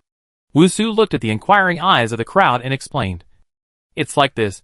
There are surveillance cameras here, because we have to keep an eye on Kong Jiaxing's situation. I'll take out these videos and show them to you." In fact, what the man told him was that when he was about to leave, Kong Jiaxing seemed to know that he was going to die. And he said a lot of words at once, which were his last words, and they were all recorded. The reason why Wu Su didn't directly tell them about his last words was because he thought it was quite exciting. So he let them see it. These people were already so heartbroken, and he didn't want to stab them again. After hearing what he said, these heartbroken people reluctantly pulled themselves out of their sadness and looked at Wu Su. "Wait a minute. It will be taken soon," Wu Su said. Emma Bull helped Xiao Qinghe up from the ground and came over. Soon the man came back with two people. The two people carried the machine and fiddled with it for a while. And then everything was connected. They saw every scene of Kong Jiaxing moving into this room on the screen. Chapter 725 You Fool. Since this was filmed 24 hours a day, it would take a long time to watch it. So after a while, Wusu said, "This record will be left for you, so you can watch the previous ones later. I will fast forward to the end now. Kong Jiaxing seems to have left some words for you." After Wusu finished speaking, he did not act immediately, but waited for the response from Kong Jiamin and the others. Kong Jiamin and the others did not want to fast forward, they just wanted to keep watching him like this. Although the person on the screen basically did not move, he was lying on the bed, but he was alive at that time. Kong Jiamin sat by the bed, holding Kong Jiaxing's hand with one hand, looking at the screen, looking at Kong Jiaxing. She nodded with pain. Wusu winked at the person who was working on the machine, and that person started fast-forwarding. The screen was changing rapidly. It was the screen of Kong Jiaxing dying day by day. Looking at it made people feel particularly heartbroken. If Xiao Qinghe hadn't been gritting her teeth and holding on, she would have cried to death by now. She sat on the other side of Kong Jiaxing, holding Kong Jiaxing's other hand. If she hadn't experienced the end of the world and killed the enemy, Xiao Qinghe would never be as strong as she is now. She loved him. From the beginning of their love, to him releasing balloons to propose to her, to the end of the world, their hands were always tightly held. Although Xiao Qinghe was looking at the screen, her mind was replaying every detail of her and Kong Jiaxing like a movie. Soon, the picture returned to normal. The person who went to report appeared in a wheelchair. After he explained his purpose, Kong Jiaxing, who was lying on the bed, took a long time before reluctantly opening his eyes. He smiled, and then cooperated with the man. Wanting to leave the bed, he didn't want to lie on anymore. But when he raised his hand, Kong Jiaxing's eyes suddenly froze. The man who helped him was still a little confused, and asked, "What's wrong? Are you feeling uncomfortable? I'll go get someone." The man was about to run to get someone, but Kong Jiaxing said, "No need to get someone." His words were surprisingly confident and clear, and he sat up from the bed by himself. But he just sat up. The man turned around in confusion, looking at Kong Jiaxing in surprise, scratching his head, not knowing what was going on. Kong Jiaxing lowered his eyes to look at his left hand, and his right hand kept stroking the ring on his ring finger. His eyes were filled with love, reluctance, and guilt. Xiao Qinghe couldn't bear it anymore and burst into tears after seeing this scene. Emma Bull stood by, hugging her, unable to say a word. There was also a similar ring on the ring finger of Xiao Qinghe's left hand. It was put on by Kong Jiaxing when he proposed to her. She also laughed at Kong Jiaxing for being silly, saying that he would only wear this finger after getting married. He smiled foolishly. "Yes. That's why we wear this finger. We are getting married. What's wrong with you?" The man in the picture looked at Kong Jiaxing and asked, "I can't make it. There's no time." Kong Jiaxing said, raising his head, and his eyes were immediately focused on the place where the camera was originally. Now Wusu and the others were looking at Kong Jiaxing's face. Kong Jiaxing ignored the man's surprise and said, "I know there is a camera here. I'm going to die. Emma Bull Church. I didn't do what I promised you. I'm sorry, but I still believe in you." When he mentioned Emma Bull, Kong Jiamin and the others all looked at Emma Bull, not knowing what she asked Kong Jiaxing to promise her. "It's not a bad thing. The temple just wants me to persuade everyone. Sister Qinghe, I can't take care of you anymore." Kong Jiaxing said this and forced a smile, with tears in his eyes. "You must be good in the future, and those two stinky guys, I will leave Sister and Qinghe to you two to take care of." Kong Jiamin smiled again. "Because I didn't want to cry, I had to keep forcing a smile. Sister, I believe in the Kingdom of Wings, I believe in the Holy Temple. Because of this, I have been fighting desperately and fearlessly. You should all understand this. I look forward to, humans being able to walk freely in this world again. For this, I am willing to pay the price of my life, and all along, we have been fighting with our lives at stake, so death is inevitable. I don't blame anyone. And you shouldn't blame anyone for me. I think my sacrifice is glorious. I am conscious, not forced." Kong Jiamin heard this, turned to look at Kong Jiaxing beside him, and said, "You fool. Let me be proud of you." Kong Jiaxing said this, the light in his eyes suddenly faded, and he lost his spirit. But he still insisted on speaking intermittently, and said with a weak breath, "Don't be blinded by hatred. I believe you." And then, before he finished the last two words, Kong Jiaxing's eyes closed again. The person standing next to him waited in panic for a long time. and saw that Kong Jiaxing still didn't open his eyes. So he stepped forward and stretched out his hand to first test Kong Jiaxing's breathing, and then listen to his heart. This is what you want him to do. He is a fool. Before he died, he was willing to be used by you, Kong Jiaxing said while crying. This is what he really thinks. Wu Su said, although I am not familiar with him, I can see that he said these words from the bottom of his heart, and he was not forced to do so. You are the people closest to him, and you should be able to see it. Now that everyone is dead, it's up to you to say whatever you want. Kong Jiaxing stood up excitedly, staring at Wu Su and yelling, Everyone's sacrifice is our regret. Wu Su replied. Kong Jiaxing sneered, turned around, bent over, and gently stroked Kong Jiaxing's hair. Don't worry. Jiaxing said so. We will definitely do what he said. For the sake of humanity, it doesn't matter if we are used. The worst case scenario is that we will give up our lives.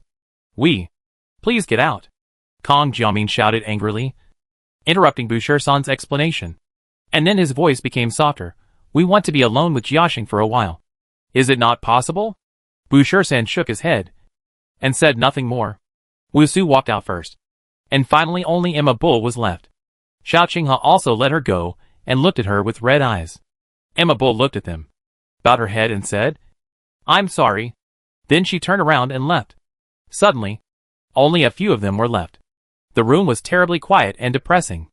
Everyone was in a daze, not knowing what they were thinking. But their tears kept flowing. Chapter 726 Super Light Bulb. The room was filled with stagnant anger, which was very suppressed. But everyone was immersed in their own sadness, and no one cared whether the anger was suppressed or not. The saints who had left stopped at the door, and for a moment they didn't know where to go, and they were driven back in disguise. Wait, Wu Su said, now that a miracle worker has died, their saints have nothing to do. If they are not here, but idle somewhere, it will have a bad impact. No one answered him. But no one left either. And they answered with actions.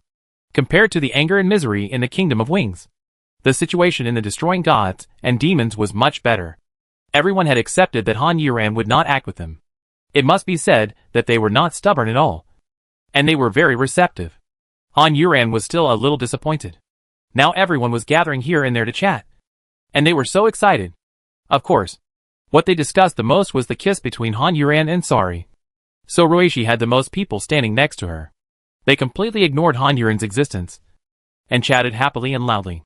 Han Yuran frowned helplessly, and wanted to tell them that she was still alive. And she was not deaf yet. So could you please keep your voice down? However, she thought that it was nonsense to say all this, and they would not care about her. Although she had not been here for a while, she still knew everything about the tricks of breaking gods and demons. After all, her understanding of everyone had penetrated into her mind and into her bones. They would care about others bullying them, and worry about not getting hurt. But they would not hurt themselves physically. But in terms of words, they absolutely did not care. And the most they could do was not to hurt themselves. She couldn't join them in talking about herself. So she looked around with bored eyes. And there was no need to be so anxious to fight. And it would be okay to stay here for a while. What's more, they had just killed so many monsters. And they were probably about to kill that group. There was no telling what the Dark Clan would do. If they came out in full force, she would go out alone. And that would be courting death. I'd better stay here and avoid the limelight for the time being. It's boring to stay here like this. I can only look at Fong Tang, who is always calm, but when I look at her, she is speechless. I didn't expect that Fong Tang, who is always calm, would join the discussion. She was talking seriously and nodding about something. The people over there were listening seriously, nodding from time to time. It seems that everyone agrees with her. Han Yuran was desperate for them. When she looked outside, she saw the Quiet Bai sisters and Xing Yubai. Suddenly, Han Yuran found this trio very interesting. They were the siblings of the Bai family. His name was Xing Yubai. It was simply fate. It was as if they were destined to meet. This kind of fate must be more than just a simple encounter. Something must have happened. They were about the same age. What could have happened? It must have been a love affair. Han Yuran thought that he was interested. A big drama was all done with his imagination. Looking at Bai Xian, although his eyes were not good, he was not affected at all. He had a good personality, strong fighting ability, and good looks. He was more than a good match with anyone. She looked at Xing Yubai again.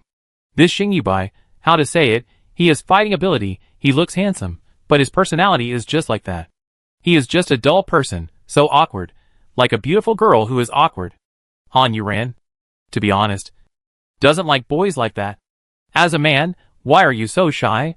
She always feels that when she is with such a man, when they go to bed, it has to be the woman who takes the initiative. Or maybe it's because Han Yuran's personality is too carefree, more boyish, so she prefers boys who are open-minded and straightforward. Because this kind of personality and that kind of personality just can't get along, she might be about to explode, but there's no sound at all. That's really infuriating. So, he can't really talk about Xing Yubai's personality problem. But maybe a gentle personality like Bai Xian can just tolerate it. That's great, even if the two of them are angry. They keep it to themselves, speak softly, it's fun to think about it. Han Yuran thought and smiled, but now there is an obstacle. Han Yuran looked at Baizhu, who was sitting between Xing Yubai and Bai Xian, and rolled her eyes. Does this guy have any sense? He looks smart. But how could he make such a mistake? You are sitting between two people, and you are not giving them a chance to develop further. Han Yuran thought about it, and shook her head. It seems that in order to promote a happy marriage, she still has to take action herself. As for whether it can succeed, it depends on their fate. So Han Yuran jumped down from the table, walked to Baizhu, the big light bulb, and said, Izhu, come out and help me. Baizhu, who was suddenly called by her, looked up at her in confusion and nodded. Then stood up and said with a smile, okay. The others looked at the two of them. And Yen Cui couldn't help but ask curiously, hey, where are you two going? You have a lot of things to do. It has nothing to do with you, Han Yuran said, and continued to walk up. Yen Cui grinned. Hey you hum, I don't want to bother with you. She turned her head back with force, and said loudly to Ruishi in front of her, someone kissed someone else, and took another handsome boy out, and didn't tell anyone. She deliberately said it loudly, just to piss off Han Yuran, who had a strong desire for revenge. Han Yuran rolled her eyes again, not wanting to continue to argue with her about this matter. This was an ironclad fact, she didn't even admit it, and she definitely couldn't win the argument with her, so why did she bully her so easily? Baizhu didn't feel anything. He wouldn't believe it even if he was beaten to death. Han Yuran asked him to go out to seduce him. But why did she ask him out? At this time in the East District, a member of the Dark Clan was reporting the situation in the North District to Sari. He was trembling because the situation he reported was too serious. God knows if the Great Demon King will get angry. If he gets angry, he won't be able to bear it. Sari looked out the window quietly. Even his back gave off a kind of imposing aura. He frowned. He was really angry this time. He felt helpless. Han Yuran? Han Yuran? You wiped out the whole clan so quickly. How can I, the Great Demon King, deal with it? I have to deal with it. Otherwise, how can I convince the people? Chapter 727. Was it right or wrong at the beginning? Sari is very angry now, but fortunately, although Han Yuran participated in this matter, she was not the only one involved, and a whole clan was wiped out. All the miracle workers in the entire Wing country participated in it, so this account can be put on the miracle workers. Go down. Sari thought and said. Now he was annoyed to the point of hearing other people's breathing. He didn't vent his anger on this person. It would be good if he beat him to death directly. So the Dark Clan also felt lucky. And he exhaled deeply. And his heart was relieved. He didn't want to stay here for a second. And quickly got up from the ground and ran away. Sari was still staring out the window in a daze. The people who just went out, not far away from Sari's house, were stopped by several kings. What did he say? One of them grabbed the Dark Clan's neck, pulled him in front of him, and asked. This man looked just like his attitude, extremely fierce and cruel. The captured Dark Clan had left the tiger's den, and was caught by the wolf again. It was really unlucky. He was so scared that he was shaking. He said quickly, the big devil didn't say anything, and let me out. The whole clan was destroyed. How could he not say anything? He grabbed his hand, and increased his strength, pulling him to death. Really didn't say anything, really. The captured Dark Clan said desperately, for fear that if he was a step late, the other party would directly break his neck. After saying that, he grabbed his fire speed and threw him away with all his strength. He was mercilessly thrown away, and fell to the ground. Although his bones were broken, he dared not say a word. He hurriedly and carefully climbed up from the construction site, not daring to breathe. Is he going to let this matter go? He said with a cruel and unbelievable face. It shouldn't happen. This is a whole tribe. Although the goblins are a race that can't be on the stage, it is still a tribe. It must not be exterminated like this, and we won't leave it alone. Another king with a body so good that it makes people bleed spoke up, and put forward his own opinion. Yes, I guess he is thinking about what he should do. After all, Han Yuran is also on the battlefield and participated in the operation to destroy the goblins. He is very concerned about Han Yuran, and is probably thinking about how to offend Han Yuran. The remaining one said, although he is the son of the king of the Dark Tribe, he does not even have a throne. But he is smart, and has always relied on his brain. So even without a throne, he can still talk to other kings, and not be looked down upon. He was good at guessing people's minds. And he immediately grasped the key point, and guessed what Sari was thinking. The reason why Sari didn't speak was really because of Han Yuran. This matter was to get rid of Han Yuran. Try your best. If he really couldn't get rid of her, Sari would not be afraid. After all, he dared to kill even witches. But this time, the matter was so serious that it was the destruction of a race. And the witch was only the death of one person.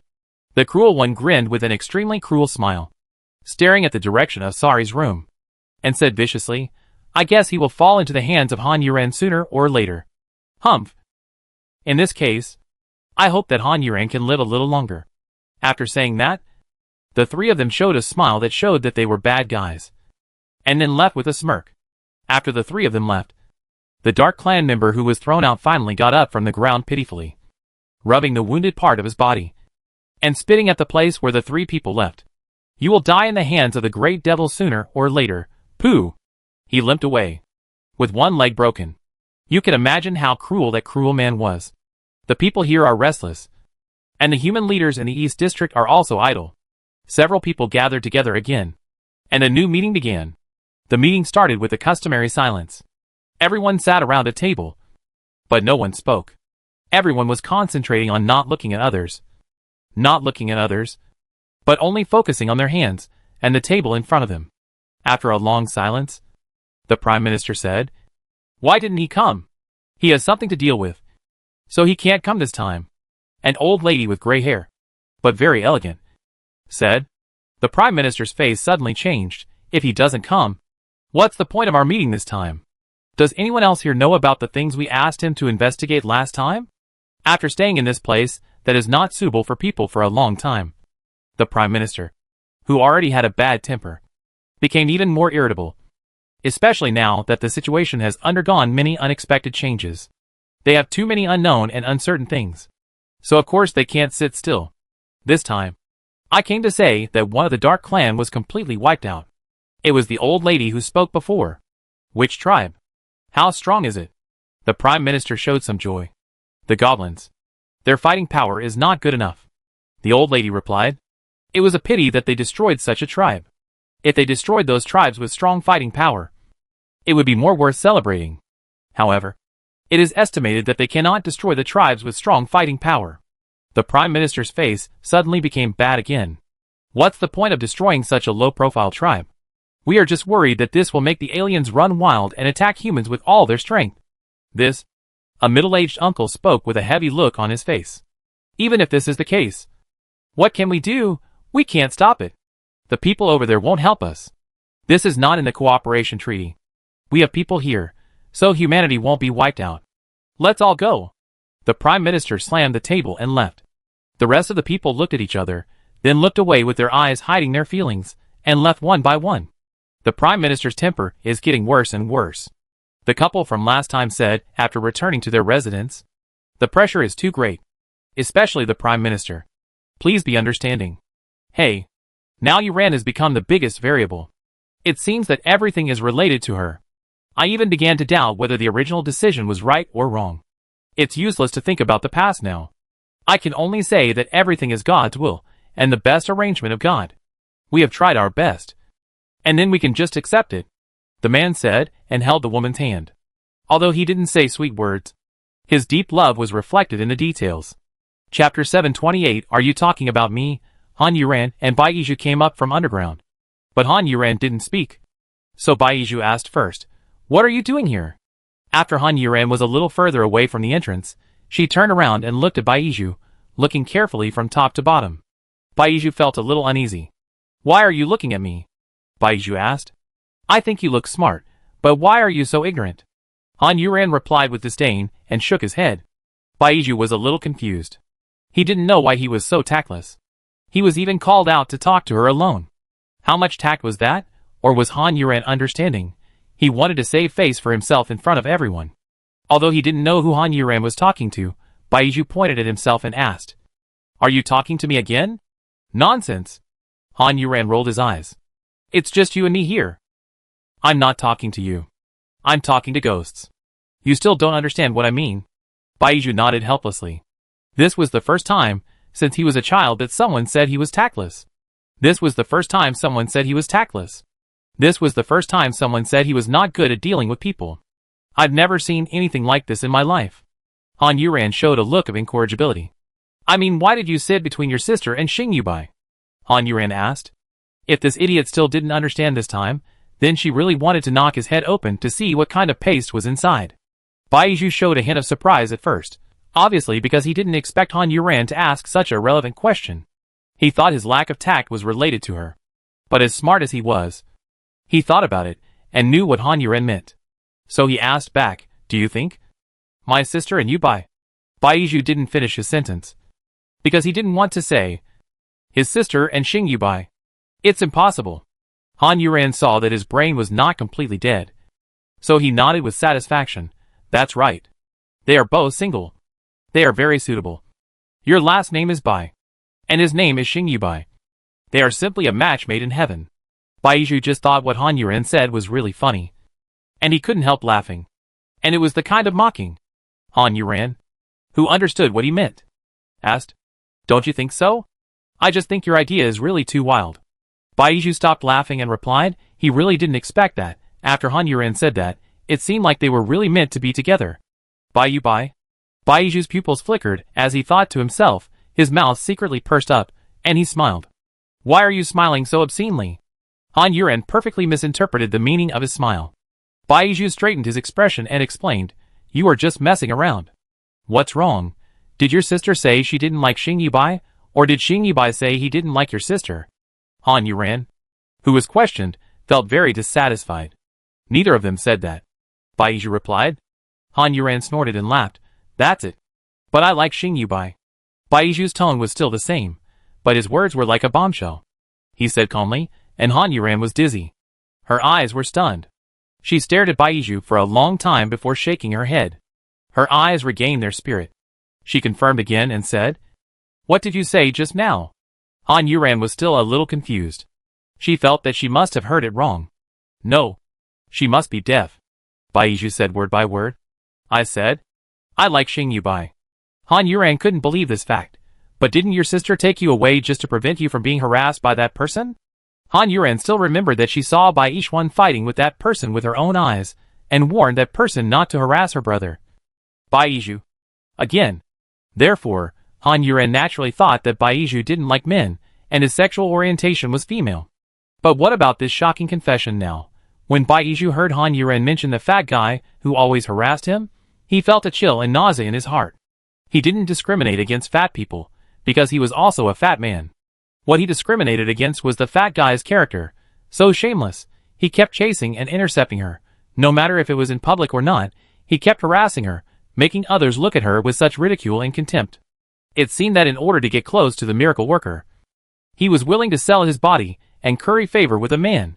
So during that time, he was extremely miserable every day. There was no one to talk to. Only his sister. But his sister was a miracle worker. And she was busy with training and missions. So she naturally couldn't take care of herself. He didn't want to add more pressure to his sister. So he didn't say anything. But when the fat guy harassed him, he was bumped into by his sister a few times. But he didn't know that his sister had once fought with that fat guy for him. When thinking about what happened at that time, Baiju felt so bitter. Fortunately, he and his sister have left there now. It is better not to think about those unpleasant things and forget them. So Baiju took 2 deep breaths, calmed down his agitated emotions caused by thinking of that fat guy, looked at Han Yuran, smiled, and pointed his finger at his eyes. Han Yuran narrowed his eyes, not really understanding the meaning of his action. Baiju smiled, which was very nice, and explained, "Because I have eyes." Han Yuran narrowed his eyes even more, and thought seriously about the meaning of his words, and had to say that Han Yuren's emotional quotient was negative at this time, and his IQ was not high either. Suddenly, Han Yuren had an idea, and said in surprise, "You mean you disliked the previous person because he was ugly, so you are a face lover?" Han Yuren pointed his finger at Baizhu, and was very disgusted, and this world of appearance is very despairing. Baizhu shook his head and denied, "I do dislike him, he is ugly, and his heart is even uglier." He grinned and said, "Unlike you, Bai, he is good looking and his heart is also good." This beautiful look, this sour smell of love, really makes Han Yuren unbearable, with a face full of disgust, looking at Baizhu with contempt. "Can you stop smiling so obscenely?" Baizhu stretched out his hand and rubbed his face, still looking happy. Obscene, haha. Chapter 729, this topic needs to be changed. Vile. Han Yuren nodded and said solemnly, "Baizhu." This guy, but held his face, swayed his body from side to side with a smile, speaking in a sweet tone that could drown Han Yuren. "I can't help it. I can't help but become vulgar when I think of meeting Bai." Han Yuren's eyebrows twitched twice. She really wanted to blow Baizhu away. After enduring and enduring, Han Yuren barely controlled her impulse. She couldn't blow Baizhu away. There was no way. This is one of us, one of us. But although she didn't stay with them for a long time, during these few short times together, she didn't notice that Baizhu was crazy about Xing Yubai. There was no way to tell that Baizhu liked Xing Yubai so much. Just when he sat between Baishuan and Xing Yubai before, he was very normal, serious, and didn't show any vulgarity. This guy is very well hidden. Xing Yubai doesn't know about this. Right? Han Yuren said confidently, as if he had seen through everything. As soon as she said this, Baizhu recovered from his intoxicated mood and calmed down, and was a little disappointed. He nodded depressedly. "You don't plan to tell him?" Han Yuren said. "There's a saying that goes, liking this kind of feeling is like coughing. You can't hide it." How long can Baizhu hide it? And how long can he keep himself rational? Sooner or later, it will be exposed little by little. "It's not that I don't plan to," Baizhu said in a lost tone, raising his hand and scratching his head. He looked very upset. "It's just that I don't know whether he likes men or women." Han Yuren heard this and thought, so this guy is worried about this problem. He couldn't help but laugh. Baizhu looked at Han Yuren in confusion, not understanding why his worries made her laugh. Han Yuren said, "Is this a problem that needs to be worried about? Isn't it?" "No. You have to think like this," Han Yuren said. "I'm going to start preaching the truth." Haha. And quickly took out a small notebook to write it down. For example, you like men, but that doesn't mean you like all men. You don't like that fat guy. For example, Sugita and others like women, but they don't like any woman. So, you don't have to worry about whether Xing Yubai likes men or women. Even if, by chance, he really likes men, he doesn't necessarily like men like you. Don't you think? Han Yuren said, blinking at Baizhu, with an expression that said, "Do you understand? Am I awesome?" But Baizhu really didn't know what expression he should make or what to say. He understood what Han Yuren meant by these words, and he did feel enlightened. But Han Yuren's next words suddenly clouded over his enlightened sky. This guy. Can't he say something nice when he is trying to enlighten others? So Baizhu looked helpless, nodded, and said to Han Yuren, "You are right. The young man is teachable. However, to be on the safe side, I'd better cultivate our relationship first, and then talk about it after we have a certain foundation. Wouldn't that be better?" Baizhu said, although Han Yuren didn't seem very reliable and his words were quite mean. He still made sense and was worth listening to.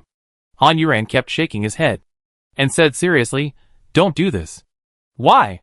What if you cultivate Xing Yubai's brotherly love for you? What about buddy love?" Han Yuren asked, and he got to the point, leaving Baizhu speechless for a moment. He felt that his soul had been severely hit, as if this possibility would indeed happen. Not impossible. As for the relationship between the same sex, if there is no other intention, it is most likely to develop into friendship, not love. Baizhu nodded in agreement, thinking, I was right in asking this question. Han Yuren really gave a perfect answer, but Han Yuren denied the plan. Baizhu was a little confused, not knowing what to do next, and could only ask Han Yuren for advice. "What should I do next?" Baizhu asked, looking at Han Yuren, as if he had grabbed the last straw, waiting to be rescued by Han Yuren. Of course. Confession. Han Yuren gave the answer without even thinking about it. Baiju blinked his eyes. Although the answer was obvious, he felt it was not perfect enough. Think about it carefully. Is there anything else you can do? Baiju felt that Han Yuren's reply was too quick, and he did not think carefully. So he hoped that Han Yuren could think about it carefully, and come up with a better way. The other thing you need to do is to show your sincerity, and move him with your sincerity. Han Yuren had no better way. Besides, if there was any better way to like someone, just tell him. You should at least let him know first. You wouldn't dare, would you? Han Yuren saw Baiju's guilty conscience, and exposed it immediately. A little bit. What if you reject me? When Baiju thought of this possibility, he felt that his heart was beginning to ache. Give up or keep trying. Han Yuren's way of thinking is straighter than steel. Although what she said was light and seemingly simple, it was the most practical. He raised his hand and patted Baiju's shoulder. If you don't dare, I will help you call him out. Find a beautiful place. Maybe the success rate will be higher. After looking around, Baiju said affirmatively, there is no beautiful place in this world. Forget it. It depends on sincerity. But protect yourself. If Xingyibai gets excited and starts to fight, we won't even have time to save you. By the way, can we watch? Of course not. You can't tell anyone. Just call him out. Baiju warned Han Yuren with a serious face. Han Yuren nodded. Okay. I'll go then. Just as he was about to leave, Baiju grabbed his arm again. And Baiju said unsurely, really? I want to confess now. This was much faster than he planned. And it was too sudden. It's only a matter of time. It's better to be early than late. If it's too late, you've been through so much. And he knows that you've always had that feeling for him. If he doesn't like you, he'll feel disgusted. So, if he doesn't like you, you can give up and keep your distance from him. Han Yuren thought very clearly. Chapter 730. Do you want to give it a try? Baiju also felt that what Han Yuren said made sense. If Xingyibai liked women, then there was a 70% to 80% chance that he would be disgusted by men liking men. If it had nothing to do with him, it might be better, but if the man liked him, he would probably feel weird and awkward, or even disgusted. Maybe he would recall every detail of their time together. She would definitely feel that every time she had physical contact with him, it was intentional. And she had that kind of intention. If Xingyibai really thought that way, Baiju would be really upset. Although he wanted to touch Xingyibai, it was not intentional for him to touch him every time. He really had never done that. It was just that the occasional touch would make his heart beat, tremble, and feel happy, like a flower blooming in his heart. Okay. You are right. I will do as you say. Baiju made up his mind. At least to know what Xingyibai thought of him. Seeing that he finally stopped hesitating, Han Yuren said, now you're a real man. Then he went back to the base, leaving Baiju standing outside. He was very nervous. Although he had mustered up his courage and made up his mind, he was still unsure and worried. As soon as Han Yuren appeared below, he immediately attracted everyone's attention. Han Yuren rolled his eyes helplessly. What kind of baby am I? Your eyes light up when you see me. This time, everyone rolled their eyes. Iju. He has no ability. It's not safe for him to be outside. Fontang asked. I'll go out right now. Yubai. We don't have enough people. Come and help. Han Yuren said as he looked at Xingyibai, who was hiding in a corner. Such a slender man. You don't think you feel crowded? Xingyibai, who was suddenly called, was a little surprised. Everyone was also surprised to hear that it was Xingyibai who was called. What are you doing? Or I can help too, Gao Tianyi said. I'm going too. Yen Sui was even more unwilling to miss any excitement. Han Yuren quickly reached out to stop him. Okay, you're not needed. I don't want to be bothered to death. He then looked at Xingyibai who hadn't gotten up yet. What are you doing? Why don't you get up? Xingyibai originally thought that if the others asked to go, Han Yuren wouldn't call him, so he didn't get up. Now that he was called again, he felt a little embarrassed, as if he didn't want to get up to help. So he stood up quickly, indicating that he was willing to help. Gao Tianyi and Yen Sui snorted twice, and their efforts were met with a cold shoulder. Humph, don't bother with that. Yen Sui muttered unwillingly, but he was very curious in his heart, and he didn't know what Han Yuren was doing in secret. Han Yuren had already waited until Xingyibai came up to her, and then she turned around and walked up. After the two of them left the room without saying a word, Han Yuren took a look. Very good. Baiju was standing in front of him safely, and he was in a daze. Han Yuren estimated that his heart must be beating fast. After Xing Yubai came out, he looked around, but he didn't see anything special. Only Baizhu was standing not far in front. "Let me ask you a question," Han Yuren suddenly said, and walked towards Baizhu. "Okay," Xing Yubai replied, and he was a little curious. Why did Han Yuren suddenly become interested in him? Do you like men or women?" Han Yuren said as he walked towards Baizhu. Xing Yubai, who was following her, stopped in surprise. This question was really too sudden, so sudden that it was a little impolite, but here, especially these few people, it seems that they don't pay much attention to politeness. They are all straightforward, and don't have the time or the energy to go around in circles, so Xing Yubai understands. Han Yuren stopped walking, turned around and looked at Xing Yubai behind him. Xing Yubai walked over quickly, still a little confused, but still replied, "I like women." Han Yuren's eyes shook, and he began to sympathize with Baizhu in his heart, and nodded thoughtfully. "Oh," he said, turning his head to look at Baizhu, who was waiting for them. Baizhu also noticed them, and was looking at them. Han Yuren could see the nervousness on his face, and even a little joy in his anticipation. It is of course a happy thing to be able to tell the person you like about your love. Xing Yubai didn't quite understand why Han Yuren suddenly asked him this question, but he wasn't curious, because Han Yuren was different. "Then, is it possible that you like men?" Han Yuren still wanted to fight for Baizhu, even if it was a tiny possibility. Xing Yubai didn't expect Han Yuren to throw out such a sharp question so soon. He was even more confused, but he still thought about it seriously, and then replied, "It shouldn't be possible." Han Yuren heard him say it was possible, rather than insisting that it was impossible, and suddenly hope rose in her heart, and she couldn't control her excitement, and said, "You mean you might like men?" Xing Yubai looked at her happy and excited expression, and his intuition told him that something was wrong. So he asked back, "Do you want me to like men?" Han Yuren shook her head. "No, this is your own preference. Sexual orientation has nothing to do with me, it depends on you." "Well, I'm not sure, in short. So far I have never liked any man, nor have I been interested in any man, but I have liked women." Xing Yubai is really good-tempered, and he actually chatted with Han Yuren so seriously. Baizhu looked at the two people who were standing still and talking. He was very anxious and curious about what they were talking about. He wondered if Han Yuren had leaked the news first, or something else. Anyway, he was very nervous. Han Yuren nodded. "Is that so? If a man likes you, or if a man has close physical contact with you, would you hate it and feel disgusted?" Xing Yubai didn't expect that Han Yuren would continue the topic even after he had said this. But the other party asked him sincerely. Xing Yubai couldn't just walk away. "I have never had any ambiguous physical contact with men, so I don't know how I would feel." Xing Yubai answered truthfully. Han Yuren's eyes suddenly glared, and Xing Yubai took a step back in fear, and then he heard Han Yuren ask, "Do you want to try it?"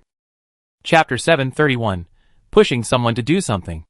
Xing Yubai really couldn't handle Han Yuren anymore. This guy didn't know when to stop.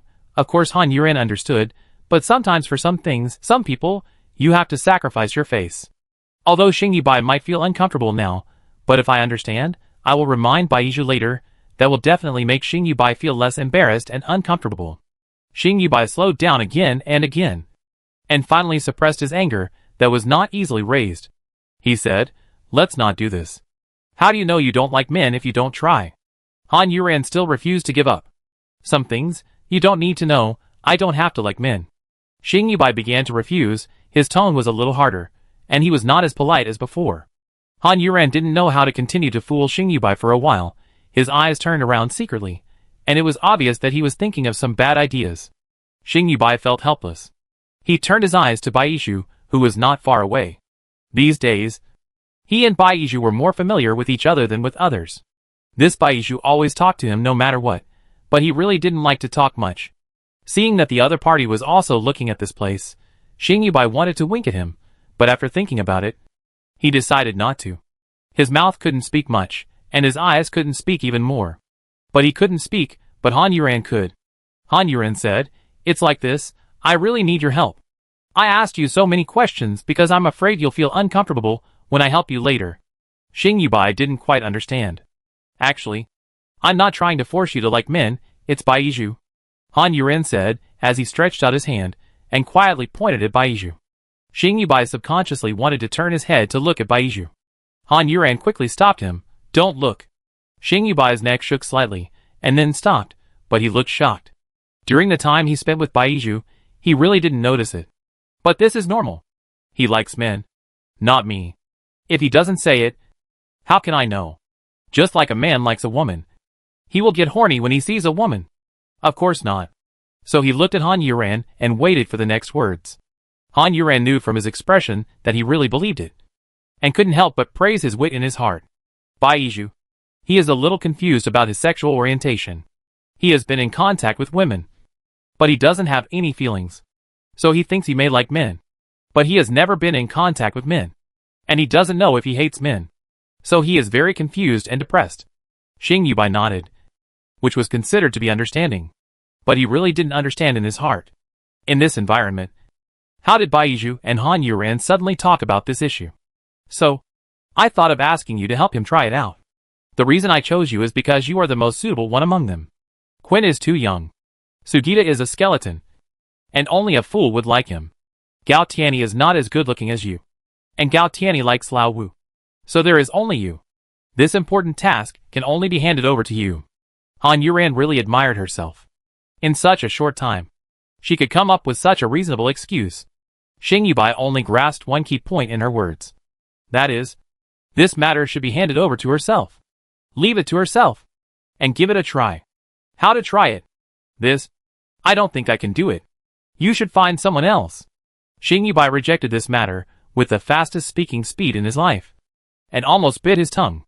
Others are not suitable. I am not suitable either. What you need to do is very simple. Go over, hug Baizhu, or if you feel you can accept it, you can even kiss her. As for how far you want to go, it depends on your acceptance level. I won't say anything about it. Han Yuran laughed obscenely. It seems like they are forcing someone to do something. Xing Yubai blushed all of a sudden. What kind of nonsense is Han Yuran talking about? How can this girl be so shameless? Xing Yubai felt embarrassed for Han Yuran. I really can't do this. He turned around and was about to leave. Seeing this, Baizhu took a step forward and saw Han Yuran holding Xing Yubai. He stopped, but he was even more worried. He didn't know what the two of them had said, and why they had been talking for so long. Could it be that Han Yuran told him what he was thinking, so Xing Yubai didn't want to see him, and turned around and left? Don't go, we should help each other to defeat the gods and demons. Han Yuran even threw out this reason. He was really determined not to let Xing Yubai go. Xing Yubai had to stop. He really valued Pishinma. Especially after going through so many things. He was willing to sacrifice his life for everyone in Pishinma. If he meets someone he likes in the future, he will know it naturally.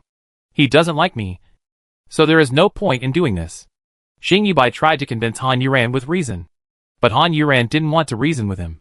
Han Yuran just wanted to trick him. But he should at least know whether he likes a man or a woman. Besides, what we are testing now is whether he hates men, and you have any intimate and ambiguous contact with him. You are so familiar with each other. It won't cause any psychological trauma. Just help him once. Just this once. Han Yuran said, stretching out a finger, pretending to be cute, trying to learn to act like a spoiled child. But it was really scary. Her wide eyes looked more like a threat. Xing Yubai felt that he could not communicate with her. After staring at Han Yuran for a long time, he sighed. Han Yuran was delighted, knowing that the matter was settled. Okay. Xing Yubai gave in and stopped struggling. The sooner he died, the sooner he would be reborn. After all, if it was Baizhu, it would be less awkward. If Han Yuran asked him to test Sugita Jintoki or Gao Tianyi, Xing Yubai felt that he could never do it. I knew you would never stand by and watch someone die. Good job. I won't follow you. I'm afraid you'll be embarrassed. Han Yuran was understanding at this time. He waved his hand and almost slapped Xing Yubai in front of Baizhu. Xing Yubai was speechless, only speechless, then turned around as if he was going to the execution ground, walked towards Baizhu with heavy steps. The two people's eyes met in midair. Baizhu looked nervous. Xing Yubai's eyes were dodging, confused in his heart. Does Baizhu know what he is here for, or did he choose him, for the time being? There are no answers to these questions. Chapter 732 Good Sister. From Han Yuran's evasive gaze and awkward smile, Xing Yubai knew that he had been deceived by this guy. For a moment, Xing Yubai was so angry that his head was about to smoke. Staring at Han Yuran, this guy is so shameless. It's a waste that I trust her so much. She actually lied to me. Han Yuran knew that this time. She would definitely not be able to come back with Xing Yubai, and she could only apologize to Xing Yubai sincerely and solemnly after this incident, hoping to get his forgiveness. After Han Yuran saw the group of guys from Pishinmo appear, she knew that this time the matter had become serious. When she looked at Xing Yubai, she also knew that she had been a little too harsh on him this time. She only thought about Baizhu, and did not consider the embarrassing situation that Xing Yubai would encounter. She only thought that maybe she could help them have a good relationship. She was too self-willed. This time she was really wrong. You two come back. Fan Tang, who came out a step later, shouted to Yin Sui and Sophie. Yin Sui and Sophie stopped and looked at each other. Sophie grinned. I'm not one of the people who have to queue up in destroying gods and demons. After saying that, she continued to fly towards Han Yuran. Yin Sui was so angry that he stomped his feet. But he could only retreat in frustration. Sophie's queuing meant that the second and third children, she, Ivan, and the Bai brothers and sisters did not have a queue. And they were not like the people who had broken the gods and demons before. They basically obeyed Fan Tang's orders. They and Fan Tang were basically in a straight line. But they were not absolutely obedient. Not calling back Sophie was also within Fan Tang's expectations. When she didn't force Sophie and the others to join the demon breaker, she knew that she would face such a situation. She thought it was nothing. She also needed some people who were not very obedient. In this way, she could always remind herself that she was not the boss to give orders, but to protect everyone. Don't forget your original intention. Baizhu had been watching Xing Yubai's eyes. Now he had to look at the people of the demon breaker. Of course, he was looking at Baishuan. Baishian was standing next to Fan Tang, with her usual expression. And she didn't call him. It seemed that her sister was not angry, which made Baizhu feel relieved. He looked at Xing Yubai again. Xing Yubai didn't know how to deal with this situation. He was really not good at it. Now, he just wanted these people to disappear in front of him. Or he would disappear in front of them. So Xing Yubai moved. And everyone looked at him curiously, not knowing what he was going to do. Then something unexpected happened. This guy actually wanted to run away. Catch him! Yin Sui couldn't help shouting. Han Yuran, who was closest to Xing Yubai, felt sorry for Xing Yubai again. He reached out and grabbed Xing Yubai. Baizhu ran toward Xing Yubai anxiously at this time, and shouted again, Xing Yubai, I like you. Xing Yubai looked at Han Yuran who was holding him. Han Yuran smiled embarrassedly. She had nothing to say to herself. I like you, Xing Yubai. Baizhu ran behind Xing Yubai and said the same thing. I heard it. Xing Yubai saw that he couldn't run away, so he had to solve the situation. There were three people who were more embarrassed. That was Sugita Jintoki, Gao Tianyi and Ivan. The three people's eyes met for some reason, and then, as if they saw something horrible, they looked away unnaturally, and moved away in three directions, and further away. After hearing Xing Yubai's reply, Baizhu felt as if he had been pardoned. He really wanted to ask him, what's your answer? But he was about to run away before, and the answer was obvious. Baizhu felt relieved but also felt a sharp pain in his heart, which hurt his ribs and even hurt when he breathed. But he managed to force a smile and replied, yeah. I'm glad you heard it. Han Yuran was stunned. Everyone was stunned. I didn't expect him to say such a thing. Is this something wrong? Baizhu looked at Han Yuran. Let him go. He won't run away again. Right. Xing Yubai? Xing Yubai also knew how stupid and cowardly he had behaved just now. He nodded instead of answering. Han Yuran winked at Baizhu again. And this time Baizhu saw it, understood it, and shook his head. Han Yuran saw that he had made up his mind.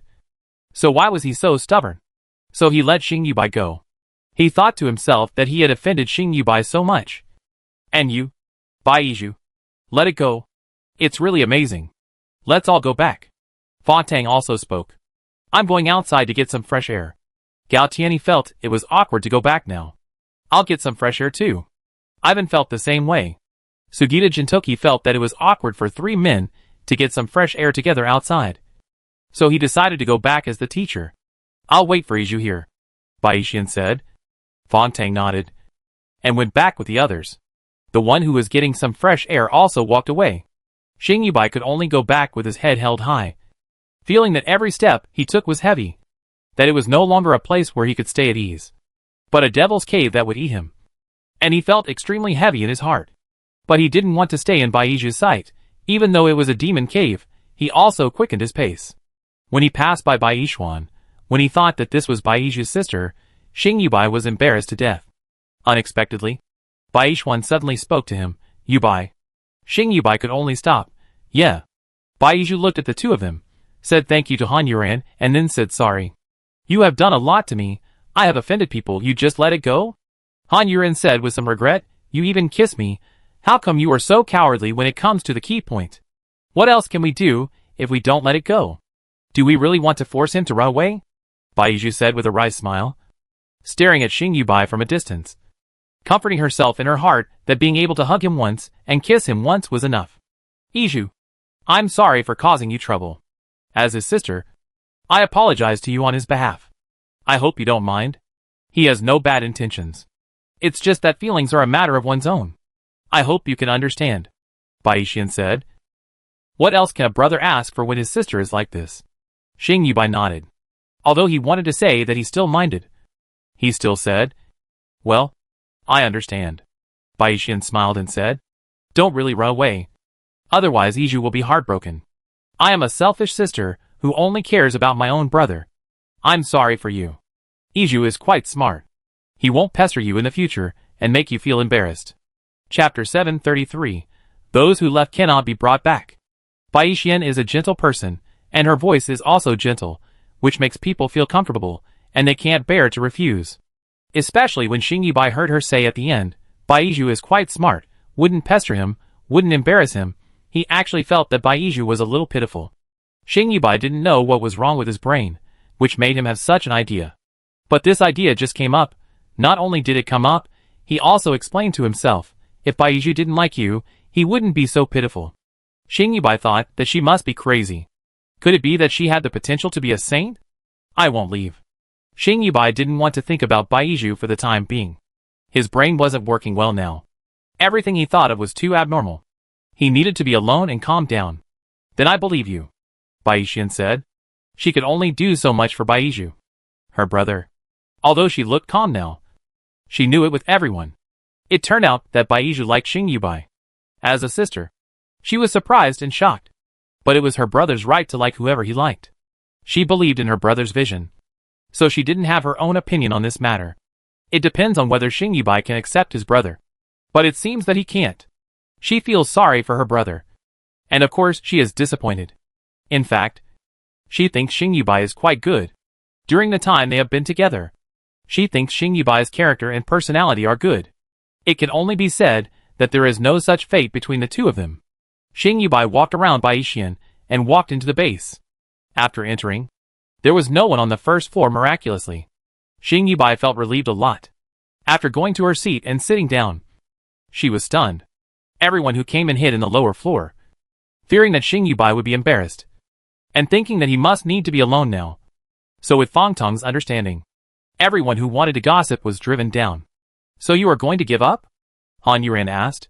Baizhu thought about it and shook his head. No. It's just that I was rejected once.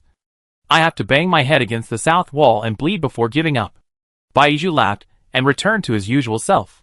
Han Yuran also smiled, raised her hand and patted his shoulder. In this way, I respect you. However, you don't have to give up until you are hurt. That's stupid. When your relationship eases a little, apologize to Xing Yubai for me. When I come back next time, I will apologize to him in person. I guess he doesn't want to listen to me now. Are you leaving? Baizhu was a little surprised. He felt that Han Yuran left a little suddenly. Yes. I can't stay here forever. I still have things to do. It's a good time to leave while everyone is away.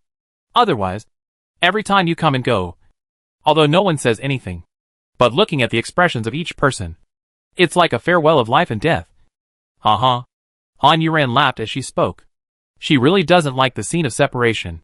The main reason is that every time they separate, they are not sure whether they will have the opportunity to meet again next time. Although it is like a farewell of life and death, it is mainly because it may really be a farewell of life and death. That is why it happens again and again. Baizhu nodded in understanding and sighed. I guess, if I let you go like this, everyone will definitely blame me. Han Yuran raised his hand and patted his back, making him stagger forward, feeling that his spine was about to break. Looking at Han Yuran, who was a little dumbfounded, he said, I am an ordinary person with no ability. Han Yuren scratched his head awkwardly. I forgot, haha, that I helped you so much this time. So what if I get blamed? I'm leaving.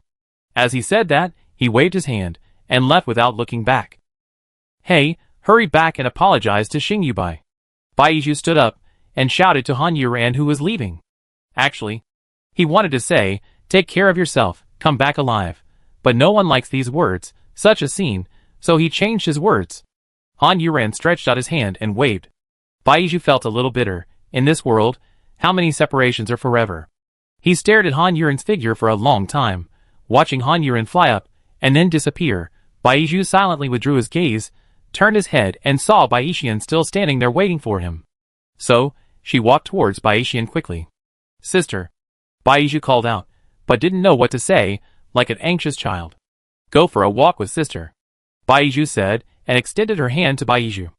Baizhu held Baixian's hand as usual, and the siblings walked away casually.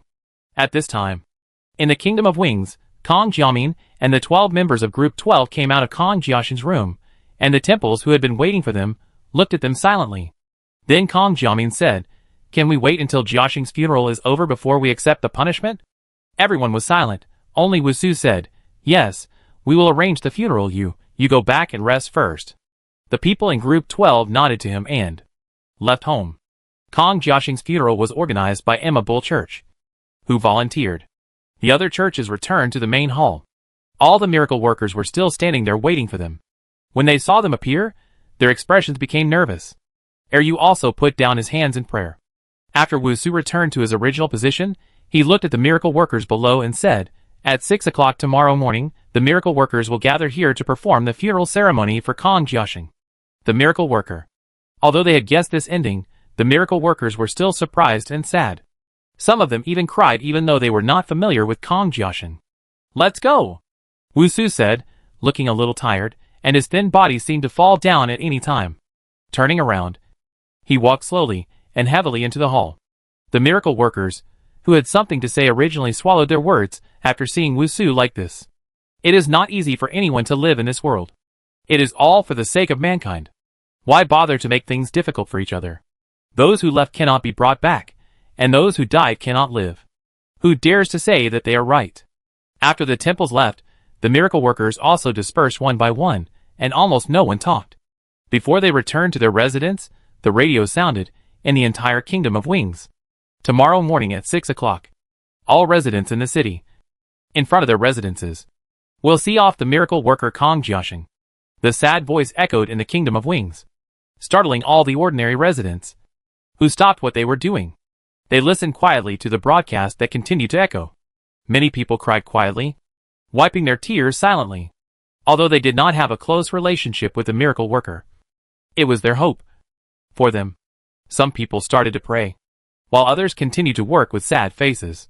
The miracle worker, who was about to leave, also stopped when he heard the broadcast, and did not leave until the sound of the broadcast faded away. This night was destined to be a night where no one could fall asleep, and it was destined to be a long night. But time is a flowing river that never stops. The next day arrived as scheduled. After the curfew, at around 4 o'clock, residents began to come out of their homes one after another, standing in front of the house, standing quietly in silence. Everyone wore dark clothes, pinned white flowers. At 5 o'clock, all the residents had come out, including the children, whose faces were full of solemnity and sadness. There was no movement in the entire Kingdom of Wings. Not only the residents, but also the miracle workers, whose uniforms were neat and clean, and stood upright in front of the hall. The people of the 12th group stood in the front, with their eyes red and swollen. The temples were also tidying up their appearances, watching the time pass by little by little. At 5:30, Yu and Bu Shursen appeared. 10 minutes later, Anya also appeared.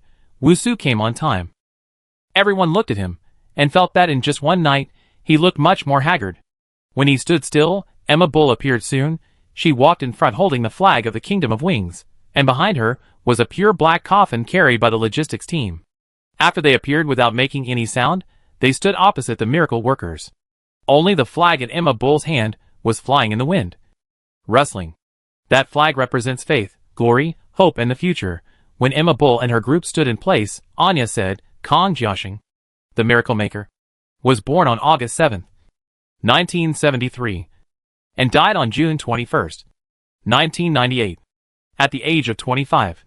Anya's voice came through the small microphone on her collar, clearly heard by everyone in the Wing country.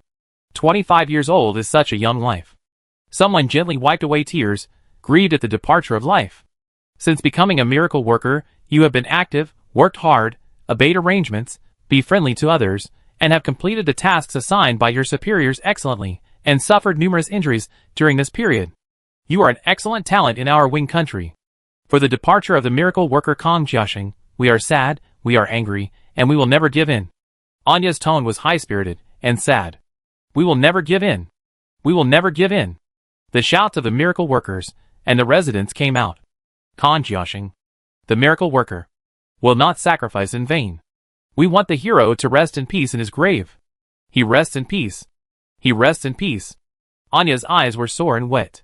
She looked at the coffin below and said with a choked voice, Kong Jiaxing, the miracle worker, rest in peace. He rests in peace. He rests in peace. Countless people were in tears at once. Emma Bull waved the flag of the Kingdom of Wings and walked forward from the middle of the miracle workers. She stopped when she reached Group 12. The people following behind handed the flag of the Kingdom of Wings to the people in Group 12. Kong Jiamin and the others held the flag in their hands and burst into tears. Chapter 734. This is the best way. But at this time, they have to be strong, they have to hold on, they can't. And can't fall down. They still have to send Kong Jiaxing off for the last time, they have to be well, otherwise Jiaxing will be worried. Kong Jiamin raised the flag in her hand, and it was blown up by the wind instantly, making a rustling sound. Team 12. Listen up, don't cry. Kong Jiamin said with a choked voice. Even though she had just wiped away her tears, her eyes were still wet. She just tried hard not to cry. All the members of Group 12 wiped the tears from their faces, raised their flags, and replied in a hoarse voice, Group 12, listen to the order. The miracle workers looked at them and felt extremely sad. They were as sad as they were. But they didn't cry. And they couldn't cry even more. So, they all tried hard to hold back their tears. Watching them walk forward, Emma Bull was satisfied with Kong Jiamin's performance and Group 12's performance. But she felt guilty. Shengtang walked down the steps, following Emma Bull and her group. Behind Shengtang and her group, the miracle workers on both sides, starting from the first row at the front, one row after another, all followed. This was a silent and solemn team. When they left the three cities and appeared in the sight of ordinary people, no one was not infected by this solemn mood. Similarly, when the miracle workers saw the people spontaneously lined up, standing on both sides of the road, in an instant, they felt that everything was worth it. At least they were grateful. Although it was a bit crowded, no one was noisy, and no one showed an impatient look. Their expressions were no less sad than theirs.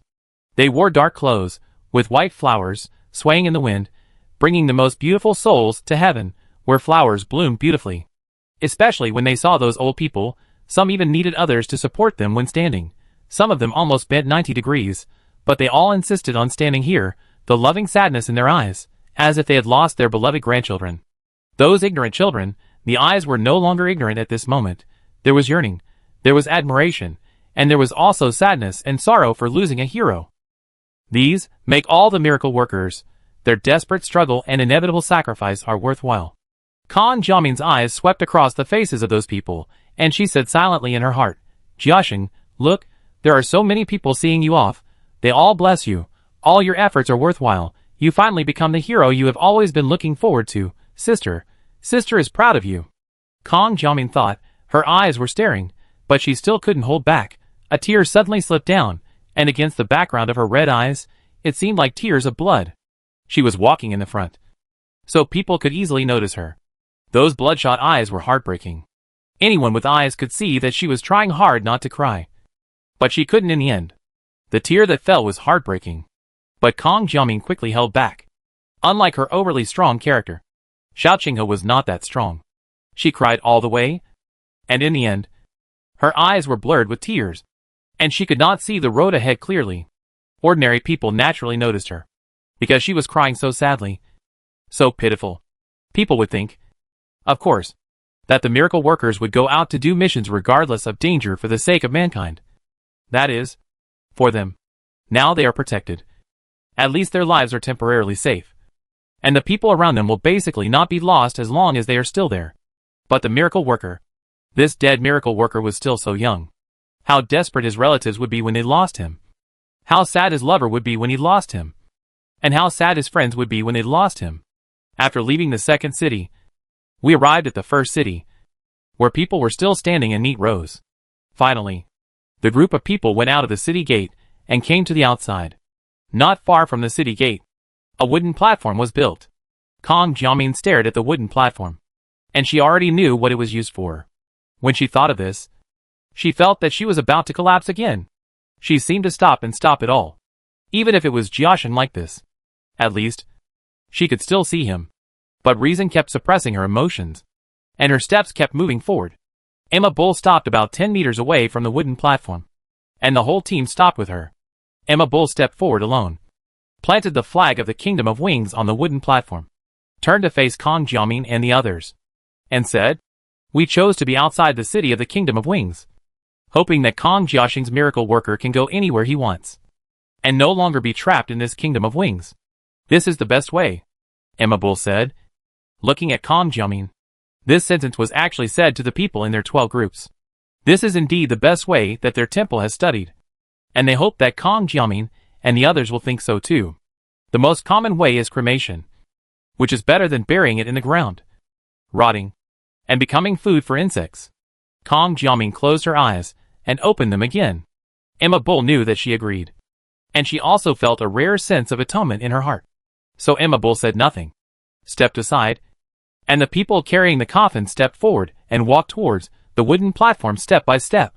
Xiao Qinghe took a step forward, and was caught by Kong Jiamin.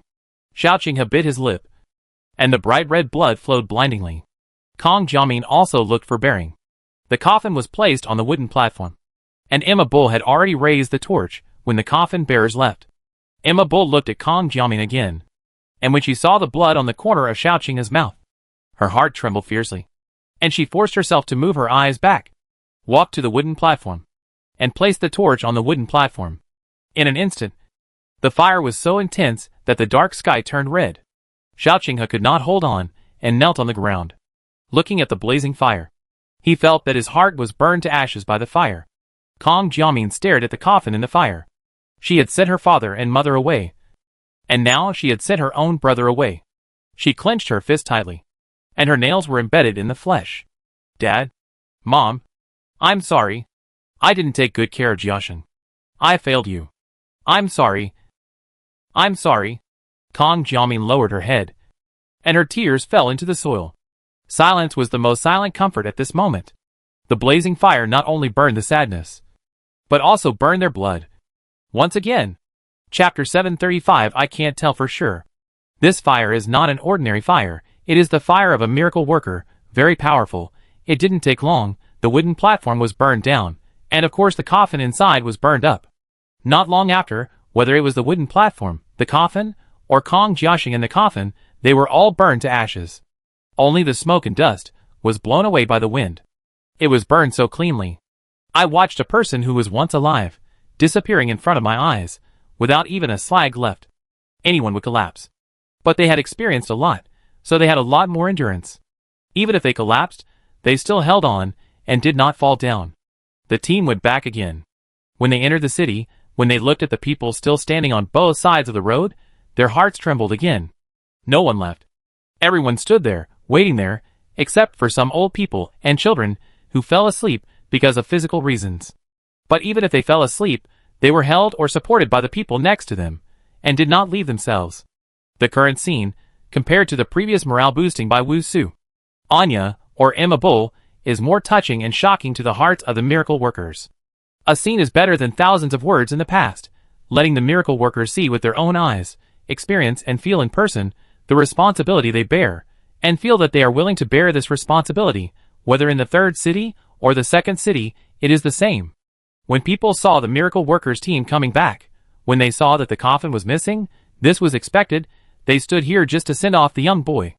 But still sad. Back in front of the hall, Wu Su announced that everyone should disperse. After the miracle workers dispersed, most of them flew out of the city gate, but when they saw the people from the 12th group also flying out of the gate quickly, they stopped again, then one by one changed their direction, either turned back, or went somewhere to relax. In short, The place outside the gate was left to the people from the 12th group. Ordinary people also gradually dispersed, and began their work for the day, but this day, these 2 days, these days were destined to be heavy and depressing. The people of Group 12 came to the place where the wooden platform was burned before. Looking at the scorched ground, it was really clean. Nothing was left. However, even so, Kong Jiamin still squatted down, collected some scorched soil, put it in a small bottle, and hung it around his neck. Jiaxing, you are free this time. You can go wherever you want. No alien race will stop you. You will be happy. Right? Kong Jiamin thought silently in his heart. Xiaoqing had just sat on this desolate ground, constantly turning the ring in his hand. No one knew what he was thinking.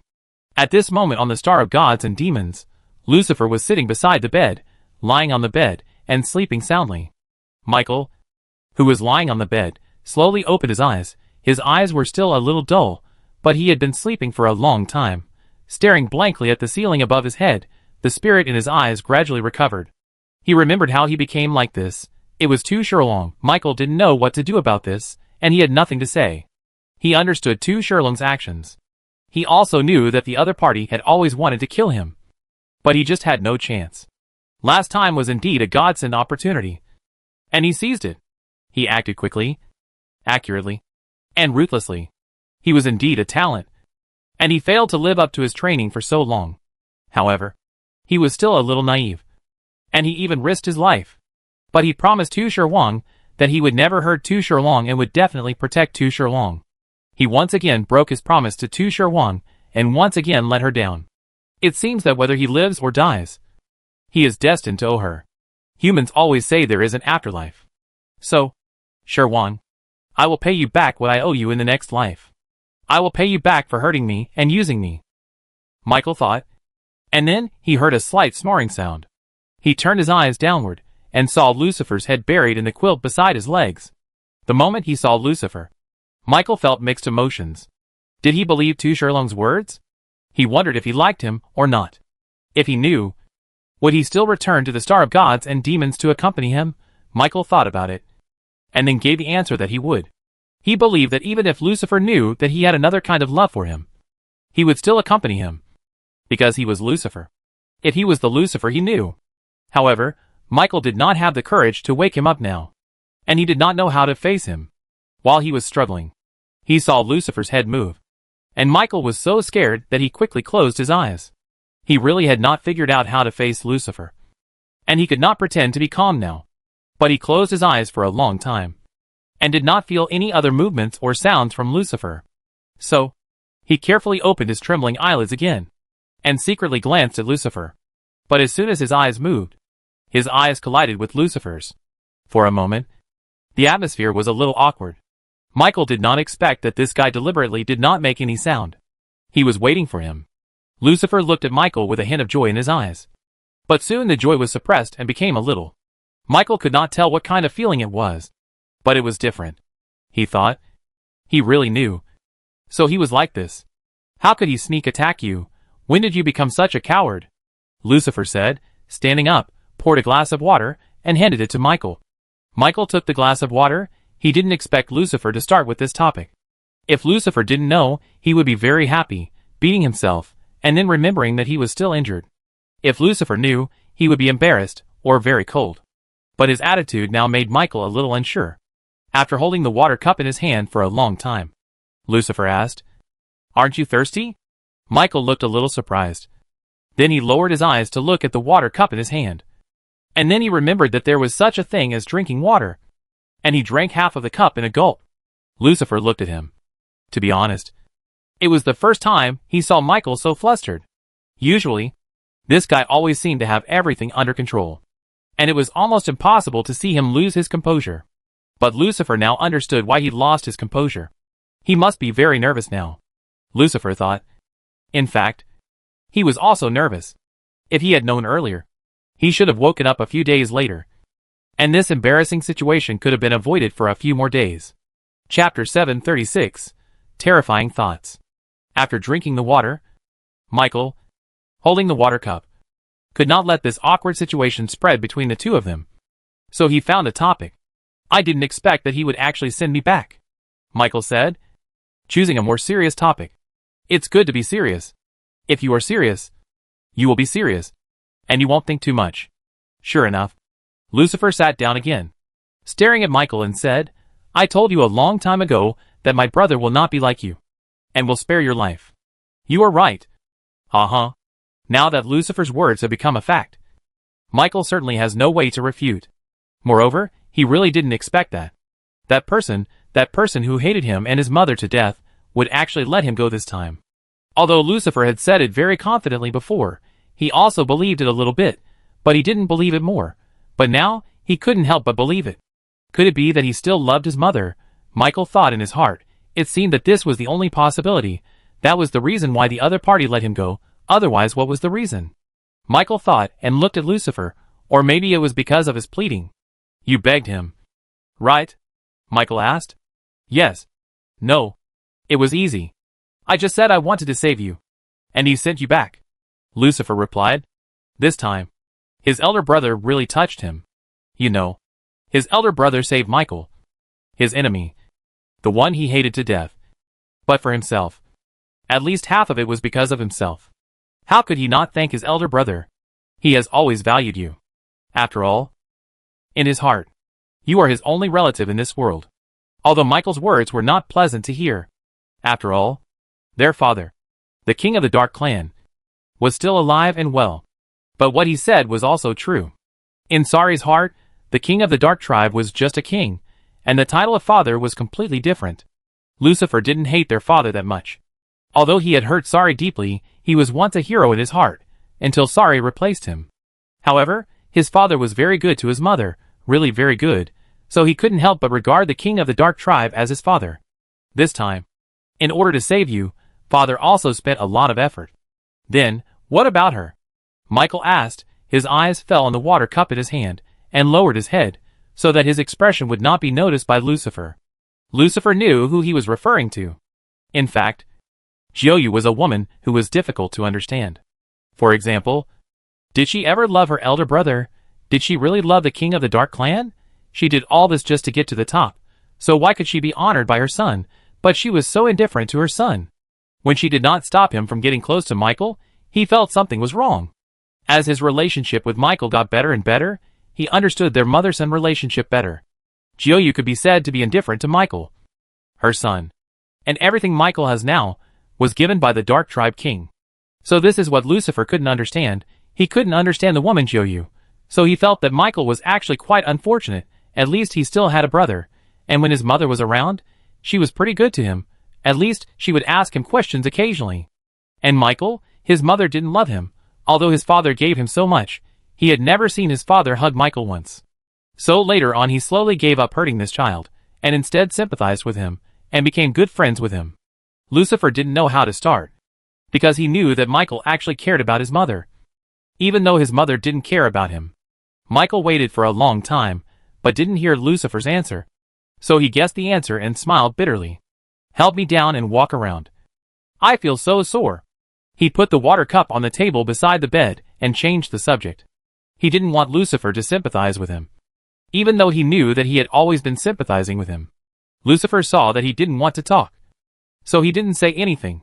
He didn't want to speak again and hurt him. When he stood up and walked forward, Michael had already lifted the quilt on his body and stretched out his hand to Lucifer. It was just like usual. There were times when the two of them rolled around on the bed and played and fought. And there were times when they hugged each other like brothers. At that time, everything was very natural. Michael was very patient, and Lucifer didn't notice anything. And most of the time, he would throw himself on Michael. So he was the one who took the initiative. Michael also looked very natural this time, as usual. He stretched out his hand to Lucifer's shoulder and fainted. But as he moved, his fingers trembled a little, still betraying his nervousness at the moment. He wanted to know if Lucifer would hate him, if he would push him away, if he would. See, Lucifer walked to the bedside, stretched out his hand to him, as if he wanted to support him. He also saw his hand on Lucifer's shoulder. He did not dodge, really did not dodge. Michael's eyes showed a hint of joy, but he suppressed it in an instant. He couldn't be found, so he got off the bed, and his body was close to Lucifer's. His arm was on Lucifer's shoulder, and Lucifer's hand passed through his back, supporting him. Everything seemed to be the same as before. Nothing had changed. Just like his body that had been broken once was restored. Everything seemed to be restored to its original state, including the relationship between him and Lucifer, which they both knew and understood, but never mentioned. Lucifer also seemed calm, but he was extremely nervous. To be honest, he felt awkward now, being so close to Michael, because he now knew what Michael thought of him, so there was no way he could be the same as before. But he knew Michael too well, and he understood too well what Michael meant by the hand he stretched out when he said this seemingly casually. As long as he showed a little unwillingness or disgust, or resistance, then it would be over. But he really didn't want to hurt Michael. At least Michael hadn't exposed the matter yet, which meant that he was also hesitant about it. In that case, he would guide him slowly in the future, and slowly express his views to him, and it should be solved. Just take it slowly, don't hurt him, and try to minimize the damage. The two people had their own thoughts, and tacitly felt that this was the best choice. After walking around the room twice, Michael said, "Okay, let go, it's moving." Lucifer let go, and he breathed a sigh of relief. "I think I'll have to wait for a while before I can go back," Michael said as he walked in the house. Lucifer was a little surprised. "You still want to go back? This is an agreement with the Light Clan. According to the agreement, we shouldn't be here together. After all, there is only one messenger. It's in the agreement. You still care about the agreement." Lucifer didn't believe his nonsense. "Do you really want to compete with your elder brother?" Michael looked at him and asked back, "Don't you think it's easier for me to grab the throne if I stay here and stay with my father?" Lucifer's pupils flickered. What Michael said makes sense. "So you don't want to rob?" Lucifer didn't believe it. Just because his elder brother saved him this time, he gave up all the grudges of so many years, gave up the throne, and even in the future, put the life and death of himself and his mother in the hands of his elder brother. Lucifer didn't believe it. "I do, but it's a bit difficult now, and there's no point in staying here," Michael said, and sat down on the sofa. "What do you mean?" Lucifer hadn't yet understood what this series of events meant, but Michael had already thought it through clearly. He did not hide it, and explained to Lucifer, the witch died at the hands of Sari. Speaking of this, Lucifer really felt that Sari had gone too far. No matter what, he should not have killed her directly. He should have planned to leave the witch with no way out. Why should he be stained with blood? Lucifer nodded and walked to the sofa and sat down. "Sari and my father must have met," Michael continued, saying everything in one sentence. Lucifer, who was quite smart, naturally understood it immediately. As soon as he sat down, his body froze. He was a little dumbfounded. He really had never thought of this. But now that he thought about it, it was really terrifying. There were too many things involved. One thought after another popped up in his head, and the past scenes of his father and eldest brother also popped up in his head. Could it be that his father really favored his eldest brother and wanted to pass the throne to him? If so, what was the purpose of his father doing all these things for so many years? Lucifer really didn't understand. He was completely confused. "There must be a big secret in this," Michael said. He didn't expect it. Although he knew that his father didn't really value him. He didn't realize from his father's behavior towards Sari that his father favored Sari. Everything was beyond the expectation. Beyond everyone's expectation. So there must be a secret that is unknown.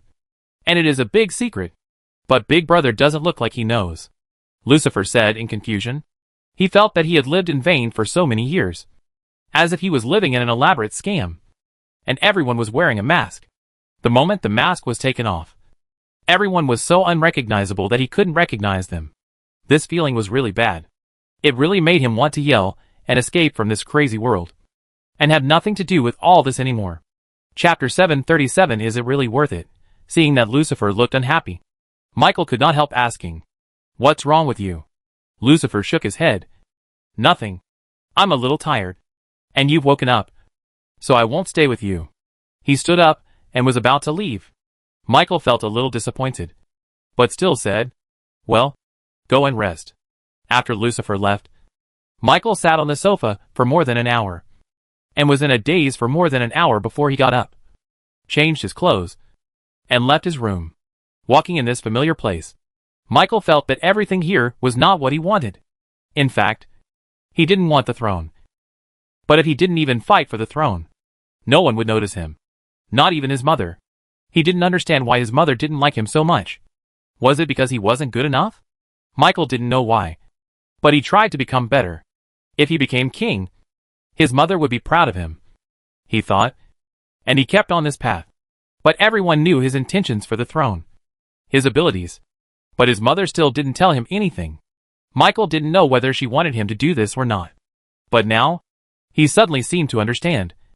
After this trip to the gates of hell, all of a sudden, things that he hadn't seen clearly before, or things that he had deliberately blurred and didn't want to see clearly, were now clearly in front of him and spread out in his heart, forcing him to face and confront them.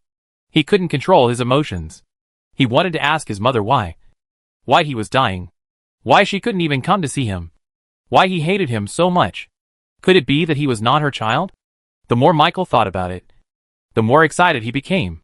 He couldn't help but speed up his pace and hurry towards his mother's residence. When he arrived, his emotions were not suppressed during this period of time. It seemed that he couldn't hold it back and burst out. He pushed open the closed door directly, and a clang sound rang out in this quiet palace. Michael stood at the door and swept his eyes around the room and saw his mother standing in front of the window. Even the sudden noise did not startle his mother. She still stood there quietly, with her hair disheveled. Although it was just a back view, Michael was familiar with his mother. His mother had always been elegant and beautiful, not like this now. Michael's heart softened all of a sudden. The reason why Michael felt so sorry for his mother was because he pitied and sympathized with his mother. When he grew up, of course he knew what happened. He knew that his mother actually loved Sari, but was forced to be with a man she didn't love, and gave birth to a child, while being hated by the man she loved deeply. He felt that his mother was a pitiful woman, so he felt sorry for her. Thinking of this, Michael suddenly thought of another reason why his mother hated him. Maybe it was because he was the child of his mother and father. She didn't even like his father. So how could she like him? This reason is more reliable and reasonable than him not being her biological son. Michael stood there. His mind was in turmoil, and he didn't know what to do for a moment. He didn't speak, but Jiou, who had been standing there, spoke. Although she didn't turn around, she knew who was coming. "You're awake." These 3 words did not express the joy and excitement of her son's survival, but were very plain, as if the 2 people were just strangers who met by chance. "Yeah," Michael responded and lowered his head. He really couldn't bear to hurt his mother, so he was always very obedient, never causing trouble, so that his mother wouldn't worry about him. Even if Sari bullied him, scolded him, beat him, he endured it. It wasn't because he was afraid of him, not because his mother owed him, but because his mother cared about him, so he couldn't hurt him, and couldn't make his mother sad. "Mother wants your help with something." As Jiou spoke, he finally moved. When she turned around, Michael was completely dumbfounded, because the mother in front of him had aged so much. Crow's feet had crept up to the corners of her eyes, and her skin had lost its smoothness and became rough. She looked haggard, with dark circles under her eyes, no makeup, and messy hair. She looked more than 20 years older. Michael couldn't believe what had happened. And why? Was it because he almost died, and his mother was worried about him? Although she didn't visit him, she was worried about him day and night and was sad. Thinking of this, Michael was a little excited, but he suppressed it and asked, "I wonder what mother wants me to do." His mother really cares about him. Michael felt sad for his mother, but also happy for himself. "You know Han Yuran, right?" Jiou stared at Michael and said, looking at the unconcealed joy on his face. His expression was mocking. Hearing Jiou suddenly mention Han Yuran, Michael was a little surprised and nodded. He didn't understand how his mother knew Han Yuran. "Get rid of her for my mother," Jiou said mercilessly. From her look, it can be seen that she hated Han Yuran very much. Michael didn't understand. Why? Jiou didn't answer him, but asked, "Don't you want to help your mother?" Michael didn't reply for a while. He thought about everything that Han Yuran could do to attract his mother's attention. He thought of Sari all of a sudden. Their relationship was very unusual. It could only be because of Sari. After realizing this, Michael felt bitter in his heart, and he mercilessly laughed at himself. He had just wishfully thought that his mother was worried about him. It must be that when Sari sent him back, his mother knew about the relationship between Sari and Han Yuran. So jealousy broke out. With Sari's character, he would have stopped looking at his mother a long time ago. But in all these years, Han Yuran was the first woman to appear by his side. Mother! She must have thought that Sari still had feelings for her. And she must have been hit by Sari. which is why she looked so haggard and decadent. Michael was smart. Based on the information and speculations he knew, he guessed it almost. Looking at his mother's face that had become ugly due to jealousy, Michael couldn't help but ask, "Is it really worth it?" Jiu-Yu's face suddenly changed, so gloomy that it seemed like water could drip out of it. And with a hint of madness, "What did you say?" Chapter 738, she really regretted it. Because she was his mother, because he couldn't bear to see her become like this for a man who didn't belong to him, because he felt sorry for her, Michael decided to say everything he wanted to say. If he could wake his mother up, it didn't matter if his mother hated him. So facing Jiu-Yu's hoarse voice, facing Jiu-Yu's madness, Michael didn't back down. I said, "Mother, is it worth it? You can't go back to the past. You are my father's woman. Your son can compete with him for the throne. He already has another woman by his side." "Shut up." Jiu-Yu roared and walked in front of Michael, interrupted Michael's heart-piercing words, and slapped Michael in the face. The slap was very strong. And Michael was shaken. If it were any other time, he would not be shaken by Jiu-Yu's blow. However, he had just recovered from a serious injury, and his body was still fragile. So he shook. Jiu-Yu was still looking at him viciously. Not like looking at his own child, but looking at his enemy. A mortal enemy at that. Michael looked at the way Jiu-Yu looked at him. And of course, he felt very uncomfortable. "He was your son. Why did you give birth to me and treat me like this?" All the emotions were entangled together, and then exploded with a bang. "Don't dream about your future. You betrayed him. He will never forgive you. He won't be with you." "Pa!" There was another sound. Michael was slapped by Jiu-Yu again. "Get out of here." Jiu-Yu pointed at Michael. Michael, whose head was tilted by the slap, raised his head and smiled at Jiu-Yu. "I can get out. People like you don't deserve anyone's pity or sympathy," he said with his eyes wide open. And his expression was so fierce for the first time. Jiu-Yu was so angry that her face turned pale. The hand that pointed at Michael was shaking constantly. This was the first time Michael resisted her like this. The first time he argued with her. He was unexpectedly sharp and hurt Jiu-Yu beyond recognition. The things she didn't want to admit, the sorrows she wanted to hide, were all exposed by Michael. It was so cruel and bloody. Then he asked himself, "Look at your injuries. They are all caused by your own stupidity. You deserve it. You don't deserve sympathy or pity." Jiu-Yu laughed at Michael. But it was more painful than crying. She kept pointing at Michael. "Good. Good. This is my son. Uh-huh. Good. You are really good." She looked like this. And now she was blaming Michael. Michael also smiled bitterly. "Not as crazy as Jiu-Yu. So, you know I am your son. But why have you never looked at your son straight in the eye for so many years? Why have you never hugged him? Cared about him? Why he is dying. But you don't even look at him?" Michael asked one question after another. And Jiu-Yu lost the crazy smile on his face. And his eyes gradually stared at Michael in a daze. Michael just kept smiling faintly.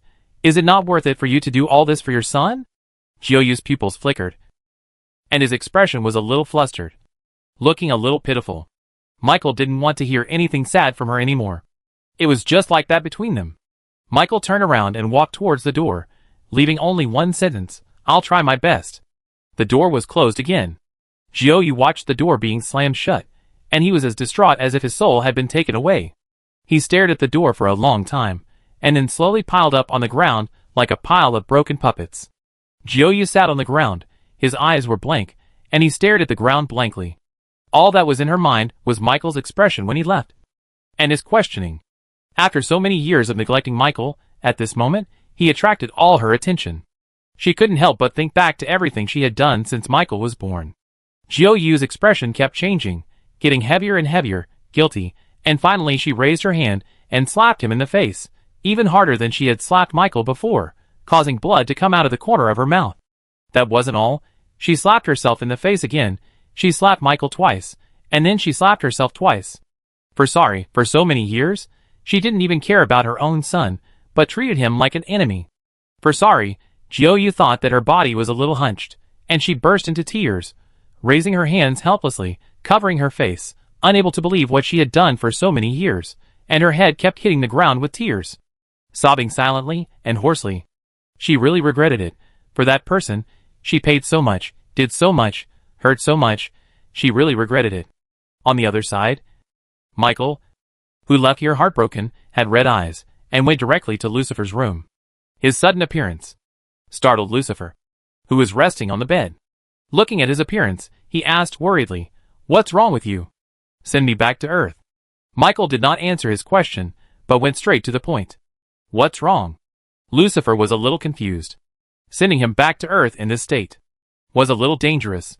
Seeing that Lucifer did not stand on his side, and did not believe him, Michael was so angry that he was going crazy and suffocated. He stretched out his hand and grabbed Lucifer's neck. Lucifer, who had never thought that Michael would attack him, was caught by Michael all of a sudden. He was forced to raise his head, and his face turned red. He looked at Michael dumbfounded, and couldn't believe that one day Michael would strangle his neck.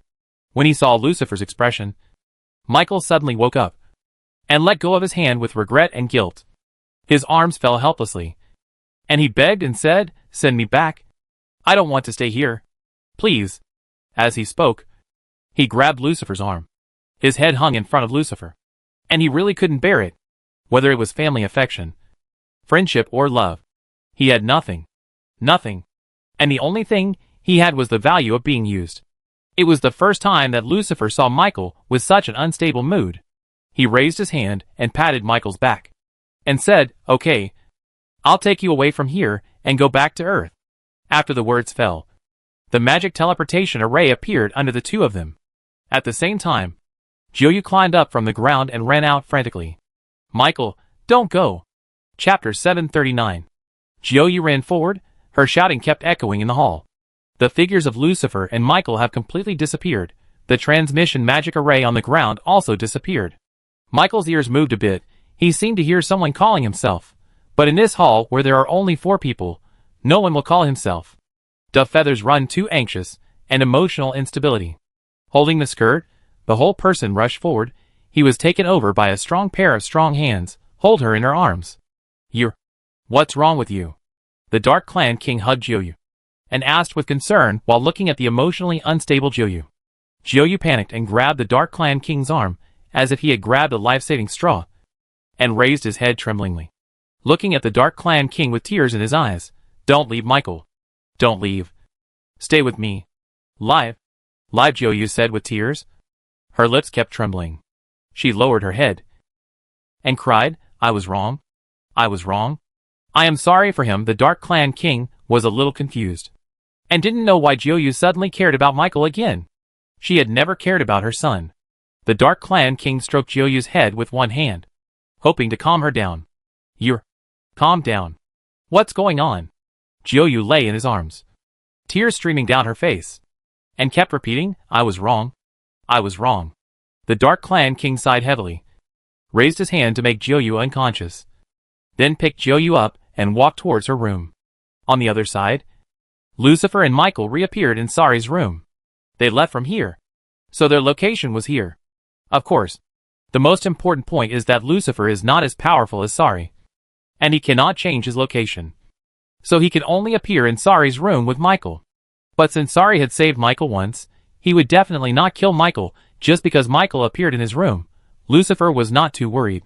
When they appeared, Sari, who was curled up in the sofa, raised his eyelids and looked at the 2 people who appeared. He was a little surprised. He didn't expect them to come back so soon. As soon as Lucifer came out, he saw Sari and smiled guiltily. Sari didn't even bother to pay attention to him. When Michael saw Sari again, he smiled calmly, and then he said, "Thank you." "Get lost." Sari's reply was simple and rough. He was still worried about how to solve the problem of Han Yuren's participation in the genocide, or he was worried about whether to remove Han Yuren from this matter. Doesn't Han Yuren need to fight constantly to increase her strength? But if she is not picked out, would there be such a person who can be recognized as the queen? In fact, Sari is mainly struggling with whether he should win people over with virtue or with violence. He has always taken the latter path, but if he really becomes the king, the first path is still necessary. However, even in the face of Sari's unfriendly attitude, Michael is used to it. Not to mention that he is used to being targeted. Even Lucifer is used to it. He was about to help Michael leave here. Seeing this, Sari felt even more depressed. He didn't know whether this was his own brother or Michael's brother. "You stay." Lucifer pursed his lips, but he didn't dare to disobey Sari's order. Besides, Michael was not yet unable to move. Michael smiled at Lucifer, patted Lucifer's shoulder, and left here by himself. Only Lucifer and Sorry were left. Lucifer was like a little errand boy who wanted to be flattered. Speak. Sorry was too lazy to look at his flattering look. He was insulted by his own face, making such an expression. He only said one word. Lucifer understood what he meant, and sat down opposite him. He woke up today, and after a while, he ran to my room and asked me to bring him back. He was very excited. I guess he had seen his mother, Lucifer said simply and clearly, and finally said his guess. How excited are you? Sorry asked.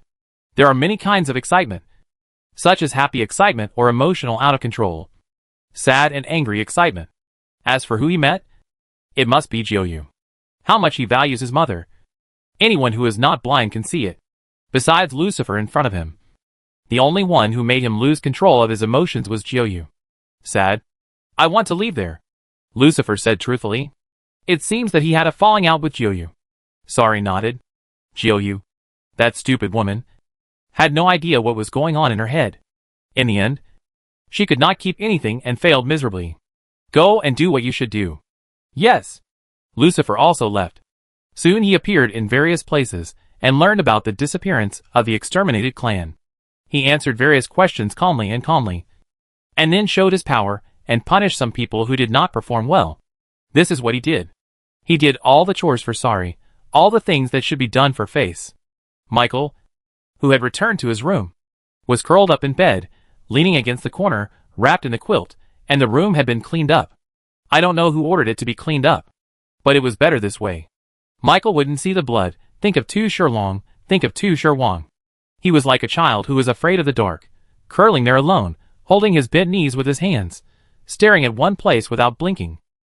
The news of Lucifer and his return spread quickly among the East District Dark Clan. Most people did not expect that Michael was so badly injured, but he could still come back intact. And he was with Lucifer. Which side did Lucifer stand on?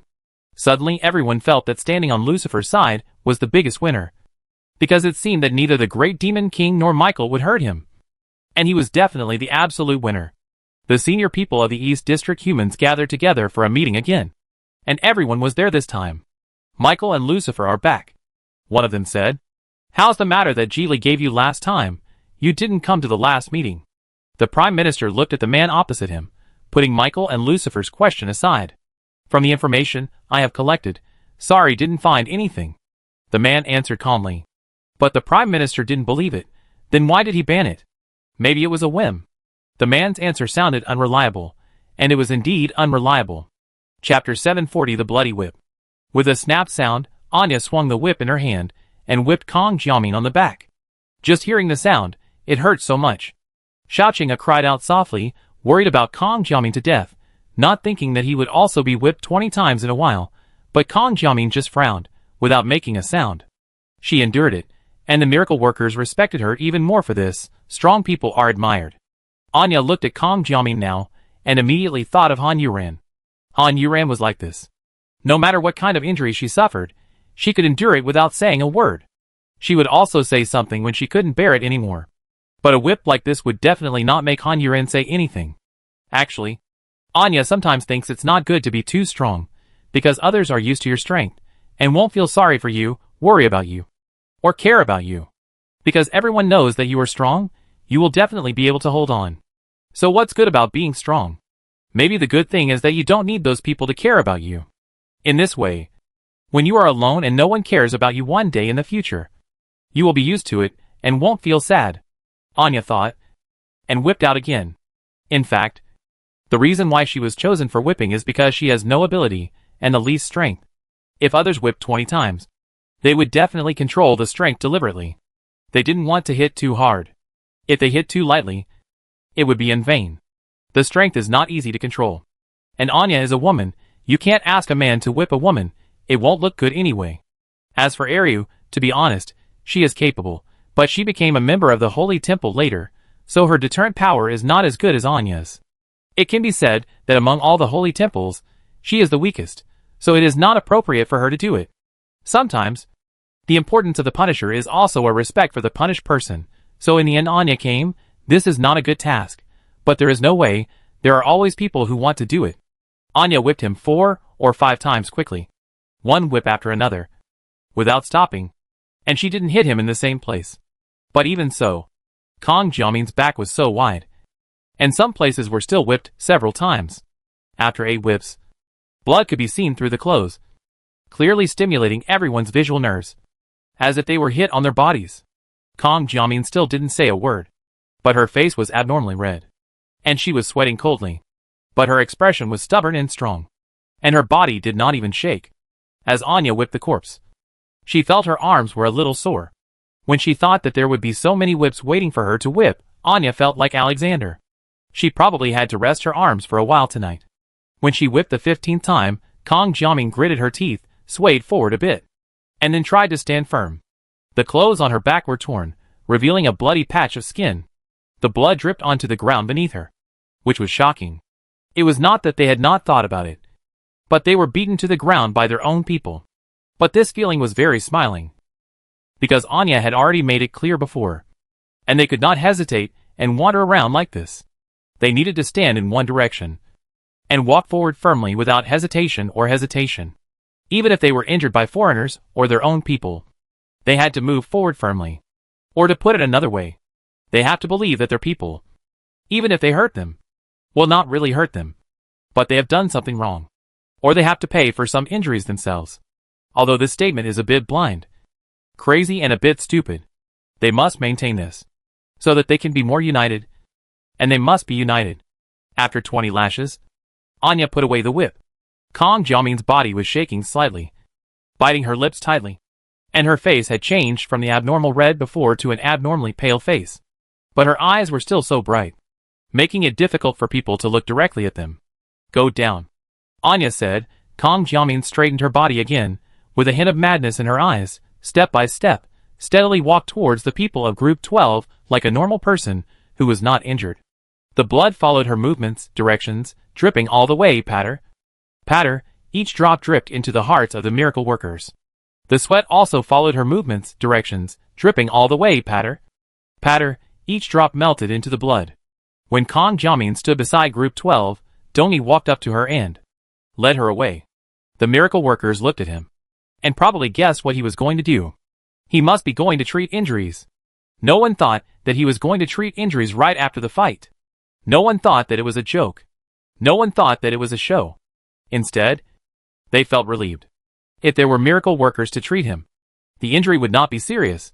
It would be a piece of cake. Xiaoqinghe, step out. Anya continued to speak. Xiaoqinghe, who had been crying for Kang Jiamin before, withdrew his gaze from Kang Jiamin, raised his hand to wipe his tears, and came to Anya without fear. Anya handed over the confession report she wrote. She didn't even read it when she opened her mouth. She took it in her hand and read directly. I, Xiaoqinghe, disobeyed the order of the Holy Temple for personal feelings. Not only was it wrong, it was also unforgivable. In order to make up for the mistake, in every battle in the future I, Xiaoqinghe, will never have any selfish motives, and will do my best to complete every instruction of the Holy Temple. She looked at the miracle workers standing below and said, actually, she was very grateful to these miracle workers in her heart. Of course, there were some familiar ones, but there were more unfamiliar ones. After all, they were busy on missions, not making friends. But even though she was unfamiliar with them, she was very sad about the attitude and everything these miracle workers did in this matter, but she saw it with her eyes, and remembered it in her heart, so she was very grateful to everyone, in her heart, which would be reflected in their future interactions, and in the actions of each mission. 20 lashes, Anya said. Please punish me. Xiaoqinghe replied. When she saw her crying before, she thought she would be afraid, but she didn't expect that when it happened to her, she would be so happy, which was very different from her seemingly soft appearance. Maybe in this world, or in their miracle workers, there are no truly weak women. This world does not allow them to be weak. They can only be strong, and must be strong, and are not afraid of being strong. Let's start. After Anya reminded him, she whipped him. Like Kang Jiamin, Xiaoqinghe did not make any sound. The sound of whipping echoed again and again in front of the hall. Apart from that, there was no sound at all. Xiaoqinghe stared at the void in front of him, clenched his fists tightly, and said nothing from beginning to end. She was also beaten to pieces, and the blood under her feet was red, mixed with the blood left by Kang Jiamin. and even flowed to the steps below. Go down. After the 20 lashes were quickly finished, Anya said. Xiaoqinghe blinked, and a drop of sweat wet his eyes, which stung his eyeballs and made them hurt, and also made his eyes redder. Compared to Kang Jiaming, her movements were slower. But even so, she didn't make a sound the whole time, and didn't show any pain, which was very admirable to everyone. The two women in group 12 behaved in this way, and the men couldn't be cowardly. After whipping for people for a full 80 times, Anya really wanted to switch hands with others, but she couldn't change hands halfway, as if there was something fishy going on. It would be better for her to do it alone the whole time. At least it would look fair.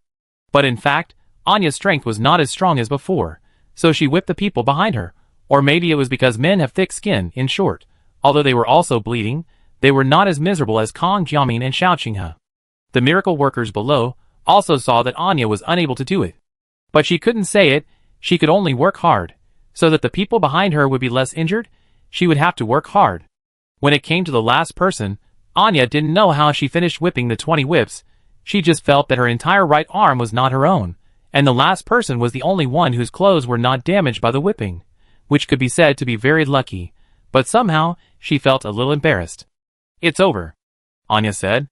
After that person went back, when he was taken away by Tony, he felt that it was unnecessary, as if he was not injured that badly, but since they were all gone, it was not good for him to stay here, and he was also a little worried about the people in group 12, so he followed them. Anya put away the whip covered with blood and retreated. Suddenly, the large pool of blood on the steps in front of the dark-colored hall was particularly conspicuous. Tragic, Wusu said. A lot of things have happened these days. Everyone should have a good rest, and a banquet will be held here in the evening. I hope that everyone, let the past be the past, and be happy every day while you are still alive. Although Wusu's words were not very pleasant to hear, they were true, and while you are still alive, be happy every day. Yes, the miracle workers responded loudly. Wusu said, let's go. Everyone went away, and the temple was also gone. Anya shook her sore arm, and casually called a miracle worker who was good at healing, and asked her to heal her arm. In a grand temple, such directness also stunned the person. After treating Anya's arm in a grand manner, Anya's expression gradually relaxed. This arm felt comfortable, and everything felt comfortable. How do you feel? The miracle worker asked, and he had not stopped to treat Anya. Chapter 741. The most frightening thing is that it was once lively. Anya nodded with satisfaction. Okay. Okay. Thank you. Go back and rest. The miracle worker nodded. Well, and Shantang, you should also rest. Okay. The people in group 12, as everyone thought, are receiving treatment at this time. Kang Jiaming, the first to receive treatment, has completely healed the wound on his back, without even a scar left. But Kang Jiaming did not leave, but waited for the rest of the group. Xiaoqinghe asked, is our punishment over? It should be. Kang Jiaming said, not quite sure. Your punishment is indeed over. Tony said, quite gentle, always here with him.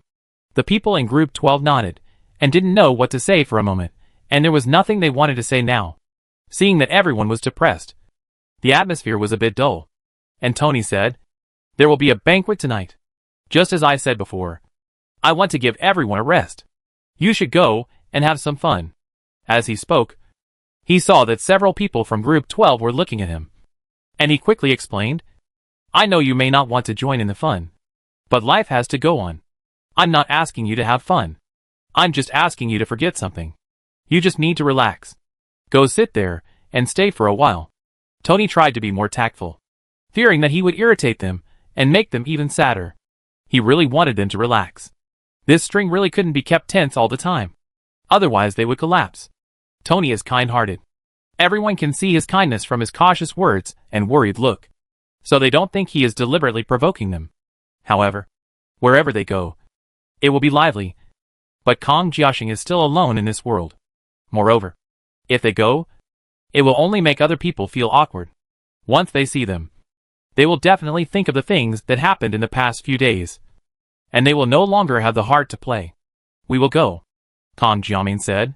Her sudden announcement surprised everyone. They really didn't expect that she would agree. Everyone looked at her. Kang Jiaming lowered her head, played with her hands, and pretended to be calm. We are still alive. Don't live like the dead.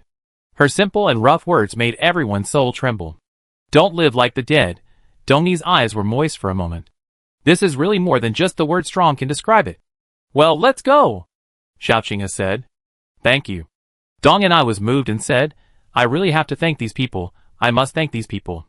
Soon, the wounds on the backs of the 12 groups were healed. Tang Jia rubbed his back and said, this time, and Shuntang also worked hard.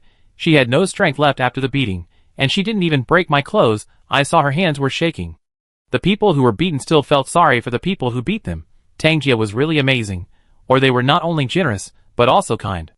Then you should all go back and have a good rest. We'll see you tonight. Dongni said, I'm leaving first. I still have to prepare for the evening dinner. I won't stay here with you. The people in group 12 nodded. Well, I won't keep you away. You can go and get busy. The miracle workers were basically resting in their rooms, while preparing their evening clothes and so on. Since they were going to play, they should play well and have fun. And the logistics team was setting up the banquet venue in front of the hall. They made a lot of balloons and flowers, almost surrounding the venue. In addition, the canteen staff were also busy, making a lot of exquisite and delicious food, which were neatly placed on the tables in front of the hall. In addition to food, various drinks were also placed on tables. Not only the miracle workers, but also the ordinary people who had been working were given a night off. At this time, under the leadership of Jin Jishi, they made preparations in a big way, and the lights were hung up, making everything bright, which made people feel good. The reason why Jin Jishi was asked to prepare was that he believed in his ability. There were many ordinary people outside. If we wanted to stop them all, we had to find someone who was efficient and good at doing things. So this heavy responsibility undoubtedly fell on Jin Jishi. And Arya helped. The miracle worker was easy to deal with. He handed it over to Bushir-san, who could handle it alone. Wusu's health. He basically didn't have to worry about such things. Anya had worked hard all afternoon, and she didn't have to work this time. She just had to wait for the dinner. Anya sat on a chair beside the round table in the living room, looking at the bright red dress on the table, feeling a little lonely. For people used to live here, they used to change clothes in a hurry, looking at each other's breasts. At that time, it was still so lively, but in the blink of an eye, she was the only one left here, and so much time had passed without her noticing. Although she didn't live here for many days, most of the time, she was so busy that she just rested in her office in the main hall. In fact, she was also somewhat reluctant to come back. In fact, people are not afraid of loneliness. What people fear most is the past bustling. Anya took out another cigarette and started smoking, quietly puffing out smoke, and her eyes became distant. At this time, Han Yuran was walking around casually, standing up and flying up a tall dead tree, looking in the distance in the direction of the North District, and seemed to see bright lights in a trance. The bleak wind blew her long hair, blowing off the last leaf on the dead tree under her. Hey! Han Yuran sighed for no reason, just suddenly feeling sad. But after sighing, a voice suddenly came out, asking, why are you sighing? Han Yuran still remembered this voice, because it was really special, even though she had only heard it twice. She turned her head and looked behind her, and saw it at the end of the branch on the other side of the tree. The man covered with a cloak stood on the branch on tiptoe, probably looking at her. Every time this man appeared, it was very abrupt, very unexpected, and very strange. Han Yuran was only surprised at the beginning, because with his current strength, it was incredible that someone could appear so close to him without him noticing. Who are you? Han Yuran asked. She had met this man twice, but she felt uncomfortable every time she saw him. Chapter 742. I can't recognize him. It's been a long time since this man last appeared. It's been so long that Han Yuran, who has experienced so much, almost forgot about this strange person. If he never appeared, Han Yuran would never remember him. But as soon as he appeared, Han Yuran would remember him immediately and recognize him. Why are you the only one left? The man did not answer Han Yuran's question, but asked a question. Han Yuran was thinking, is he testing her with this sentence? Is she really alone here? Or is he just curious? Who said that? Han Yuran said, without telling the truth, without admitting that she was alone now. And of course she was walking around alone. She was no longer as heroic as before. So miserable. If you count the North District as your area, then you are not alone. The man's words were sharp and sarcastic, and directly exposed Han Yuran. But Han Yuran didn't care. You came to chat with me. Right? I don't have time to deal with you. Either I fight you, or you disappear from my sight. Han Yuren pointed to the distance. The man was silent for a moment, then asked you, aren't you curious about me at all? No. As soon as he finished speaking, Han Yuren answered him bluntly. Of course. It was a lie. Han Yuren was curious. But curiosity killed the cat. There are some things that you don't have to know. You've changed. The man suddenly said this, which gave Han Yuren goosebumps all over her body. It sounded as if the man knew her, and was very familiar with her. Han Yuren snorted coldly. Don't try to be so mean. Are you and Anya okay? The man suddenly asked a very strange question, as if he really knew Han Yuren, knew everything about Han Yuren, but Han Yuren didn't know who he was, so he must be a pervert. Han Yuren's expression became more serious than before, because she really hated the way this person spoke, as if he knew everything about her. But the key point was that Han Yuren didn't know everything about him. Some time ago, I was not on Earth. Another abrupt sentence. It seems that you are not hiding your identity. Otherwise you wouldn't tell me so much. Since this veil will be revealed sooner or later, why do you need to hide it now, and make everyone uncomfortable? Han Yuren stared at the man coldly and said, it's not the right time yet. Then don't show up. The man fell silent, and after a while, he said, then I'll leave first. After he finished speaking, he disappeared.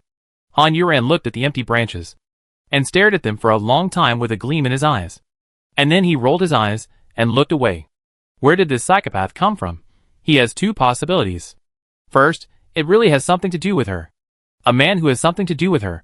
Han Yuren really can't think of who it could be. The second possibility is that he just checked all her information thoroughly. So he has some knowledge of her past. And then he came to her and acted mysteriously. The difference between these two possibilities was too great. And Han Yuren was a little unsure whether she should fight with this man. If they met next time.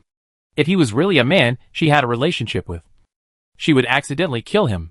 If he was not a good relationship with her, it would be fine. But she had to have a good relationship with him.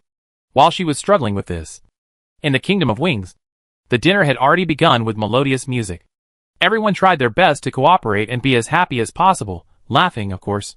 The children were simpler, and soon immersed in the atmosphere of the celebration that was far away from them. They walked in groups in the city, playing, running, crying, laughing, shouting, and shouting. The adults looked at these noisy little monkeys. No one showed an annoyed expression. All looked at them kindly. They were hope, real hope. When their generation died in the pursuit of freedom, maybe they had forgotten what the world used to look like. They who were used to living here became the continuation of hope, so they must remember it. The original appearance of the world, the place and way humans originally lived, instead of staying here and waiting to die. The adults drank wine, smoked cigarettes, chatted and laughed. Some cursed, some were gentle and elegant. The women were all dressed up beautifully. Some held wine glasses elegantly. Some drank wine from the bottle openly and happily. There were also various performance teams that had just been organized not long ago. Some were jugglers, some were magicians, some were opera singers, dancer, actors, some were cooking, in short. All kinds of martial arts were put into action, and there were many people everywhere. The children were holding all kinds of candies, running into one group, and then into another. Some were playing music, some were jumping around like crazy, some were dancing gracefully. There were 100 different looks for 100 people. They all spoke in a shouting manner. Compared to the ordinary people here, the miracle workers in the 3 cities were much quieter, and they also gathered in groups of 3 or 5, and some were listening to the noisy and joyful sounds of the outer city, and slowly shaking the wine glass in their hands. They took off their usual uniforms, and put on handsome suits and beautiful dresses. They all looked like different people. Some of them were hard to recognize. They looked like 2 different people. A man was dumbfounded when he saw a woman in his group. He looked at the woman in a low-cut black dress and delicate makeup and said, "Did you have plastic surgery?" The woman rolled her eyes and said, "I'm so beautiful. Why do I need plastic surgery? I remember you didn't look like this," the man said, feeling a little wronged. He never remembered that there was a woman who looked like this in his group. There should be only one woman who was more majestic and powerful than a man in his group. All day long, she kept saying, "I am your mother, my aunt, your uncle." If she didn't treat others as ancestors, she would feel uncomfortable all over. Now there is a beautiful woman with temperament in front of him. He has never seen such a beautiful woman before. "You are blind. Go give me a glass of wine. I am thirsty." 2 sentences, 2 mothers.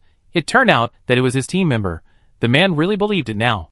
Looking at the woman's face and body, it turned out that clothes make the man, and saddles make the horse, and a woman can change her face with a little makeup. Chapter 743. Let's dance. There are professional performances here, including a band, and professional singers, mainly singing to set off the atmosphere, so that these quiet miracle workers won't be too quiet. Anya, wearing her bright red fishtail skirt and flaming red lips, appeared quietly at the banquet venue, naturally picked up a glass of wine, stood in front of a table, and blended in with the miracle workers. There were too many people who had changed their appearance today, so no one noticed her for a while. But she was so beautiful, she still attracted the attention of several miracle workers nearby. They secretly looked at her twice, and sighed in their hearts, what a beautiful person. But after they sighed, when they looked at Anya again, why did they feel that this beautiful face seemed a little familiar? Until one of them suddenly showed a surprised expression, and then left quickly, and before leaving, he dragged someone away. Don't look, this isn't Shantang. The person who felt that this face was a little familiar suddenly realized, no wonder they felt that this face looked so familiar.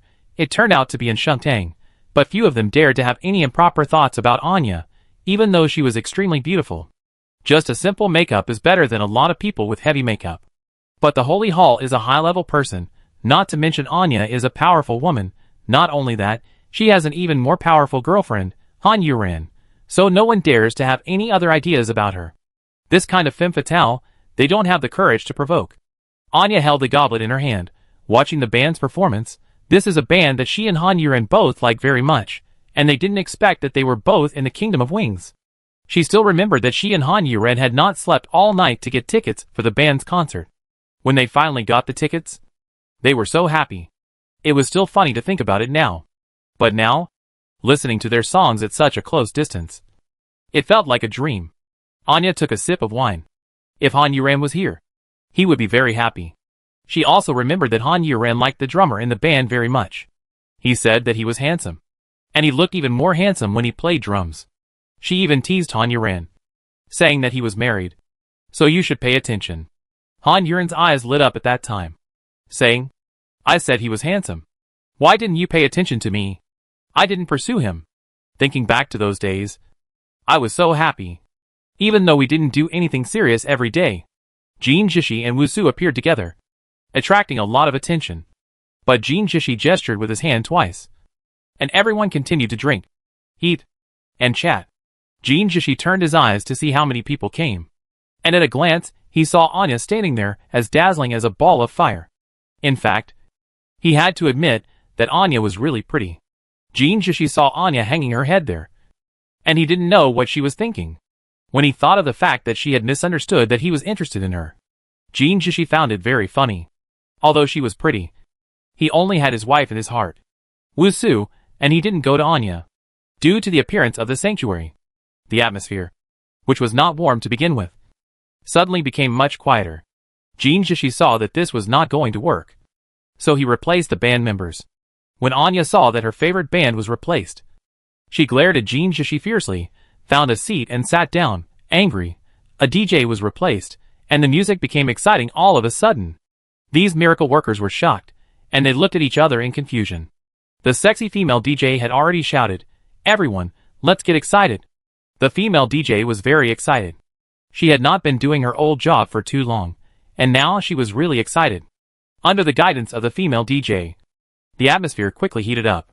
Of course, more importantly, the miracle workers also started to drink too much.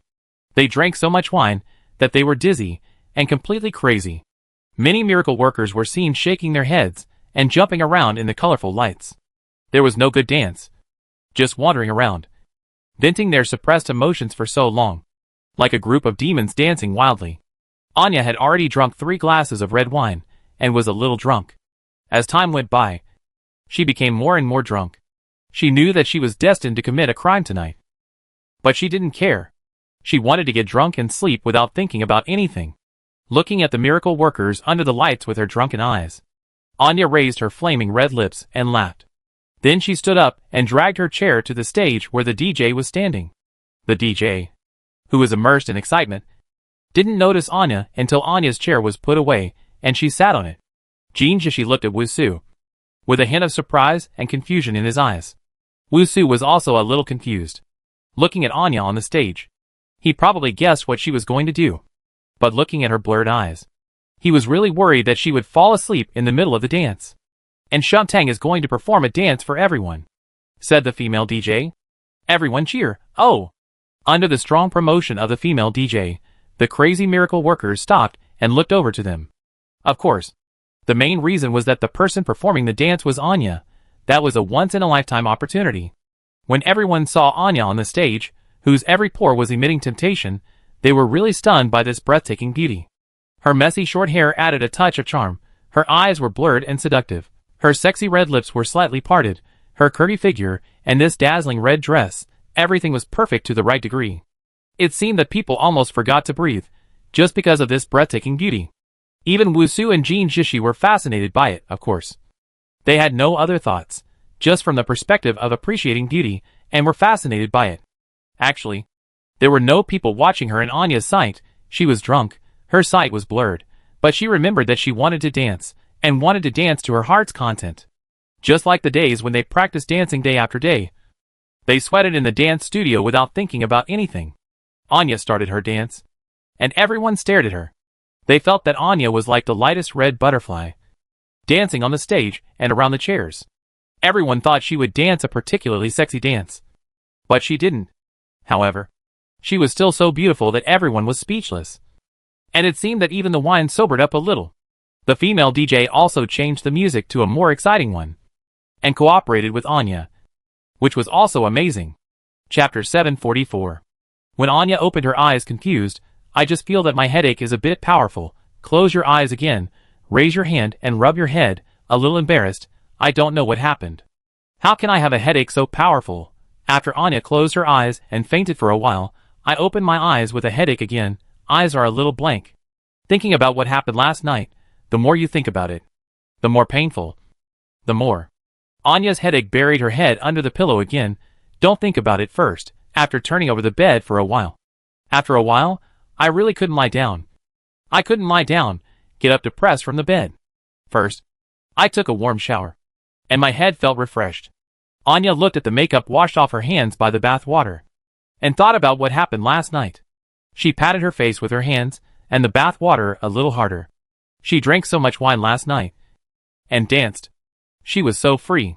Anya couldn't help laughing at herself, and recalled the scene of her dancing last night. Well, she danced very well, and it didn't affect her reputation and perfect image. The ending was also perfect. She finished an extremely wonderful performance and bowed brilliantly, and left the stage. After that, she came back alone. Anya was very impressed with herself. She could walk back to her room gracefully even though her drunk eyes were doubled by 18 shadows. She could climb onto her bed and fall asleep soundly. It was amazing, Anya thought, and shook her head. Water droplets on her hair were flying. Anya turned off the faucet, went out of the hair room, changed back to her usual uniform, and put on her sword. She felt more at ease when she put on the sword. Last night was the first time she didn't wear a sword. With the sword by her side, sometimes she would feel as if Han Yuran was by her side, which would make her feel very safe. She would often hold the hilt of the sword with her hand, and feel very safe just by touching it, as if it could bring her great courage, confidence, and make her more fearless. Anya looked in the mirror, adjusting the position of the sword, moving it only a little bit forward, backward, left, and right, and moved it several times, and then patted it with satisfaction, and adjusted her collar, looking heroic. Yesterday, she was a girl of incomparable beauty. But today she has become the lover of a handsome boy. She is so pretty, Anya said with satisfaction, and left. When she appeared, almost everyone was stunned when they saw her, must have recalled what happened last night, but no one showed any special reaction. They were still the same as usual, nodding to her, and then went their separate ways. Anya was also no different from usual. She was very familiar with being watched. Unlike Han Yuran, who was not used to being the focus, Anya didn't have to do anything, just stood in the crowd. She was naturally the focus, bearing all kinds of attention. Anya's first destination was the cafeteria. She had to drink some hangover soup and eat something. Her stomach was empty. After she came in, she saw the people from Group 12 sitting at a table eating. Anya suddenly remembered that she hadn't seen anyone from Group 12 yesterday. She didn't know if they showed up after she left. Anya thought about it, got a bowl of hangover soup and some food, and sat at the table of Group 12. She drew the attention of the people from Group 12 to her, and their eyes were a little confused and surprised. "What's wrong?" "Let's eat," Anya said, scooping a spoonful of soup and taking a sip. After drinking this sip of soup, her whole body felt comfortable. The people in Group 12 also continued to eat. "Did you attend the dinner yesterday?" Anya asked again. She was really so familiar with everyone. Did she forget that she had called all the people in Group 12? "Yes," Kang Jiamin said. "It's a pity that I didn't see you," Anya said and took another bite. "And Shetang dances very well." Xiaoqinghe put down his chopsticks and wiped his mouth with a napkin. "Professional. I started dancing when I was 5 years old. Before the world became like this. I would sweat in the dance studio for at least 30 minutes every day," Anya said, still a little proud. "In that case, you are so beautiful. How can you not be famous?" Xiaoqinghe asked. Anya swallowed the soup in her mouth and replied, "This is just my hobby, not my profession." Her words surprised everyone. For so many years, a 5-year-old child started practicing. Dancing is tiring and painful. She persisted for so long, and saw her dance yesterday. She was so excellent. It was just a hobby. No wonder they looked at Anya. No wonder this woman is so outstanding. "Do you have many hobbies?" "Shengtang?" Xiaoqinghe asked curiously. "A lot. I am also very good at sanda, and I have medals. I also know many other things. I can play piano, guzheng, flute and many other instruments. I am also very good at martial arts and taekwondo. I can also use sword, staff. I can also make fondant cakes. I have also participated in international exhibitions. I can also make clothes by myself, as for many other doctoral degrees. I have also obtained several that I am interested in. What else is there?" Anya said and thought carefully. The main reason is that she knows too many things. She will not talk about the more general ones. Pick a few of her own really good ones. She was still struggling here. She had a mechanic's certificate, and she could cut hair, but these didn't seem to matter. Unlike her struggle, other people were shocked by what she said. It was too surprising. This woman was so cruel. She knew too many things. Is she always learning things when she was free?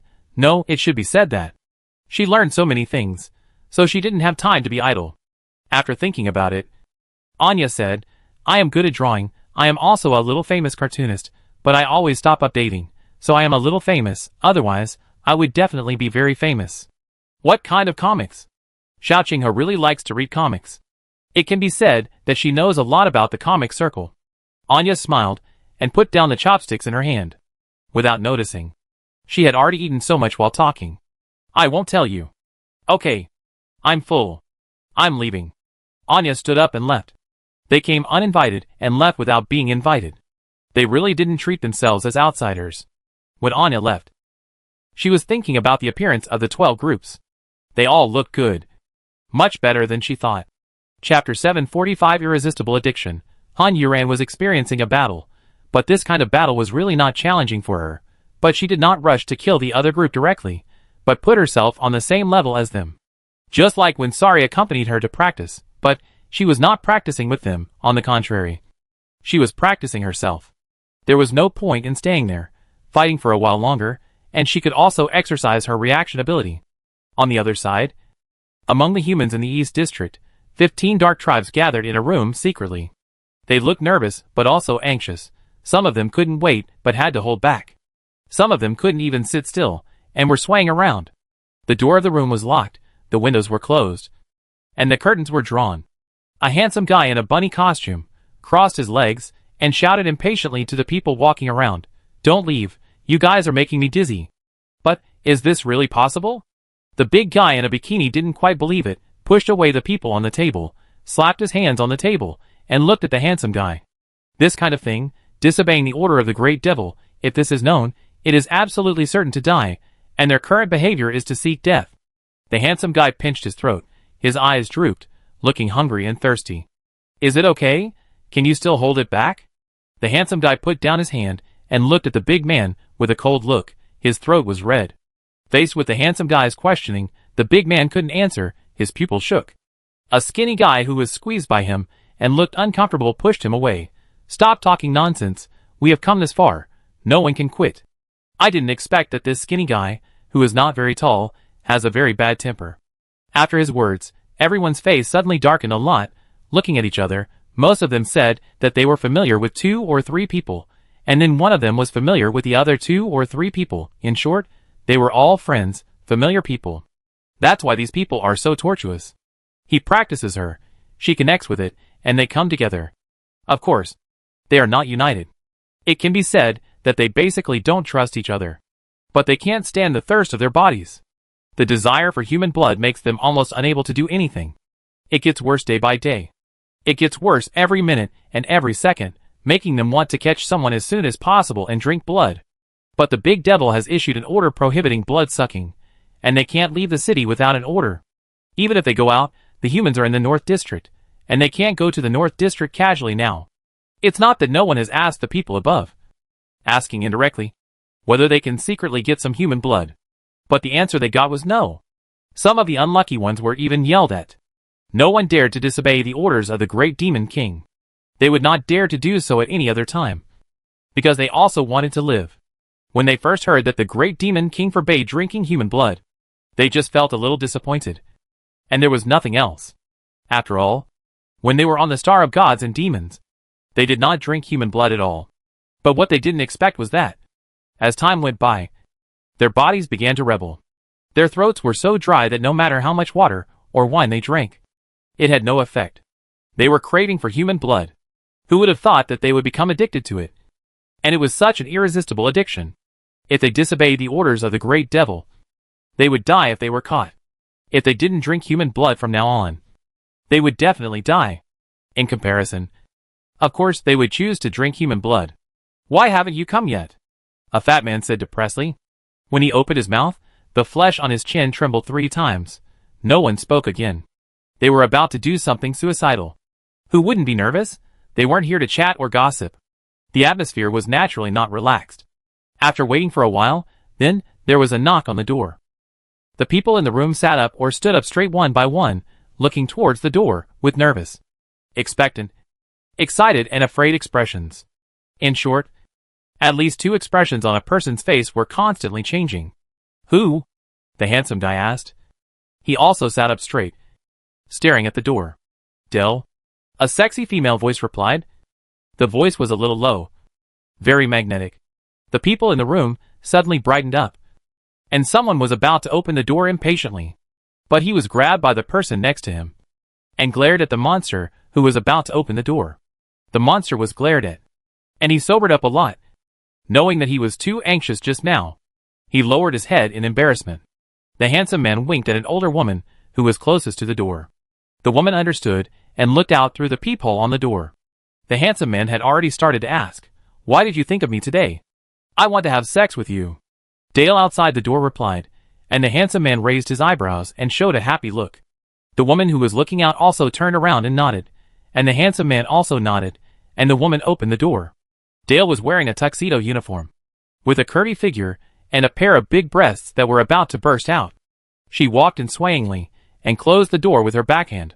After scanning the people in the room, she looked at the handsome guy and said, "Is everyone here?" "Everyone is here." The handsome guy stood up from the chair, and as he stood up, everyone who was still sitting stood up. Dale was not in a hurry to leave home, but said, "All actions from now on will be arranged by me. If anyone acts privately, I hope you can supervise each other and kill him directly to avoid dragging you down." She said it very naturally, but the content sounded cruel. However, they are the Dark Tribe, and cruelty is their nature. So the others all nodded, meaning they agreed. Even if Dale hadn't reminded them, they would have done so.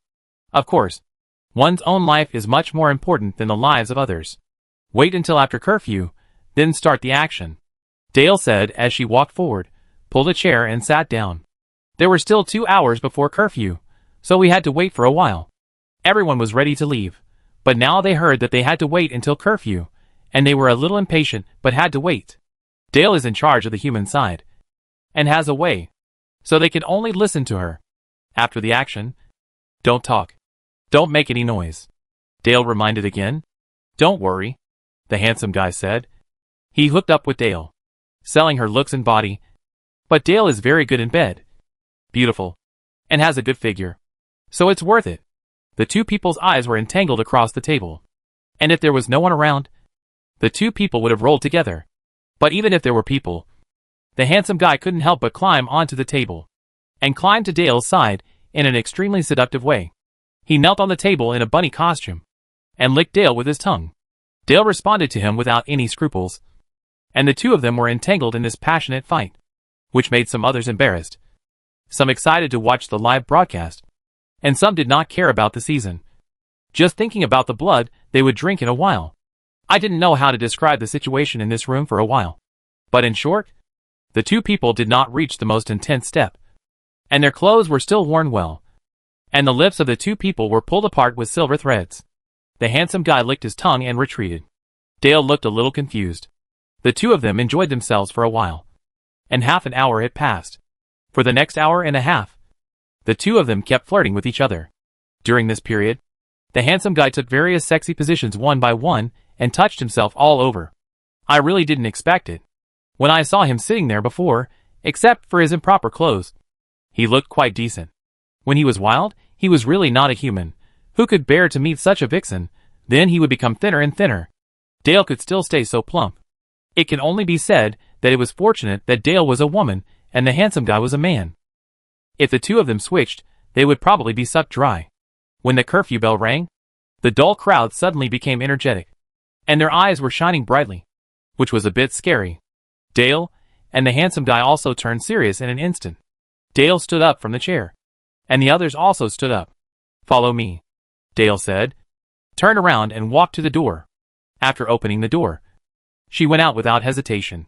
Compared with her neatness, several people were hesitant about whether to go out, although they had been waiting here for a long time and looking forward to it for a long time. They were still a little nervous when they really had to go on stage. The handsome guy looked at those people and said, "Hurry up. You're not going to be able to keep up. Do you want to die?" This imposing look is like two different people from the one who was so arrogant before. The three hesitant ones can no longer hesitate. Things have come to this point. Others will not allow them to withdraw. Withdrawal is betrayal, and traitors must die. So the three people can only risk their lives and follow the main group out. The handsome guy walks at the end and closes the door.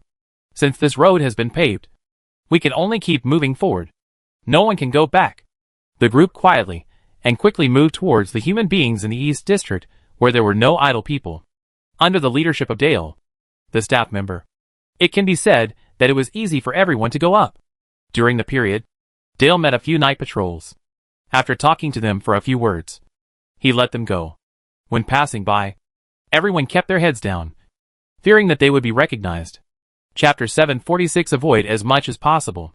When the meeting of the human beings ended, a dark tribe member with long wavy white hair also left from the door. Sorry held the goblet, swaying it slowly. The blood inside exuded a bloody smell. Sorry looked at the goblet. He had never drunk a mouthful of human blood because he disdained the blood of such low-level creatures. How could he drink it? It was just that this blood attracted his attention now.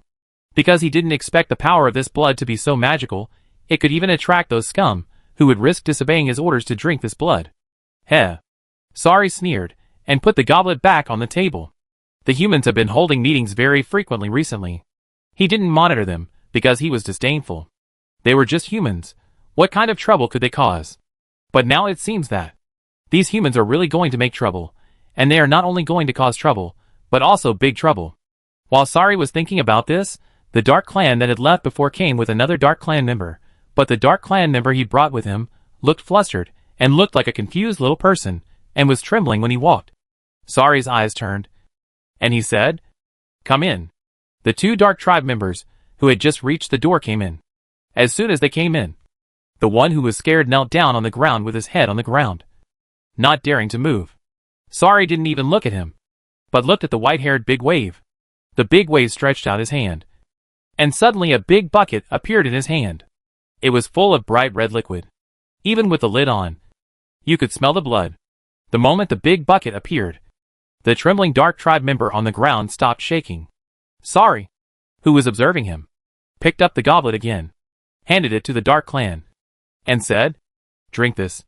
The Dark Clan raised his head in fear, suppressing his fear and his desire for blood. In fact, he was also a person who was about to explode at any time. But he didn't find a way out.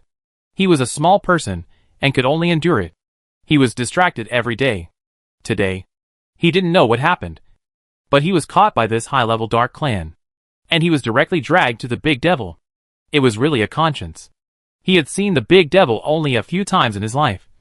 And each time, he saw the big devil with a group of people. Now he was in front of the big devil, kneeling at his feet, with only 3 people present. If it weren't for the greed in his heart and mouth, the hunger that he couldn't suppress, he would have fainted from fear. At this time, he looked up and saw a bright high-footed cup in front of him, the beautiful bright red liquid swaying in it, stimulating his nerves. Sorry saw him raise his head and stare at the blood with his eyes wide open. The desire in his eyes was like a possessed person. Sure enough, there is something wrong with this blood, Sorry thought, and stretched out his hand and leaned forward. The blood in the goblet poured onto the dark tribe's head, which was still wide open, and then dripped down his head onto the blanket on the ground. The dark tribe, whose face was covered with blood, had his eyes completely stiff. His face was covered with blood, and blood beads hung on his eyelashes. Within 3 seconds, the dark tribe could not help it, and licked the blood on his face like crazy, raised his hand to rub the blood on his hand, and then began to lick his hand. This was not enough, and he lowered his head and licked the blood on the blanket. Sorry and the white-haired big wave both looked at him coldly. Compared to Sorry's calmness, the white-haired big wave's heart was not as calm as he looked on the surface, and he was almost panicking. He had also drunk human blood, although not much, only once or twice. But maybe it would turn out like this after one time. If that's the case, then he'd be useless. But besides thinking about himself, what scared the white-haired big wave even more was that he suddenly thought of how many people in their dark tribe had drunk human blood. It can be said that all the dark tribe had drunk this human blood. The only difference was how much. One of his friends almost only drinks human blood every day, and there are many dark tribes like his friend, and they are simply countless. The white-haired big wave shook a little in fear when he thought of this. Sorry looked at him, and saw that his face was not good. Probably, he also thought of what would happen. Sorry's gaze was too cold, and the white-haired big wave felt it immediately, and he quickly put away his fearful expression and looked at Sorry in awe. Sorry made a gesture to the blood bucket in his hand, and he understood, and put the blood bucket in front of the dark tribe, who was still licking his blood. All of a sudden, the dark clam was like a fish meeting water. It climbed to the side of the bucket, stuck its head in, and began to drink it up like it was risking its life. The blood in the bucket was seen flowing down at a very fast speed. The man with white hair and big waves was now sweating coldly. He felt that the dark clan was going to be in chaos. No, it should be said that the whole earth was going to be in chaos. Would they really lose to humans in the end? No, absolutely not. He drank the whole bucket of blood in a hurry. His stomach was so big that it was about to burst. He fell headfirst into the bucket and kept licking the bucket. Sorry frowned, a little annoyed. Their dark clan was so useless, conquered by a bloody water, and turned into such a horrible appearance. He winked at the white-haired big wave again. The white-haired big wave nodded and kicked the dark clan member to the side, shouting, "You are crazy!"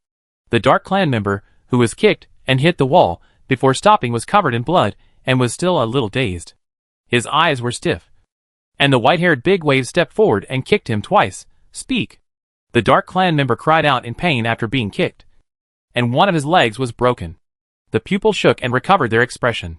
At first, he was a little dazed, but soon became panic-stricken. He looked at the white-haired big wave in fear, and then looked at Sorry. Tears flowed down, washing the blood on his face. The dark clan didn't know what happened. When he saw the blood, he couldn't control himself at all. Later, he felt that he was even unconscious, so he actually wanted to vomit. And this fear and excitement, he really vomited. The blood that had just entered his stomach was vomited out again. The white-haired man took a few steps back, avoiding the blood. Now he regarded the blood as poison, avoiding it as much as possible, and naturally didn't want to touch it at all. "Tell me, how do you feel?" he asked the dark clan, who was still retching. Chapter 747, Unexpected Incident. The dark clan, who was kicked hard, was finally alert and awakened a lot. Although the place where he was kicked hurt a lot, and the place where his leg was broken hurt even more. But in this situation, there was no way he could cry out in pain, unless he really wanted to die. He endured the abnormal restlessness in his body, and quickly knelt on the ground, thinking about the problem of the white hair, and carefully recalled his state and feelings just now. I don't know what happened to me just now. I just wanted blood very much. I couldn't control the desire to drink it. I felt that if I couldn't drink it, I would die. I would go crazy. The Dark Clan didn't know what to say, but he really didn't know how to say it, because he really didn't understand his own thoughts, and didn't understand what happened to him just now. He said in a panic later, "After I drank the blood, I completely lost consciousness. Otherwise, I wouldn't have almost eaten myself to death."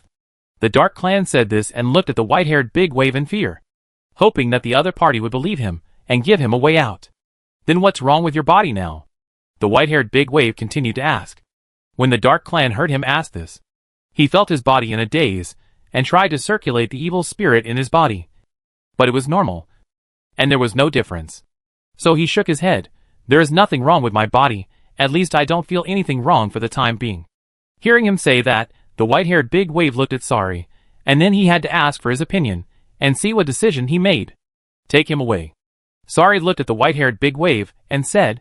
The Dark Tribe member was relieved when he heard that, and kept kowtowing to Sari with gratitude. Thank you for not killing me, thank you for letting me live." "Let's go," the white-haired bigwave said. The Dark Tribe didn't dare to waste any more time, fearing that the white-haired bigwave would get impatient. So he quickly got up from the ground and followed the white-haired bigwave away from here, leaving the place where the demon was staying. The white-haired bigwave certainly didn't let the Dark Tribe go back, but took him to a hidden room and locked him up. The Dark Tribe, who was suddenly locked up, looked at the locked iron door, and lay on the iron door in fear and anxiety. Through the iron window on the door, he mustered up his courage and asked the white-haired bigwave, That, sir, why did you lock me up?" Feeling that he might die, anyone would have the courage to ask clearly whether he could live or die. The white-haired bigwave looked at the Dark Clan with a cold look, without a trace of sympathy on his face, and said, "You stay here honestly, as long as you listen, you will not die." It was rare that the white-haired bigwave said so much to him, and gave him a reassurance. This made the Dark Clan almost cry with joy, but before he could cry, the white-haired bigwave had already left, and the Dark Clan did not want to cry with joy anymore, because what he didn't understand now was why he was locked up, and what the white-haired bigwave and the big devil were going to do. "What can I do with a small soldier like me?" The Dark Clan thought about it, and turned around, slid to the ground along the iron gate, trying to think about why the great demon king took a fancy to him. He was not stupid, so he thought of it quickly. If he had not been frightened, he would not have thought about it again. Why he was valued, he would have figured it out immediately. What he experienced after meeting the great demon king was what the great demon king valued, and what he wanted to know. The Dark Clan thought about the blood, and swallowed a few times. Then he almost collapsed and covered his head and said, "How could this happen? How could I become like this?" While he was collapsing over this matter, the door next to his but suddenly opened a small hole, and a bottle was inserted from this small hole, and the bright red liquid in the bottle was obviously blood. Even though he drank so much that his stomach almost exploded, he couldn't help but want to drink it now, when he saw the blood. While he was thinking, his hand had already reached out to the bottle of blood, and the small hole that had been opened was closed again. When his hand was about to touch the bottle, he trembled for a moment, and stopped his hand abruptly. He grabbed his hand with his other hand, pulled it back, and pressed his hands hard. He didn't let himself touch the bottle of blood. He was so tangled that he was about to collapse. In the end, he ran to the other side of the door, shouting wildly, as if he was avoiding a snake or scorpion, and huddled in the corner, hugging himself tightly, and not moving. He even closed his eyes. His face was twisted, wrinkled, and he buried his head in pain, constantly saying to himself, "Don't look, don't look, don't think, don't think." When he was in so much pain, the man with white hair and big waves was in the room next to him, watching the monitor, monitoring his every move.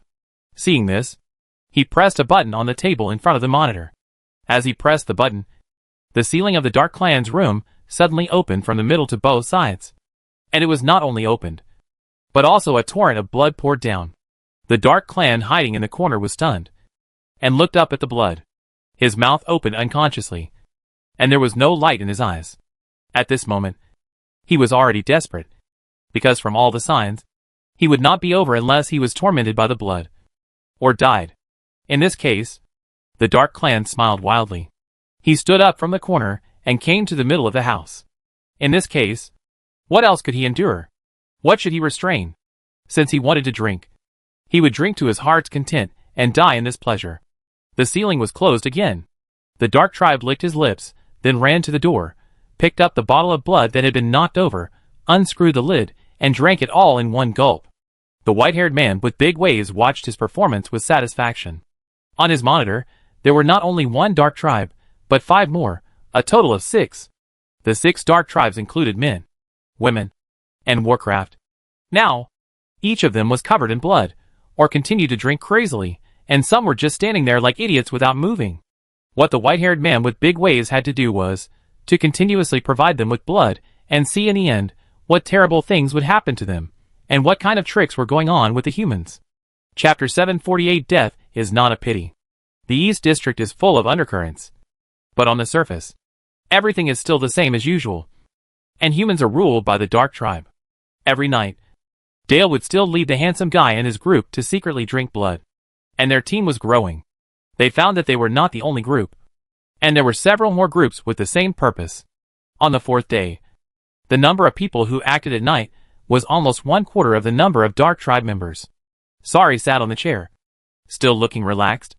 Unlike him, Lucifer, who was sitting opposite him, looked confused, sad, and worried. He looked at Sorry from time to time, and saw that he had no intention of speaking. Finally, he couldn't help but say, "Brother, what is going on? You really don't care." The noise at night was so loud. How could they not know? Unless they were dead. But Sorry ordered him not to intervene. But seeing the situation getting worse and worse, even several kings joined in. With their backdoors, and Sorry's failure to stop them, some of the Dark Tribe even thought that Sorry's orders were deliberately for humans to hear, and actually allowed them to drink blood secretly like this. But Lucifer knew that Sorry would never do such a troublesome thing. "What's the hurry?" Sorry replied, glancing at Lucifer. "You are so restless, how can you accomplish anything big?" Lucifer was used to being scolded and looked down upon for his kind reminder, and used to thinking that Sorry was saying hello to him. But there is clearly a trick here. We, the Dark Clan, have become like this for the sake of human blood. It is simply a shame for the Dark Clan, Lucifer said, slamming the table angrily. As the 3rd prince of the Dark Clan, the honor of the Dark Clan is supreme, but now it is being played around by human blood. How can this be allowed? Now Lucifer wants to kill all those humans, and then kill all those shameful Dark Clan members. Heh. Sorry sneered, "If they want to play, I will play with them." When he said this, the evil spirit in his body suddenly erupted, which made Lucifer shiver. He looked at Sorry with some fear, and picked up the pillow and hugged it in front of him. It seems that the eldest brother is also angry. Of course, Sorry was also angry, just like Lucifer's sense of honor for the Dark Clan. As the great demon king, his sense of honor would only be greater, not less. But now these Dark Clan are so embarrassed for him, disgracing the face of the Dark Clan, that he simply must die. Sorry could imagine, when the humans saw the scene, their mocking faces, just humans want to play with, and laugh at the Dark Clan, that's simply courting death. The evil spirit on Sorry's body gradually subsided. Lucifer also felt a little better, and didn't hold the pillow so tightly, but he didn't dare to speak. At this time, the white-haired big wave came. "Big devil, one die of gluttony," the white-haired big wave reported. "Anything else?" Sorry asked. There is no research value in gluttony. He didn't believe that humans did this just to glutton the Dark Tribe to death with their own blood. It must be some harm to the Dark Tribe, otherwise. When the fight really started, these Dark Tribes would definitely be the craziest, wanting to kill humans and drink their blood. If that was all, then humans would really be crazy and stupid. The first Dark Clan member who was imprisoned has not been drinking human blood recently, but blood has begun to seep out of his body, which is his own blood, although it is very little, but it is increasing, and the Dark Clan member has no reaction at all. The man with white hair and big waves said. He also observed carefully, not missing a single detail. It can be said that he did a good job. That's it? But this answer is not satisfactory to Sorry. The man with white hair and big waves looked a little hesitant. There was a piece of news he didn't know whether he should tell, because he hadn't found any solid evidence, and was afraid that it would be wrong in the end, and he would be punished by the devil again. But his dilemma was naturally seen through by the great demon king at a glance. "Speak." Under the great demon king's order, The white-haired big wavy man was frightened and dared not hide it anymore. Even if he reported it wrong, it was better than hiding it and delaying it in the end. It's like this. May I ask if the great demon king has any physical discomfort recently? After asking this question, the white-haired big wavy man's heart trembled a little. This question was so rude, but there was nothing he could do. No. Sorry replied quickly and decisively. The big white wavy hair was a little unexpected, and for a moment I didn't know what to say, and I was a little flustered. Sorry looked at Lucifer and asked, "Do you have it?" No. Lucifer was about to answer subconsciously, but suddenly paused, after thinking carefully, frowning and saying heavily, "Since last night, I suddenly felt a little flustered, and I also felt a little hot." Lucifer felt that something was not right when he said this.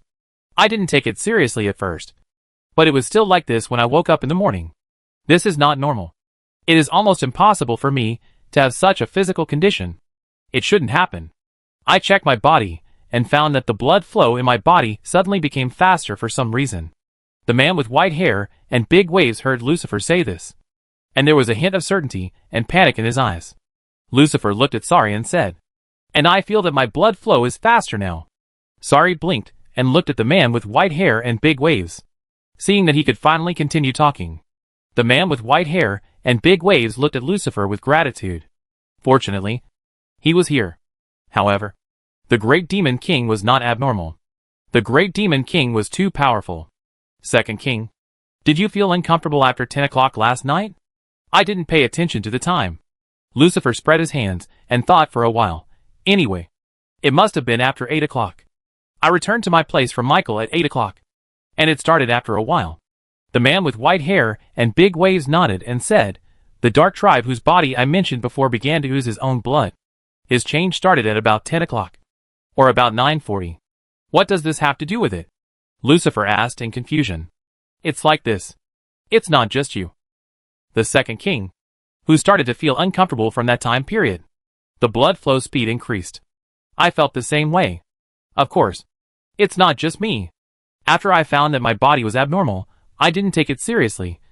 Just like you," the white-haired man with big waves said, recalling what happened last night. "But after a night, I found that the situation did not improve, and it became more and more serious.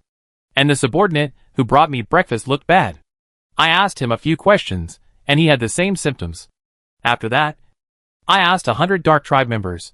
All of them were like this, and they all happened at that time, within no more than half an hour."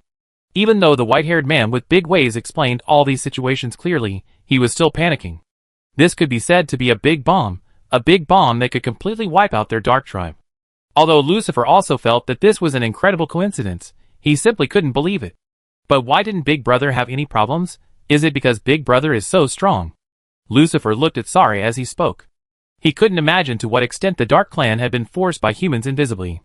Now it seems that they are still ruling the Dark Clan here, but in fact, if all of these erupt, maybe it's all over, and they will be the ones with nowhere to go. It was such a sudden change of fortunes. Lucifer could not adapt to it. It came too suddenly. Maybe it's because I have never drunk human blood, Sari said. This answer was the most reasonable, but also the most desperate, because there were only a handful of people in the Dark Clan who had never drunk a single drop of human blood. Lucifer felt all the strength drained away from his body. He was not afraid that he might die, but he could not accept that the Dark Clan was finished. Finished in the hands of humans. Seeing his useless appearance, Sari was even more angry. However, he was not the kind of person who would vent his anger on others when he could not solve the problem himself. So he asked the white-haired big wave, "How is the person who did not drink blood? He is almost dying. His throat is scratched." The white-haired big wave replied, "They can't control themselves," Sari said. The white-haired big wave nodded. It seems that this is indeed the case. Drinking blood means death. And not drinking blood also means death.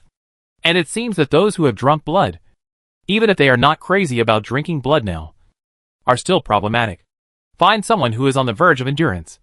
Tie him up, and see what happens to him, Sari ordered. The man with white hair and big waves left, leaving Sari and Lucifer. Lucifer asked in confusion, "Brother, if that's the case, why don't you stop those Dark Tribes? The shame of the Dark Tribe. Their death is not worth it," Sari replied calmly, stunning Lucifer. Although he also felt so, if it were him, He would not really let those dark tribes die in vain, because there are too many of them. But there are too many people. So what? Lucifer was speechless for a moment, and could only change the question, what about the remaining dark tribes? It seems that anyone who has drunk blood has a problem. There are not even 10 dark tribes who have not drunk human blood. Wait until the results come out. Facing such a sorry, Lucifer really didn't know what to say. The key is that he couldn't think of a way to solve the problem. He leaned on the sofa in a slump. His eyes were blank. He felt his blood flow speed up, and asked, "Brother, will I die?" Chapter 749. The brain opened up. Sorry heard this. His eyes bulged, and his murderous spirit almost burst out again. He raised his foot across the distance between the two people, and kicked Lucifer hard, making Lucifer grimace. "Get out. Go back to your room honestly. And don't go anywhere without my order." Sorry shouted angrily, "This useless thing. With Sorry around, how could he die? He couldn't die even if he wanted to." Lucifer, who angered Sorry with a word, knew that his elder brother was really angry this time, and stood up honestly. He did not dare to treat the leg that was kicked, and limped out. Sorry was angry when he saw him like that, but he thought that if he knew about this, he would definitely rush to find Michael. After all, that dead man probably drank a lot of blood. Although he told him not to go anywhere, but for such a matter of life and death, he probably still had the courage to ignore his orders and run to find Michael. So Sorry looked at Lucifer, who had walked to the door and opened it, and warned him again, "Don't go to Michael's place." Lucifer's body froze at the door, and one could tell from his back how embarrassed he was about Sorry's request. When Sorry saw that he was just as he had guessed, he became even more angry. "Get out." Lucifer left dejectedly. He was in a very heavy mood now, and he couldn't wait to find someone to talk to about all these things. And then the two of them would discuss with each other. If it were normal, the first choice would definitely be Michael. But Sorry gave an order, and specifically emphasized that he should not go to Michael. If he still did not listen to his elder brother would be really angry. And his elder brother was so good to him. Lucifer sighed deeply. But he was really worried that Michael might not know about this. What if he continued to drink human blood? Lucifer was so confused that he felt a headache, and it hurt a lot. He grabbed his head with his hands in frustration, thinking about the way Michael looked when he saw him a while ago. He looked normal, not particularly anxious. It seemed that at least at that time, he was not addicted to blood. But from his understanding of Michael, he really drank a lot of human blood. Almost every time he went to his place, he could see the goblet filled with blood in his hand. Lucifer thought about it, and came to a fork in the road. Not knowing which way to go, he looked at the direction of his residence, and then looked at the direction of Michael's residence, and was extremely confused. "Second King." The voice suddenly came out. Lucifer, who was completely focused on the confusion, shuddered, turned around angrily, and saw the man with big white hair and big waves standing behind him. "It's you." The voice became weak.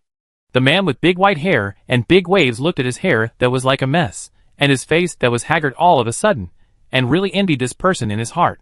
Everything was protected by the great devil, and he could live as he pleased without thinking about anything. "It's like this. The great devil asked me to tell you that.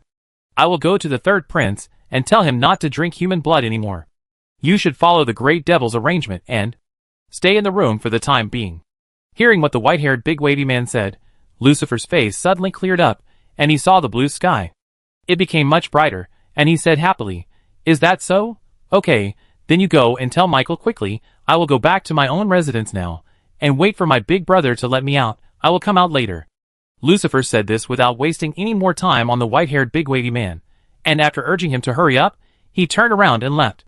The man with white hair and big waves looked at his back as he left, and he really didn't understand the relationship between these three people. He originally thought that if there was a chance, the Great Demon King would definitely kill the third prince. But the Great Demon King didn't take the opportunity to eliminate the third prince in the previous God-given opportunity. And the Great Demon King still didn't take the opportunity to kill the third prince in this good opportunity. Could it be that the Great Demon King would really let the third prince go because of the second Great King? The man with white hair and big waves thought about walking towards Michael's residence. And during this time, he saw a brother of the Great Demon King, who didn't have a king title, holding a pure black bottle, and walking quickly towards his residence. When he bumped into the white-haired man with big waves, he looked flustered and subconsciously hid the black bottle in his hand. But just as he made the move, he seemed to realize that his bottle had been packaged and could not be seen. He pretended to be calm and casual, but in fact, he held the bottle tightly in his hand. The white-haired man with big waves sneered in his heart and pretended not to see this person. For this kind of person, who does not even have a king title, his status is not as good as his. The right-hand man of a great devil. The other party should bow to him and smile. The white-haired big wave walked forward as if he didn't see anything. Usually, this person would secretly scold him. Why pretend, just a lowly servant? But today, he was very glad that the white-haired big wave didn't take him seriously. After the white-haired big wave left, he was secretly happy and ran away with his bottle. The expression on his face was already a little impatient. The white-haired big wave, when he thought, in a while, whether it was the human beings or these dark tribes, it was estimated that they would be eliminated by the great demon king, but he was a little unsure what method the great demon king would use to solve this matter. At least he had been observing for so long. But he hadn't figured out a solution. But he still believed that the devil must have a solution. He came to the door of Michael's room with his mind full of thoughts, and knocked on the door. Third prince. Come in. The man with big white hair pushed the door open and walked in. He saw Michael sitting alone on a chair. There was nothing in the room, and he didn't know what he was doing there. But his expression was no different from usual. Smiling. Many members of the dark tribe had been fooled by him before, and were conquered by his smile, and thought he was approachable. But the man with white hair and big waves never felt that way. He always felt that Michael's smile made him a little uneasy, because he couldn't be sure what kind of calculation was behind this smile. You rarely come here. What does the great demon king want to tell me? Michael asked. Hearing him say that, the man with white hair and big waves felt that the other party had already seen through everything. But he still had to come after receiving the great demon king's order, even if it was unnecessary. Big devil, I want me to ask if you feel any discomfort? The man with big white hair and big waves asked. Actually, this was not what Sari had told him to do. Sari had only told him to tell Michael not to drink human blood anymore. But he was the big devil's man, a man who was loyal to the end, so he would think more about the big devil and think more. So he asked, he wanted to know what Michael's current situation was like, so he would have a premise for his future plans. As for whether he was lying or telling the truth, it would be up to the great demon king to judge. Michael smiled. I didn't expect the great demon king to care about my health. His tone was a little self-deprecating. The white-haired man pretended not to hear it. As for my health, I am indeed a little uncomfortable, but, in this city, most of the dark tribe should be uncomfortable. Michael replied, as expected. He had already seen through everything. Although he had only left the room once since he came back, it seemed that everything that happened here could not escape his eyes. The great devil asked me to remind you, don't drink human blood anymore. How is Lucifer? Michael asked. As for the reminder from the white-haired big wave, he naturally heard it, but he didn't respond, and the white-haired big wave didn't say anything more. Anyway, he had already conveyed the message to him as instructed. The second great king won't come out recently. He should have some health problems. I hope the great devil can solve it quickly. The white-haired big wave thought to himself that what you said was simple. How could it be that easy? This is really not an easy thing to solve. Don't worry. Third prince. If there is nothing else, I will leave first. The man with big white hair asked for instructions. No. You can leave now. Yes. After the big white hair. Michael's face suddenly fell. He certainly knew that things would not be as simple as he said, because he had not found a solution until now. He did not believe that Sari had a solution. As for Sari's current indifference, it is probably just to avoid causing widespread panic. The fundamental reason for doing so is that he has not found a solution to the problem. Michael probably lost too much blood last time, so the human blood remaining in his body also disappeared a lot. So he didn't have any major changes now. Just a little discomfort from the accelerated blood flow. Unexpectedly, he and Sari thought they were going to fight each other. But they were set up by humans. This time they really thought they were smart. But they fell into a big trap. Michael thought about it, and got up and walked out of the room, walking towards Lucifer's room. Since Lucifer was not allowed to come out, he would go and see for himself.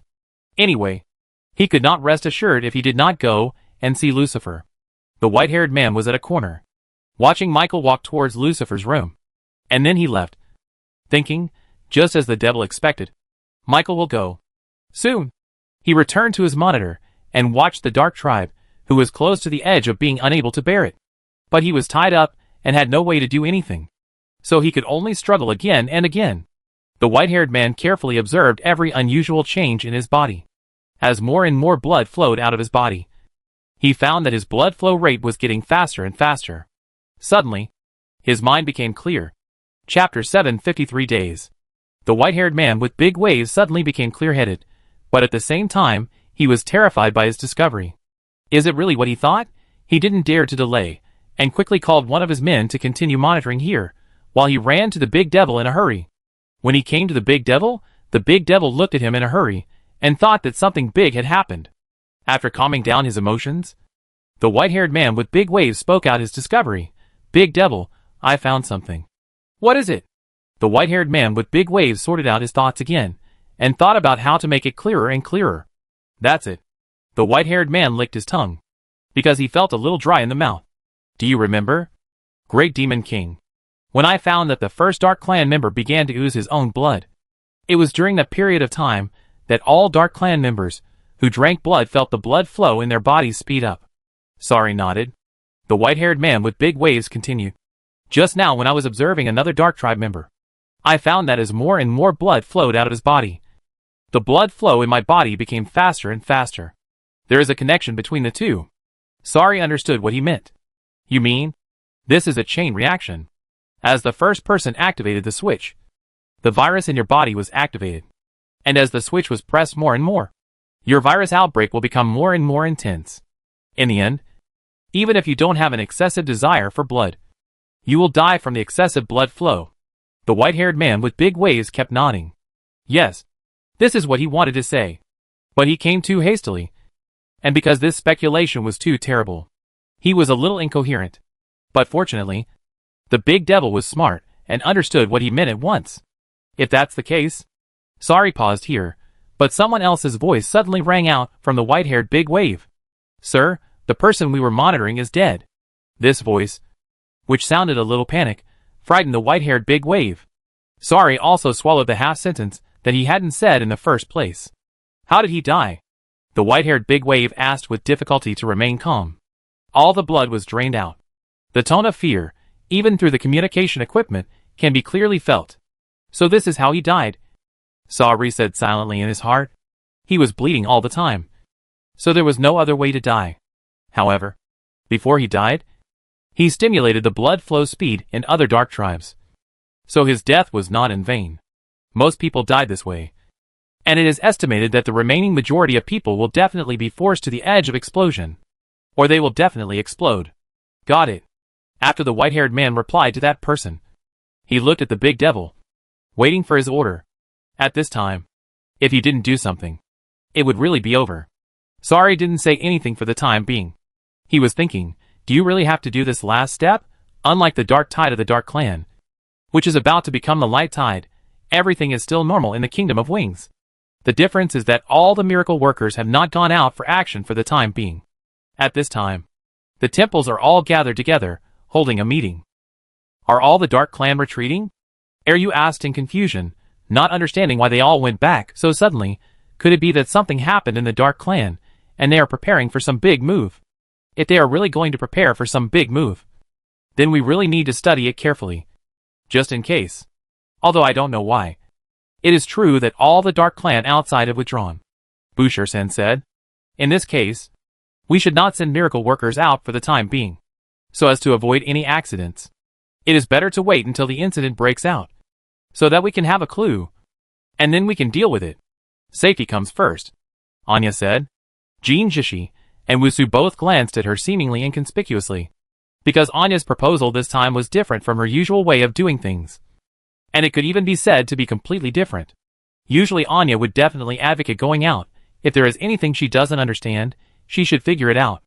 But this time she wanted to wait for things to break out, and then she would deal with it as soon as the enemy came. And she always felt that there was something wrong.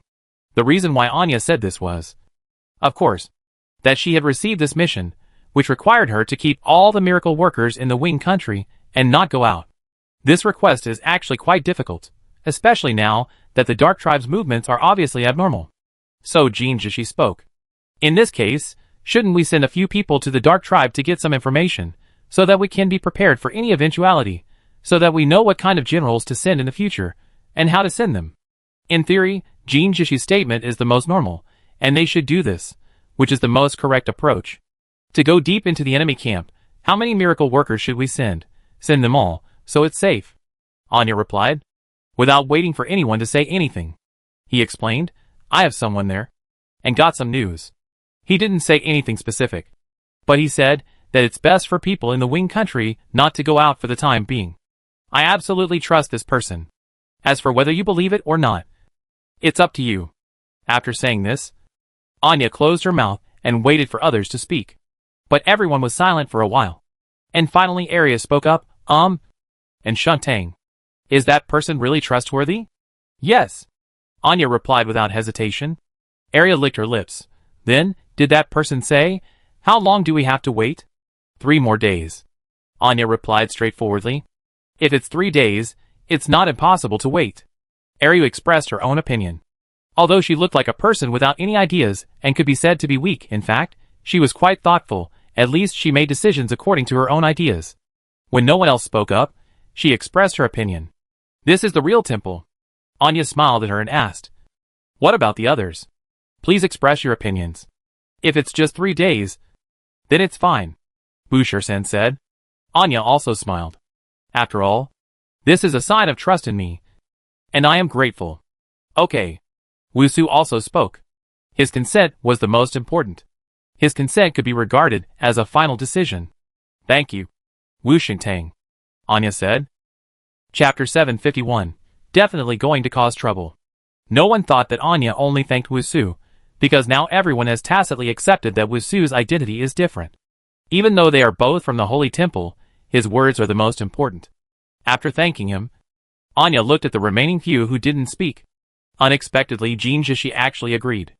Anya looked a little surprised. She didn't expect Jin Jishi to be so easy, so fast, and even agreed without asking any more questions. Seeing the surprise in her eyes, Jin Jishi was speechless. He was not someone who would stir up trouble. As for this, did he have to say something to you? Seeing his rolling eyes, Anya forgave him this time. Looking at the last person, Emma Bull looked over. This was also beyond Anya's expectation, because she did not expect that the last person, who had not spoken yet, would be Emma Bull. Emma Bull was also looking at her and asked, is the information about that person confidential? Anya nodded. It will be kept secret for the time being. Then she looked at everyone in the room.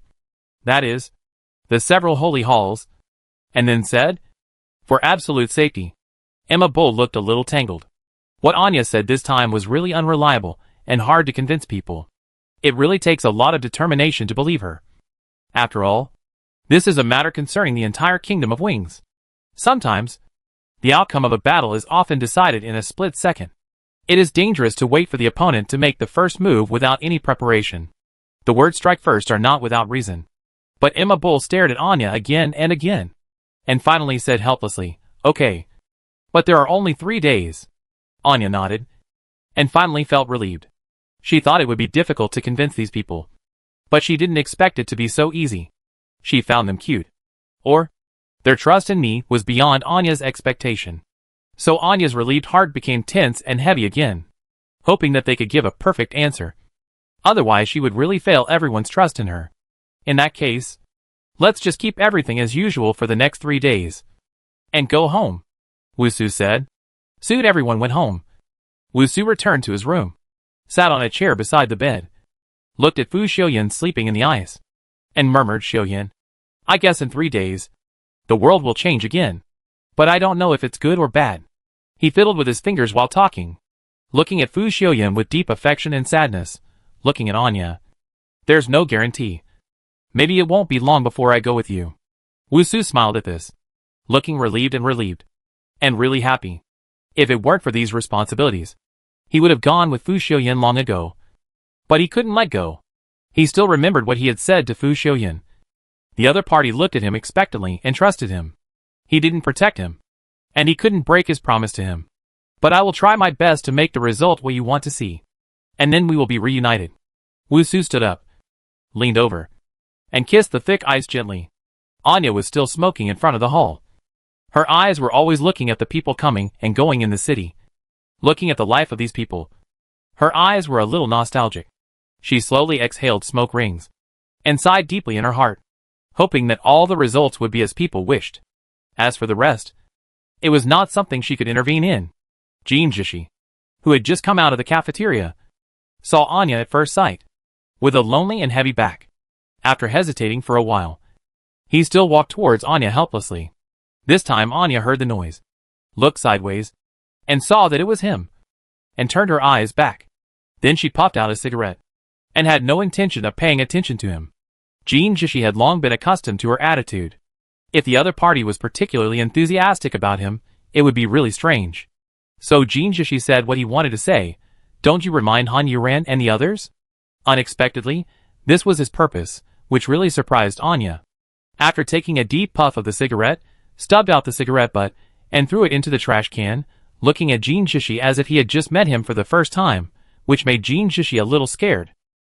The previous misunderstanding suddenly came to his mind, and he quickly explained, Don't misunderstand, I don't mean anything else, it's just that Han Yuran's identity is special and sensitive, and the others are also strong and stand firmly on the side of humans.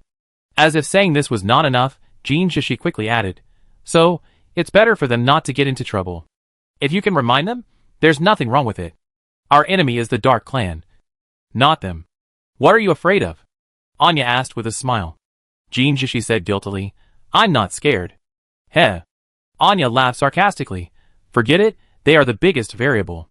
There are some things we can't do, only they can do it, and they are safer than us. Besides, they may not go out. Even if they go out, there are no Dark Tribe outside now, so it's safe for the time being.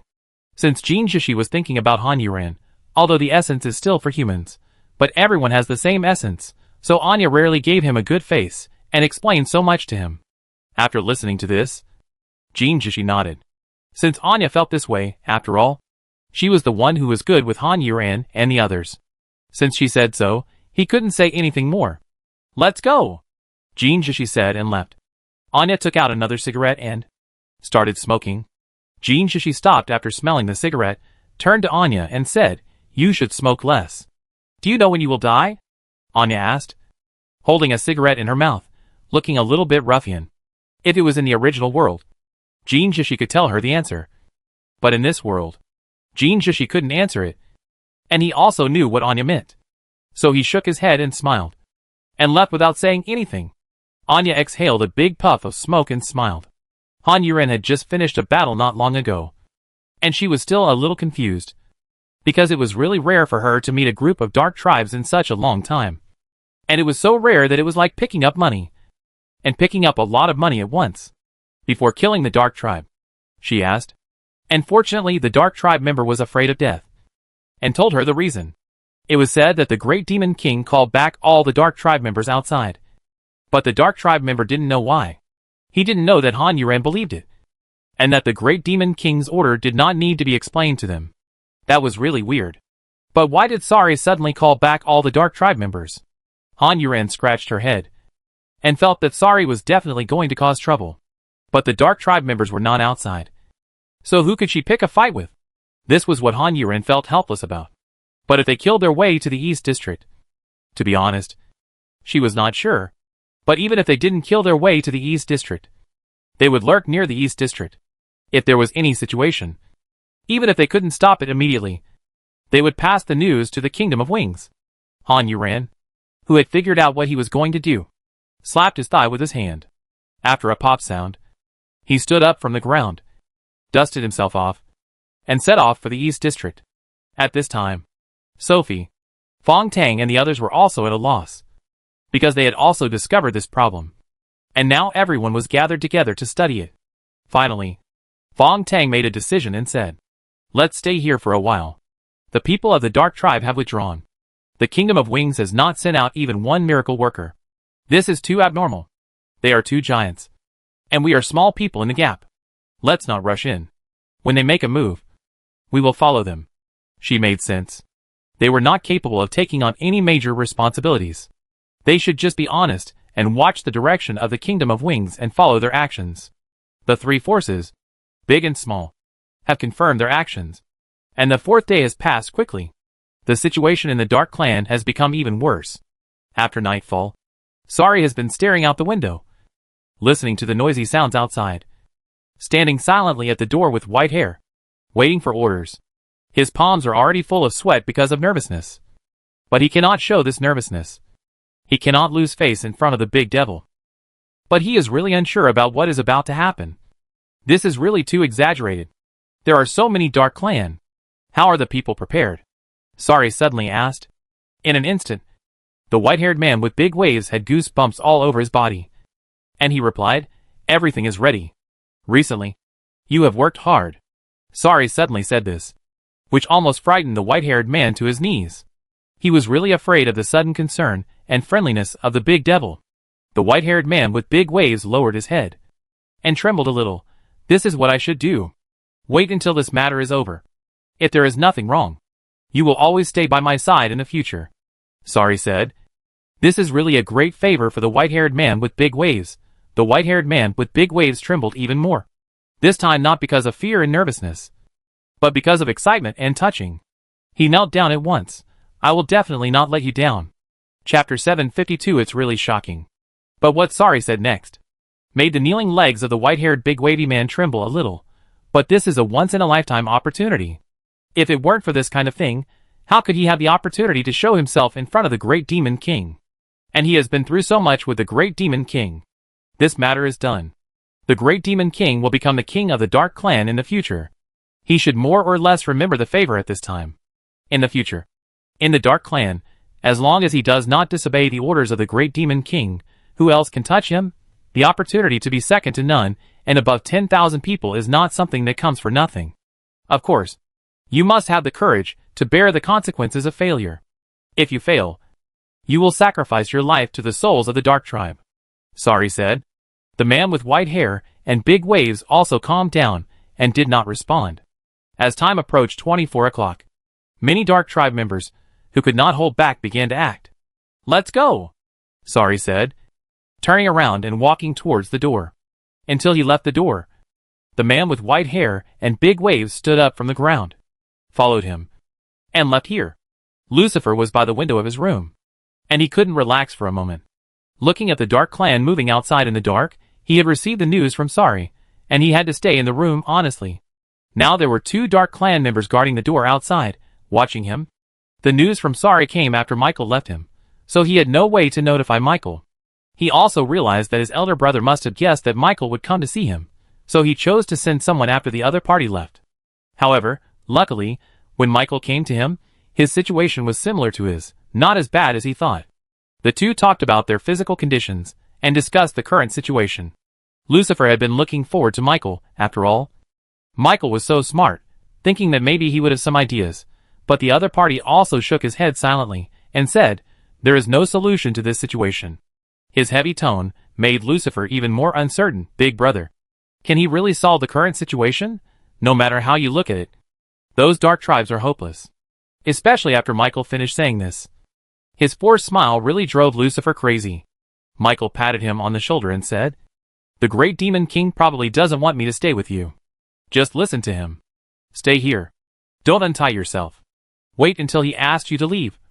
Or, Michael paused here and stared at Lucifer and said, or, when I come to find you, you leave. After Michael left, Lucifer became more worried, looking at those unrepresentable Dark Clan outside. How could he save them? At this time, Han Yuran was still moving quickly towards the East District in the darkness. She didn't know what was going on in the East District. If she knew, she might not go there and just wait for the Dark Clan in the East District to perish. No. If Han Yuran knew, she would go even more. She wanted to know about Sari's situation. Life and death must have a result. However, if Sari died like this, she would feel very sorry. A person like Sari should not die like this. He should die more heroically. With the appearance of Sari, those dark tribes who were moving at night stopped their actions when they saw Sari, staring at the sudden appearance of Sari dumbfounded, not knowing what this meant. He must have known their actions. But why did he suddenly appear? The Dark Clan who could still barely control their actions stopped. And some Dark Clan who were almost on the edge of endurance stayed still for a moment, but continued to move uncontrollably. At the same time, A broadcast sounded in the East District. All Dark Clan. All gather at the square. Repeat. All Dark Clan. All gather at the square. Those who disobey orders will die. Lucifer nervously leaned forward again, pressed against the glass window, listening to the repeated broadcast outside. The whole person was like an ant on a hot pot, anxious to the point of being unable to stand. I saw several Dark Clan members stopped, after looking at each other, then walked towards the square in an honest manner. I saw a large number of Dark Clan members walking towards the square. Some of them were participating in this night action for the first time, some were about to explode, most of them were in the middle. They were thirsty for blood, but they could barely keep their sanity. Dale and the handsome guy also walked towards the square. Except for Dale, the handsome guy and his friends all looked painful, swallowed their saliva from time to time, and grabbed their necks. "What's going on?" the handsome guy asked. He felt that his desire for blood had become stronger and stronger in the past 2 days. Until yesterday when he came back from drinking blood, he didn't even have the heart to have sex with Dale. Dale shook her head. "I'm not sure, but I just ran into an acquaintance who said that he saw the big devil come out. I guess the big devil has something to do. It's so sudden in the middle of the night." The handsome guy felt that something was wrong. After saying these 2 sentences, he felt that his throat was even drier. After letting out a depressed breath, he still had to walk towards the square. After walking 2 steps, he suddenly asked Dale, "Why don't you drink the blood? If you don't have to drink it, then don't drink it. There must be something wrong with this blood. But there is nothing we can do about it now," the handsome guy said with a heavy heart. Dale nodded, but didn't answer. Sari was already standing on the platform in the square, looking at the dark tribesmen who were gradually gathering in front of him, looking at the faces that were almost distorted as they tried hard to endure the discomfort in their bodies. The Dark Clan, which they were once proud of, has now become like this. Sari still feels a little sad. The Dark Clan members who have gathered here are also panicking when they see Sari. They don't know what he wants to do by calling them all together. The Dark Clan members stand on both sides of the square, looking at them with cold eyes, making them dare not even breathe too loudly. 5 minutes later, Sari looks at the white-haired Big Wave. The white-haired Big Wave nods to a Dark Clan member standing below. After whispering a few words, he runs back to the stage and shakes his head. After a while, more than 30 Dark Clan members came. These 30 Dark Clan members were driven here by several Dark Clan members. After these 30 Dark Clan members arrived, the man with big white hair nodded to Sari. Sari looked at the number of Dark Clan members below, which was really shocking. All the Dark Clan members lowered their heads. For some reason, they didn't dare to make eye contact with Sari. Chapter 753 Simple Punishment. The handsome guy lowered his head, feeling very uneasy, and his eyes turned around furtively, because he found that, since arriving here, Dale had disappeared. But there were too many people around, blocking his sight, and he lowered his head again, and he couldn't find Dale at all. Maybe she was separated from them by the crowd? But it shouldn't be, although there were many people, it was really not crowded, unless she wanted to leave on her own. The handsome guy thought, and always felt that something bad was going to happen. He carefully observed the people around him from the corner of his eyes. However, there were many people with normal expressions, such as Dale. Not all of them were tempted by blood. However, the handsome guy thought that the number of people was not right. The broadcast said that all the dark tribes were present. But the number of people standing here was not enough for all the dark tribes. The handsome guy felt that he must have grasped a very critical point. But there was still a piece of paper between him and the truth, which he had not revealed, making him feel dizzy. At this time, Sari also spoke, interrupting the handsome man's thoughts. And all his attention was on Sari's words. "We gathered everyone here because of some things that happened at night these days." This sentence went straight to the point, and made the hearts of the dark tribes suddenly rise to their throats. It was indeed because of this problem.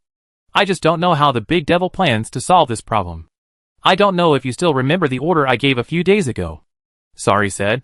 Everyone's heart almost jumped out of their throat, and they knelt down. Of course, everyone still remembered the order given by Sari a few days ago, and even kept it in mind all the time. While keeping it in mind, they disobeyed it. And they were always worried that one day the big devil would bring this matter up and tell everyone about it. That would be troublesome. But they were afraid. But they really couldn't control their bodies and instincts. So they could only risk their lives. They might not die if they were caught. After all, they were such a dark tribe. But if they didn't drink blood, They felt that they would really die. Because that feeling was really unbearable. Seeing that no one spoke, Sari continued, a few days ago, I issued an order not to allow any member of the Dark Tribe to drink human blood again. Sari repeated his order, and everyone lowered their heads even lower. I was panicking. Sari said this. Was he going to pick this matter out and find fault with everyone? Was he really going to punish everyone? But on second thought, there were so many Dark Tribe members. And even if it was a punishment, it shouldn't be a big one. So everyone was relieved and accepted the matter, and it was not a big problem. But in the past 2 days, I found that many Dark Clan members disobeyed my orders and secretly went to humans at night to drink blood. Sari said with a snort of laughter, and the Dark Clan members below shuddered. It's really rare. There are Dark Clan members who disobey my orders, and even so many Dark Clan members. Sari said, looking at the Dark Clan members, you are getting stronger and stronger. This casual remark, but it put a lot of pressure on the Dark Clan members, and they had to take an attitude at this time. Most of the Dark Tribe members knelt down at once. The few who were slow to react, after seeing the actions of the Dark Tribe members, then reacted and knelt down as well. Great Demon, we were wrong. Please punish us. Great Demon, please punish. All the Dark Tribe members requested to be punished. No one of them asked for forgiveness or to let them go. This was also their understanding of the Great Demon. They had done something wrong. If they did something wrong, they had to accept the punishment. Requesting punishment was the correct approach. The Great Demon also took this approach. If they asked for forgiveness, then they would simply choose a dead end. Sari looked at them, nodded with satisfaction. It seems that you have some self-awareness. Sari's words made the Dark Clan, who were being punished for their own survival, feel relieved. It is estimated that after this punishment, they will revive in a few days, and then drink blood secretly. After being caught, it is estimated that after a few times, the Great Demon King will not care about it. After all, they drink human blood. Just humans.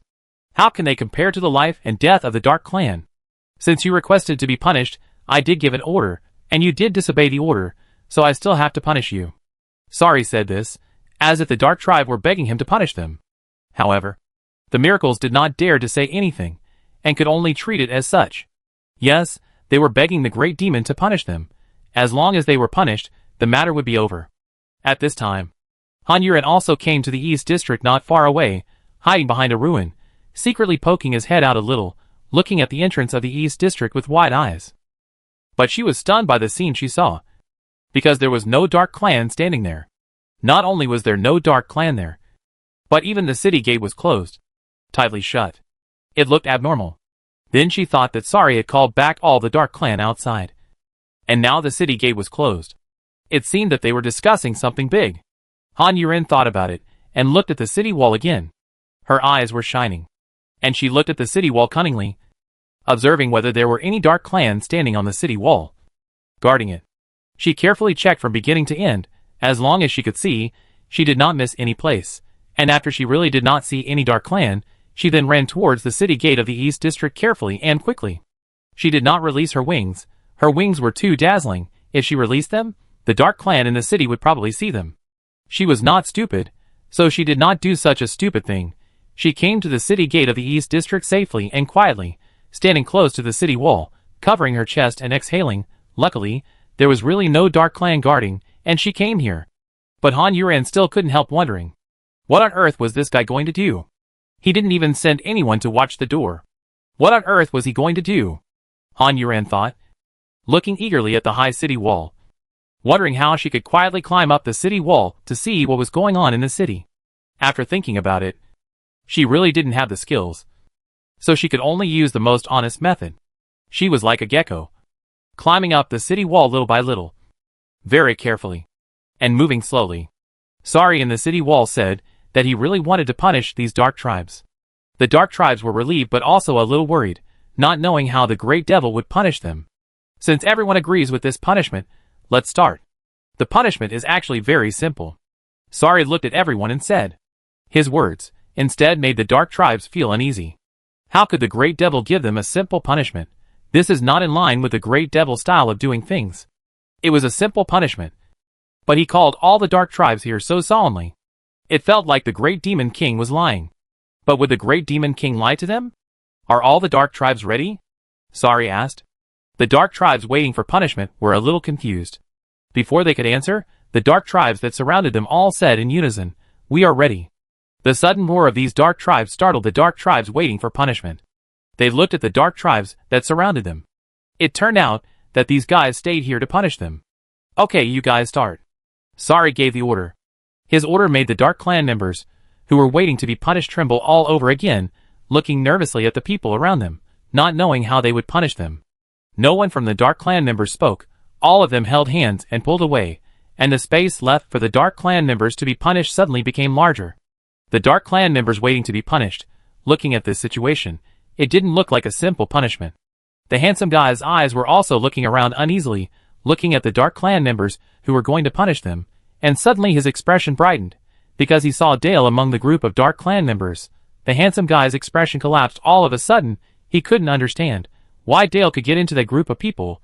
From what Dale did, she was not punished because there was someone backing her up. She was lucky. But now she can actually stand in the dark tribe that punishes them.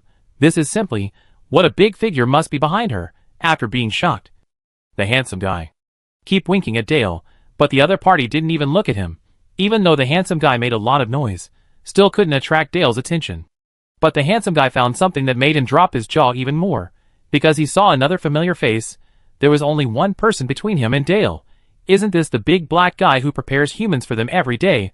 Why can he be here too? No, it should be said why he is here too. The handsome guy felt that the paper in his head was about to break, just a little bit away. Just a little bit. But with just this little bit, he couldn't break it no matter what. He could only stand here and watch Dale and the big black guy, waiting to be punished by them. Han Yuran, who was climbing the city wall, finally climbed to the top of the city wall after a lot of hard work. He lay on the city wall. His body was completely in line with the city wall.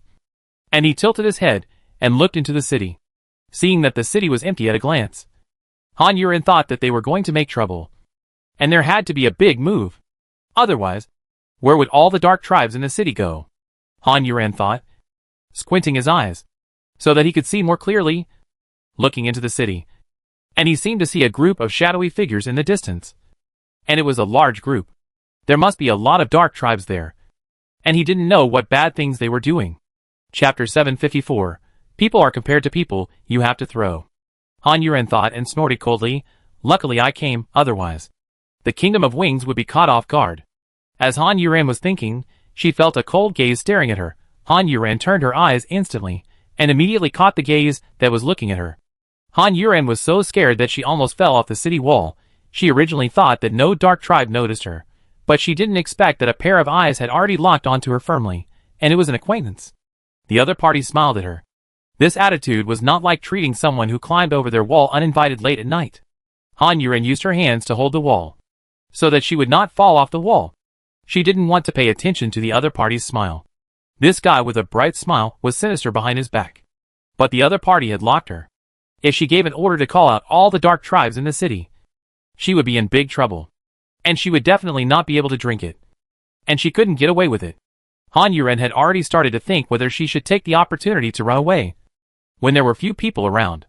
However, she couldn't figure out why Michael was wandering around on the human side alone in the middle of the night when everyone was there. Before she could figure out what was going on, or whether she should stay or leave, Michael hooked his hand at her. The meaning was very simple. Of course, he wasn't seducing her, but asking Han Yuran to go to his place. Han Yuran was dumbfounded. Could these dark tribes really treat her as one of their own? Let's not talk about Sari. She brought herself into the base of the dark tribe and basically did whatever she wanted. Now Michael didn't call for help, didn't catch her, and let her in. Although Han Yuran didn't understand why. She was definitely set up. And she wasn't stupid enough to jump into it. But Michael had already stretched out his hand, pointed at the humans, and then took out a key from his hand and shook it at Han Yuran. Han Yuran, who was about to jump off the wall, looked at the shaking key and hesitated. What Michael meant was, I have the key. Let's go together and release all the humans. But if Michael really meant this, then there are only two possibilities. He is really crazy. And the other possibility is that he is too stupid. And this trap is fake. Then Michael stood on tiptoe and pointed to the location where the Dark Clan was. Han Yuren looked over again, and saw a sudden burst of light there. A blood-red light, which instantly illuminated the night sky. Han Yuren was so scared that he stuck to the wall again. He didn't know what was wrong with the Dark Clan. Why didn't they do anything normal? Although he thought so. His neck stretched subconsciously, and he looked over there. Sari stood on the platform, his eyes mercilessly looking at the panicked, but unmovable Dark Clan members below, watching them in the red light, showing confused and terrified expressions. These members sacrificed for the Dark Clan, and they died for a good cause. Their names will be engraved on the monument, standing in front of the palace, and will be commemorated and remembered by all the Dark Clan members. The handsome guy lowered his head, looking at the magic circle that suddenly appeared under him. With his identity and ability, he naturally couldn't recognize what kind of magic circle it was. It can be said that in the Dark Clan, only Sari and Michael could recognize this magic circle. Even the Dark Clan, who were releasing part of the magic circle, didn't know what magic circle they were releasing. They were just following orders. The same was true for Dale. Otherwise, how could she go crazy and resist the orders of the great Demon King? Open a back door for the handsome guy, and open it so smoothly. Sari discovered this phenomenon very early, so he made concessions in secret. And then after a series of observations, he came to the conclusion, and also knew the Dark Clan's tolerance for this desire. After that, there was a series of experiments. When he finally decided to give up these dark tribes, he ordered White-Hair Big Wave to do the last experiment. This experiment was very difficult to do. They had to control the explosion of all the dark tribes. There was only one person whose blood was gushing out. They killed this person, and then found that the blood in their bodies would not change at all, would not speed up, nor slow down. The dark tribe was dead, and it would not have any effect on him. The result of this experiment completely determined the fate and outcome of the dark tribe standing here now. Sari no longer hesitated, and began to deploy directly, isolating and protecting all the people like the white-haired Big Wave that he had excluded from all this at the beginning. As time went by, they were more and more grateful to the great Demon King for those dark tribes that he had isolated. If the great Demon King had not stopped them, then they would have become like the current dark tribes. And now they at least have a chance to survive. Han Yuren's neck was almost broken. With the help of the bright light, he could barely see a little bit clearly. At least he could vaguely see the figure of Sari, although he couldn't see his facial features clearly. Then a large group of Dark Clan members stood in the red light, and there was another circle of Dark Clan members surrounding them. What kind of sacrificial activity was this? Or was it some kind of evil magic? You won't come with me? Michael's voice suddenly sounded, and he had already flown in front of Han Yuren. Han Yuren was so scared that he really fell down from the city wall this time, but was pulled back by Michael. Damn! Han Yuren cursed, threw Michael's hand, glared at Michael and asked, You want to die? What do you want to do? Stay away from me. I'm not that familiar with you. Han Yuren shouted in a low voice, and after she finished speaking, she moved to the side. Michael looked at her with amusement. I want to take you to rescue all the humans. Why don't you come with me? Why should I believe you? Is it funny? Han Yuren sneered, and then asked, What are you doing here? Your people are over there. What bad things are you doing? Although Han Yuren looked casual, she was actually on guard against Michael, in case the other party attacked at any time. It's a terrible thing. Michael raised his eyebrows, looking very mysterious, and asked again, Are you really not going with me to save humanity? No. Han Yuren answered firmly. She would never believe Michael. Did he think he was a jerk? Seeing her firm attitude, Michael nodded, Okay. Then a sudden cry of pain interrupted Michael's words, drawing the attention of Michael and Han Yuren. The blood there seemed to be even brighter. For a moment, there were roars. Just listening from such a distance, it was extremely tragic, and there were shouts. What help? Let me go, big devil, please, what I hate you, I don't want to die, get out of my way. Han Yuren listened to those heart-wrenching roars, somewhat puzzled, shocked. Those were the Dark Clan. No doubt. Looking at Sari's face, which was a little clearer in the blood, that face without any expression, he really didn't care that those who were dying and screaming in pain were his people. He asked Michael, who was motionless beside him, What are you going to do? If you want to stay here, stay here. Don't worry about anything. I'm going to save people, Michael said as he flew down from the city wall. Han Yuren subconsciously reached out to grab but pulled his hand back halfway. A little confused. Saving people? Was this person referring to the Dark Clan or the humans? Han Yuran thought, and followed Michael. After seeing the direction he was going, he realized that this person was referring to the humans. But in this way, Han Yuran was even more confused. Why did Michael want to save the humans? And why did Sari want to kill the Dark Clan? Han Yuran's eyes swept back and forth between the two people. Could it be that they were both on the side of the humans? When Han Yuran's eyes fell on Sari again, he was also looking at her. The two people's eyes met in midair through the blood light. Han Yuran was confused. Sari was calm. Of course, he felt Han Yuran coming, and naturally noticed Michael. He didn't know the content of their conversation, and he didn't know where Michael would appear. He was also surprised that Han Yuran would appear. Sari winked at Han Yuran through the blood light, telling her to leave. Han Yuran also winked at him for a while. Her meaning was much more, "What are you doing? What's going on with Michael, anyway?" There were a lot of questions she wanted to ask. But Sari just turned his head, meaning to leave here now. Han Yuran glared, spit out a breath of depression, turned his head and left. Compared with this, if Michael knew, it would be really heartbreaking. He asked Han Yuran to go with him to save humanity, but Han Yuran refused to go. Now Sari didn't even need to say anything, just a look, and a nod to let Han Yuran leave when it was obvious that something big was going to happen. It's true that people are compared to each other, you have to throw it away. What can Han Yuran say? She just believes in it.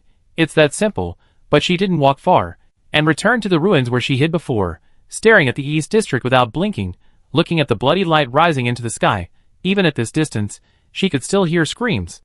Han Yuran felt that the world was about to change again, hoping that this time it would become a clear blue sky, where you can see the stars, the sun, the moon, and the white clouds floating. As Han Yuran thought, she saw that the bloody light in the city seemed to have become weaker, and her palms were sweating unconsciously from the nervousness. Han Yuran rubbed her palms on her clothes. There was no other way. In this situation, she didn't have a handkerchief or anything with her.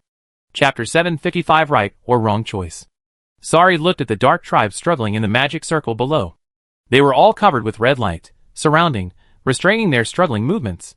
They could only wail, can only scream in pain, can only roar, can only cry, can only collapse, can only curse, can only die. The pupils of the white-haired man were trembling all the time. No one could remain calm in such a scene. Even Sari's expression was not as calm as usual, let alone him. There are really too many, close to 1/5 of the Dark Clan, right in front of him, are dying quickly. What kind of concept is 1/5 of the Dark Clan? This is an unthinkable concept. It's crazy. He just followed Sari's instructions, investigated everyone's situation, deployed personnel, and controlled the Dark Clan in any situation at the beginning, and prevented them from drinking blood. No matter what level of Dark Clan they are, they can make any choice. Not only that, if they want, they can also arrange personnel on purpose, similar to Dale who pretends to sneak with them, to drink human blood. Observing their changes, it can be said that they were sent to the road of death step by step. Compared with the white-haired big wave, what is more frightening is the Dark Tribe, who are releasing part of the magic circle. They are arranged here to do a series of things. Even if they rack their brains, they can't think of such a crazy thing. Dale's face is a little pale. Looking at the handsome guy struggling in pain, she can't help but think of the intimate moments of the two. Later, as the handsome guy's desire for blood became stronger and stronger, she also guessed that this would definitely not be a good thing, but she didn't expect that the handsome guy and his friends would have such an ending. While she was feeling lucky that she had escaped this disaster, what remained was an immense panic. A panic for the great demon king. And even more a panic for human blood. If there was a solution, the great demon king would never have taken this approach. Even if these people disobeyed her orders, there were still too many of them. "Ah! You bitch!" the handsome guy roared. A heart-wrenching voice that was hard to hear, as there were too many screams. The handsome guy who couldn't struggle out had no strength to struggle anymore. The blood light shot out from the magic circle under him, was destroying his body crazily. The handsome guy had no strength to stand, and when he was about to fall, he turned his head and looked in the direction of Dale, unwilling to accept it, and cursed angrily. Dale was also looking at him, and when her eyes met his, she looked away with a guilty conscience. Listening to the handsome guy's curse, she didn't feel angry at all, but was very scared in her heart. But her eyes could not help but glance at the handsome guy. And she saw that hideous face. Blood-red eyes. As scary as a demon from hell. Dale's body trembled, and part of the magic circle she released shook.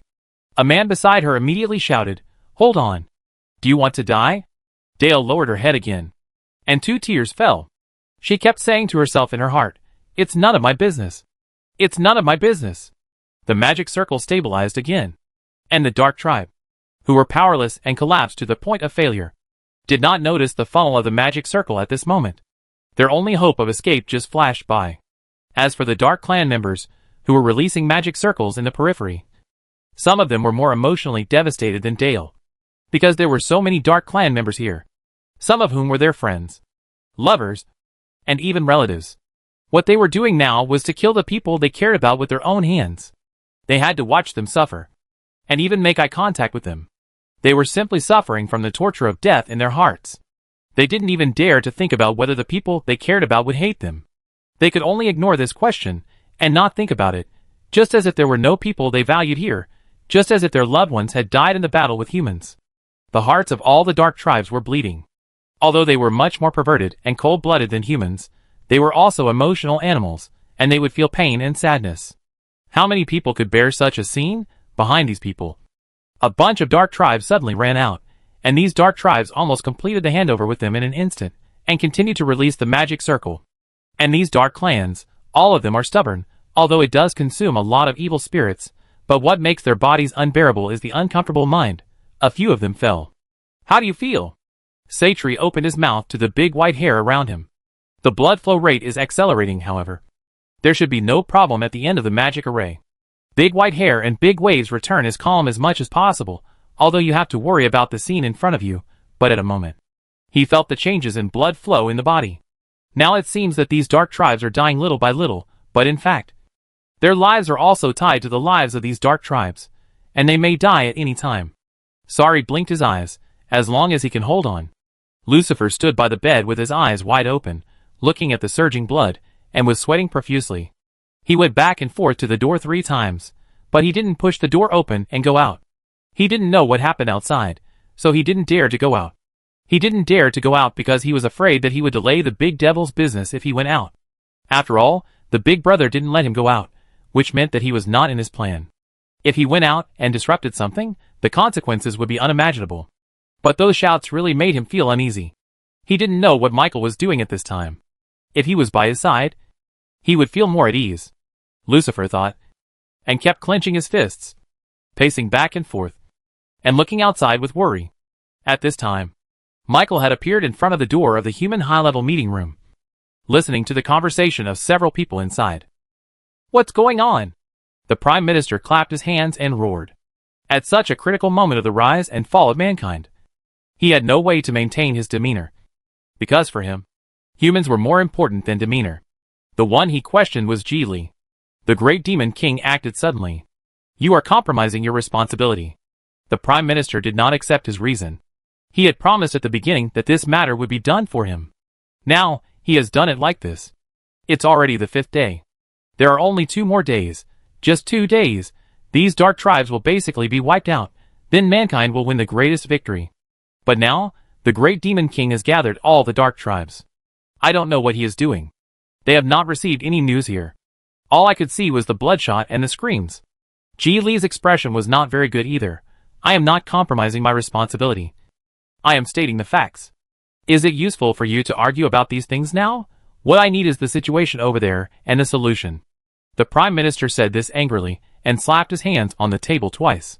He was so angry that he almost fell over. The always elegant old woman said, "Calm down first. At this time, I still rely on you to take charge of the overall situation." The Prime Minister took a few breaths. The overall situation. They don't even know what the overall situation has become now, and they are not sure how to take charge. Is the future of mankind really going to be ruined in the hands of this generation of Prime Ministers? When he thought of this possibility, the Prime Minister's eyes were filled with tears. He worked so hard to get to this position, just to make human beings live better, happier, and leave his name in history, and be admired by others. But he learned about this before taking office.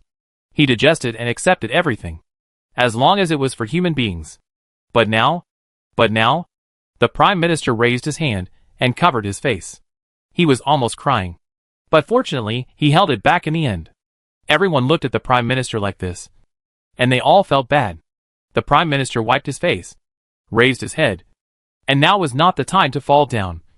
Collapse. He spoke with a calm tone and asked Geely, "Didn't you get any news?" Geely nodded. "The latest news is the broadcast outside. All the Dark Clan went there, and no Dark Clan came to drink blood. In fact, there were some, but they died on the way.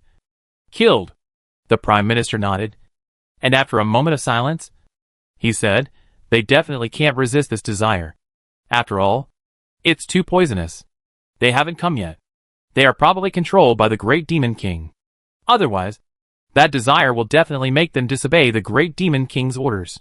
Now they should be unable to disobey. The Light Clan will come in 2 days, and it cannot be changed," Chang Yun said, offering a more demanding condition. "From the original plan, this is just right. But from the current situation, it is a little late. The situation can be said to be worse than the previous one. Can't we discuss it again?" The Light Clan said that they are ready for everything, and it cannot be changed casually. Otherwise, all preparations will be wasted, and it will only delay time. Chang Yun didn't want it to be like this, but the result of her communication was like this, so she could only tell the truth. But how did the Great Demon King control so many Dark Clan? The elegant old woman asked puzzledly.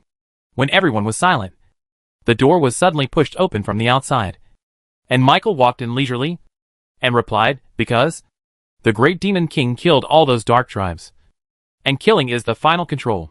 As he spoke, Michael crossed his legs on the sofa next to the small round table, smiled at the dumbfounded people with narrowed eyes, and then said, "The dead are the easiest to control, aren't they?" His sudden intrusion really scared these human high-level people.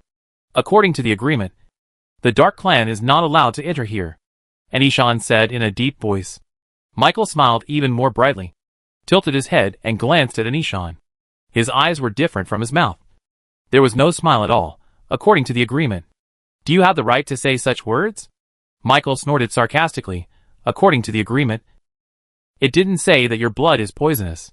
But the agreement didn't say that you Dark Clan would suck human blood. The elegant old woman got angry for the first time. Her voice raised 8 degrees and questioned, retorted, and stared at Michael angrily. Michael seemed to be much calmer. "Since you didn't expect us to drink your human blood, you were able to do it, filling your blood with toxins without anyone noticing. And in such a harsh environment. This doesn't make sense." "Humph!" The Prime Minister snorted coldly. "There is no toxin. It's just that our human blood is naturally engraved with your dark race." "Oh!" Michael stretched out his voice, squinting his eyes and scanning the crowd. "Forget it. There is no point in arguing about this now. We have all violated the agreement. You came here to say this?" "Of course not." Michael shook his head. "I'm here to rescue you." After he said this, no one among the humans reacted, and everyone looked at him, as if they were watching a funny joke. Michael spread his hands, and said innocently, "Really? This is a once-in-a-lifetime opportunity. We don't have time to play with you," the Prime Minister said, and turned his head in anger, not wanting to look at him. "You can't wait for the Light Clan," Michael said lightly, making everyone nervous all of a sudden. "What did you say?" The Prime Minister was so angry that he picked up the pen on the table and threw it at Michael. The old man's temper became more and more irritable. Michael didn't move at all, and the pen stopped when it hit his face, and then broke into slag. Seeing that everyone looked heavy-hearted, facing the powerful fighting power of the Dark Clan, it was as easy as playing for him to kill these people. "I said that the Light Clan would not come. Do you really think that we, the Dark Clan, can be easily calculated by you?" Michael stood up and said, "I will give you one last chance. You can lead all the humans here and leave here with me to the Kingdom of Wings, or stay and wait for the Light Clan to save you." Everyone was silent for a while. Their eyes flickered. 3. Michael suddenly started counting, and walked towards the door. 2. Several people looked at the Prime Minister. At this moment, the Prime Minister hesitated. Although he hated the Dark Clan, the situation outside seemed to be an opportunity. However, this person was a person in the Dark Clan who could compete with the Great Demon King for the throne. 1. Michael said, and walked out of the room in 2 steps. The door slammed shut. Everyone in the room was disappointed, but also relieved, because there was no right or wrong in this choice. No one knew what would happen if they had chosen another path. No one knew before seeing the result. But if they didn't choose that path, they would never see the result. Chapter 756 Pride. Michael's sudden appearance and departure, and his many inexplicable words, made everyone's mind even more confused. They couldn't find the beginning, and couldn't figure it out. The already dull atmosphere became even duller. After a long while, the Prime Minister finally spoke. His voice was a little hoarse, mainly because his throat was very dry. No matter what he does, he shouldn't directly attack humans. Even if he really attacks, the Kingdom of Wings should be able to survive for 2 days. As long as the people of the Light Clan arrive in 2 days, everything will be fine. There is no other way now. They don't have the ability to fight. They can only arrange everything in the back. But there are only a few things they can arrange. And there are also things they can't solve. For example, now, we can only let things take their course and endure it. We can only tell your Wing Nation in detail, and trust the Light Clan. But Geely kept bringing up the issue. But he said the Light Clan won't come. How can we believe the Dark Clan's words? But how can we believe the Light Clan? Geely replied. He was not targeting the Prime Minister. But in this situation, it is better to try to make everything as perfect and as safe as possible. If we don't believe in the Light Clan, what can we do? Changyan lowered her head and said lightly. It's not up to them to choose. If they believe in the Light Clan, they still have a way to survive. But if they let the Dark Clan go, they will perish in slavery sooner or later. They have never been given any choice. Sighs rang out one after another. What Changyan said was the root of the problem. If they don't believe in the Light Clan, who can they rely on? Can they save themselves? Even the existence of miracle makers is because the Light Clan dropped the fragments of the Book of Light. How can they have the qualifications and strength to save themselves? In this case, there is no need for us to study anything here. I will leave first. Geely stood up and walked towards the door without pausing for a second. Everyone looked at him, without saying anything, looking at the Prime Minister with a somewhat embarrassed expression. The Prime Minister stared at Geely, who was leaving, until the door closed. Then he angrily and helplessly slapped the table. This little bastard. He is your grandson. You two should talk about it properly. Don't always scold him. Geely is already very good. The elegant old woman began to enlighten the Prime Minister. The others nodded, agreeing with him. I don't have such an ignorant grandson, the Prime Minister muttered, still angry. Geely is already very sensible. He is still so young. But he has done everything inside and outside. He has done everything, and has always supported you. The old woman continued to speak up for Geely. In fact, she has watched Geely grow up. And in her heart, she also treats Geely as her own grandson. She loves him, and feels sorry for him. After all, Geely chose this path, and stayed here with these old guys. Hey, I know what you said. The Prime Minister sighed and said. He could have chosen another way to survive. But he chose a more difficult and dangerous one. He is worthy of being my grandson, and the pride of our G family. The Prime Minister was really relieved and sad when he said this.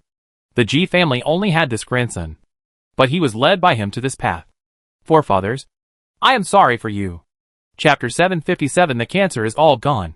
When Michael came out of the human world, a cool breeze with a bloody smell rushed straight over, and hit his mouth and nose, and it seemed that the smell of blood was everywhere, and there was no escape. No escape. But Michael didn't want to hide at all.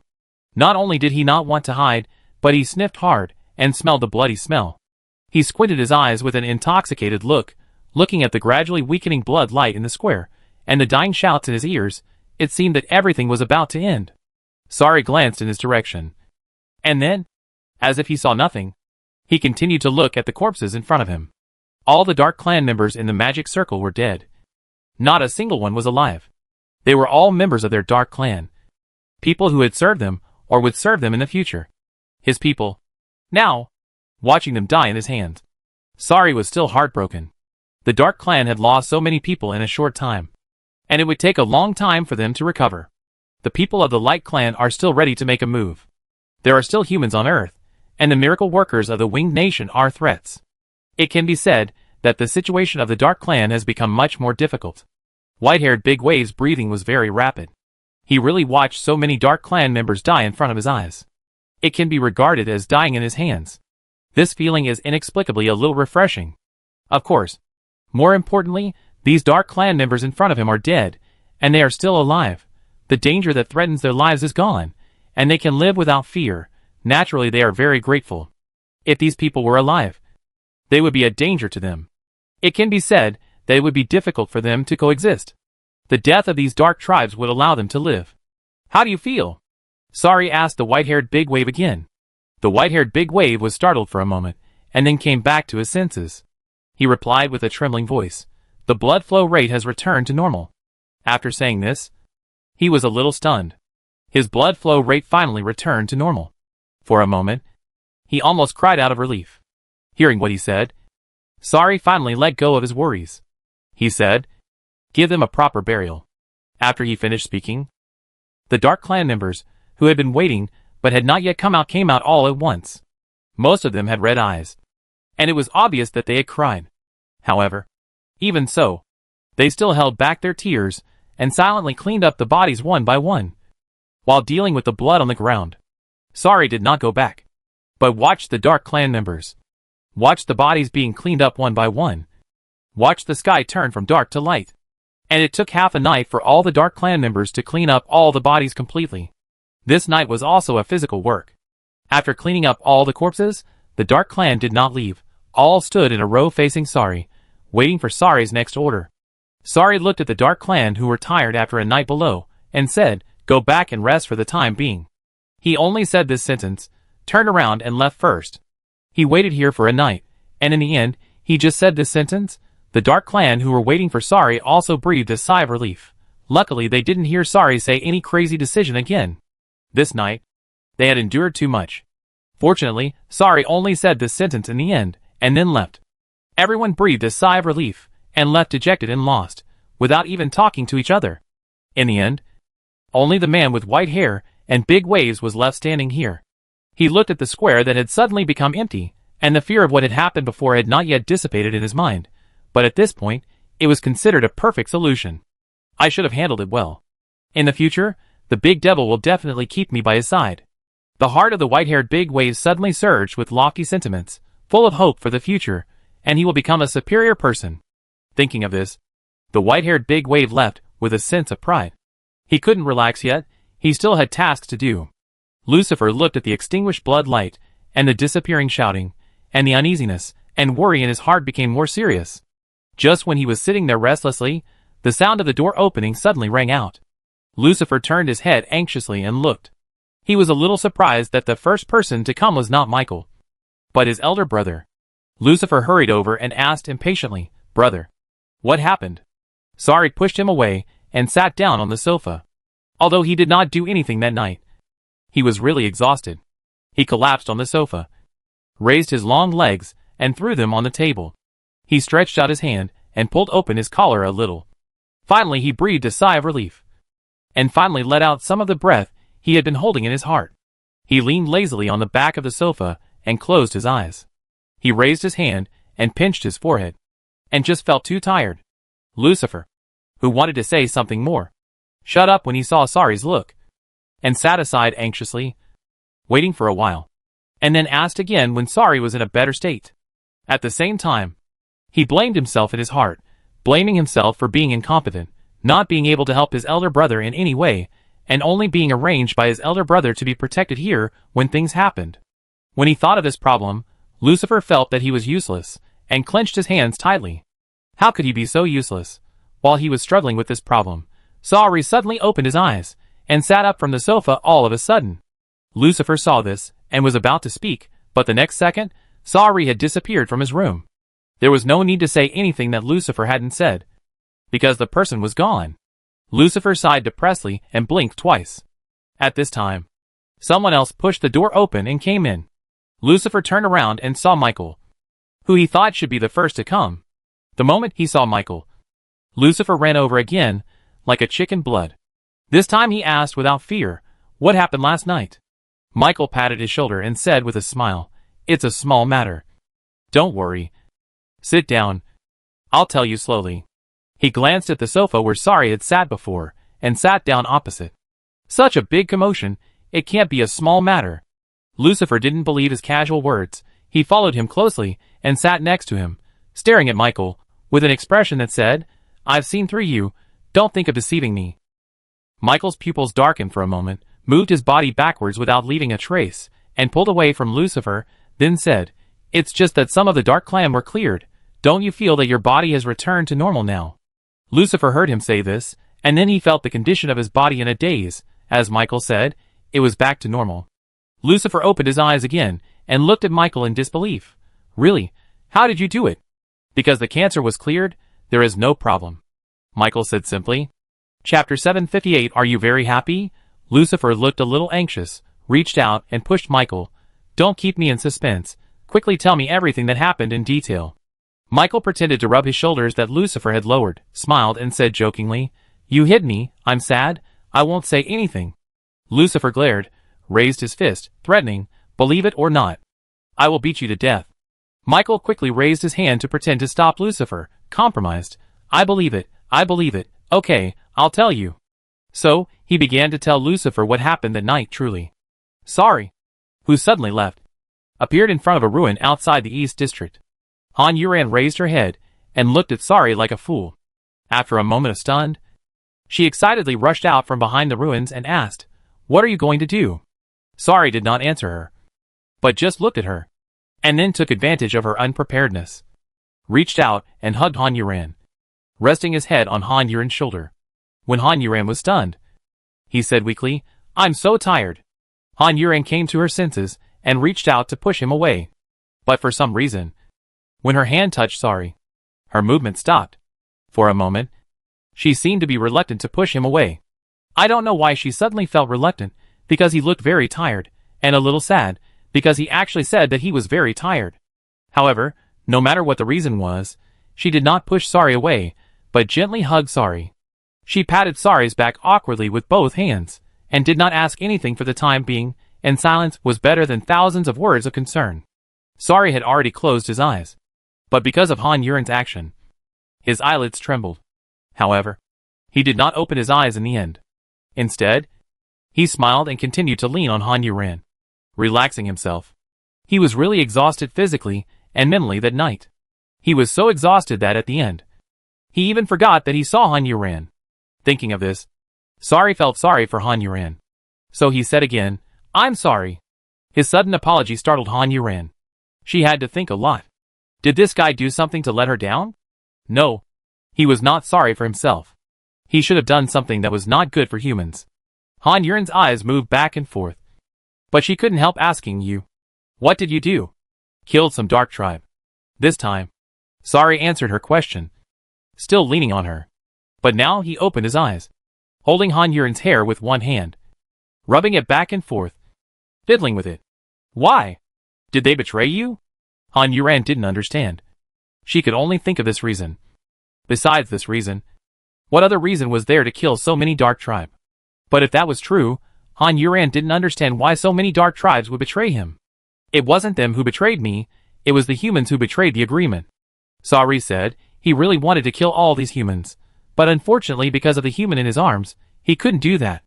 How could humans have an agreement with you? After Han Yuran said this, he suddenly realized, "You are talking about the humans in the East District. Well, can I kill them?" Sari suddenly stood up, lowered his head, grabbed Han Yuran's shoulders, and asked very seriously, really serious.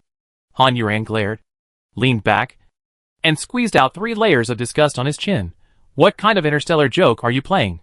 When Sari heard this, he was immediately dejected, and acted like a child, bending his waist again, and leaning his body on Han Yuran again, putting his head on Han Yuran's shoulder again, and said helplessly and a little dotingly, "Okay, but they are really annoying. They bully me." Han Yuran couldn't stand it, and got goosebumps all over his body. "If you don't speak properly, I'm going to hit you." "Okay." Sari's tone finally returned to normal. "What did they do?" Han Yuran was still concerned about the business. "They drugged me, and made my dark clan addicted. I can't keep them." "So awesome." Han Yuran was full of admiration for the humans in the East District. She wanted to applaud them and say, "Well done." However, considering that she was in front of Sari, she still controlled her excitement. When she thought that she had only hurt the Dark Clan yesterday, and had not hurt humans, Han Yuran felt relieved. So many opponents died, this was a great thing. Before, she didn't think much of the people who came to the East District. She didn't expect that they would sacrifice their lives for the country. They are the real heroes. being in Chalice camp, but with their hearts in Han. Are you happy? Sari said unhappily but confidently.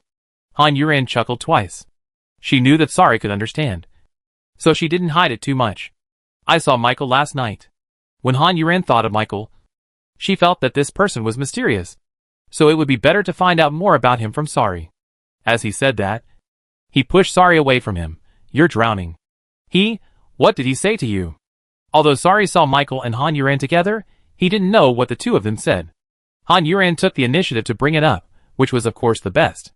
Since Michael didn't really rescue the human last night, even one, for such a long time, Han Yuran felt that the other party must have lied to her before. Considering the complicated relationship between Michael and Sari, she didn't believe Michael even more. He said he wanted to save humanity, but he didn't. Oh, you really believed it? Sari sneered, and looked at Han Yuran with amusement. Of course I don't believe it. If I did, I would have gone with him. That's good. Sari reached out and rubbed Han Yuran's head. He was really doting on her to the point of feeling a little sick. Han Yuran swished, and the black and white sword in his hand appeared. If you make a move again, I will just use my weapon and chop you.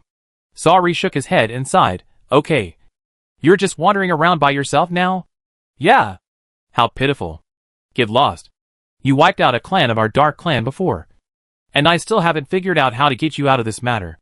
Sari felt a headache when he thought about it, and raised his hand to press his temple. Chapter 759. Whoever makes trouble will be killed. What are you picking? That's my honor. Han Yuran said dissatisfiedly, but the entire dark clan was wiped out. Although it wasn't just one person, but at least I participated. It was not easy to participate in such a big thing. This Sari wants to pick me out. This guy is crazy. Sari heard Han Yuran say this, especially looking at her expression. I really want to teach her a lesson, let her recognize the facts. But he couldn't hit her. Do you think it's an honor? He asked in a bad tone. Han Yuran also remembered his identity again, and laughed. It's the honor of us humans, but for you, however, you just dealt with so many dark tribes. Why don't you go back to take charge of the overall situation? If you have time, stay here and chat with me. Looking at Han Yuran, who started to drive people back after a disagreement, he said, The overall situation is to deal with the self-righteous humans. Then I can't just stand by and watch. Han Yuran said that his face turned serious in a second, and he distanced himself from Sari all of a sudden, looking like he was ready to fight at any time. Seeing her changing her face so suddenly, Sari cursed. You are a heartless, ungrateful person. Han Yuran was stunned for a moment after being scolded. After thinking carefully, it seems that she doesn't have much conscience. She was a little embarrassed and put away her fighting posture. It's meaningless to say this to me. Forget it. Let's not talk about this. I guess something big will happen soon. You should stop wandering around outside and go back to Pishinma. Sari said very seriously. It seems that he is just short of saying, I will send you to Pishinma. In fact, he just watched Han Yuran go back. But he probably also considered Han Yuran's face, and didn't say so. What's the big deal? Han Yuran's concern was all about the first half of the sentence, and he ignored the second half of Sari's sentence. Sari was completely helpless. This guy was not easy to persuade, and he was unmoved. The Light Clan should appear soon, Sari said directly. The Light Clan can't appear here, because the environment on Earth is too bad. Han Yuran still had a little understanding of the Light Clan. It's okay to endure it for a while. But I won't stay here for long. But just for a while. It's enough to turn the world upside down. But according to your agreement, didn't the Light Clan not show up? The agreement exists because nothing can be guaranteed. Sari looked at Han Yuran and said. His heart was still heavy. They had just suffered a heavy blow. If the Light Clan got involved at this time, it would really not be fun. What's more, the Dark Clan has many disadvantages against the Light Clan. Sari's words made so much sense that Han Yuran didn't know what to say for a moment. The existence of such a thing as an agreement is actually for things that are not guaranteed, and people that are not guaranteed. So it is easy to break an agreement, because people make agreements when they are unsure. Then what are you going to do? If the enemy comes, the general will stop it. And if the water comes, the earth will cover it. Whoever makes trouble will be killed. Sari's answer was so overbearing and unreasonable. Han Yuran glanced at him, and felt that what he said was true. He seemed to really be able to do it. If we help you, will our agreement still count? Han Yuran asked, looking at Sari without blinking, waiting for his answer, feeling a little nervous. They just talked about what kind of existence an agreement is. And now they are talking about their agreement again. Which is a bit embarrassing. Although the Light Clan has not appeared yet. It is not a good clan either. It also possesses and enslaves humans. So if she can choose, Han Yuran will of course choose Sari, whom she believes in. Sari tilted his head to look at her. With a smile on his face, the agreement between us is that it does not matter if all circumstances change. The result is inevitable.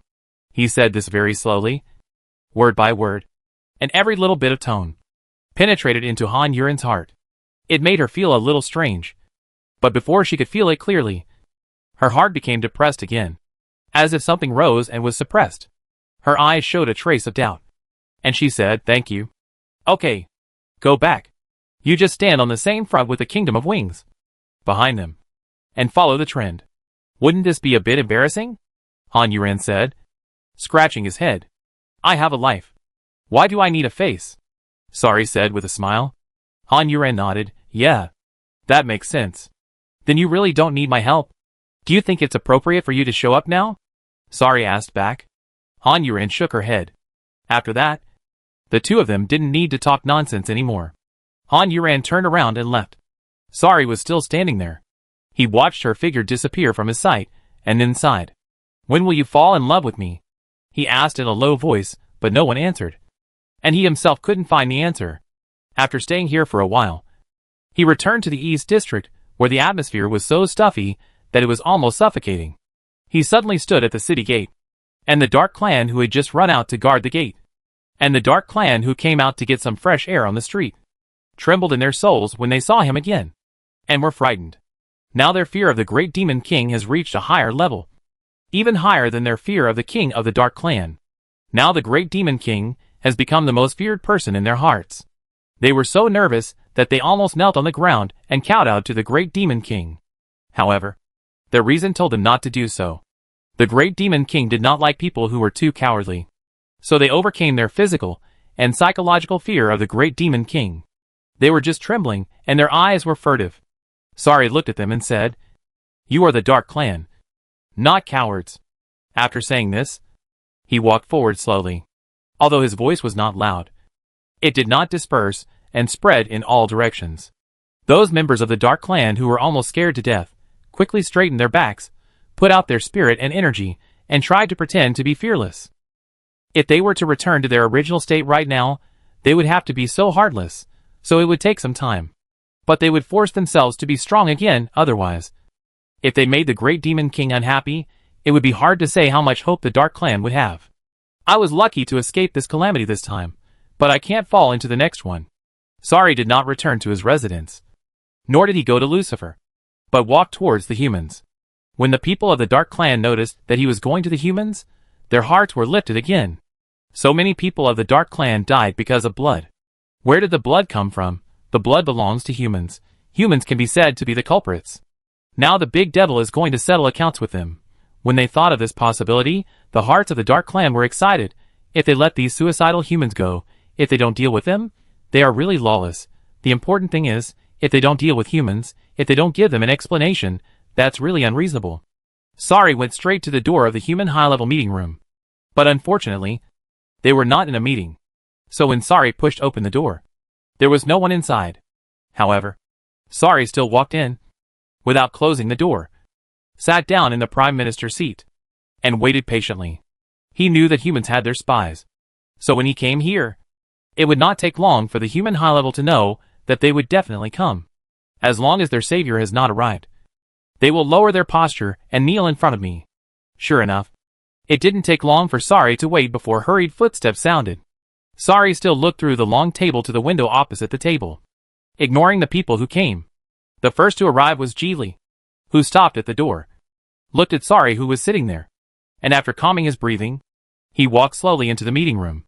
"I didn't expect that the Great Devil would have time to come here in person today," Geely said as he walked to a seat opposite Sari. "Even if they are scum, I will occasionally be interested in crushing them with my own hands," Sari said as he withdrew his gaze from the window and focused on Geely. Geely smiled. The Great Demon King is in a good mood. While talking, and Ishan and Changyun also arrived. The two looked at Sari. Sari was also looking at them, there was a different atmosphere. And Ishan and Chanya knew that the relationship between the Great Demon King and Han Yuran was a little unusual. They didn't want Han Yuran to get so close to him, but they couldn't intervene at all. But on the other hand, they hoped that Han Yuran could get closer to him. Even if he couldn't hurt him unexpectedly, at least if it was another outcome of human failure, Han Yuran could get his protection. And Sari looked at them, because he knew their identities, Anya's parents. The reason why he knew that, at first, he simply thought that these two people really looked like Anya, and then he checked it inconspicuously, and it was true. But he didn't tell Han Yuran. Because these two people were obviously hiding it from Han Yuran, which means they deceived Han Yuran. Han Yuran cared about them so much, if she knew that she was deceived by them, she would be very sad. For such people, it would be better for Han Yuran to think that they were dead. In this way, at least their past relationship was beautiful in Han Yuran's heart. He wanted to keep some beautiful things in Han Yuran's heart. Because there were too many bad things in Han Yuran's heart. The two sat down without saying anything. Sari also retracted his sharp gaze, and looked at the door. The Prime Minister was standing there, with uncontrollable anger and hatred in his eyes. Sari smiled, and stretched out his hand to gesture to the chair next to him. The Prime Minister walked in with great momentum. Although his temples were gray, his posture was still upright. However, he walked straight to the side of Sari, not to the position Sari indicated. Looking at Sari, he said, "This is not your position. Here, all positions are mine. This is the place for humans. Your place is in my territory." Sari usually solves problems by force, but today he is so interested, and he has said so many words to the Prime Minister, planning to overwhelm him verbally. "This is the position assigned to us." The Prime Minister was still insisting. He was quite displeased with the leader of the Dark Tribe. Of course, in addition to being displeased, he still had some respect for Sari's ruthlessness in his heart. He actually gave a direct order to kill so many Dark Tribe members. His actions were really beyond their expectations. No one could have imagined that Sari would do this. Be so cruel to his own people. If you really don't want to sit, just stand. Sari was too lazy to talk nonsense with him. As he was talking, the elegant old lady and uncle also walked in. The two looked at the situation in front of them. They really couldn't sit or stand, and it was a bit awkward. Sari looked at them and said, "You don't want to sit either? Just tell me if you have something to say," the elegant old woman said, without answering his question. But she didn't sit down either. Geely and the others didn't get up either. Just like that. It's better to just let everyone do whatever they want. What's the point of resisting just for one seat? Geely looked at the Prime Minister and felt helpless. This old man. My dear grandfather. What's the point of you getting angry with him? You performed well. As soon as Sari opened his mouth, he actually praised him. Everyone's expression changed. There was surprise, confusion, disdain, and laughter. You have something straight. Don't pretend to be here, the Prime Minister said politely. This king is telling you, you can rest assured, this king will not punish you. Sori said it was very proud to watch a few people. A pair of disclosure is not fast thanks to Dade's exaggeration to me. Kneel on the ground. Thank you for zero. His decision is unexpected. The loss of the Dark family, how serious it can be calculated by fools. But they definitely don't believe it. The decision he made was to let them go. Absolutely there are backhands waiting for them. So they are grateful to fart. This is your business. It has nothing to do with us. The Prime Minister wants away. The day is the end of the sun. Human power is really ungrateful. If we don't agree, I'll leave first. Sari said as he stood up and actually walked towards the door. Until he left, these humans really believe that he really came here, said a few words, and then left. What does he mean? The Prime Minister turned his head angrily and looked in the direction of the door. Sari's figure had already gone far away, and he even closed the door for them considerately. He should have other plans. The elegant old woman said, there was only this possibility. He came here specifically to paralyze them, to make them careless. Chapter 760. In addition to survival, there is also honor. Sari left just like that. Not only were the people here confused, but when he left here so quietly, the Dark Tribes who were waiting outside to see how he would punish these humans were also confused. Because they did not see the scene they wanted to see. They looked at each other in bewilderment, exchanging glances. Could it be that the Great Demon King was going to go back and give orders, and then let the people below punish the humans? Thinking about it this way, it was quite reasonable, after all. He was the Great Demon King, and punishing humans personally, how cheap. It was simply a self-degradation. So the Dark Tribe, who were confused for a while, are looking forward to it again, waiting for the big devil to return. As soon as the order comes, they will be the first to bear the brunt, volunteer to punish those damned humans. On the other side, Han Yuran, who had disappeared from Sari's sight and flew to the north area, quietly turned around and flew back. From Sari's look, it's obvious that something very big is going to happen. The key point is that he has no idea that the Light Tribe will come. Han Yuran was really worried about something he had no idea about. So she turned around and ran back. When there was no human guarding here, she still had to guard the front line and try to understand everything that happened here as soon as possible, and then inform the Kingdom of Wings. As for breaking something, she believed in Feng Tong's brain. Of course, there was another reason for her to come back, which was that she couldn't let go of Sari. If the Light Clan came up and joined forces with the humans here, they would just kill the Dark Clan. The Dark Clan has a character like Sari, so who knows if the Light Clan also has such a prince. It is hard to say who will win or lose at that time. So in order to help Sari, at least not when he is really beaten to the point of no return, she still plans to stay here and save his life when she can. On the other side, Michael also told Lucifer everything that happened that night. Lucifer stood there with his eyes wide open, unable to say a word, as if he was stupid. If he was really stupid, it was understandable. After all, what Michael said was too exciting. Michael looked at the cold sweat on his forehead, and reached out to wipe it off with a distressed hand. When his hand touched Lucifer's forehead, Lucifer shuddered violently. Michael's heart ached even more. Lucifer was different from him. Lucifer cared about these tribesmen very much, although he often killed many tribesmen casually because of his likes and dislikes. Lucifer felt that his brain was not enough, and he could not digest what Michael said at all. Or maybe it's not just his brain that's not strong enough, even his ability to bear is not strong enough. In one night, so many Dark Tribe members, actually all died. Is this the way the eldest brother solves it? Seeing that he hasn't adapted to this matter for such a long time, Michael reluctantly persuaded him, there is nothing we can do about it. They are already hopeless, and will die sooner or later. But if we let them die naturally, the rest of the Dark Tribe members will also be stimulated by the toxin, and then all the Dark Tribe members will be destroyed, and that will be the extinction of the clan. Michael didn't take the opportunity to sow discord between Lucifer and Sari, and it can also be seen how much he cares about Lucifer. Lucifer knew that what Michael said made sense, but he just couldn't accept it. He turned his head painfully and looked at Michael. His eyes were completely red. Is there no other way? Michael shook his head. It's hard to say. But in reality, there is no time to think of any other way.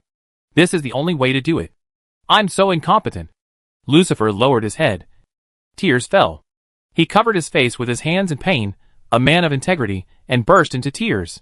Michael reached out his hands from his back with a distressed look and hugged him in his arms, and said comfortingly, it's not your fault, it has nothing to do with you. I am the king of the Dark Tribe, but I can't protect them, I am incompetent. Lucifer said hoarsely, saliva dripped uncontrollably, and he felt so painful that he felt he was suffocating. They couldn't control their desire for blood. It's their incompetence. Michael continued to enlighten Lucifer. In his opinion, it was just as he said. Those useless people couldn't even control their desire. They deserved to die. Lucifer stood up angrily and shook off Michael's arm. They are all dead. You still say that about them. Didn't you drink blood happily at the beginning? Michael was speechless for a moment. This could be said to be the first time Lucifer yelled at him. He was really not used to it. After blinking several times, he finally said, I'm sorry. I'm sorry. Lucifer on the other side also spoke with him, saying the same thing. Lucifer hung his head, aggrieved and sad. Michael smiled, patted his shoulder. It's okay. Why did things turn out like this? Lucifer hung his head and muttered. So many Dark Tribes died. Some were even exterminated. And so were humans. They were living well here. This was their world. But because of our sudden appearance, their families were broken up, and they were separated from their loved ones. Why did we come here to do this? Lucifer hung his head lower and lower as he spoke. Seeing that he was in a dead end, Michael grabbed his arm and forced him to stand up straight. Staring at his swollen eyes, he said firmly, the strong prey on the weak, because there will be no place for us to survive on the star of gods and demons. We have no choice.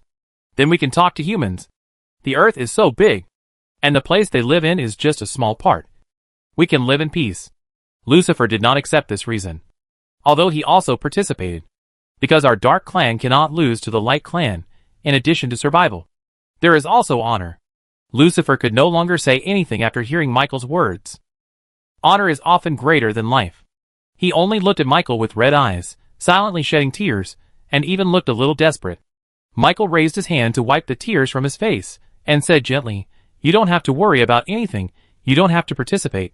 Believe in your big brother, believe in me, the future world will definitely not make you sad, okay?" Michael nodded as he spoke. Lucifer also nodded with his lips pursed. Michael smiled, pulled his clothes back. "It's okay, go to sleep, everything will be fine."